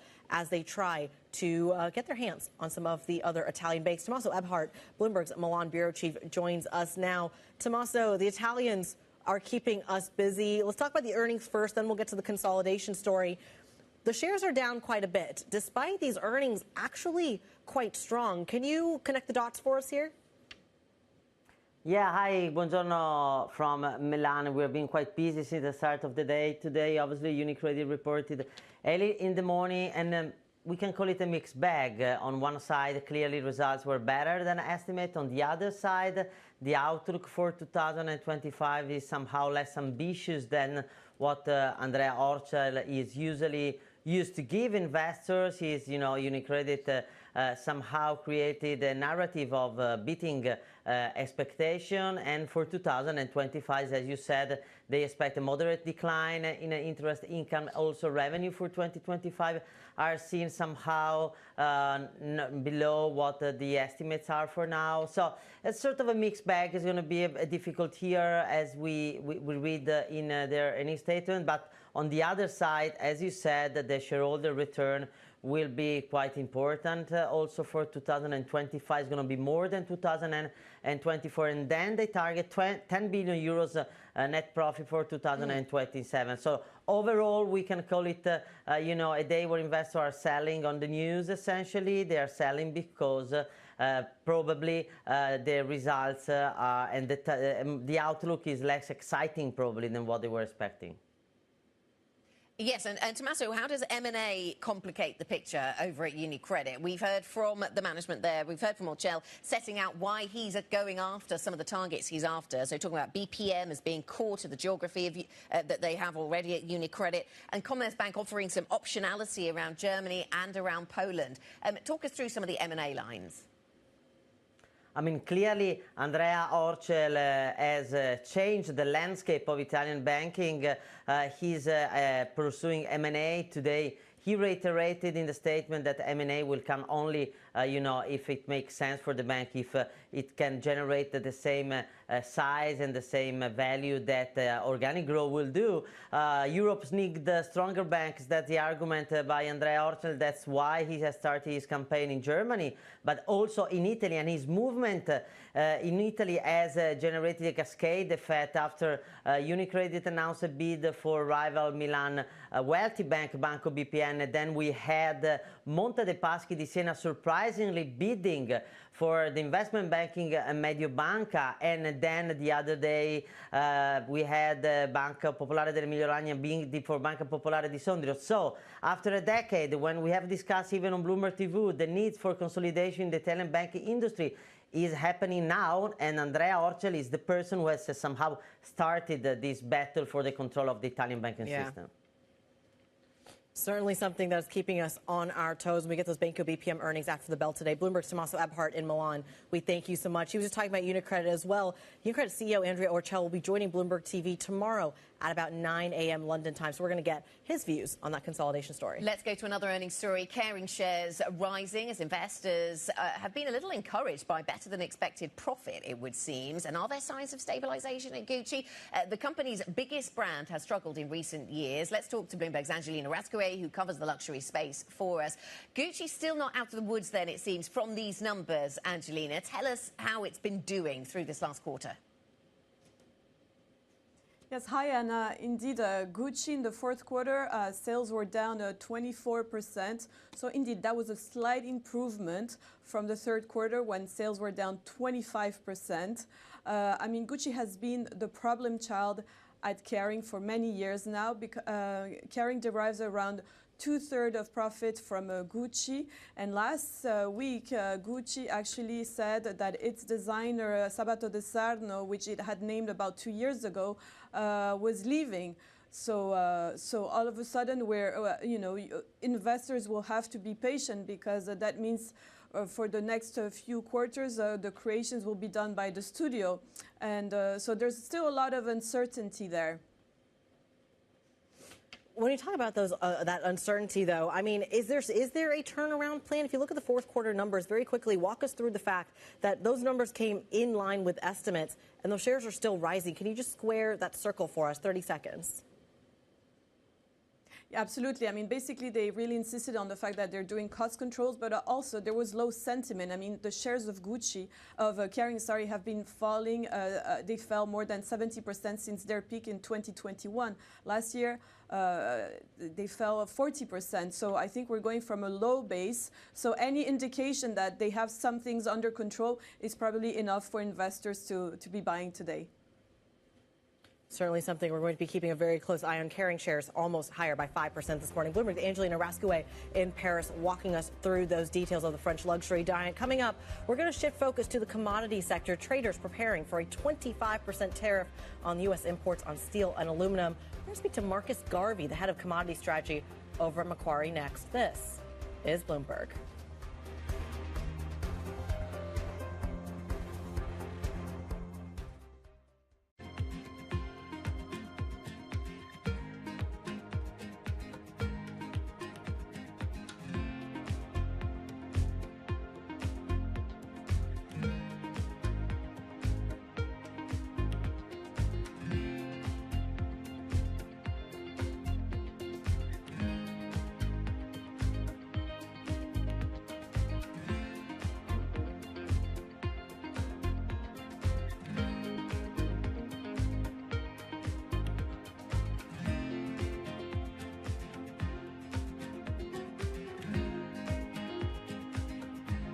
In case you missed it, from Bloomberg's coverage at Davos. Do you think there's one particular thing that you'd like Trump to change in terms of what some people see as the over-regulation of banking in America? I don't believe, honestly, that we should have a huge amount of deregulation for larger banks. I think that's, you look back at COVID and any crisis, big banks now are strong, are able to step in and being part of resolving issues rather than being the one that creates issues. So I wouldn't really welcome a huge wave of the regulations. What I can see is that, of course, what happened in the US doesn't mean automatically that you will see in Europe or in Switzerland or in Asia deregulation. So the fact is that US banks may become even more competitive internationally through a more benign environment. Nobody covers Davos like Bloomberg. Welcome to the world of decentralized finance. Massive outperformance from Bitcoin. Bloomberg is covering all things crypto, the people. The tectonic shift emanating from Washington. All we're looking for is clear rules and an ability to build in the United States. Crypto shouldn't be partisan. The transactions. Really a record-breaking moment. Crypto VC is back. And the technology. It's really the beginning of a global on-chain economy. And if America doesn't embrace it, we're going to be left behind. Bloomberg Crypto, only on Bloomberg. David Weston. Join me for the next generation of Wall Street Week, telling stories of capitalism from business, markets, economics, tech, and climate. Each week, we'll go on the road for a look at what lies behind the headlines of today and what will likely be the headlines tomorrow. Above all else, it's a mission. It's done nothing but grow immensely. To me, that's an extraordinary sign. We can be the change that we want to see. Watch the all-new Wall Street Week. More than what you need to know, it's what you need to think about. From the world of politics to the world of business, Joe Matthew and Kaylee Lines deliver news, insight, and analysis live 2 times a day, every trading day. Balance of Power at 1 and 5 Eastern, only on Bloomberg.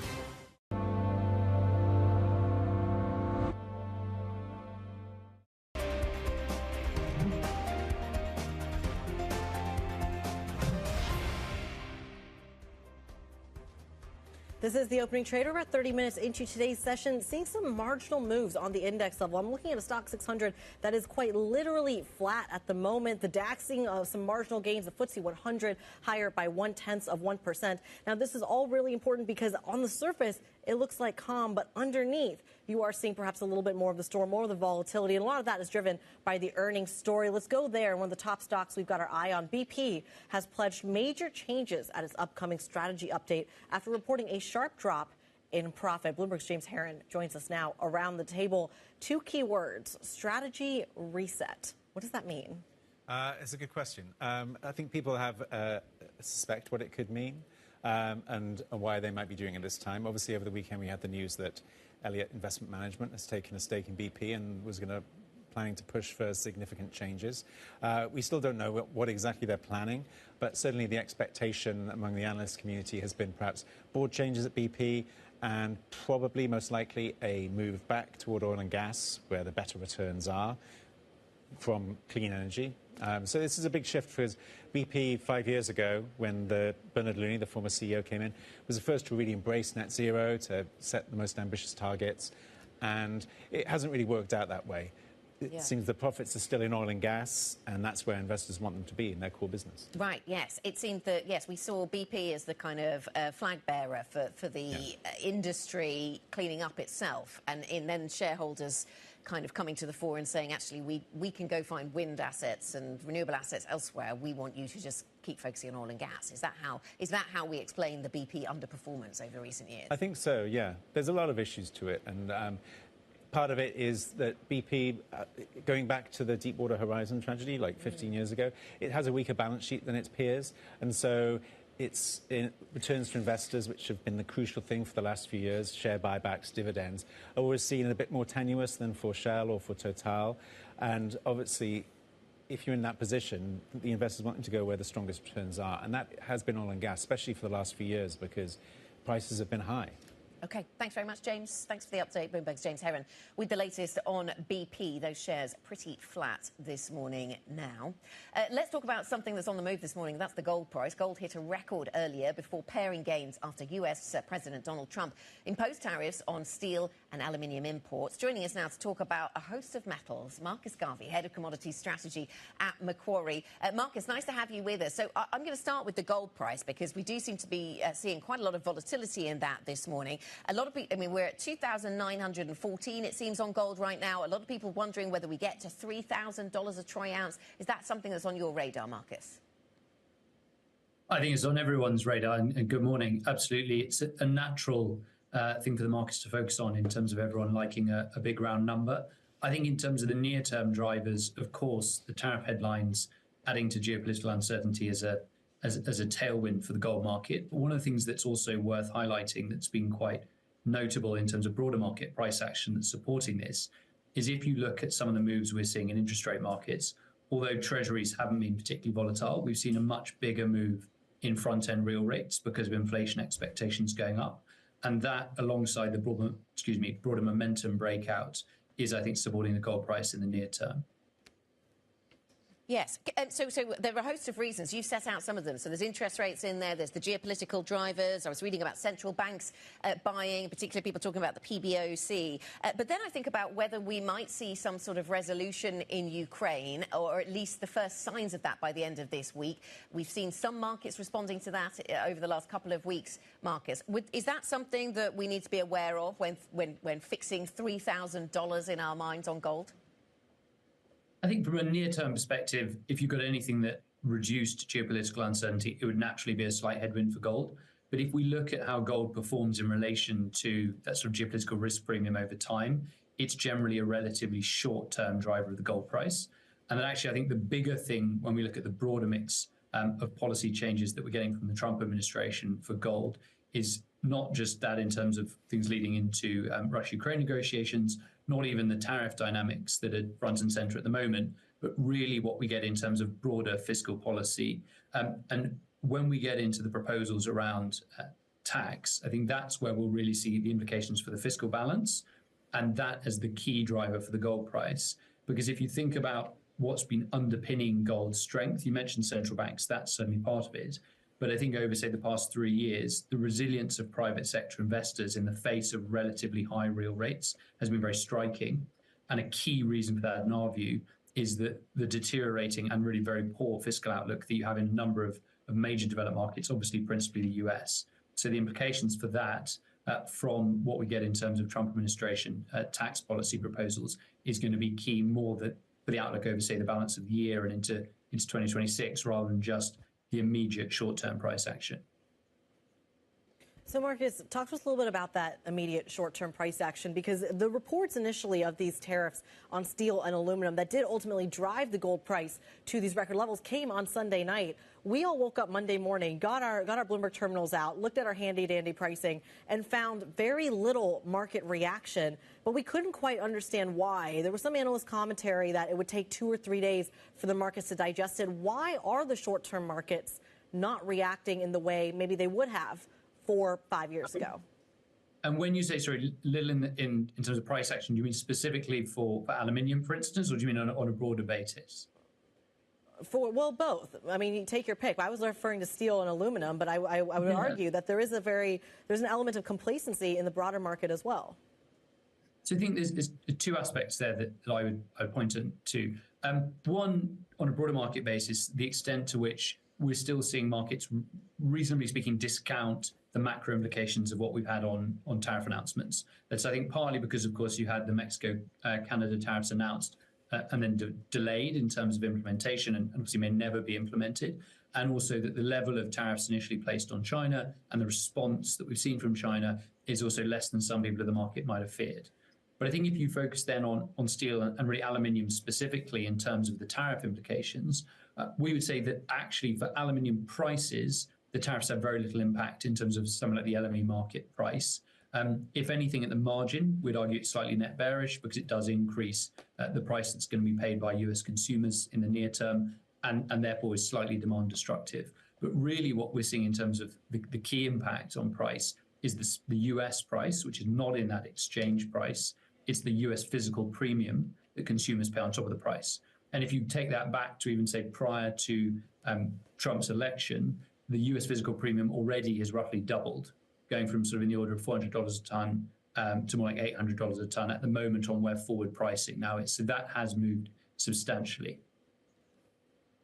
So, Marcus, you talk about it being slightly demand destructive, and this is, of course, in the kind of falling background of falling aluminum and steel prices as well that we've seen prior to these tariff announcements as well.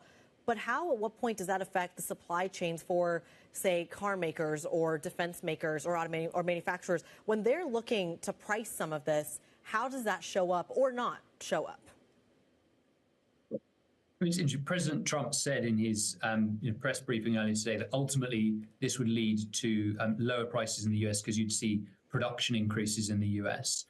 I think there's the possibility of that if we move further down the road, but in the very near term, we do think this is going to be a price increase for US processors and consumers, and one which is not a full pass-through of these tariffs, because if you look at where that supply is coming from, particularly take the example of something like Canadian aluminium, on the net backs of the received price that's going to be it's going to be earned by producers in those regions, it's still going to be, I think, in most cases, the best option for them to deliver into the US and absorb some of that tariff themselves. But it will, as we've seen in terms of the market pricing, also, I'd say in terms of the steel futures move that you've already had, it's clear there that you're going to have higher prices paid by US processors and consumers in the near term, and that's hard to avoid. In steel, I think there is scope for utilization rates to go up and increase supply domestically. In the case of aluminium, on a sort of 1 to 2 year view, you might talk about a couple of small smelter restarts, but really there isn't anything in the near term that's going to change the domestic supply in aluminium in favor of increased production. Marcus, I wonder what you're watching for when it comes to retaliation, because before we started this cycle of tariffs and response, various guests were telling us, what matters is the tariff itself, but then also what retaliatory activity we see. And we've heard from Europe this morning, Maros Sefcovic saying that the EU says it will impose countermeasures against US tariffs. What are you going to be watching for from a commodities perspective? What do you think is likely to be in the crosshairs? I think if you look at the last trade war, obviously not so much for Europe, but on a broader basis, things like agricultural products were dragged into it. Also, things not commodities related, like bourbon, was dragged into it. So it was a whole host of things. I think from a commodities specific perspective, though, really the biggest thing is, I think, away from the focus that we're having on Canada, Mexico, also Europe, and specifically aluminium and steel, but into what happens with China. Because as that 10% tariff comes in, we see that get ramped up progressively, and therefore we get greater response from China, as we've already seen in terms of the Chinese response being very commodity targeted in terms of things like tariffs on coal and LNG imports and some agricultural commodities. Do we see that roll out to a broader suite of commodities? Do we see increased rates? And also, do we see restrictions on Chinese exports, as has been talked about on some of the minor metals in relatively recent time? And then I think the other point will be, if we get a more aggressive approach from the US towards China, which would be, in our view, more demand destructive because it would drag on global goods trade, global industrial production, and therefore commodities demand, what do we get in terms of a Chinese offset to that from something that would boost domestic demand? So that I think when we try and net all these things out at this point, it's very hard to be overly prescriptive about exactly how we think things are going to play out. Okay, and I wonder how South Korea fits into this picture as well, because we're just hearing some news lines coming through from South Korea saying they're making all efforts to build close ties with the Trump administration. I mean, this is a country that is very much in focus when it comes to some of the tariffs we've already heard about from the Trump administration. I think one of the things that's interesting in that context, if you read through, we don't yet have the aluminium document, or at least didn't at the time of me coming on air, but if you read through the steel document that was published today that goes through the tariff imposition, unlike after the Section 232 tariffs in 2018, where you then got a whole series of carve-outs, both for some products and also for a lot of countries, really those that were part of the US security umbrella, this at the moment is incredibly explicit and really quite maximalist in its approach of saying no exemptions. Now, to what extent that is something that is fulfilled or ultimately becomes a negotiating position is up for debate at this point. But as a starting point, it's very, very clear that this is an evident distinction from what you had back in the first Trump administration and that initial point of imposition of the 232 tariffs. Certainly something we're going to be keeping a very, very close eye on. We'll let you go and read maybe perhaps the aluminum document as well. Marcus Garvey, head of commodity strategy, giving us that breaking analysis on some of those South Korea headlines that we were just talking about. Of course, just reiterating that South Korea is now looking to make more of an effort with Donald Trump and the Trump administration after holding that emergency meeting yesterday as well. That tariff story echoes around the world as the European Union said it will respond to any tariffs the U.S. might impose on it, escalating that transatlantic trade dispute. We're going to dive into the details next. Stick with us. This is Bloomberg.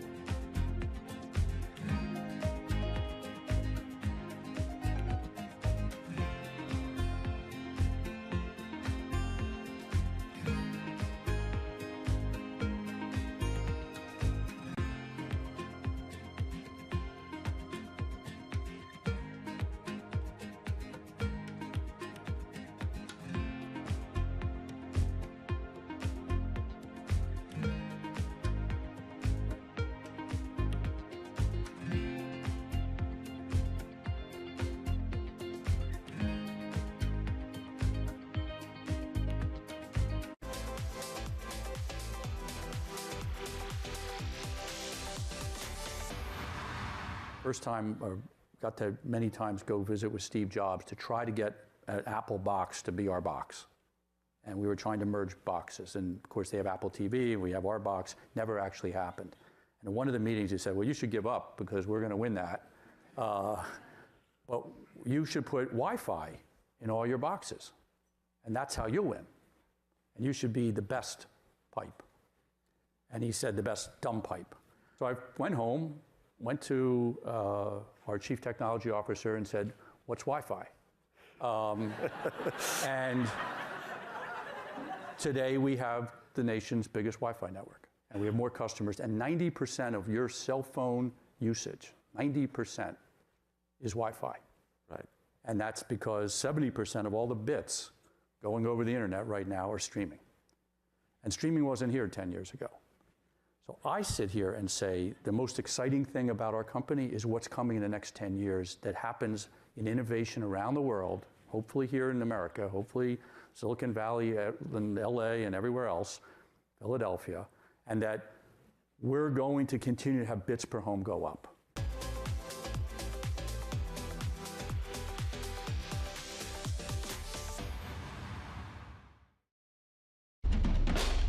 There is this real momentum from Wall Street. We are basically deep in the European earnings season. Take a look at how we're faring when it comes to Asian markets. U.S. jobs numbers are released. Bloomberg has the report under surveillance with crucial data and expert analysis at terminal speed. Nobody covers Jobs Day like Bloomberg.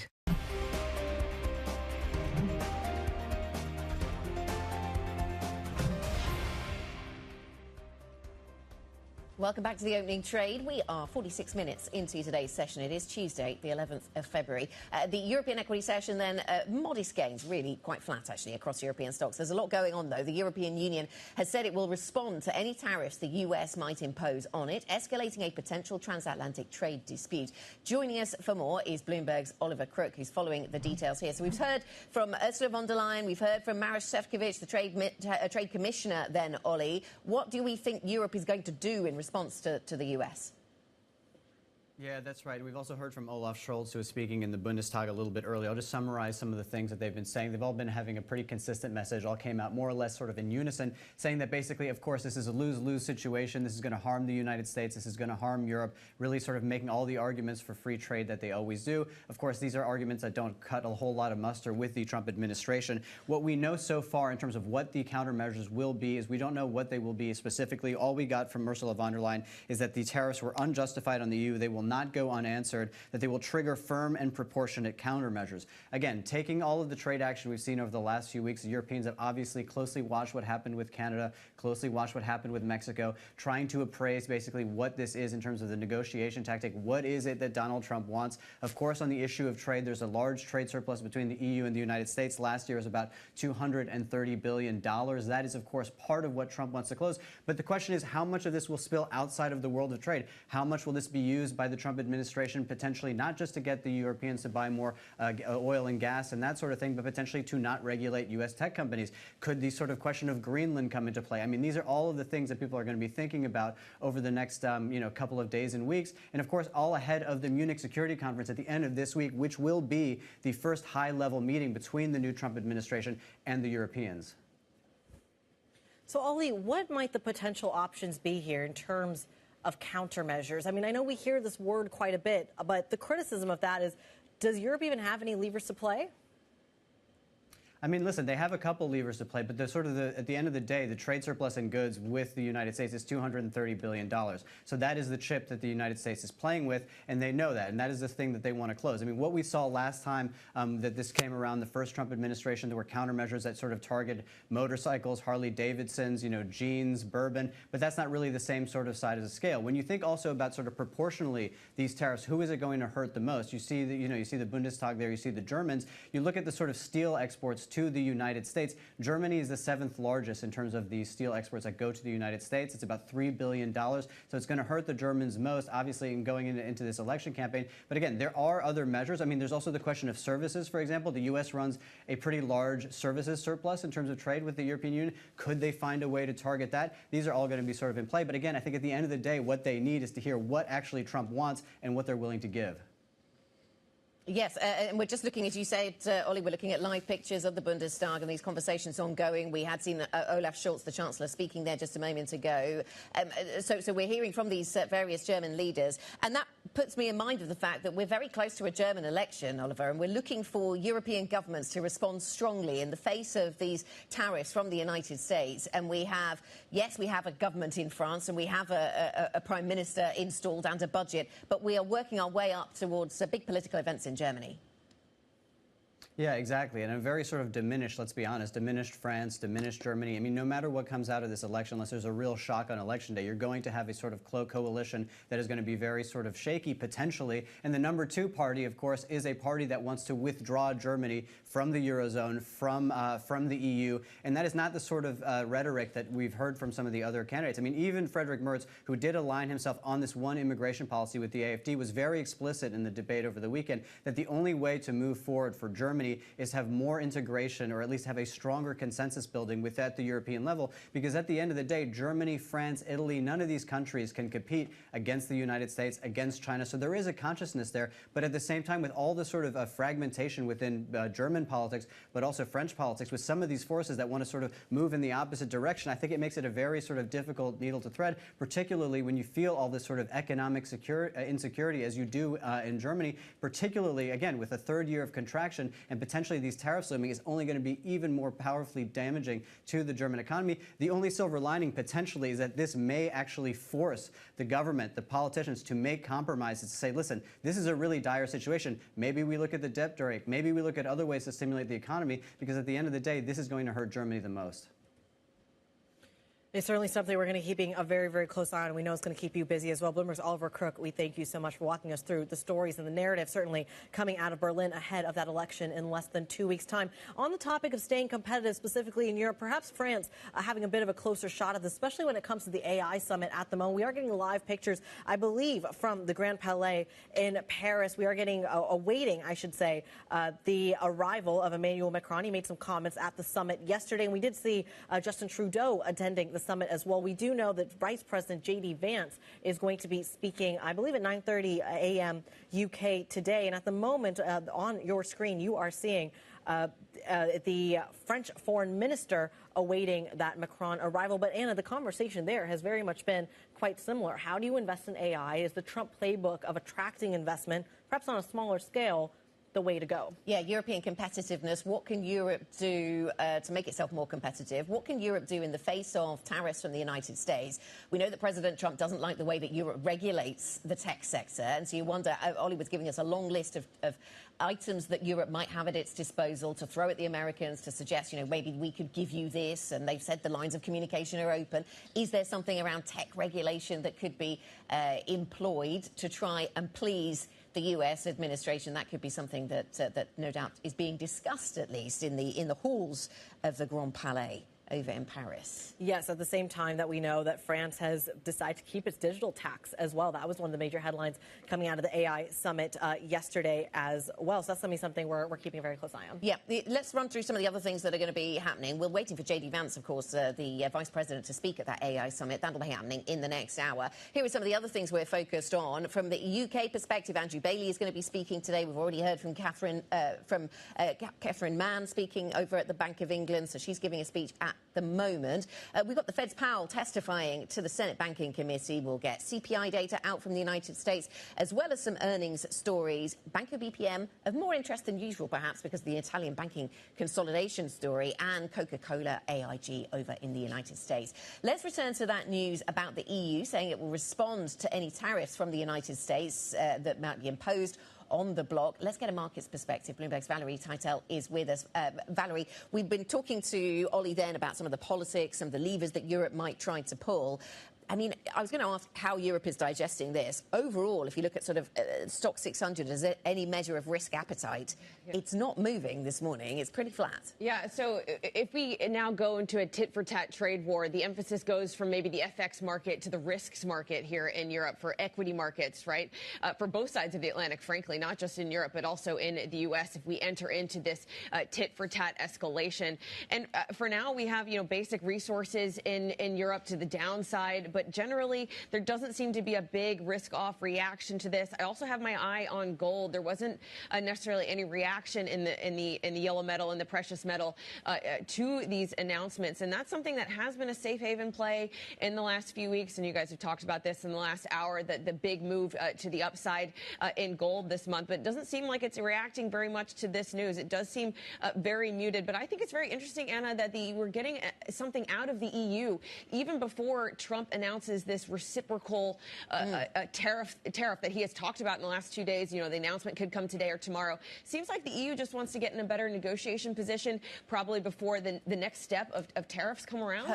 Hurt already by steel and aluminium, perhaps, I suppose. Yeah, and I think it's very timely that we're now starting some comments coming out of major European companies talking about how they could really deal with that tariff risk. We're seeing comments coming out of the Kering CEO saying they may review their pricing strategy if U.S. tariffs are imposed, and they have no plans to produce in the U.S. to counter those tariffs. At the same time, we're getting headlines out of the BOE's Catherine Mann, I believe the first time since she made kind of that 180 on that decision split. Walk us through the comments. Look, this is the arch hawk turned arch dove, the one to vote for a bigger cut. Last week, there was 2 on the council that did vote for a bigger cut. She was one of them. A lot of attention on that just because she has been so hawkish previously. But she has, she said in the FT article she wrote this morning, she's repeated this lines in her speech this morning, that the vote is about risk management and communication. She is worried about the downside risks to growth. She is not worried about the upside risk to inflation.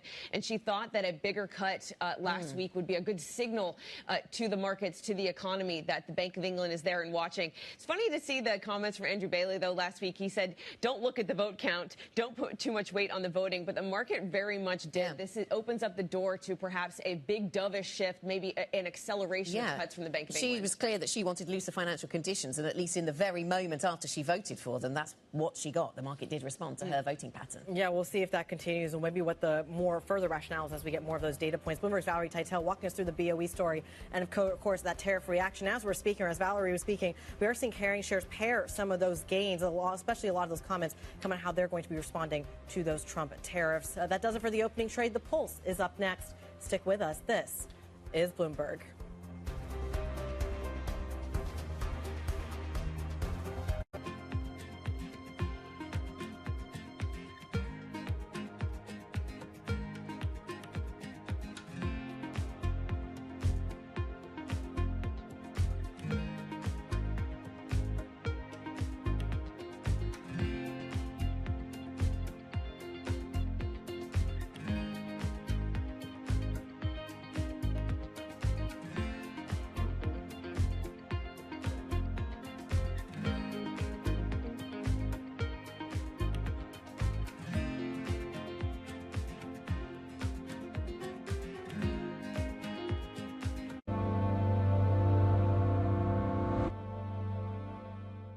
From our studios in New York and San Francisco, our expert hosts have the data and analysis from the companies you know and the startups to watch, plus the interviews you don't want to miss.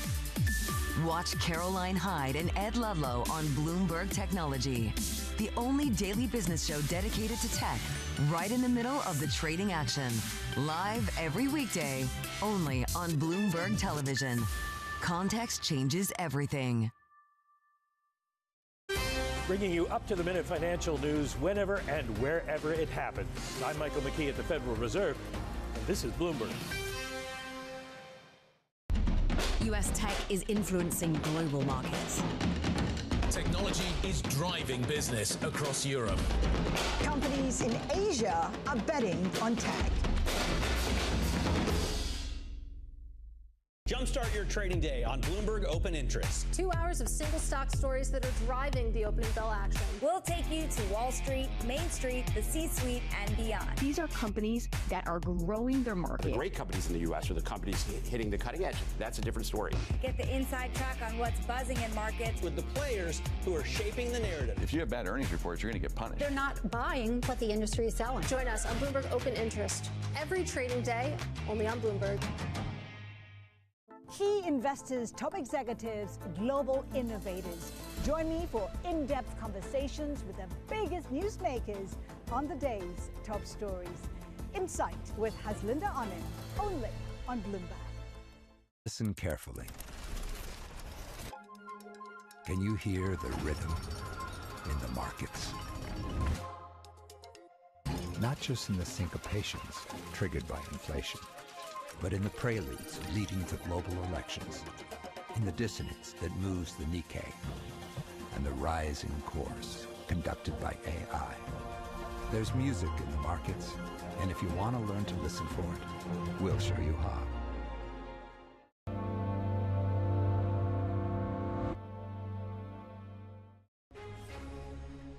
The EU says it will impose countermeasures against US tariffs as Donald Trump slaps a 25% levy on all steel and aluminium imports. European earnings in focus. UniCredit falls with its profit outlook flat, but Kering gains on signs the worst may be over for the Gucci owner. Plus, no thank you. OpenAI CEO Sam Altman rejects a bid from a group of investors led by Elon Musk, escalating the billionaire's feud. Welcome to the programme, everybody. Let's have a quick look at where we are on the European equity map. Overall, markets are pretty flat, but boy, is there a lot happening this morning, and there is a lot going on beneath the hood.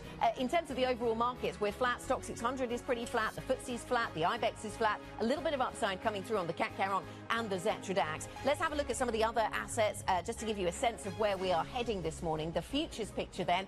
S&P futures are down by 0.25%. This is the extent to which we're seeing risk off this morning on confirmation of those tariffs on certain metals coming through from the United States, and then the promise of retaliation as yet undetailed from the European Union. US 10-year yield is at 4.51%, so yield's a little bit firmer this morning. The US dollar is pretty flat this morning, and gold caught another bid. We had a lot of volatility through the Asia session. In fact, we touched another high on gold. Let's get the program started.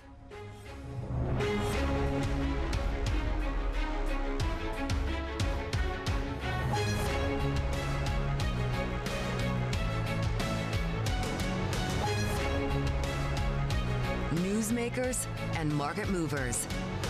This is The Pulse with Francine Lacqua. Good morning and welcome to The Pulse. I'm Anna Edwards in London, in for Francine Lacqua this morning. Now, within the last hour, the European Union has said it will impose countermeasures against US tariffs.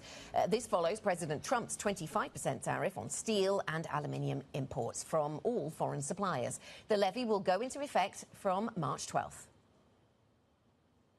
So essentially, we're putting on a 25% tariff without exception on all aluminum and all steel. And it's going to mean a lot of businesses are going to be opening in the United States. President Trump also warned there are more trade barriers on the way, with cars and chips potentially the next targets. For more, let's bring in Bloomberg's EMEA News Director, Ros Matheson, who daily, Ros, you're on Tariff Watch and Tariff Alert, tracking the twists and turns of this story. Let's go to the European response first, shall we? Because this is the latest information that the market is dealing with. I suppose it's not a surprise in that Europe has suggested in the past that it might respond. But what do we make of the European response this morning?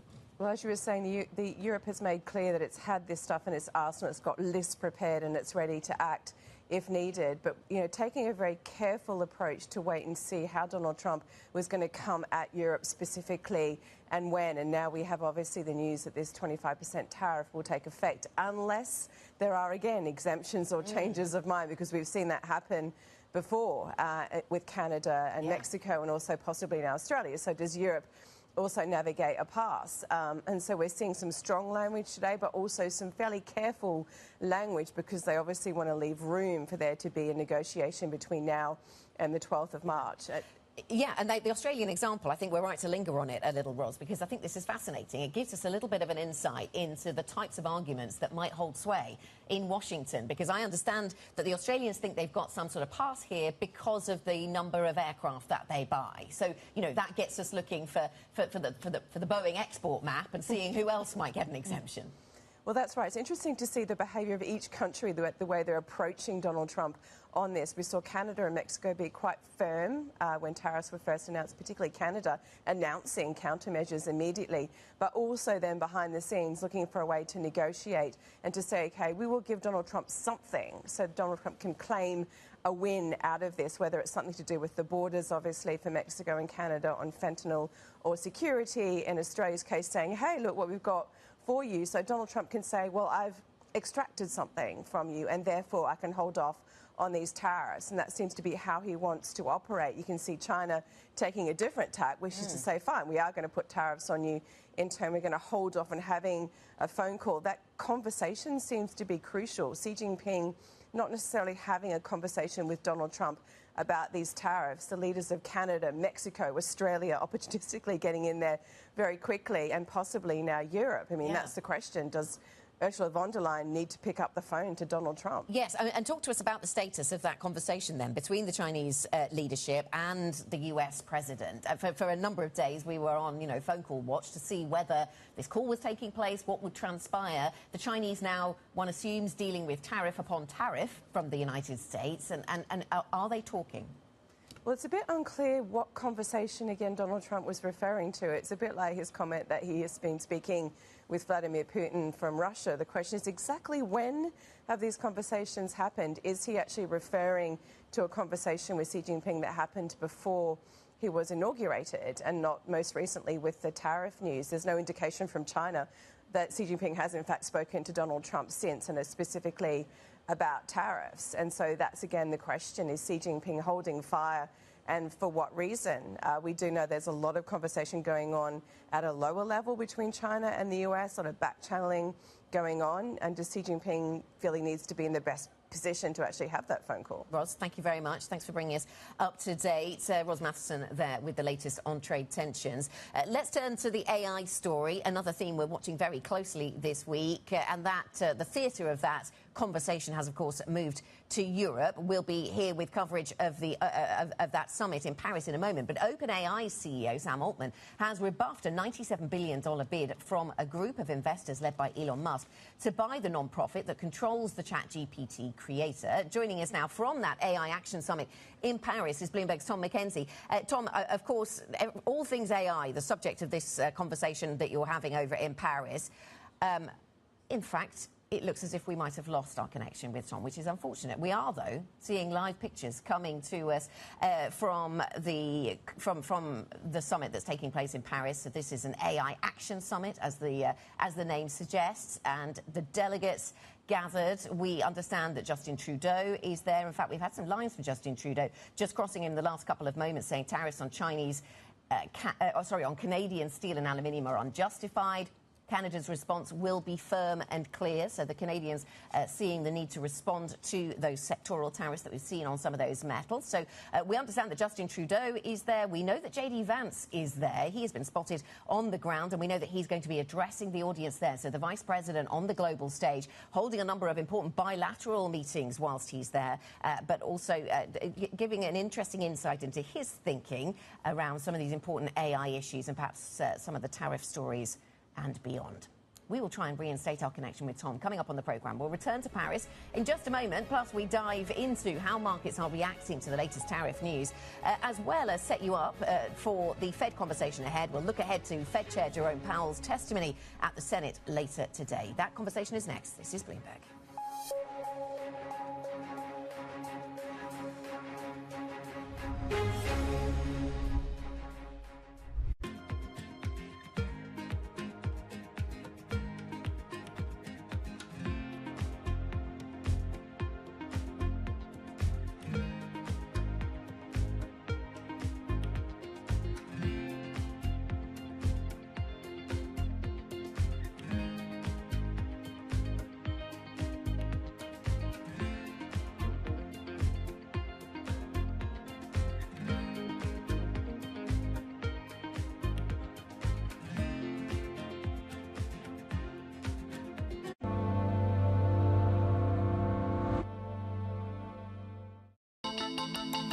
countdown is on. Everything you need to get the edge at the end of the market day. Big tech earnings kick off later this afternoon. Gilead is coming out right now. We have take two numbers. Back to the markets, right? Our bread and butter. NVIDIA is one of the best stories in the tech space. That actually matters a whole lot more. It might shock some of your viewers. You're watching The Close. Get ahead of tomorrow's trading with The Close. Weekdays on Bloomberg. Context changes everything. You up-to-the-minute global financial news whenever and wherever it happens. I'm Jonathan Ferro. And I'm Lisa Abramowitz in Davos, Switzerland, and this is Bloomberg. Bloomberg Surveillance covers the latest in global markets and the political events that influence your world. Join Jonathan Ferro, Lisa Abramowitz, and Anne-Marie Hordern only on Bloomberg. Context changes everything. Asia is at the forefront of some of the world's biggest stories. I'm Sherrian in Tokyo. And I'm Heidi Stroud-Watts here in Sydney, where the trading day begins. We're here in the center of all the action to get you set up with the numbers, news, and knowledge you need for the day ahead. The demand is indeed recovering. We've been waiting for this moment. The opportunity of a century. Join us on Bloomberg The Asia Trade. Weekdays only on Bloomberg TV. Context changes everything.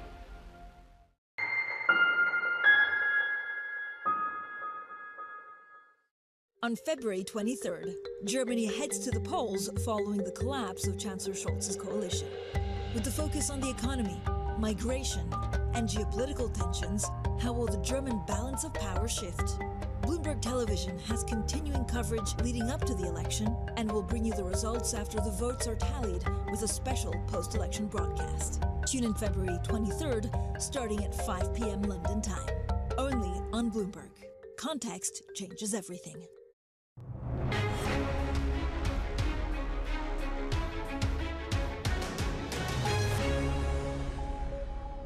Welcome back to The Pulse. I'm Anna Edwards in for Francine Lacroix this morning. So we've heard from Elon Musk. He's interested in bidding for OpenAI. Sam Altman at OpenAI says no thank you. Joining us now with the latest on that story and the latest on the AI Action Summit, which is taking place in Paris, Bloomberg's Tom McKenzie, who is surrounded by the great and the good of the tech scene and so well placed to comment on this story. How serious is then Elon Musk, when he says he's interested in buying OpenAI? What do we understand his motivation to be? I think we have to take Elon Musk seriously. The wealthiest man, of course, on the planet, someone who has the ear of the US president when he makes this bid. He's also lined up a number of big name investors behind this bid, again, according to reporting from the Wall Street Journal. So I do think we have to take this seriously. What his motivations are, the clarity there is a little lacking at this point. What we do know is that, of course, he was one of the founders of OpenAI back in 2015, along with Sam Altman. They have, of course, pretty dramatically fallen out. They are in a legal battle as well. This is a step change from Elon Musk in terms of the pressure that he's putting on OpenAI. It's another gear shift in that feud with Sam Altman. Exactly what he wants to get out of this, still unclear, but certainly I think the team at OpenAI and the investors behind Elon Musk and those invested in OpenAI should be and probably will be taking this fairly seriously. Yeah, we're looking at pictures of where you are, Tom. We're looking at Emmanuel Macron, the French president. We're looking at the Indian leader, Narendra Modi, who I know is going to be speaking at this event. So many global leaders there, many leaders from the tech industry there. And I think OpenAI, Sam Altman, is amongst them. What is the conversation? How is the conversation going to evolve at this AI summit today? Yeah, absolutely. The Indian Prime Minister has just walked in with President Macron just behind me, and prior to that, the J.D. Vance, the Vice President of the United States, of course. So they are here in terms of the leaders and the executives, as you say. It ties back to that Musk story around the bid for OpenAI, because this is a reminder that this is an arms race within these startups, within these businesses, but also an arms race at a sovereign and nation-state level as to who gets to control and shape the progress of artificial intelligence. And the debate on the ground here is very much focused on that area. Should it be open or closed models? Should it be sovereignty first or startup first? Should it be about infrastructure or the value add? All of these are part of that conversation. And Musk's bid for OpenAI just accelerates and underscores that this is a national and international arms race right now. Macron was speaking yesterday. He was touting France's position and trolling to some extent President Trump, saying, look, we don't need to drill, baby, drill here in France. We just need to plug in because of the abundance of nuclear power. France also has a lot of software engineers. Europe does as well, well positioned on that front. This is clearly a France and this is clearly a European Union trying now to play catch up to the advances and innovations that we're seeing not just in the US, but also in China. And Chris Lehane of OpenAI talking to me yesterday saying that those are the two leaders, the US, and he described it, the Communist Party of China, and he wants to see democratic nations leading the charge on this. But this is a live debate. Who controls, who shapes it? Elon Musk to OpenAI, he's saying they have moved away from their mission around safety-focused open AI models, and that's why he continues to pressure that company.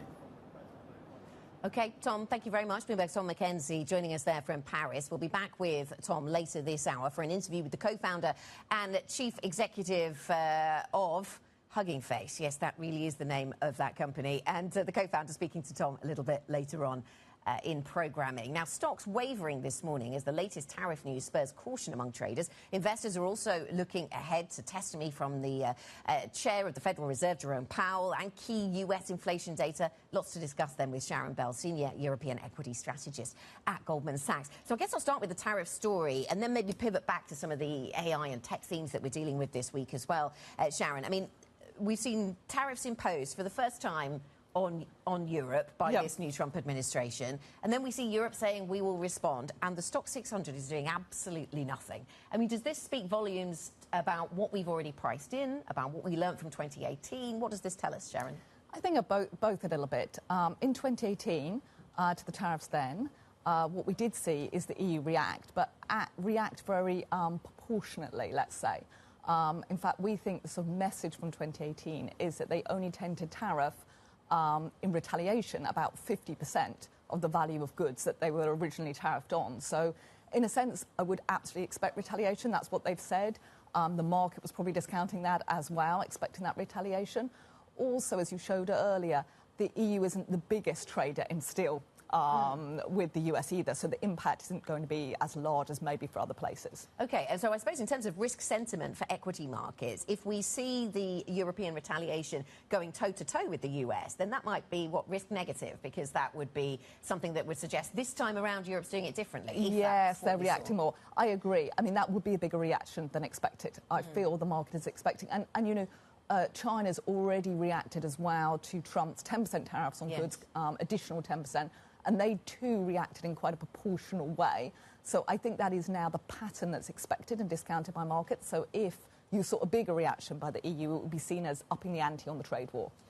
We've just been looking at live pictures coming to us from Paris. I mean, Emmanuel Macron certainly managing to gather the great and the good of, well, global politics to some degree, and also plenty of tech leaders to try and pitch Europe's role in the tech space.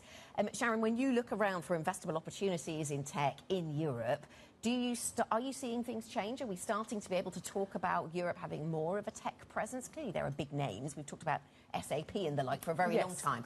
But how is that evolving? There are a few big names in Europe, but it's a tiny portion of European market cap. Something like 6 to 8% of European market cap is in tech, whereas in the US it's a third of market cap in the tech sector itself. And then there are other companies in other sectors that we probably would regard as quite techy as well. So it's much, much smaller in terms of the overall equity market and much smaller in terms of the economy. But we know that Europe wants to make progress on all these investments. So this is a good sign that you're starting to bring the leadership to Europe. Yes, and then we have the French president then welcoming everybody, no doubt, and giving some opening remarks on this second day of the AI Action Summit in Paris. In terms of European stocks then, let's go back to that broader picture. We've seen real outperformance year to date from Europe, haven't we? I mean, stock 600 up 8% or so, US stocks up 2% on the Nasdaq, 3% on S&P. Does that look justified? Does that continue, do you think, Sharon? I know. It's been such a surprise to many investors. When we polled investors at one of our conferences in Hong Kong and another one in London in the middle of January, very, very few investors expected Europe to be the best performer. Now, to be fair, we asked them the question for the whole of 2025, and we'll see if that's maintained, this performance. But it has certainly been a surprise to a lot of investors that we've spoken to that Europe has done quite well since the beginning of the year, particularly because actually the economic data in Europe still doesn't look that rosy. We haven't really seen any of the fundamentals change hugely. But what I do think has changed a little bit is this idea that, in the end, the tech industry in the US, also investors were already positioned and very in the US market. It's very concentrated, very highly valued. So it's a little bit of, I think, investors diversifying. Yes. OK, so that suggests that maybe there was something for the US to lose as well as something for Europe to gain in terms of what we're seeing in markets. I wonder if we look ahead to the end of this week, we're going to be in Munich for a security conference. Yes. And I wonder whether the markets are starting to think about, and I noticed that we'd seen year to date some quite good performance from quite a lot of businesses in Eastern Europe, and I started to wonder whether the market is starting to ask itself whether we get a peace dividend out of Ukraine. Yeah. Is that something that's realistically on your radar? Is it too early for that? It's certainly on all investors' radars at the moment, because in the last couple of weeks you've definitely seen some of the stocks with perhaps most exposure maybe doing a little bit better. I do think that markets may be getting a little bit ahead in expecting that armistice or peace in Ukraine, because really we may still be a long way from that point. But I do agree with your point that if you were to move more in that direction, if we were to see that, that would clearly be good news for European economies, because likelihood that gas prices will come down a bit, that's very helpful.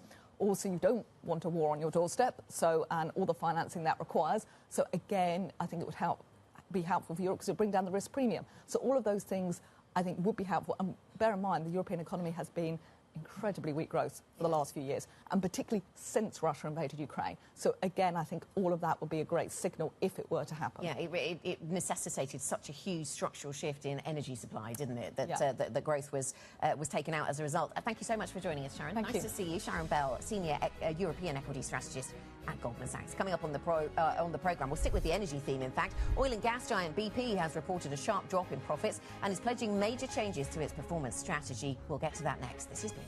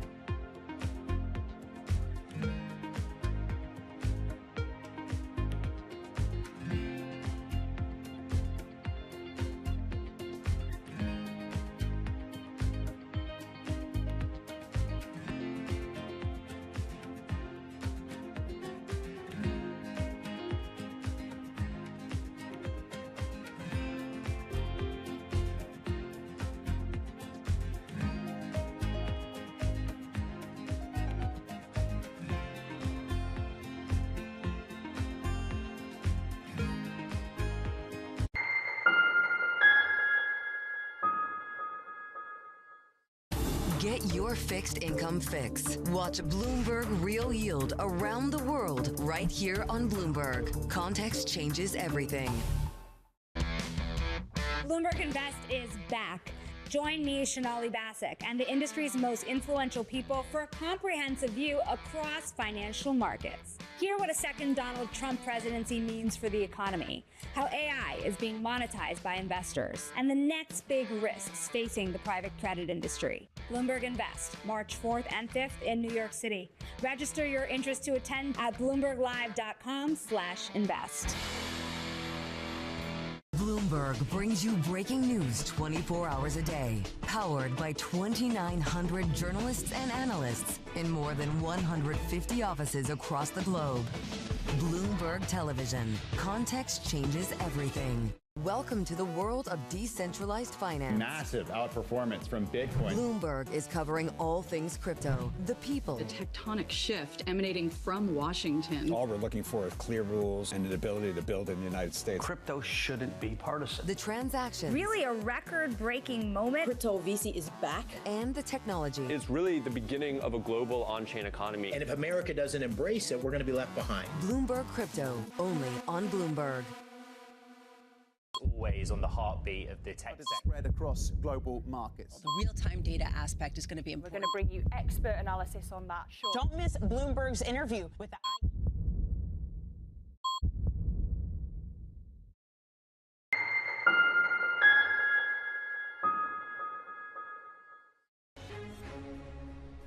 Welcome back. There's been a muted response in markets to BP's earnings today. This is the oil and gas giant pledges major changes at its upcoming strategy update after reporting a sharp drop in profit. For more, let's get to Will Kennedy, Bloomberg Senior Executive Editor for Energy and Commodities. So, Will, I know the buyback was going to be a focus for today. They maintained that. What stood out to you then from the BP earnings? Well, the earnings were a little weaker than expected, but I think the most interesting thing we saw was actually the words that the CEO, Moen Elkenschloss, used in the update, which to say the company needed a fundamental reset. So all eyes now in 2 weeks' time when he delivers his capital markets update, where he's clearly going to set what he claims will be a radical new direction for the company. Yes, and so that looks less green, does it, in short, the future? I think that's certainly the way that it's going. He's already sort of tried to reposition the company away from the very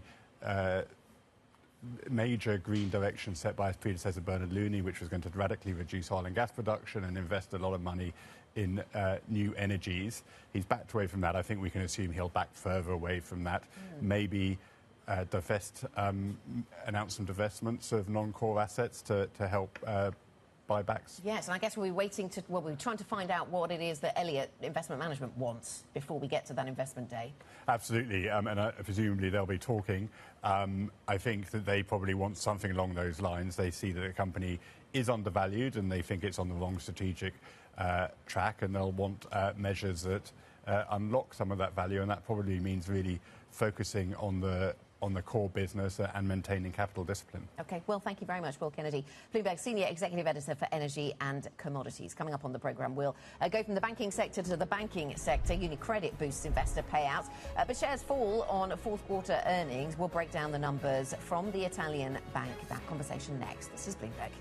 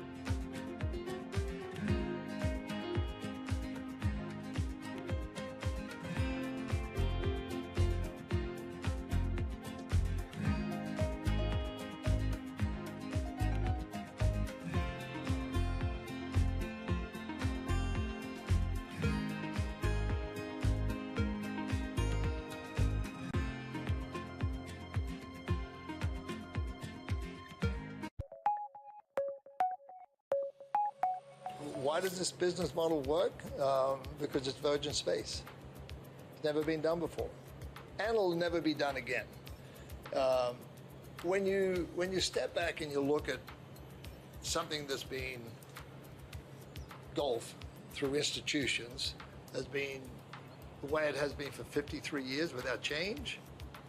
In 1993, I stepped back and said, okay, this is not right. It's doing the same old Groundhog Day. Everything's the same.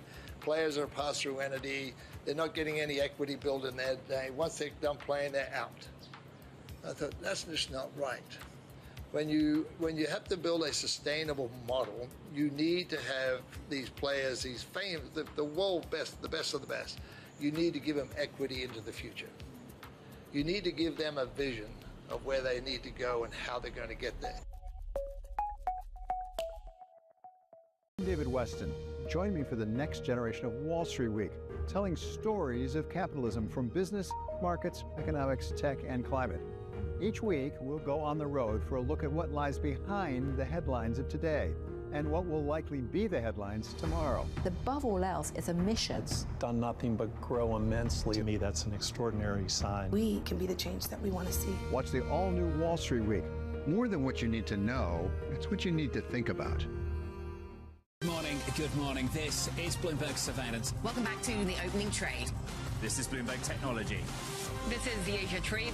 This is Wall Street Week. Welcome to Balance of Power. This is Bloomberg Television. Bringing you up-to-the-minute tech news whenever and wherever it happens. I'm Ed Ludlow in Las Vegas, and this is Bloomberg.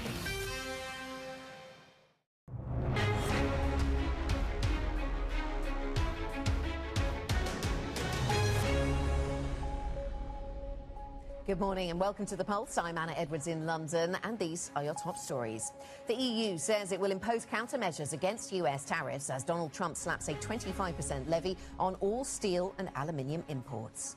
European earnings in focus. UniCredit falls with its profit outlook flat, but Kering gains on signs the worst may be over for the Gucci owner. Plus, no thank you. OpenAI CEO Sam Altman rejects a bid from a group of investors led by Elon Musk, escalating the billionaire's feud. Thinking of all things tech, I should tell you that we are live at the Tech Summit in Paris. We'll be getting the latest from that AI Summit in Paris. Narendra Modi is currently speaking. The Indian Prime Minister, just one of the heads of one of the world leaders that we have in attendance. Justin Trudeau, the Prime Minister of Canada, also in attendance. So many conversations being had on the stage and behind closed doors, no doubt, as well. Those one-on-one conversations, all important. We know J.D. Vance is in the building as well. Let's turn from the European tech agenda to the European growth agenda. We're just getting lines coming through this morning from the IMF.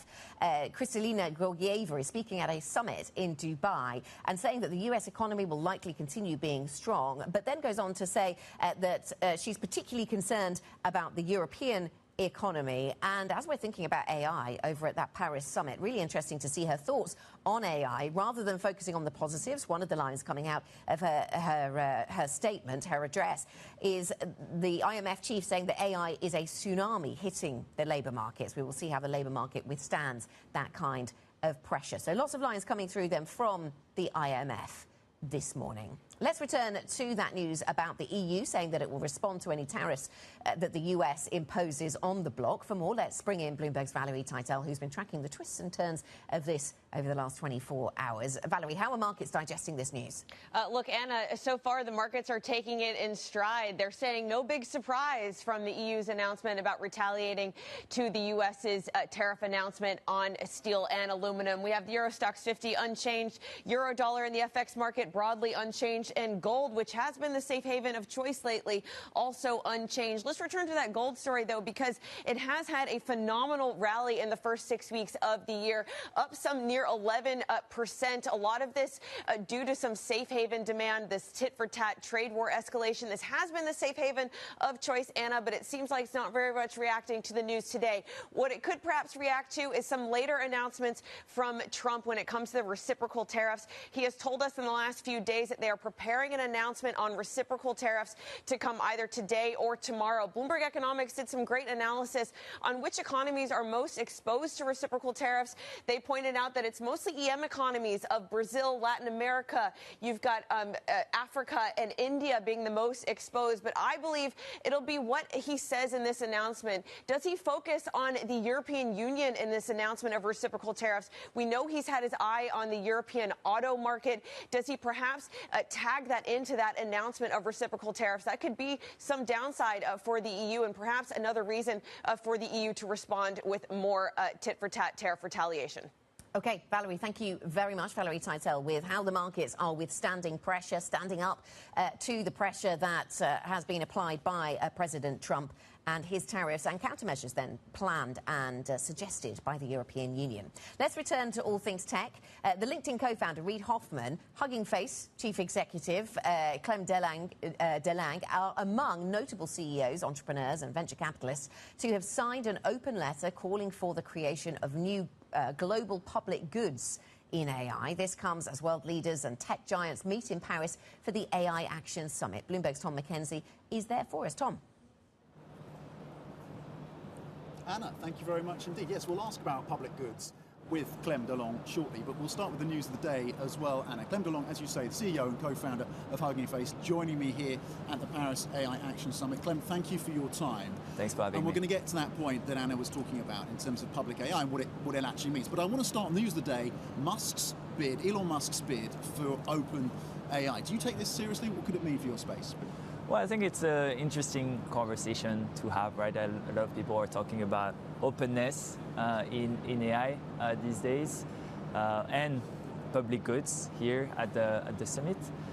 So it's an interesting conversation to have about open AI and kind of like their non-profit goals and how they can contribute to humanity. Do you have a strong view? I mean, Elon Musk would say that they've diverged from their original founding mission of producing non-profit, safety-first AI that is open source. Do you agree that they've diverged from that and that's a problem?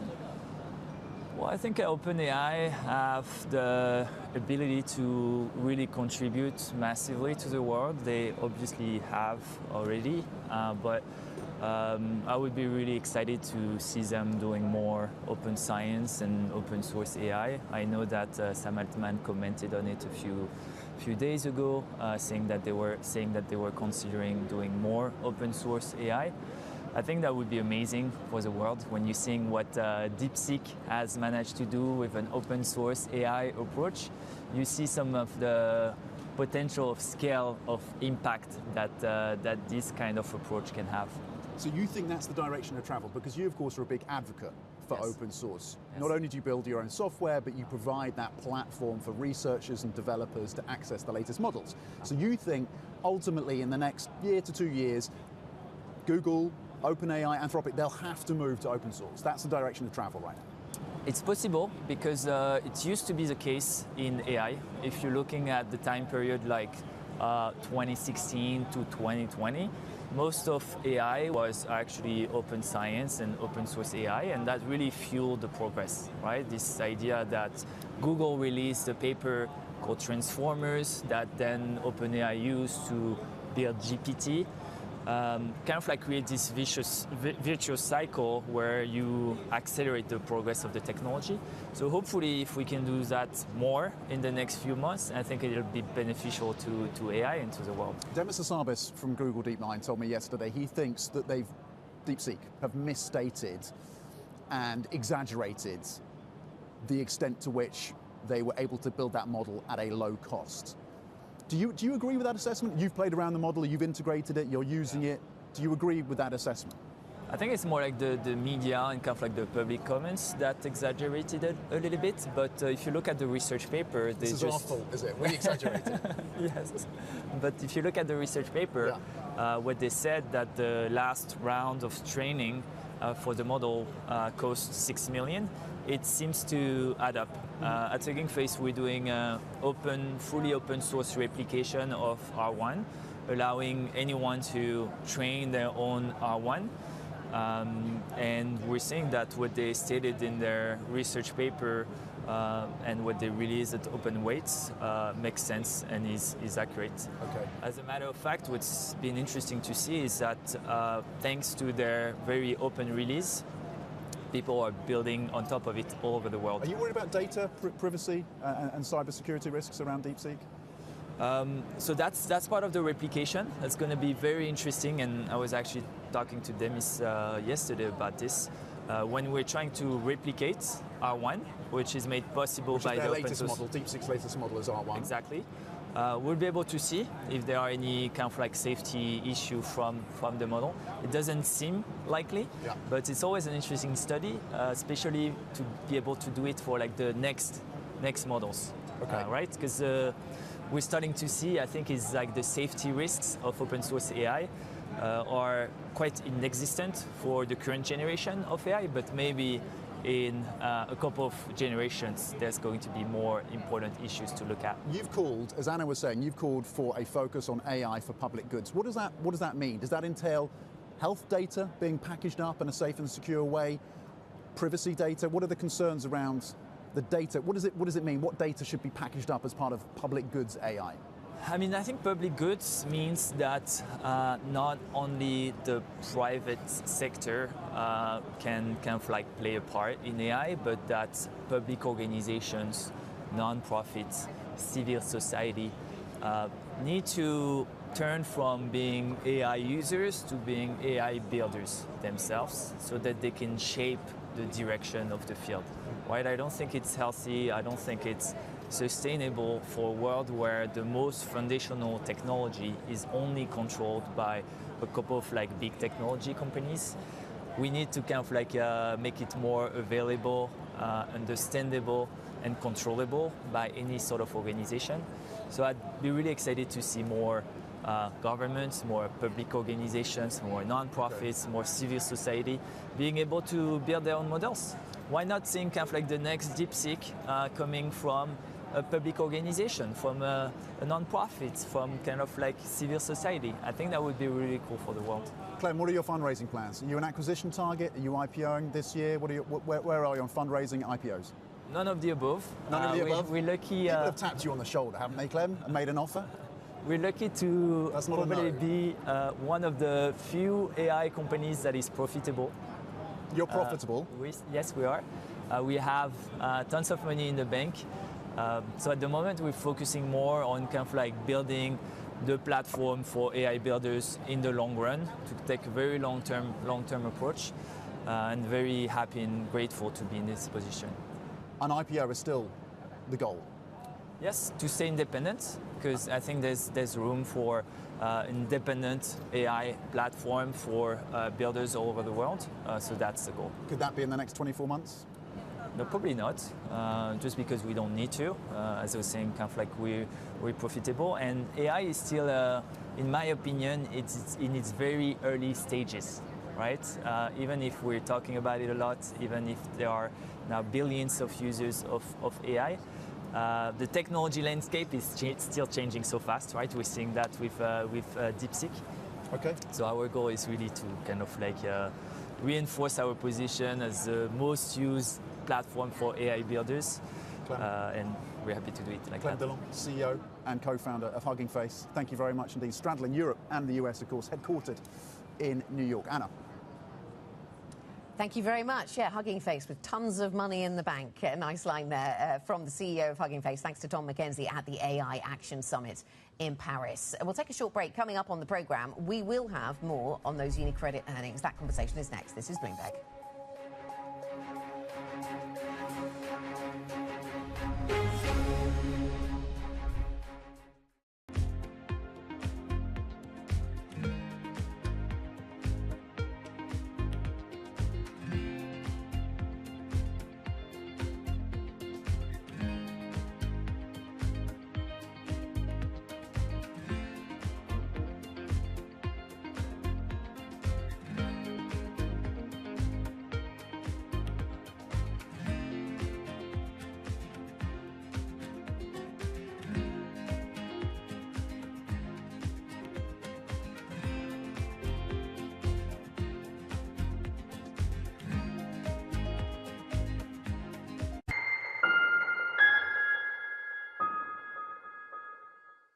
From our studios in New York and San Francisco, our expert hosts have the data and analysis from the companies you know and the startups to watch, plus the interviews you don't want to miss.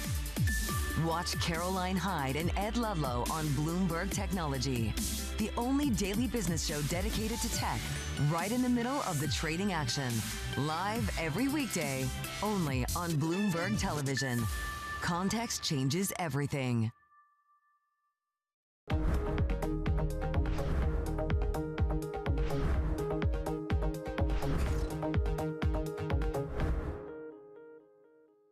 From the world of politics to the world of business, Joe Matthew and Kaylee Lines deliver news, insight, and analysis live 2 times a day, every trading day. Balance of Power at 1 and 5 Eastern, only on Bloomberg.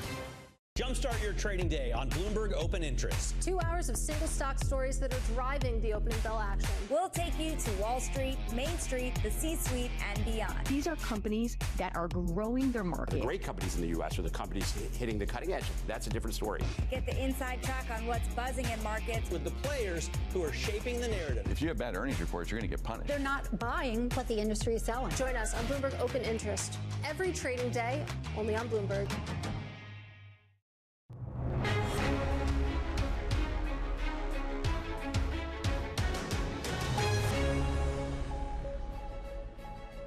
Welcome back to The Pulse, day 2 of the AI Action Summit in Paris, where the US Vice President J.D. Vance is giving a keynote speech in front of a number of world leaders, Canada's Trudeau, India's Modi, CEOs like the OpenAI CEO, Sam Altman is there, Alphabet's Sundar Pichai. Let's just listen in for a moment. And finally, number 4, the Trump administration will maintain a pro-worker growth path for AI, so it can be a potent tool for job creation in the United States. And I appreciate Prime Minister Modi's point. AI, I really believe, will facilitate and make people more productive. It is not going to replace human beings. It will never replace human beings. And I think too many of the leaders in the AI industry, when they talk about this fear of replacing workers, I think they really miss the point. AI, we believe, is going to make us more productive, more prosperous, and more free. The United States of America is the leader in AI, and our administration plans to keep it that way. The U.S. possesses all components across the full AI stack, including advanced semiconductor design, frontier algorithms, and, of course, transformational applications. Now, the computing power this stack requires is integral to advancing AI technology. And to safeguard America's advantage, the Trump administration will ensure that the most powerful AI systems are built in the U.S. with American-designed and manufactured chips.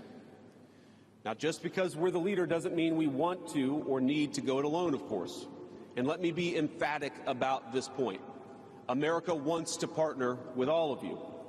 And we want to embark on the AI revolution before us with a spirit of openness and collaboration. But to create that kind of trust, we need international regulatory regimes that fosters the creation of AI technology rather than strangles it. And we need our European friends in particular to look to this new frontier with optimism rather than trepidation. Now, the development of cutting-edge AI in the U.S. is no accident. By preserving an open regulatory environment, we've encouraged American innovators to experiment and to make unparalleled R&D investments.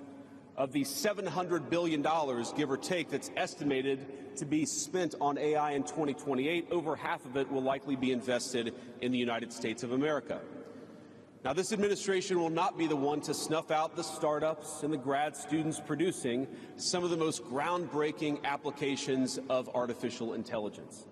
Instead, our laws will keep big tech, little tech, and all other developers on a level playing field.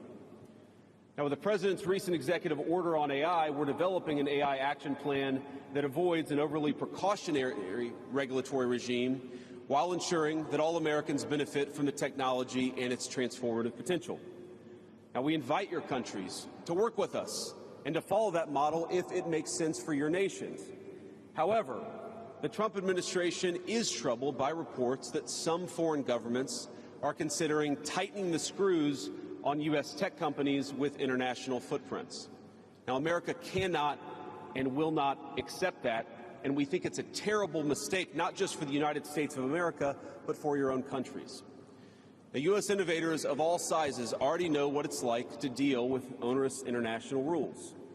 Many of our most productive tech companies are forced to deal with the EU's Digital Services Act and the massive regulations it created about taking down content and policing so-called misinformation. And of course, we want to ensure the internet is a safe place, but it is one thing to prevent a predator from preying on a child on the internet, and it is something quite different to prevent a grown man or woman from accessing an opinion that the government thinks is misinformation.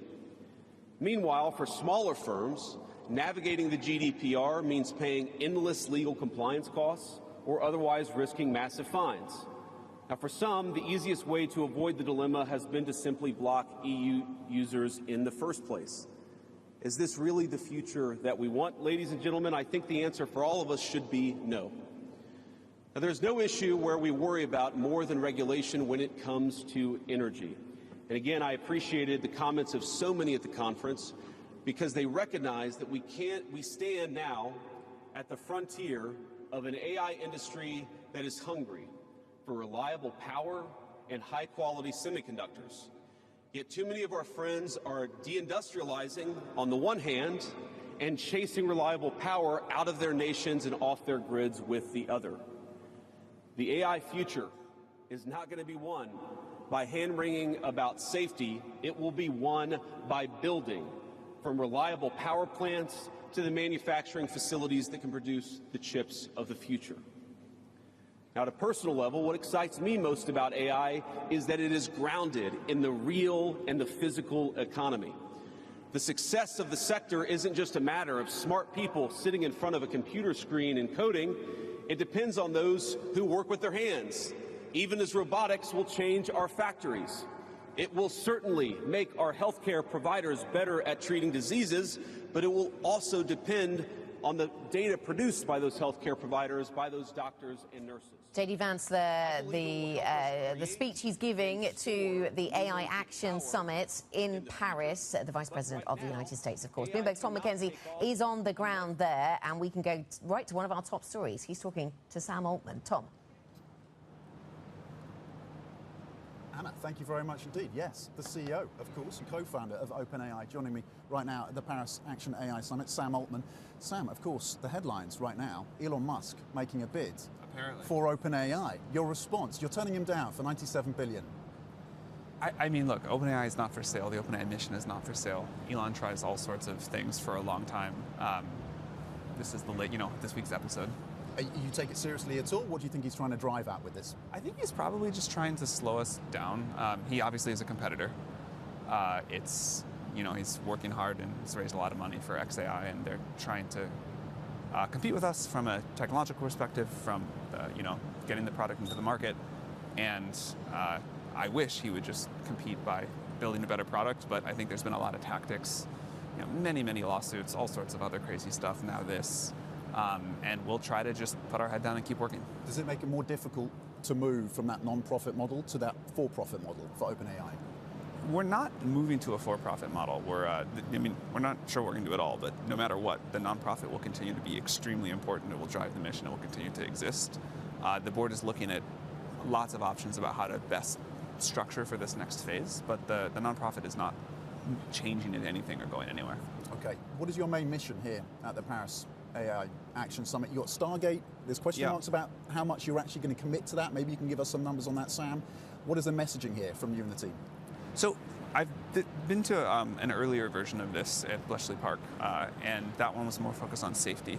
This one, people are still talking about safety, but really I think people are now saying, okay, this technology is here. It's having an incredible impact. We've got to drive it. There is a lot of questions about how people can, maybe the most common question I've gotten is, can you do a Stargate in my country?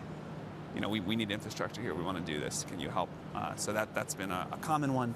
But a lot of other things about just how are we going to deploy this technology to make sure people benefit? Where's it going to go? In what ways is the model going to improve? Last week, we launched this thing called Deep Research. There's been a ton of questions about that. How can we use this to really drive economic growth? But yeah, maybe economic growth has been the single biggest theme here. And have you had clarity on DeepSeek? I know you and the team have been looking into that, whether they distilled, whether they inappropriately used your inferencing data.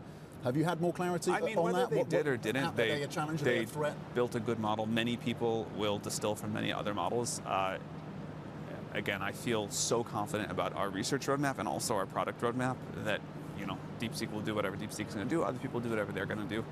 And we're just going to try to build the best technology we can and get it into people's hands. And I think that's mostly going pretty well. Do you think Musk's approach then is from a position of insecurity about XAI? Probably his whole life is from a position of insecurity. I feel for the guy. You feel for him? I do, actually. I don't think he's a happy person. I do feel for him. Okay. Do you worry that he has this proximity to the president and he can influence the decision-making of the US presidency and policies around this agenda on AI? Not particularly. Maybe I should, but not particularly. I try to just wake up and think about how we're going to make our technology better. Okay, Sam Altman. Thank you. Thank you so much. CEO, co-founder, of course, of OpenAI. We appreciate your time. Anna, back to you. Tom, thank you very much. Tom Mackenzie there at the AI Action Summit with the OpenAI CEO. Sam Altman. Incredible lines coming out of that. Obviously, we knew that he was turning down the approach from Elon Musk, but really good to get some more detail there. Now, let's pivot to some other earnings stories. Kering shares gaining today with investors encouraged by better than expected profit and signs of stabilisation at Gucci. The company's biggest brand has struggled in recent years from a sharp downturn in demand. For more, let's talk to Bloomberg Opinion's Andrea Felstead, who's with us now. Andrea, so the stock's up 2.7% this morning. What did we learn? Well, everyone thinks that Gucci's stabilising. I'm not quite sure. The final quarter didn't see any improvement in Gucci. It was down 24% versus 25% in the third quarter. Most other brands have seen a genuine improvement, so that's a bit worrying. They've just parted companies with the designer Sabato De Sarno. They're now talking about a new designer who's going to inject more fashionability and desirability into the brand, but they want to build on the elegant base. Well, that hasn't really worked so far. So I'm a little bit sceptical and a bit puzzled why the shares are up. Right. Okay, so we're waiting for another designer, aren't we? Exactly. And that's the next thing, Andrea. Exactly. And the rumours, the speculation is focusing on Hedi Slimane, who was at Celine, which he did a very good job at Celine. He did a good job at Saint Laurent. But he's got a very particular look, sort of streamlined, slim silhouette. Yeah. Whether that works with Gucci, I'm not sure. I think if he joined, it would be going back very much of the sort of Tom Fordy era at Gucci, the sort of sleek, sexy silhouette, rather than the maximalism, big logos that won them fans more recently. OK, the big logos are back. Andrea, thank you very much. Andrea Felstead from Bloomberg Opinion with the latest on that sector in focus. It's been a busy show this morning. We're going to go back to Paris. The US Vice President J.D. Vance is still speaking at the AI Action Summit in Paris, talking about America's plans for AI and what others can do in conjunction with the United States. Let's listen. The Trump administration will guarantee American workers a seat at the table, and we're very proud of that. Now, I've taken up enough of your time, so I'd like to close with just a quick story. This is a beautiful country, President Macron, and I know that you're proud of it and should be. And yesterday, as I was touring Les Invalides with General Gravette with my 3 kids, he was kind enough to show me the sword that belonged to America's dearest international friend from our own revolution, of course, the Marquis de Lafayette. He let me hold the sword, but of course he made me put on the white gloves beforehand. And it got me thinking of this country, France, and of course of my own country, and of the beautiful civilization that we have built together with weapons like that saber. Weapons that are dangerous in the wrong hands.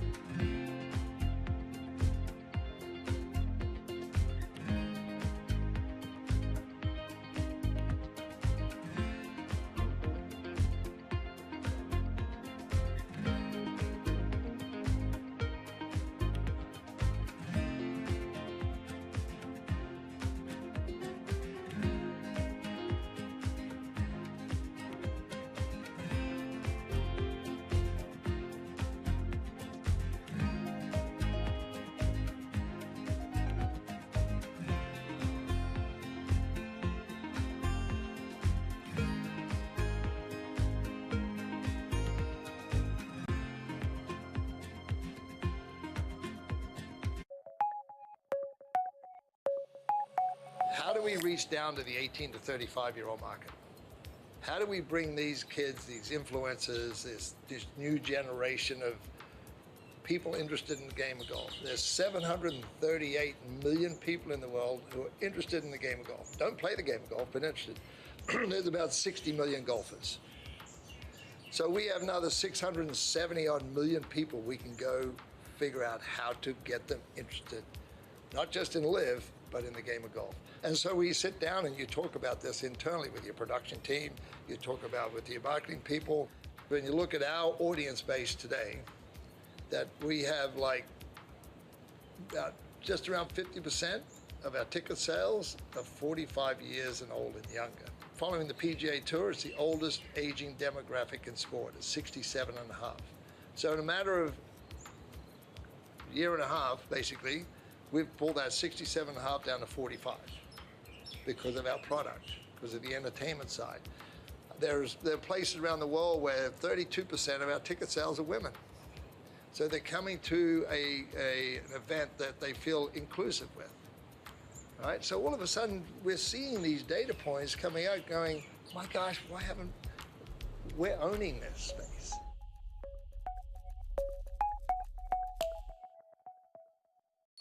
Asia is at the forefront of some of the world's biggest stories. I'm Sherrian in Tokyo. And I'm Heidi Stroud-Watts here in Sydney, where the trading day begins.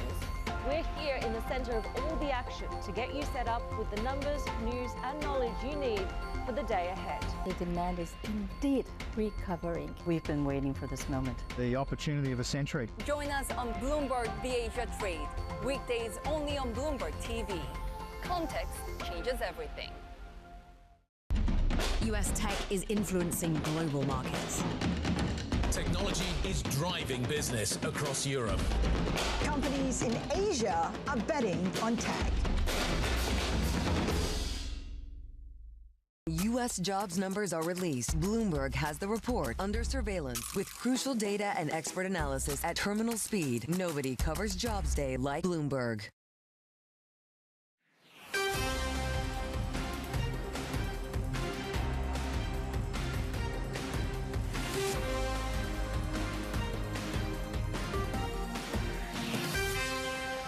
Good morning from our global headquarters in New York. I'm Manus Cranny alongside Danny Berger. You're welcome to Bloomberg Brief. Let's set that agenda.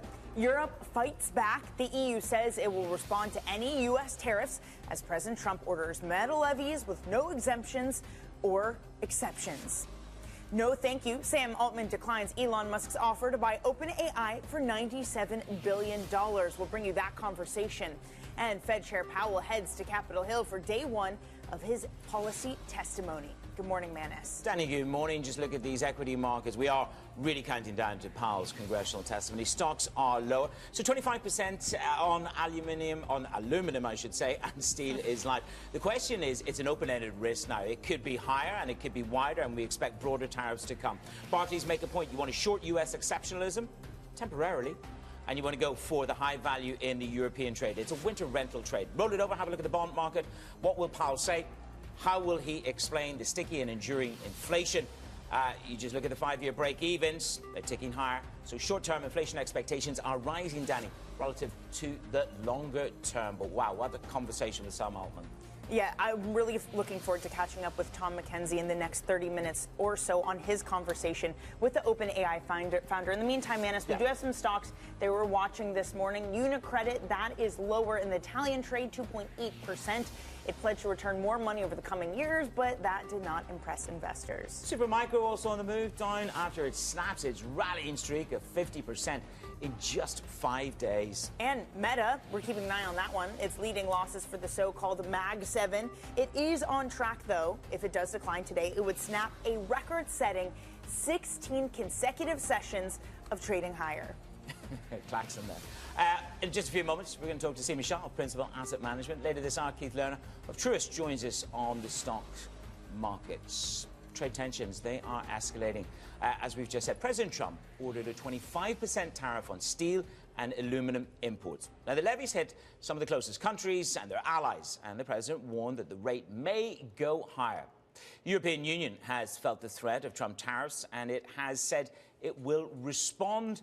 Here's what the EU's Trade Commissioner had to say. We will always protect our interests from unjustified measures in line with our values. And this time has come, and we are currently assessing the scope of the measures announced overnight and will be responding in firm and proportionate way by countermeasures. We will act to safeguard our economic interests. We will protect our workers, businesses and consumers. Oliver Cook is in Berlin. Ollie, good to see you. So we're getting ready for the response. It's not 2018. That was $3 billion. What do we expect the first European response to be? Yeah, man, as we get the sort of trade war washing up here on European shores, and as you heard from the sort of European Trade Commissioner, was echoed also by Ursula von der Leyen. I'll just read you a couple of lines of what she had to say this morning, basically calling the tariffs unjustified and that the EU, that they will not go unanswered. They will trigger firm and proportionate countermeasures. The EU will act to safeguard its economic interests, protect workers, business, and consumers. Again, this is a sort of measured response in terms of the wording of this. Again, I think that everyone in Europe from Brussels to Berlin has seen what has happened with Canada, with Mexico, is hoping that there is going to be a negotiable outcome here. Remember, these do not kick in until March the 12th. But remember, what happened last time, Menace, is the countermeasures were on sort of Levi jeans, bourbon, Harley Davidsons, that sort of thing. So we expect something of the same sort of playbook. But at the end of the day, the chip on the table here is that trade surplus that the EU runs with the United States that Donald Trump is very unhappy with. That is a trade surplus of almost $250 billion, $230 billion. And that is what he's aiming to close. I think the other big question for the Europeans is how much of this is going to spill outside of the world of trade. It's not just about buying more LNG and fossil fuels by the Europeans. Could this be a trip that is used to sort of deal with antitrust regulations, to get the Europeans to spend more on NATO defense, potentially on Greenland? These are all the sort of major questions that are going to be serious questions for European leaders. The only good news we've got here out of this, Manus, is the fact that for the very first time, you have the high-level meeting of a U.S. delegation with the Europeans. We have Marco Rubio, we have J.D. Vance, we have Keith Kellogg, the special envoy for Ukraine and Russia, all heading to Germany at the end of this week to have really their first high-level meetings with the Europeans, who are really going to try to sort of pick their brains to understand exactly what Donald Trump wants and what they're willing to compromise on. Right, and Donald Trump said in a statement, no exemptions, but he is considering an exemption for Australia. The Prime Minister of Australia saying so overnight. So there is a room for negotiations. What is at stake for Europe as they try to do that, as they come up ahead of this March 12th deadline? What would be the most impacted? Yeah, so listen, I mean, at the end of the day, the most impacted is going to be Germany. I mean, Germany had a record trade surplus last year with the United States. So we talk about $250 billion trade surplus with the EU. About $75 billion of that is just from Germany. Germany is facing a third year of potential contraction. It is also facing a situation in which it's trying to de-risk from China. So Germany is really number one in the crosshairs here. It's going to be a major issue. Of course, the election is coming in 2 weeks. That may bring a new chancellor, a more conservative chancellor. They are hoping that that could build on a relationship with Donald Trump. But at the end of the day, really, the Europeans are sort of at the mercy of Donald Trump. And this is because they have built out their whole sort of economy, their whole premise on this liberal political and economic global order where free trade is sort of at the center of things. And that is something that now the Europeans are really very threatened by, not just by the United States, but also with China. And this comes back to home about all of the issues that the Europeans are dealing with their competitiveness proposals. And it's going to make everything all the more urgent for the Europeans here. It's this great irony that perhaps a threat from the U.S. is the thing that brings Europe together. Oliver, thank you so much. Bloomberg's Oliver Crook in Berlin. Joining us now is Seema Shah, Chief Global Strategist at Principal Asset Management. Seema, you and the team assuming that should all the tariffs go into effect, it would be more impactful than 2018. Before we get into the actual impact, is that the assumption that we need to be working with, that the threatened tariffs will indeed go into practice?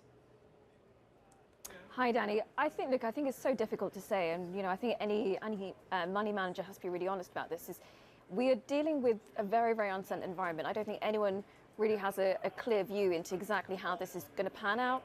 I think a couple of things that we can be a little bit more certain of is that there will be tariffs probably on China and Europe. There will be some kind of impact on their economies. And so if, as an investor, you have to start thinking, where do you want to have exposure to? For us, Europe really does sit at the crosshairs. I think from a fundamental perspective, it really does have some challenges. Now, as you were saying, if this were to prompt Europe to come together, maybe prompt a more, better fiscal reform for Germany, that can change things.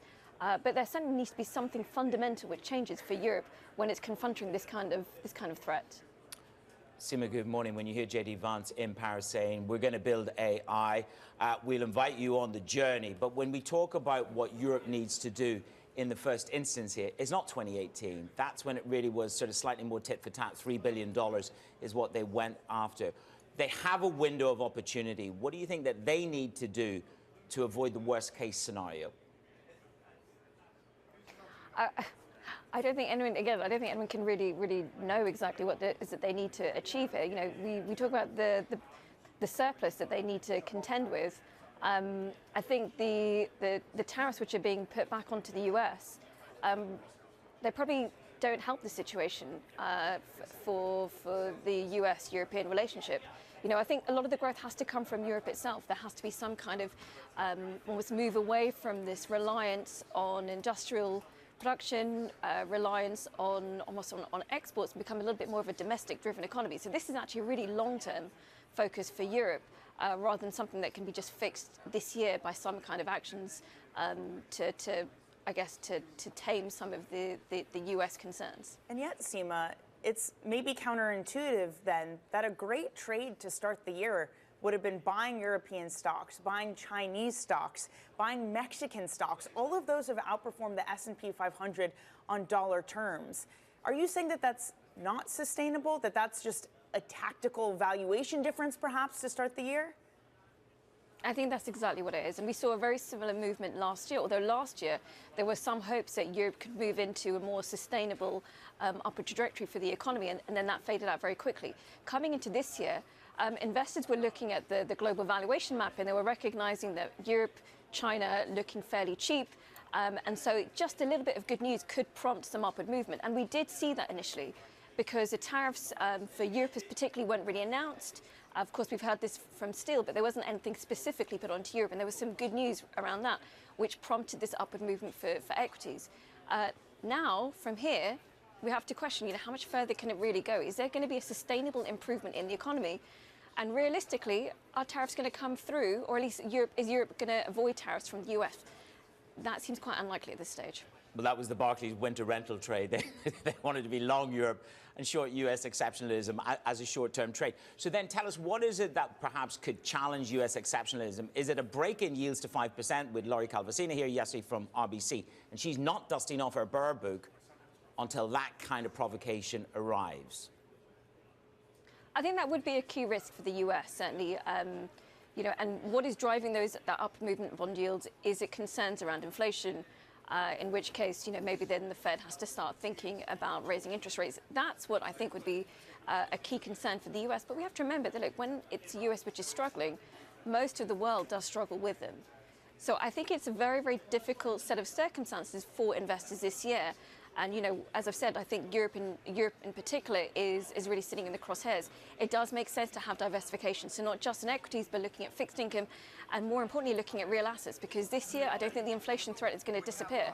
That's going to be a topic of conversation as we go through all the way to December. So it certainly makes sense for investors to have some kind of inflation mitigation within their portfolios. If you're a bull, you need to look for comfort somewhere. Max Kettner of HSBC certainly is one, Seema. Just moments ago, he put out a new note saying that it's not tariffs, it's not AI that's the most important thing for this market and the reason to be bullish.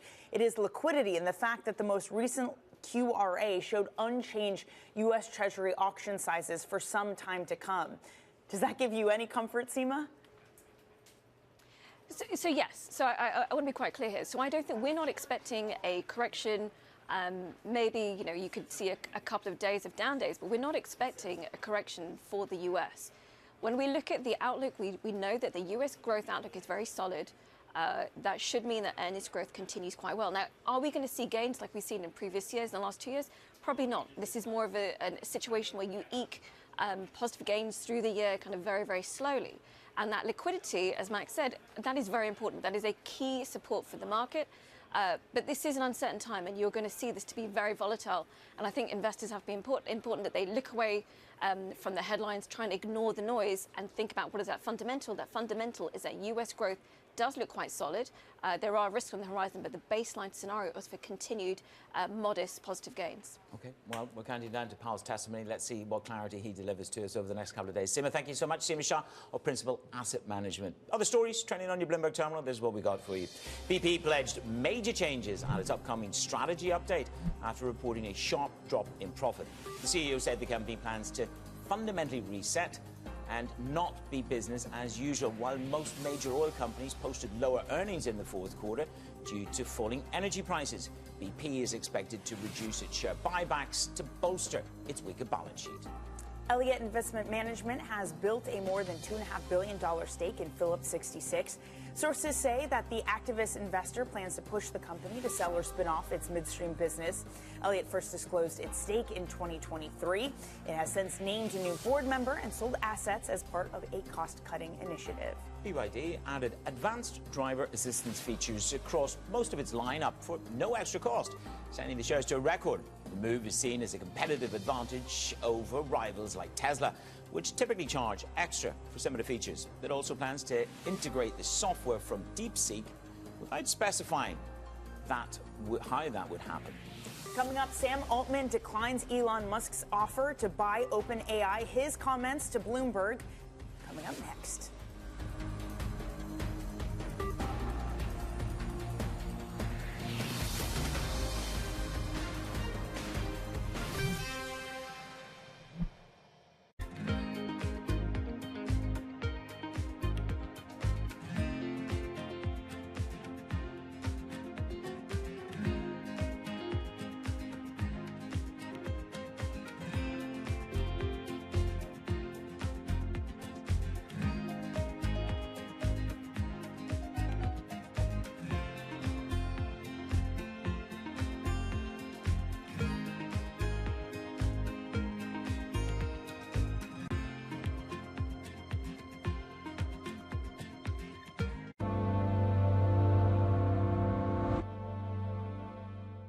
Morning, this is Bloomberg Daybreak Europe. I'm Tom McKenzie in London. These are the stories that set your agenda. Taking you from the U.S. market's close to the overnight session in Asia, we'll walk you through what you need to know to kickstart Europe's trading day. Live from our European headquarters, we bring you the day's top market-moving stories, unmatched expert analysis, and on-the-ground reporting from across the continent. Tune in to Daybreak Europe, only on Bloomberg Television. Context changes everything. There is this real momentum from Wall Street. We are basically deep in the European earnings season. Take a look at how we're faring when it comes to Asian markets.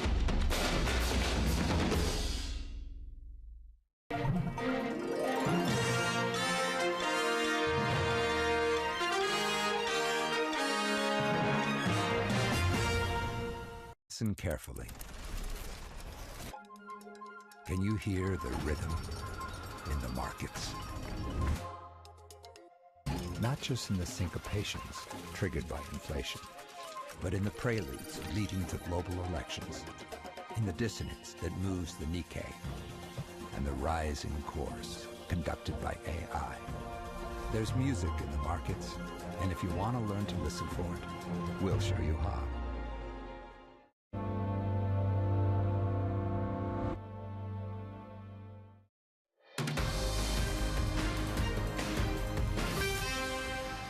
It's a very impressive model, a very impressive piece of work. I think the team is probably the best team that I've seen come out of China. So that said, I think a lot of the claims are exaggerated and a little bit misleading. A lot of the key things from DeepSeek are reducing the cost of innovation, but also raising this question of data control. If you have potentially more constrained resources, you can make a better job than if you have immense resources and stop thinking about what to do efficiently. There is a global competition right now between whether the world's going to be built on small d, democratic AI rails or authoritarian, autocratic AI rails, and that's the big takeaway from this. I think there's been a lot of excitement, but we'll have to see if it materializes. That was just some of the interviews from the AI Action Summit in Paris on the impact of DeepSeek and AI remaining front and center. Latest breaking news is, of course, a bid from Elon Musk to buy OpenAI for over $9 billion. The CEO, Sam Altman, posted this on X and spoke to us just a few moments ago. No, thank you. We will buy Twitter for $9.74 billion. I'm delighted to say we're at the Paris AI Summit with Tom McKenzie. Tom, great conversation with Sam Altman, and you went straight for the kill, which was on that potential deal. He doesn't have any interest in that at all. Frame it for us. Manus, he shot that down very clearly. This is not a company that is for sale. He's still trying, Sam Altman told me, to work out exactly what Musk's ploy is here with this offer, with this bid of close to $100 billion for OpenAI. He said he wished there could be a place where they could actually cooperate and work together on the developments around artificial intelligence. Clearly, they are a long way from that. This is Elon Musk going with a gear change in terms of the approach, pretty aggressive approach he's taking to OpenAI. They are, of course, in a legal dispute as well, and now with the news today that he's made this bid. Again, Sam Altman shooting it down, saying this is not a company for sale, and saying that Musk's whole life, and I'm quoting, comes from a place of insecurity. So he, again, Sam Altman, characterizing this as a competitive challenge. XAI not catching up would be the characterization from Sam Altman with OpenAI, and therefore this is Elon Musk feeling insecure about the developments of AI from his own business. And I'm paraphrasing from Sam Altman here, but that seemed to be the message, that he thinks that ultimately Elon Musk is concerned that his AI business, XAI, is not yet up to speed with OpenAI. This is why he's making a bid. And he also said, look, it could slow things down in terms of the build out of OpenAI and particularly the progress around transforming from non-profit to profit, although Sam described it as slightly different to that characterization. But clearly, this is a business that's being reworked. He said maybe the ploy from Musk is to slow that down. But Tom, this is why your line of questioning to Sam Altman was so good, because whether or not Elon Musk is insecure, you pushed him with this idea that has this proximity to power. And whether Sam Altman is concerned about that, he seems really sanguine, but should there be some concern, which, as you mentioned in your interview, they are pushing this AI venture? Absolutely. And look, to some extent, they both have the ear of the president. He was standing there, of course, Sam Altman, a few weeks ago when they launched Stargate alongside President Trump. Up to $500 billion is the aim, is the ambition, with the initial $100 billion. So Sam Altman arguably has some input as well into the thinking of the president. Clearly not to the same degree as Elon Musk, who was there day in, day out, not just Mar-a-Lago, but in the White House as well, with his own office and Doge, of which he oversees, of course. So there's a different power dynamic here. And as you say, Sam Altman seemed to be pretty sanguine about the ability for Trump or for Musk to change Trump's thinking and adjust policy that could be detrimental to OpenAI. And I think the Stargate project that Trump unveiled with great fanfare probably insulates Sam Altman and OpenAI, at least for now. But of course, they'll have to come up with the cash and make sure they can build out those data centers that are part of that plan. They've got one in the works in Texas. They're looking at 15 additional data centers across the US. Tom, thank you so much. That is Bloomberg's Tom McKenzie. And later in the hour, we're going to bring you more of that interview that Tom did with Sam Altman here on Your Brief.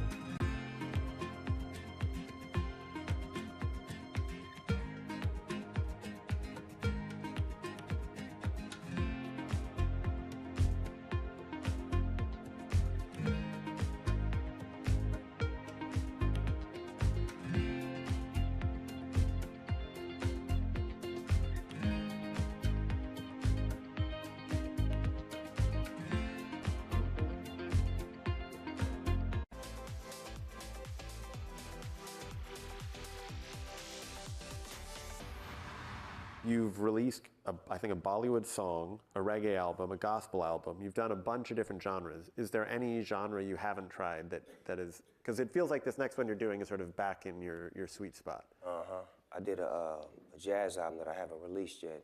It's more or less like spoken word over jazz music. That was a genre that I've always wanted to go into. Quincy Jones hit me to Mr. Mumbles, Clark Terry, which was his teacher. And we had an opportunity to spend time with Mr. Terry, and we did a record together. And that was a genre that I always wanted to venture into because I felt like I had a jazz voice. So your role in a jazz album is just your singing? No, I'm spoken word. Or spoken, sorry. My voice, my conversation, my poetry, you know.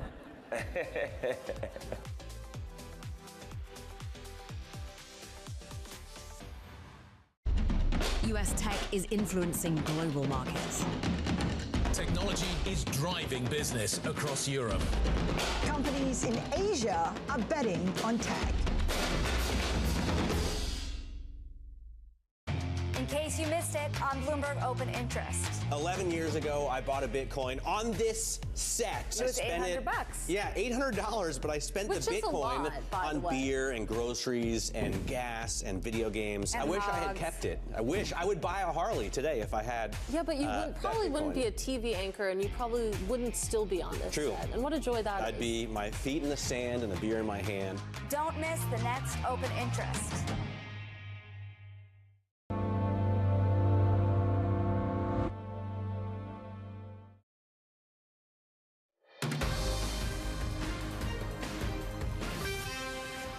It's your Bloomberg Brief with Danny Berger and Manish Cranny here in New York. Let's get you some front page news. A look at what's making headlines around the world. First up on the FT, reporting that President Trump is warning all Israeli hostages must be freed by this weekend.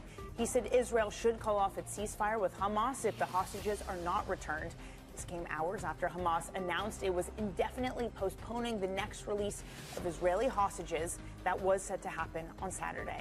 Next up, the New York Times leads with the DOJ telling prosecutors drop the charges against the New York City Mayor Eric Adams. And of course, Adams has been accused of accepting illegal campaign donations and a bribery conspiracy involving Turkish citizens. And at least one Turkish official, he has pleaded not guilty to the charges. And on Bloomberg, shares of Kering rising less than 1%, but still higher. Some signs of stabilization at Gucci. They've had a lot of cost control measures that help the company generate annual profit that slightly beat analyst estimates.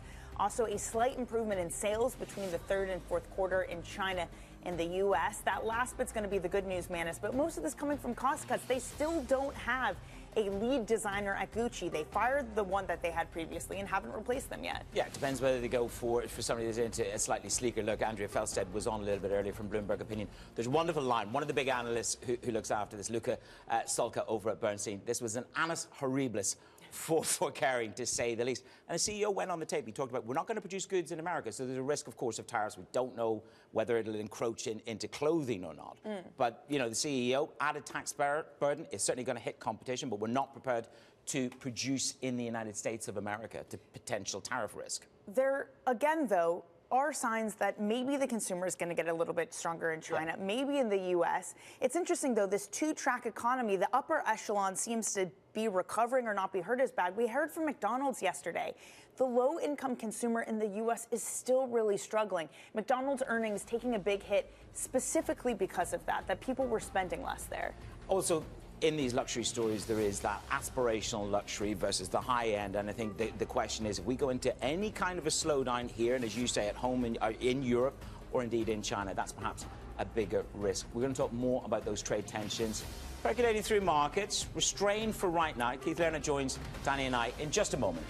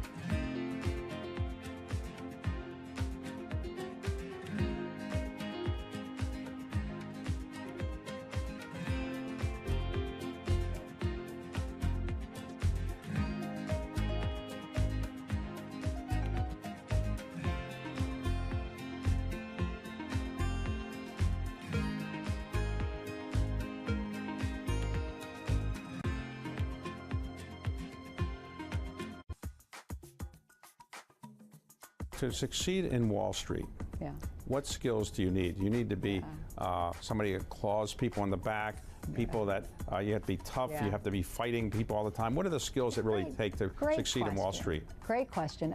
Of course, you have to work hard. So I can tell you what I found for me, and it's probably counterintuitive.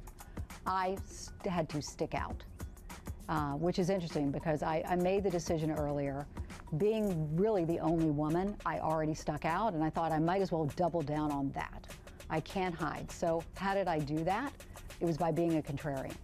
And I refused as a research analyst to ever publish research reports that said me too. That said, oh, IBM reported earnings, they came in 2 cents ahead. One of the pennies was currency, the other penny was lower G&A, blah, blah, blah. Forget it. Big calls on big stocks. My very first piece of research I published was very negative at a time nobody did it. I stood the heck out. And when I was right, that elevated me. And David, I've done that as a research analyst, but I did it in business as well. Here's a business strategy. If everything's fine, just keep your head down and execute. Every once in a while, you have a big insight, and you can build an entire business, in fact, an entire industry around it.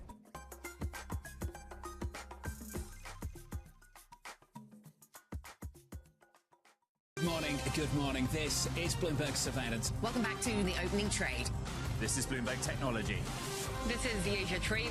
This is Wall Street Week. Welcome to Balance of Power. This is Bloomberg Television. Bloomberg loves earnings. I know it's like your Super Bowl, right? I can't wait. It's like opening presents in the morning. All right, it will be exciting. Nobody covers earnings like Bloomberg.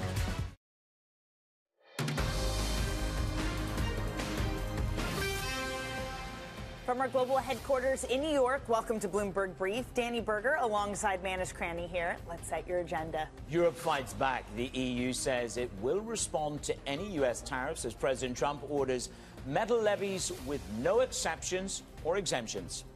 No thank you. Sam Altman declines Elon Musk's offer to buy OpenAI for $97 billion. And the Fed Chair Powell heads to Capitol Hill for day one of his monetary policy testimony. Danny, good morning. Good morning, Manis. And even with all that, we have moved back within 1% away of all-time highs with yesterday's gain. Does today change that? We are taking some of the heat out of this equity index. Futures down about 1/3% for the S&P. More so when it comes to the NASDAQ 100, down 0.4%. So the bond market, that has been relatively muted, though we are back above 4.5% for your 2-year yields. We're higher by 2%. $125 billion in coupon supply this week that starts today. Gold also easing, Manis. It had hit an all-time record yesterday. We are still above $2,900. Well, Danny, the big debate is, first of all, we're going to have the conversation from Sam Altman from the AI summit in Paris. But it's what does Europe do relative to 2018. 2018, Europe slapped tariffs on $3 billion worth of goods. Levi Strauss jeans, Harley Davidsons. This feels like a very, very different environment because the leaders gathered in Paris in front of J.D. Vance at the moment.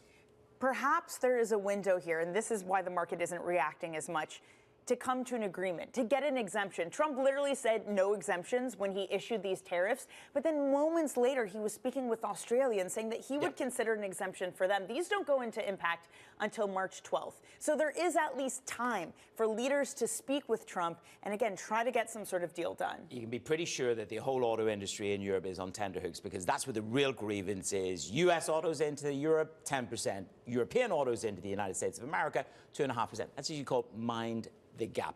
Let's kick on with our main story. It is around these trade tensions. President Trump ordering 25% tariff, Danny, as you just said, on steel and aluminum imports. The levies hit countries closest, their allies. President warned that the rate may go higher. The European Union has felt that threat of Trump's tariffs and has said it will respond. Let's listen to the EU Commissioner just on that note.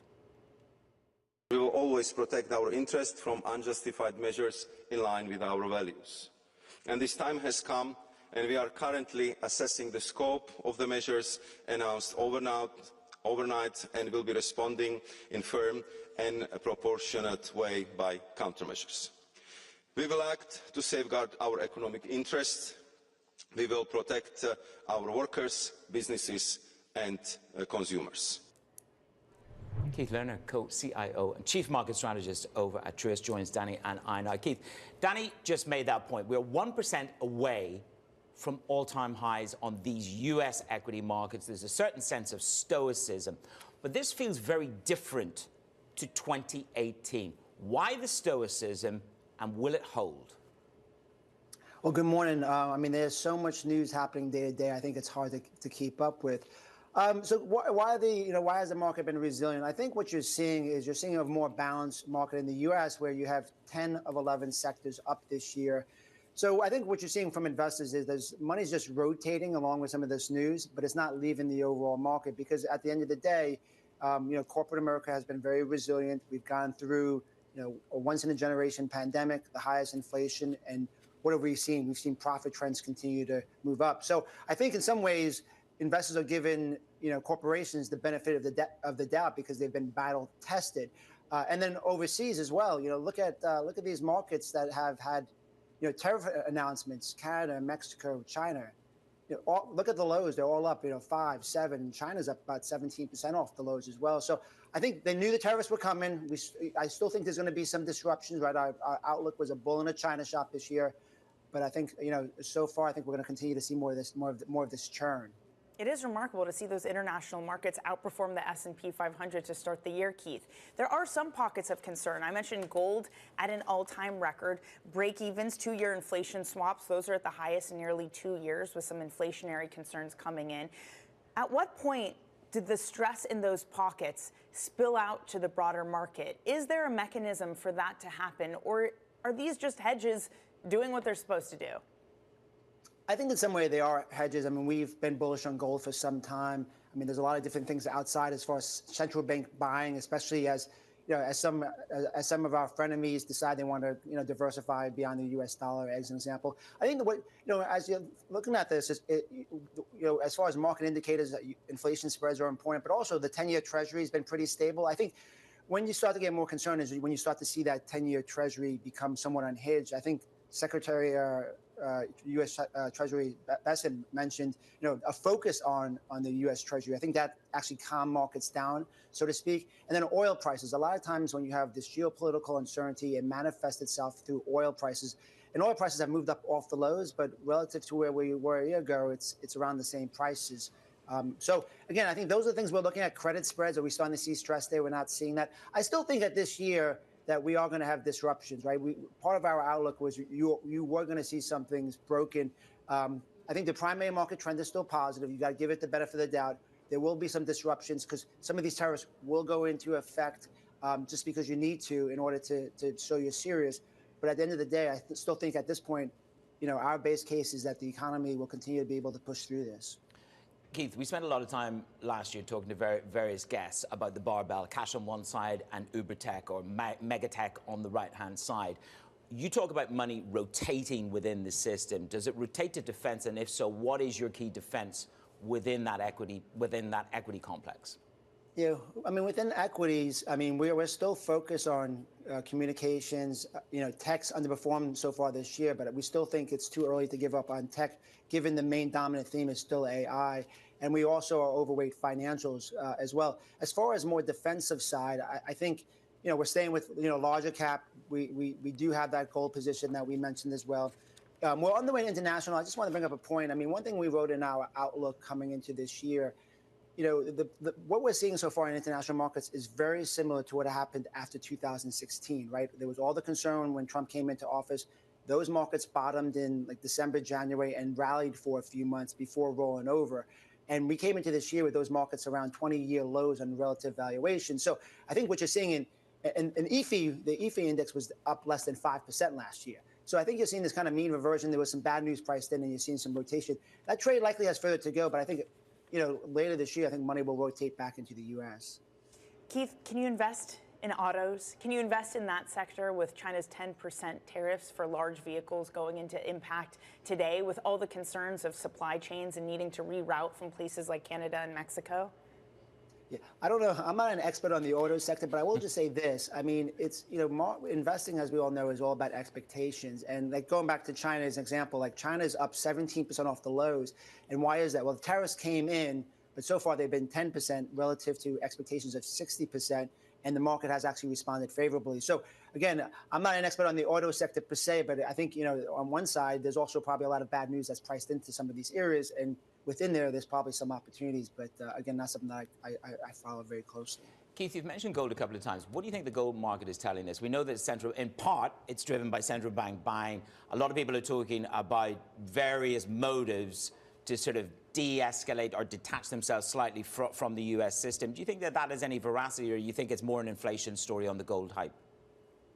I think it's something that just is somewhat less correlated, right? If you think about the U.S. stock market and bond yields, they've been pretty correlated, right? As yields move up in the 10-year Treasury, then stock market has sold off, right? So it's kind of like what acts somewhat different, and I think part of that is gold. And then the reason behind, yes, central bank buying is large. I think it is an inflation hedge. It's also an inflation hedge against a potential weaker dollar as well. So I think there's several different things that are going on. And the other thing to think about with gold, it had a big move earlier, coming out of the early 2000s, but it hasn't done much since, 2013. So yes, we've moved up a lot over the last year, but on a relative basis, it's trailed by a huge amount over the last decade. So I think there's just kind of renewed interest of something that acts different relative to the traditional asset classes. It's a little bit weaker this morning, still above 2,900. Keith, it's always such a pleasure to have you on our show. Please come join us whenever. Keith Lerner of Truist. Coming up, President Trump says that he spoke with President Xi as China enacts their 10% retaliatory tariffs today. We're going to have more on that next.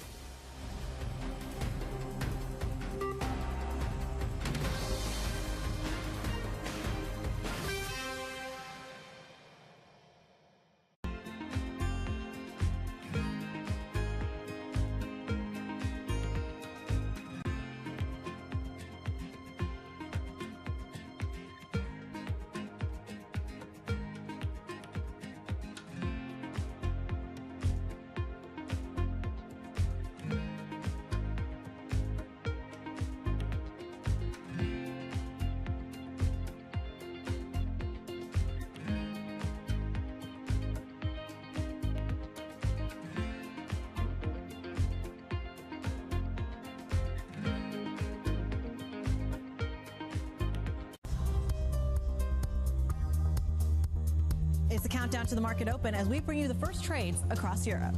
We'll debate the most important stories and what will drive the big investment decisions throughout the morning. I'm Guy Johnson. I'm Kriti Gupta.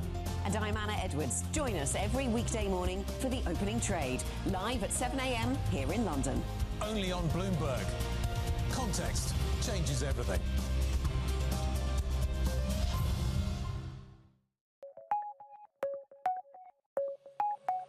Why does this business model work?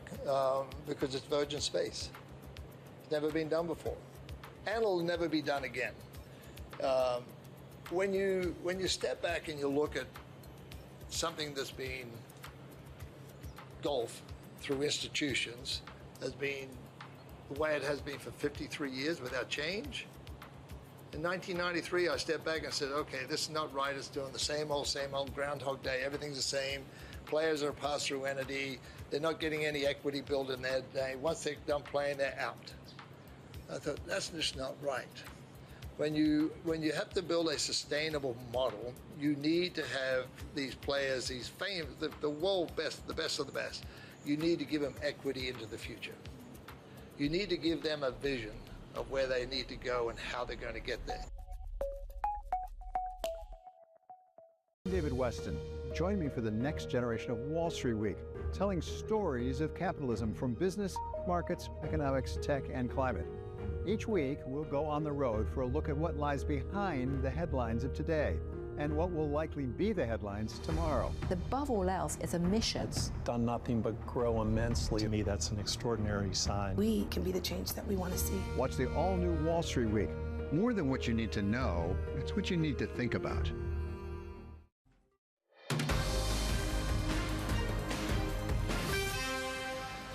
I happen to like him a lot, President Xi. Yes. I love talking to him. He's, since the inauguration? Yeah, and I've talked to him. And I talk to his people, too. His people come in all the time. We have a very good personal relationship. President Trump there in a Fox News interview that was released yesterday. Trade jitters continuing to stoke caution in markets. Joining us now is Bloomberg's Mike Shepard in Washington. Shep, Trump speaking with President Xi at a time when the two countries are really feeling the tensions of trade, of more steel and aluminum tariffs, of China putting on their 10% tariffs targeting larger vehicles. What might they have spoken about? What might have been discussed? Do we have any details at all? Well, Danny, it's a great question, and unfortunately, we don't know too much more beyond what the president told Brett Baer in this pre-taped interview. We don't know when this conversation with Xi Jinping would have taken place after the inauguration, and timing is everything, as you hinted at. Was it since the imposition of new U.S. tariffs on Chinese imports into the U.S., this 10% levy that we're seeing on new goods coming in from the world's second largest economy? That would certainly be one thing for the two men to be talking about, but there's so much more. There's also tensions over advanced technology, including this competition between the U.S. and China for dominance in AI. And we saw how the emergence of DeepSeek really changed that equation. We heard from U.S. Vice President J.D. Vance talking about it today and about this competition and the possibility of U.S. restrictions on China's access to some of the most sophisticated chips in this area. And that, too, can engender some sort of retaliation. So the two men really have a lot to talk about. And we've got these questions into the White House. We haven't gotten any detail yet.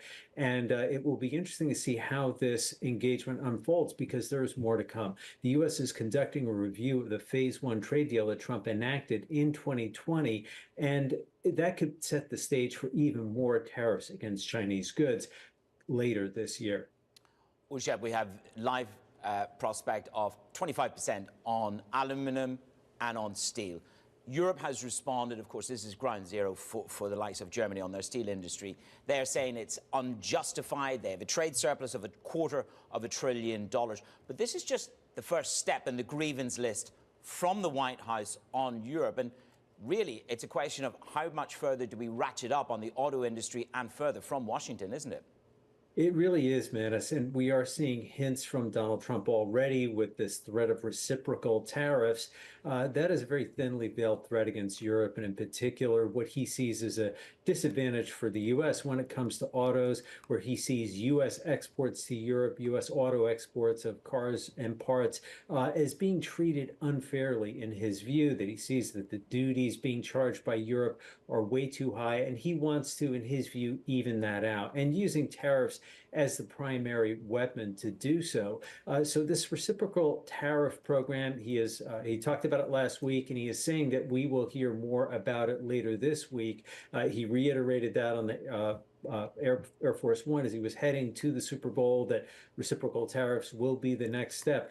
But the European Union is also preparing to respond, and we heard Ursula von der Leyen talk about that today and say that the EU is ready with its own response. And we have seen this movie before in 2018 when the U.S. imposed, during Trump's first term, tariffs on steel and aluminum. The EU responded, and that hit iconic American products like Levi Strauss jeans, Kentucky bourbon, and yes, even Harley-Davidson motorcycles. So this will be just the first step. And as you and Danny were talking about earlier, there could be room for negotiation, a way to step back from this. And we have seen Trump do some of this negotiating with Canada and Mexico, but we have yet to see that really unfold to the same degree with the EU and China. So we're waiting to see how Trump and his team are engaging with those trading partners.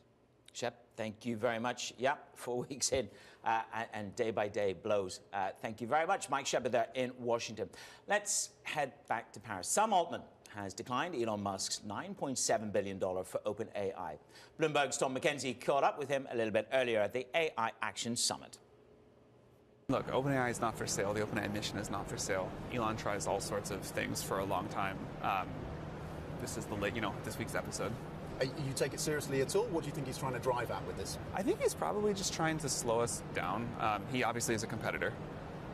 He's working hard and he's raised a lot of money for XAI, and they're trying to compete with us from a technological perspective, from getting the product into the market. And I wish he would just compete by building a better product, but I think there's been a lot of tactics, many lawsuits, all sorts of other crazy stuff. Now this. And we'll try to just put our head down and keep working. Does it make it more difficult to move from that non-profit model to that for-profit model for OpenAI? We're not moving to a for-profit model. We're not sure we're going to do it all, but no matter what, the non-profit will continue to be extremely important. It will drive the mission. It will continue to exist. The board is looking at lots of options about how to best structure for this next phase, but the nonprofit is not changing it anything or going anywhere. I mean, whether they did or didn't, they built a good model. Many people will distill from many other models. Again, I feel so confident about our research roadmap and also our product roadmap that, you know, DeepSeek will do whatever DeepSeek's going to do. Other people do whatever they're going to do. And we're just going to try to like build the best technology we can and get it into people's hands. And I think that's mostly going pretty well. Do you think Musk's approach then is from a position of insecurity about XAI? Probably his whole life is from a position of insecurity. I feel for the guy. You feel for him? I do, actually. I don't think he's like a happy person. I do feel for him. Okay. Do you worry that he has this proximity to the president and he can influence the decision-making of the US presidency and policies around this agenda on AI? Not particularly. Maybe I should, but not particularly. I mean, I try to just wake up and think about like how we're going to make our technology better. Tom McKenzie, I'm pleased to say, is back with us. Tom, great conversation. In a short space of time, you covered a lot of ground. The inner workings of Sam Altman's take on Elon Musk's mind. His whole life is insecurity. But to a broader point here, Tom, this was a very measured, calibrated response to this surrealist kind of offer of $100 billion for AI, OpenAI. Yeah, and the surrealist nature of it, I like the way you frame it, Manis, because that's kind of the expression that Sam Altman had written all over his face when he sat down with us. Is he was kind of befuddled by this bid. Like, it's very clear the company is not for sale. The way he characterized it, as you heard, is that he thinks this is just the latest salvo, essentially, fired across their bows by Elon Musk, who, of course, has been in a long-running dispute with OpenAI about the way they approach the build-out of this crucial technology. And here, look, this is what Elon Musk would say. He would say that OpenAI and Sam Altman have veered away from that focus on being an open-source, non-profit, with a focus on safety. They are, objectively, not open source. They're a closed source. But Sam and the team at OpenAI would say, we are focused on safety and we're focused on delivering products in a safe way to our users around the world.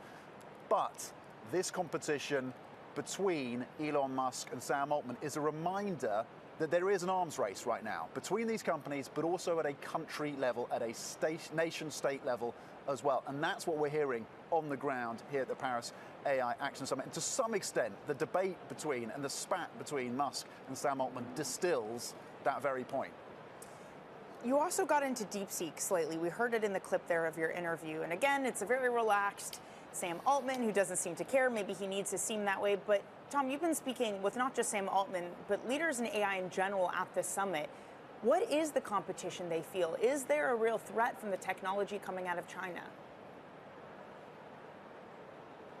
It has been a key topic of conversation, undoubtedly, amongst executives, but also lawmakers. We've heard Ursula von der Leyen of the European Commission walking just behind us a couple of minutes ago, JD Vance, the Vice President, here as well. And amongst executives, certainly the ones I've been speaking to say DeepSeek is one of the key topics on their mind because precisely it is a reminder, a wake-up call that China is a serious competitive challenger. Some of the executives I've spoken to have said, look, in terms of the open sourcing model that DeepSeek has pushed through, that's really positive. It underscores that for them, open source is the way to go. Companies like Mistral here in France, for example, saying this is great news. Demis Hassabis, though, of Google DeepMind, saying, look, we've had a look at this, and we think that actually DeepSeek have exaggerated and are a little bit misleading in terms of their claims that they were able to produce a model with these capabilities at such a low cost point. Demis Hassabis saying they really haven't accounted for all of the training that went into it. So he's skeptical. Others are saying it reinforces the need to shift from closed model to open model. That is certainly part of the debate here as well. But to your point, it's a reminder that sovereignty is a key issue that lawmakers and AI executives are all grappling with amidst this arms race on AI. Tom, again, a really fantastic conversation with OpenAI's Sam Altman. We appreciate you joining us. Bloomberg's Tom McKenzie there in Paris at the AI Summit. Coming up, more earnings and Chair Powell's testimony. That's all coming in your day ahead. This is your brief.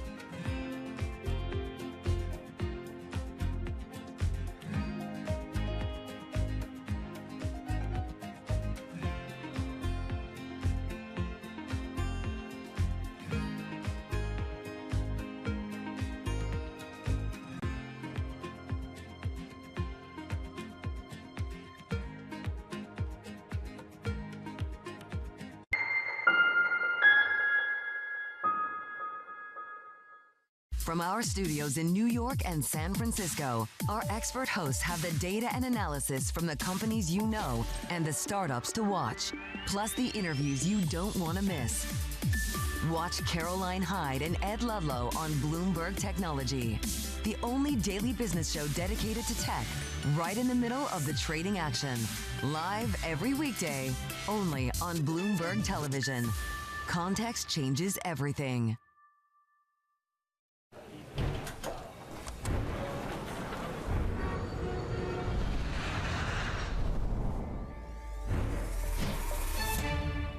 From the world of politics to the world of business, Joe Matthew and Kaylee Lines deliver news, insight, and analysis live 2 times a day, every trading day. Balance of Power at 1 and 5 Eastern, only on Bloomberg. The countdown is on. Everything you need to get the edge at the end of the market day. Big tech earnings kick off later this afternoon. Gilead is coming out right now. We have Take-Two numbers. Back to the markets, right? Our bread and butter. NVIDIA is one of the best stories in the tech space. That actually matters a whole lot more. It might shock some of your viewers. You're watching The Close. Get ahead of tomorrow's trading with The Close. Weekdays on Bloomberg. Context changes everything. Bringing you up-to-the-minute geopolitical news whenever and wherever it happens. I'm David Gura in Rio de Janeiro, Brazil, and this is Bloomberg.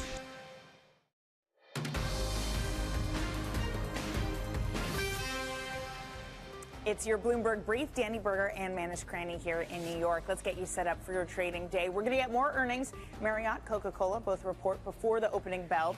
Then Fed Chair Powell will be testifying before the Senate Banking Committee. That kicks off at 10 a.m. Eastern. And then we're going to have $58 billion of their Treasury notes. That goes on auction later today. Manis.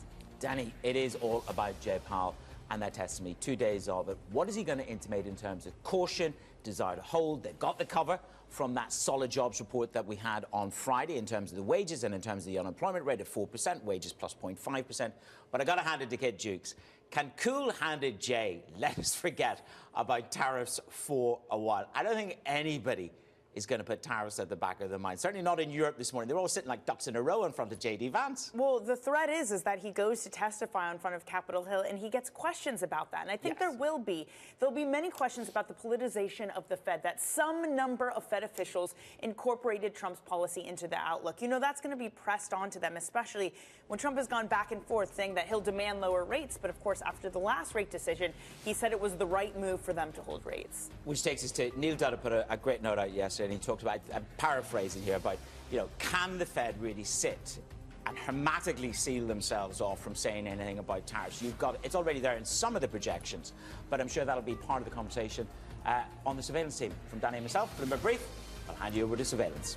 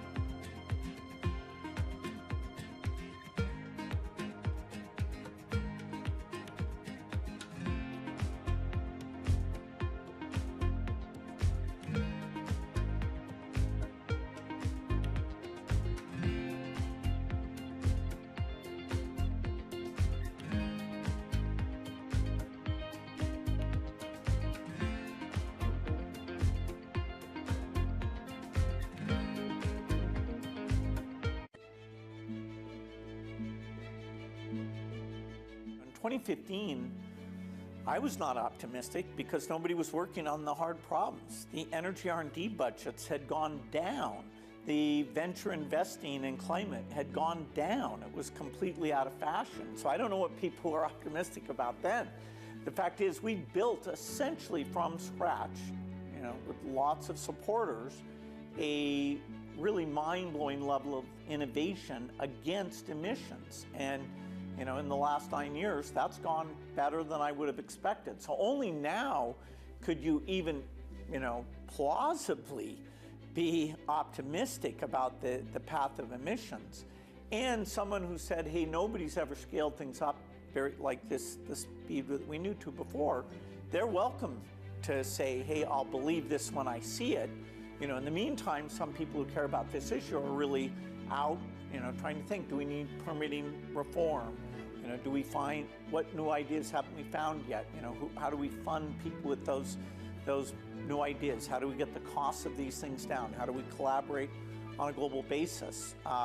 So we're still not at the point where it's guaranteed or even that it'll be easy, but at least there's a theory of change.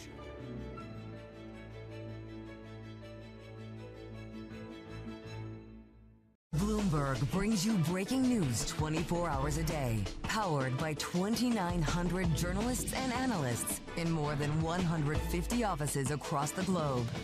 Bloomberg Television. Context changes everything. Get your fixed income fix. Watch Bloomberg Real Yield around the world right here on Bloomberg. Context changes everything.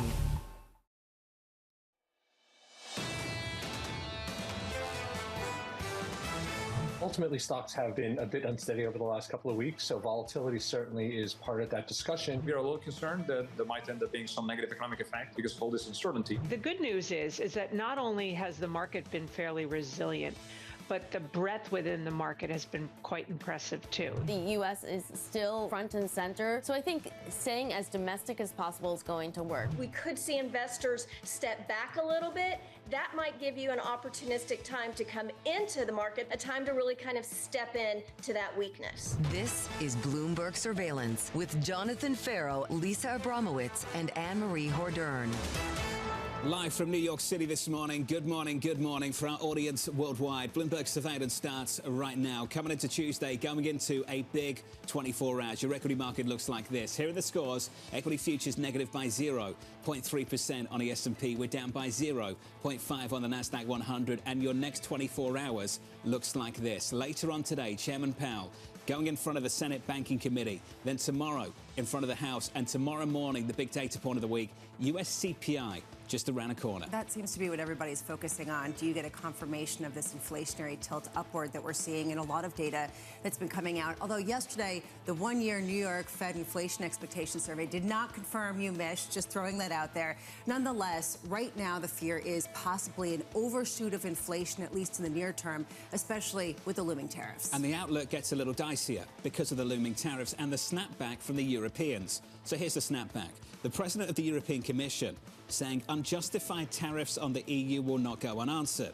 They will trigger firm and proportionate countermeasures. Well, let's see. Trump yesterday came through on what he said he was going to do, which is 25% on steel and aluminum. Those will go into effect March 12th. Basically, what we're doing is Trump going back to the playbook we had in Trump 1.0, which was expanding on these steel and aluminum tariffs. Some of them were kept in place by Biden. What is interesting here is that exemptions. He says there's going to be no exemptions. That means you, the European Union. Potentially there's one that could get an exemption. That's going to be Australia. But why his North Star? The United States has a surplus when it comes to Australia. I'm thinking about exemptions within the United States. So for domestic production, I understand the objective. We want to get it up for national security reasons and other reasons too. Understand all of that. I think we're all on the same page. This can really hurt downstream manufacturers. And the pushback from them over the next few weeks, I think, will be pretty loud and clear. Yeah, even though foreign steel isn't a huge portion of overall steel consumption in the United States, it is disproportionately used in the aerospace industry, in the auto manufacturing industry, in the energy sectors. To your point, it is going to be some of those sectors at a time where there's already quite a bit of policy uncertainty. They're going to be going to the president and saying, you want a pro-growth policy? This ain't it. So Chairman Powell's got set policy, right? He's got to come out in March and put out some new forecasts. What do you do? Mohammed Al-Erian's got a new column out today, and he quotes Anne-Marie directly. Uncertainty is a feature rather than a bug, and it's going to be a feature of monetary policy for the next few years, potentially. Absolutely. 4 years, we're going to be living in uncertainty because at the end of the day, and I spoke to a source of one of these countries that is targeted by these latest tariffs, and they said at the end of the day, we do think Trump wants a deal. But how difficult is it going to be for the Federal Reserve, for Chair Powell in front of the senators today, in front of representatives tomorrow, when economists are saying that tariff risks can potentially mean higher inflation and higher grocery bills and higher everyday products for American consumers. Uncertainty isn't just something that's out there and is a whole host of feelings.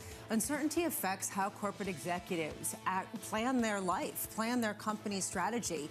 When you take a look at this index of policy uncertainty that Nick Bloom, a Stanford economist, put out, it was cited in the Wall Street Journal. He says it's rising to levels that we haven't seen since the pandemic, and this will have a suppressive effect on a lot of the growth and a lot of the deal making. We're already seeing that on some level. That's really the potential consequence of a feature and not a bug. Why does the start of this show often feel like the start of a therapy session with you?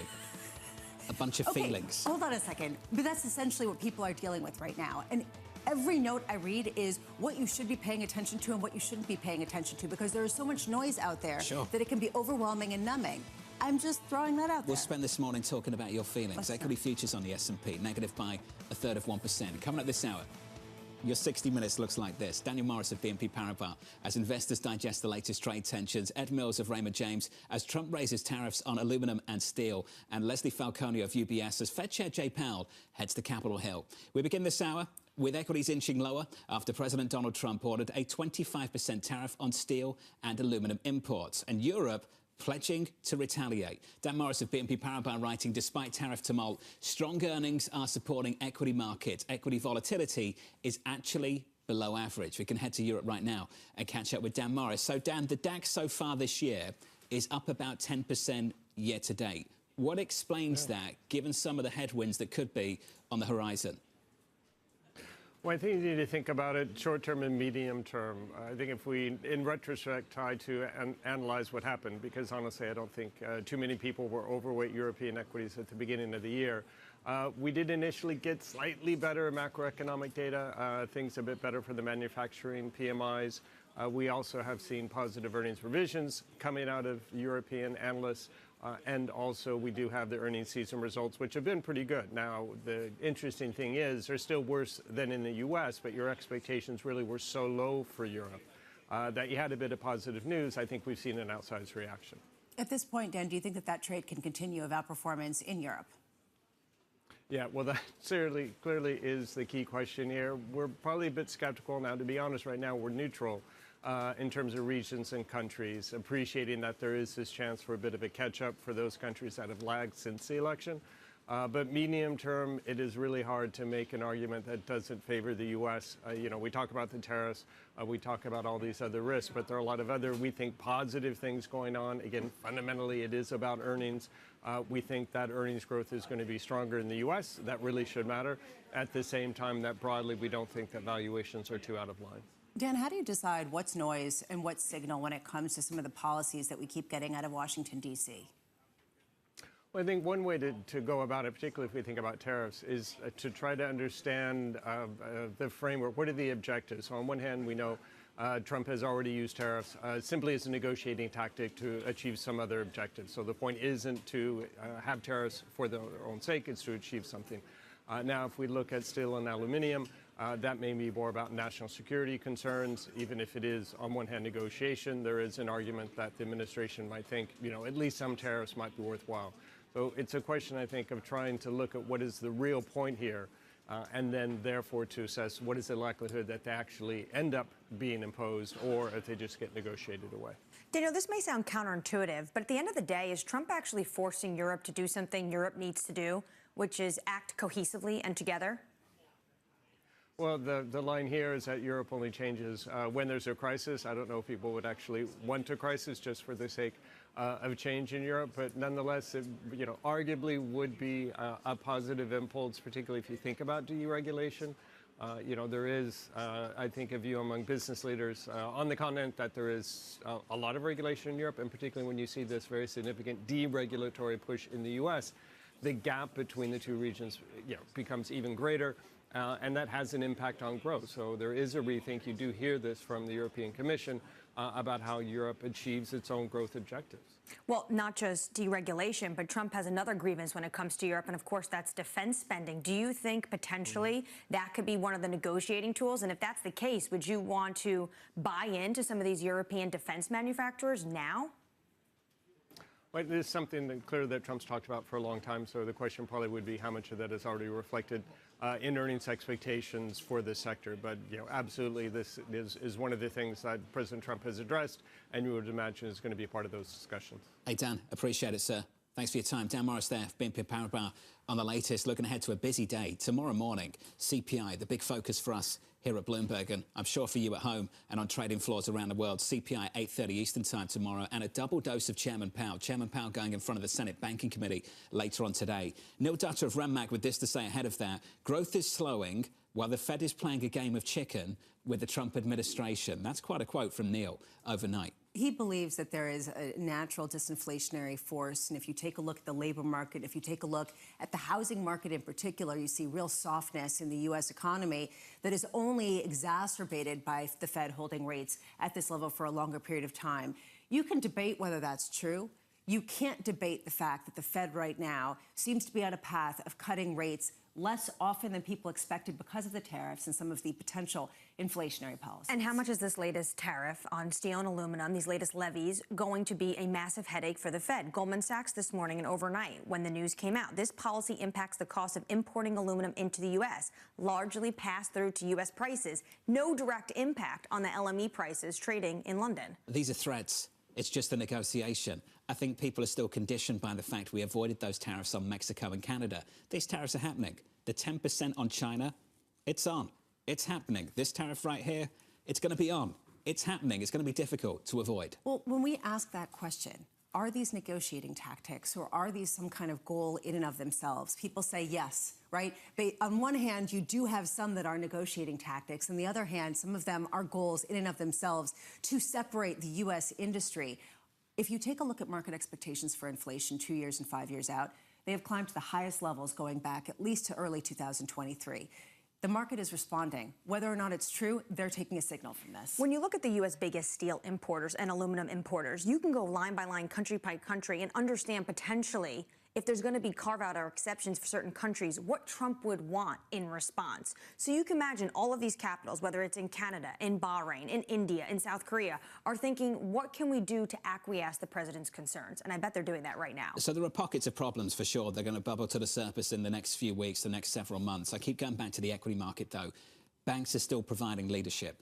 Banks are still rallying over the last month or so. And if you were worried about the U.S. economy and problems emerging, that's not what I would expect to see in a financial sector. It also would be strange to see such incredible growth in the earnings that we've seen, which have been pretty strong all around. If you take a look at the banks, they're being supported by the fact that volatility tends to lead to more trading, but also you're starting to finally see the deals. And we saw that yesterday, that a number of deals were being announced. So people who are worried that the first month of the year was really a signal of what was going to come, not maybe the case, given the fact that those deals are in the wings and are starting to move. And banks are hoping we see a lot more of that, that's for sure. Equity futures this morning, a good morning to you. If you are just tuning in, down by about 1/3 of 1% on the S&P, with an update on stories elsewhere this morning. With your Bloomberg Brief is Danny Berger. Hey, Danny. Hey, John. Just to recap the details on tariffs, President Donald Trump ordering a 25% tariff on steel and aluminum imports. The tariffs will go into effect on March 12th and will also include finished metal products. Speaking from the Oval Office, Trump insisted the move helps boost domestic production and bring jobs to the U.S. Gold has hit another record high. It traded above $2,942 an ounce before paring its gains after President Trump announced those tariffs on metals. Both Citi and J.P. Morgan have a forecast of $3,000 for gold this year. A group of investors led by Elon Musk offered to buy the nonprofit that controls OpenAI for $97.4 billion. OpenAI CEO Sam Altman responded on Musk's X, saying no thank you. Speaking to Bloomberg earlier this morning, Altman fired the latest shot in the war of words between the two. Probably his whole life is from a position of insecurity. I feel for the guy. You feel for him? I do, actually. I don't think he's like a happy person. I do feel for him. There's been no response from Musk on that yet. And that's your brief, John. Give it time. Give it time. Danny, thank you. More from Danny in about 30 minutes. Up next on the program, escalating trade tensions. Essentially, we're putting on a 25% tariff without exception on all aluminum and all steel. And it's going to mean a lot of businesses are going to be opening in the United States. So in just a few moments, we'll catch up with Ed Mills of Raymond James. In a few minutes' time, we'll catch up with Ollie Crook out of Europe on the latest threat to snap back. This is Bloomberg.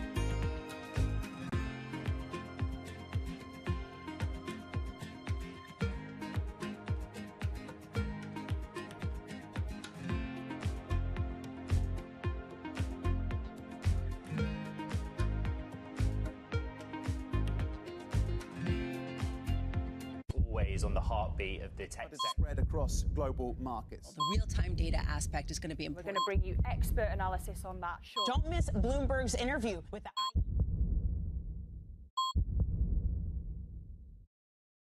Welcome to the world of decentralized finance. Massive outperformance from Bitcoin. Bloomberg is covering all things crypto, the people. The tectonic shift emanating from Washington. All we're looking for is clear rules and an ability to build in the United States. Crypto shouldn't be partisan. The transactions. Really a record-breaking moment. Crypto VC is back. And the technology. It's really the beginning of a global on-chain economy. And if America doesn't embrace it, we're going to be left behind. Bloomberg Crypto, only on Bloomberg.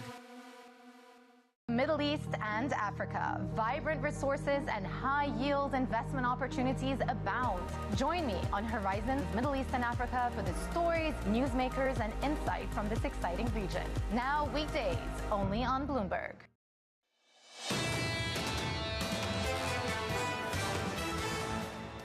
It's a pretty calm start to this morning's trading. We're taking just a little bit back from yesterday's gains. We're down about 1/3 on the S&P 500. In the bond market, yields higher by 2 basis points, still in and around 450. This could all change in the next 24 hours. You'll hear from Chairman Powell a couple of times, and you'll get a big data point tomorrow morning at 8:30 Eastern Time when CPI drops. Your 10-year, 452.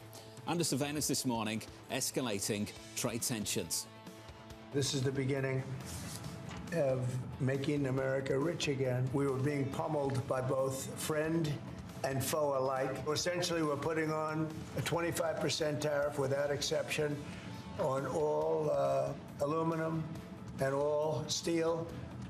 And it's going to mean a lot of businesses are going to be opening in the United States. So here's the latest. President Trump announcing new tariffs and Europe snapping back. European Commission President Ursula von der Leyen saying unjustified tariffs on the EU will not go unanswered. They will trigger firm and proportionate countermeasures. Bloomberg's Ollie Crook joins us now from Berlin for more. So, Ollie, what's the latest and what comes next? Yeah, Jonathan, I think we should sort of linger on those words, firm but proportionate. I think the proportional part of that is going to be very sort of important because for the Europeans, at the end of the day, these tariffs don't kick in until March the 12th. I think they're still hoping to negotiate their way out of it. They watch very closely what happened with Canada, with what happened with Mexico. And of course, they do have their list of retaliatory measures. We remember last time Trump was in office, they talked about targeting, Harley Davidsons, bourbon, those sorts of things. But really, John, at the end of the day, that's really a drop in the bucket. What Trump is trying to address is the basically $250 billion surplus that the EU runs with the United States, about $230 billion last year. And at the end of the day, steel and aluminum really isn't the lion's share of it. I mean, it's going to hurt Germany the most, but Germany only sold about $3 billion worth of steel to the United States last year. It's the 7th biggest provider of steel to the United States. But again, this gets serious for the Europeans when it starts to target the auto sector, the pharmaceutical sector, the machinery sector. I think for the Europeans, at the end of the day, they know every single negotiation begins by naming a price. Donald Trump has not quite named the price yet for the Europeans, what he wants from them. Yes, we know he wants them to buy more fossil fuels. Could it be about NATO spending? Could it be less antitrust action on U.S. tech companies? Could it be Greenland? They really don't know. The good thing that they have this week is the Munich Security Conference, where you're going to get the first high-level delegation from the Trump administration coming into Europe. You're going to have Marco Rubio, J.D. Vance, Keith Kellogg, the special emissary on Russia and Ukraine, and potentially also get the outline for the peace plan there. And J.D. Vance is in Paris for the AI summit as well. Oliver, walk us through a little bit more of what potentially Europe really could do before March 12th to relieve the president's concerns. So listen, I think that we're going to have to sketch that out, and that's where I'm going to be at the end of the week in Munich and trying to chase down, just the Senate delegations and everybody that's going to be there, including J.D. Vance and Marco Rubio, to basically see what they're trying to extract from the Europeans. Of course, the trade balance is going to be front and center. It's, again, almost $250 billion. What can the Europeans do? We know that the Europeans do need to buy more fossil fuel for their own energy security. We know that's an open door that they can push on that can make everybody sort of happy. There is also the question, though, on retaliation. We talk about goods all of the time. There is also the question of trade between services as well, between the United States and Europe. There is a massive surplus that the United States runs on services trade with Europe. Is that something that they could target? But at the end of the day, they don't really have the large bargaining chip when it comes to sort of trade. So we'll have to see what the sort of sketches of the contours of that negotiation begins to look like at the end of this week. Ollie, appreciate it. It's good to hear from you. Ollie Crook there in Berlin. You'll hear a lot more from Ollie through the week on this trade effort as we sit here and wait for so-called reciprocal tariffs. And I think that's probably what the Europeans have got to do here. Sit here and wait, because this is one piece of a much bigger picture. Got to wait to see what the reciprocal tariffs will be, what the president's approach will be to that, before you start talking about proportionate countermeasures. How proportionate do you need to be? How big is this effort going to be? Are you going to make Italians buy American coffee? Are you going to make the French buy American steaks? Are you basically going to say, I want you all driving in Fords? At what point are you going to raise the stakes, no pun intended, at a time when it's visceral and there's a real grievance that goes beyond just what might seem to make the most sense for business? What's wrong with American steaks? What's wrong with Fords? Actually, that's one of the issues. What's wrong with Fords, Bramo? Well, but this is actually one of the issues. I would love to see a Hummer in those tiny, Italian streets. Back streets, yeah, I'm not sure that works. Ed Mills of Raymond James joins us now for more. Ed, let's continue the conversation we started with here. The big tariffs on steel and aluminum, and whether there will be any carve-outs. What's your base case on that one? I think the base case is no. I think that the base case is that they go up from here, John. And I think you are 100% right saying that there's all these expectations out there that they're not coming. They're coming. And I think it's really instructive to look exactly what happened with the announcements on Canada,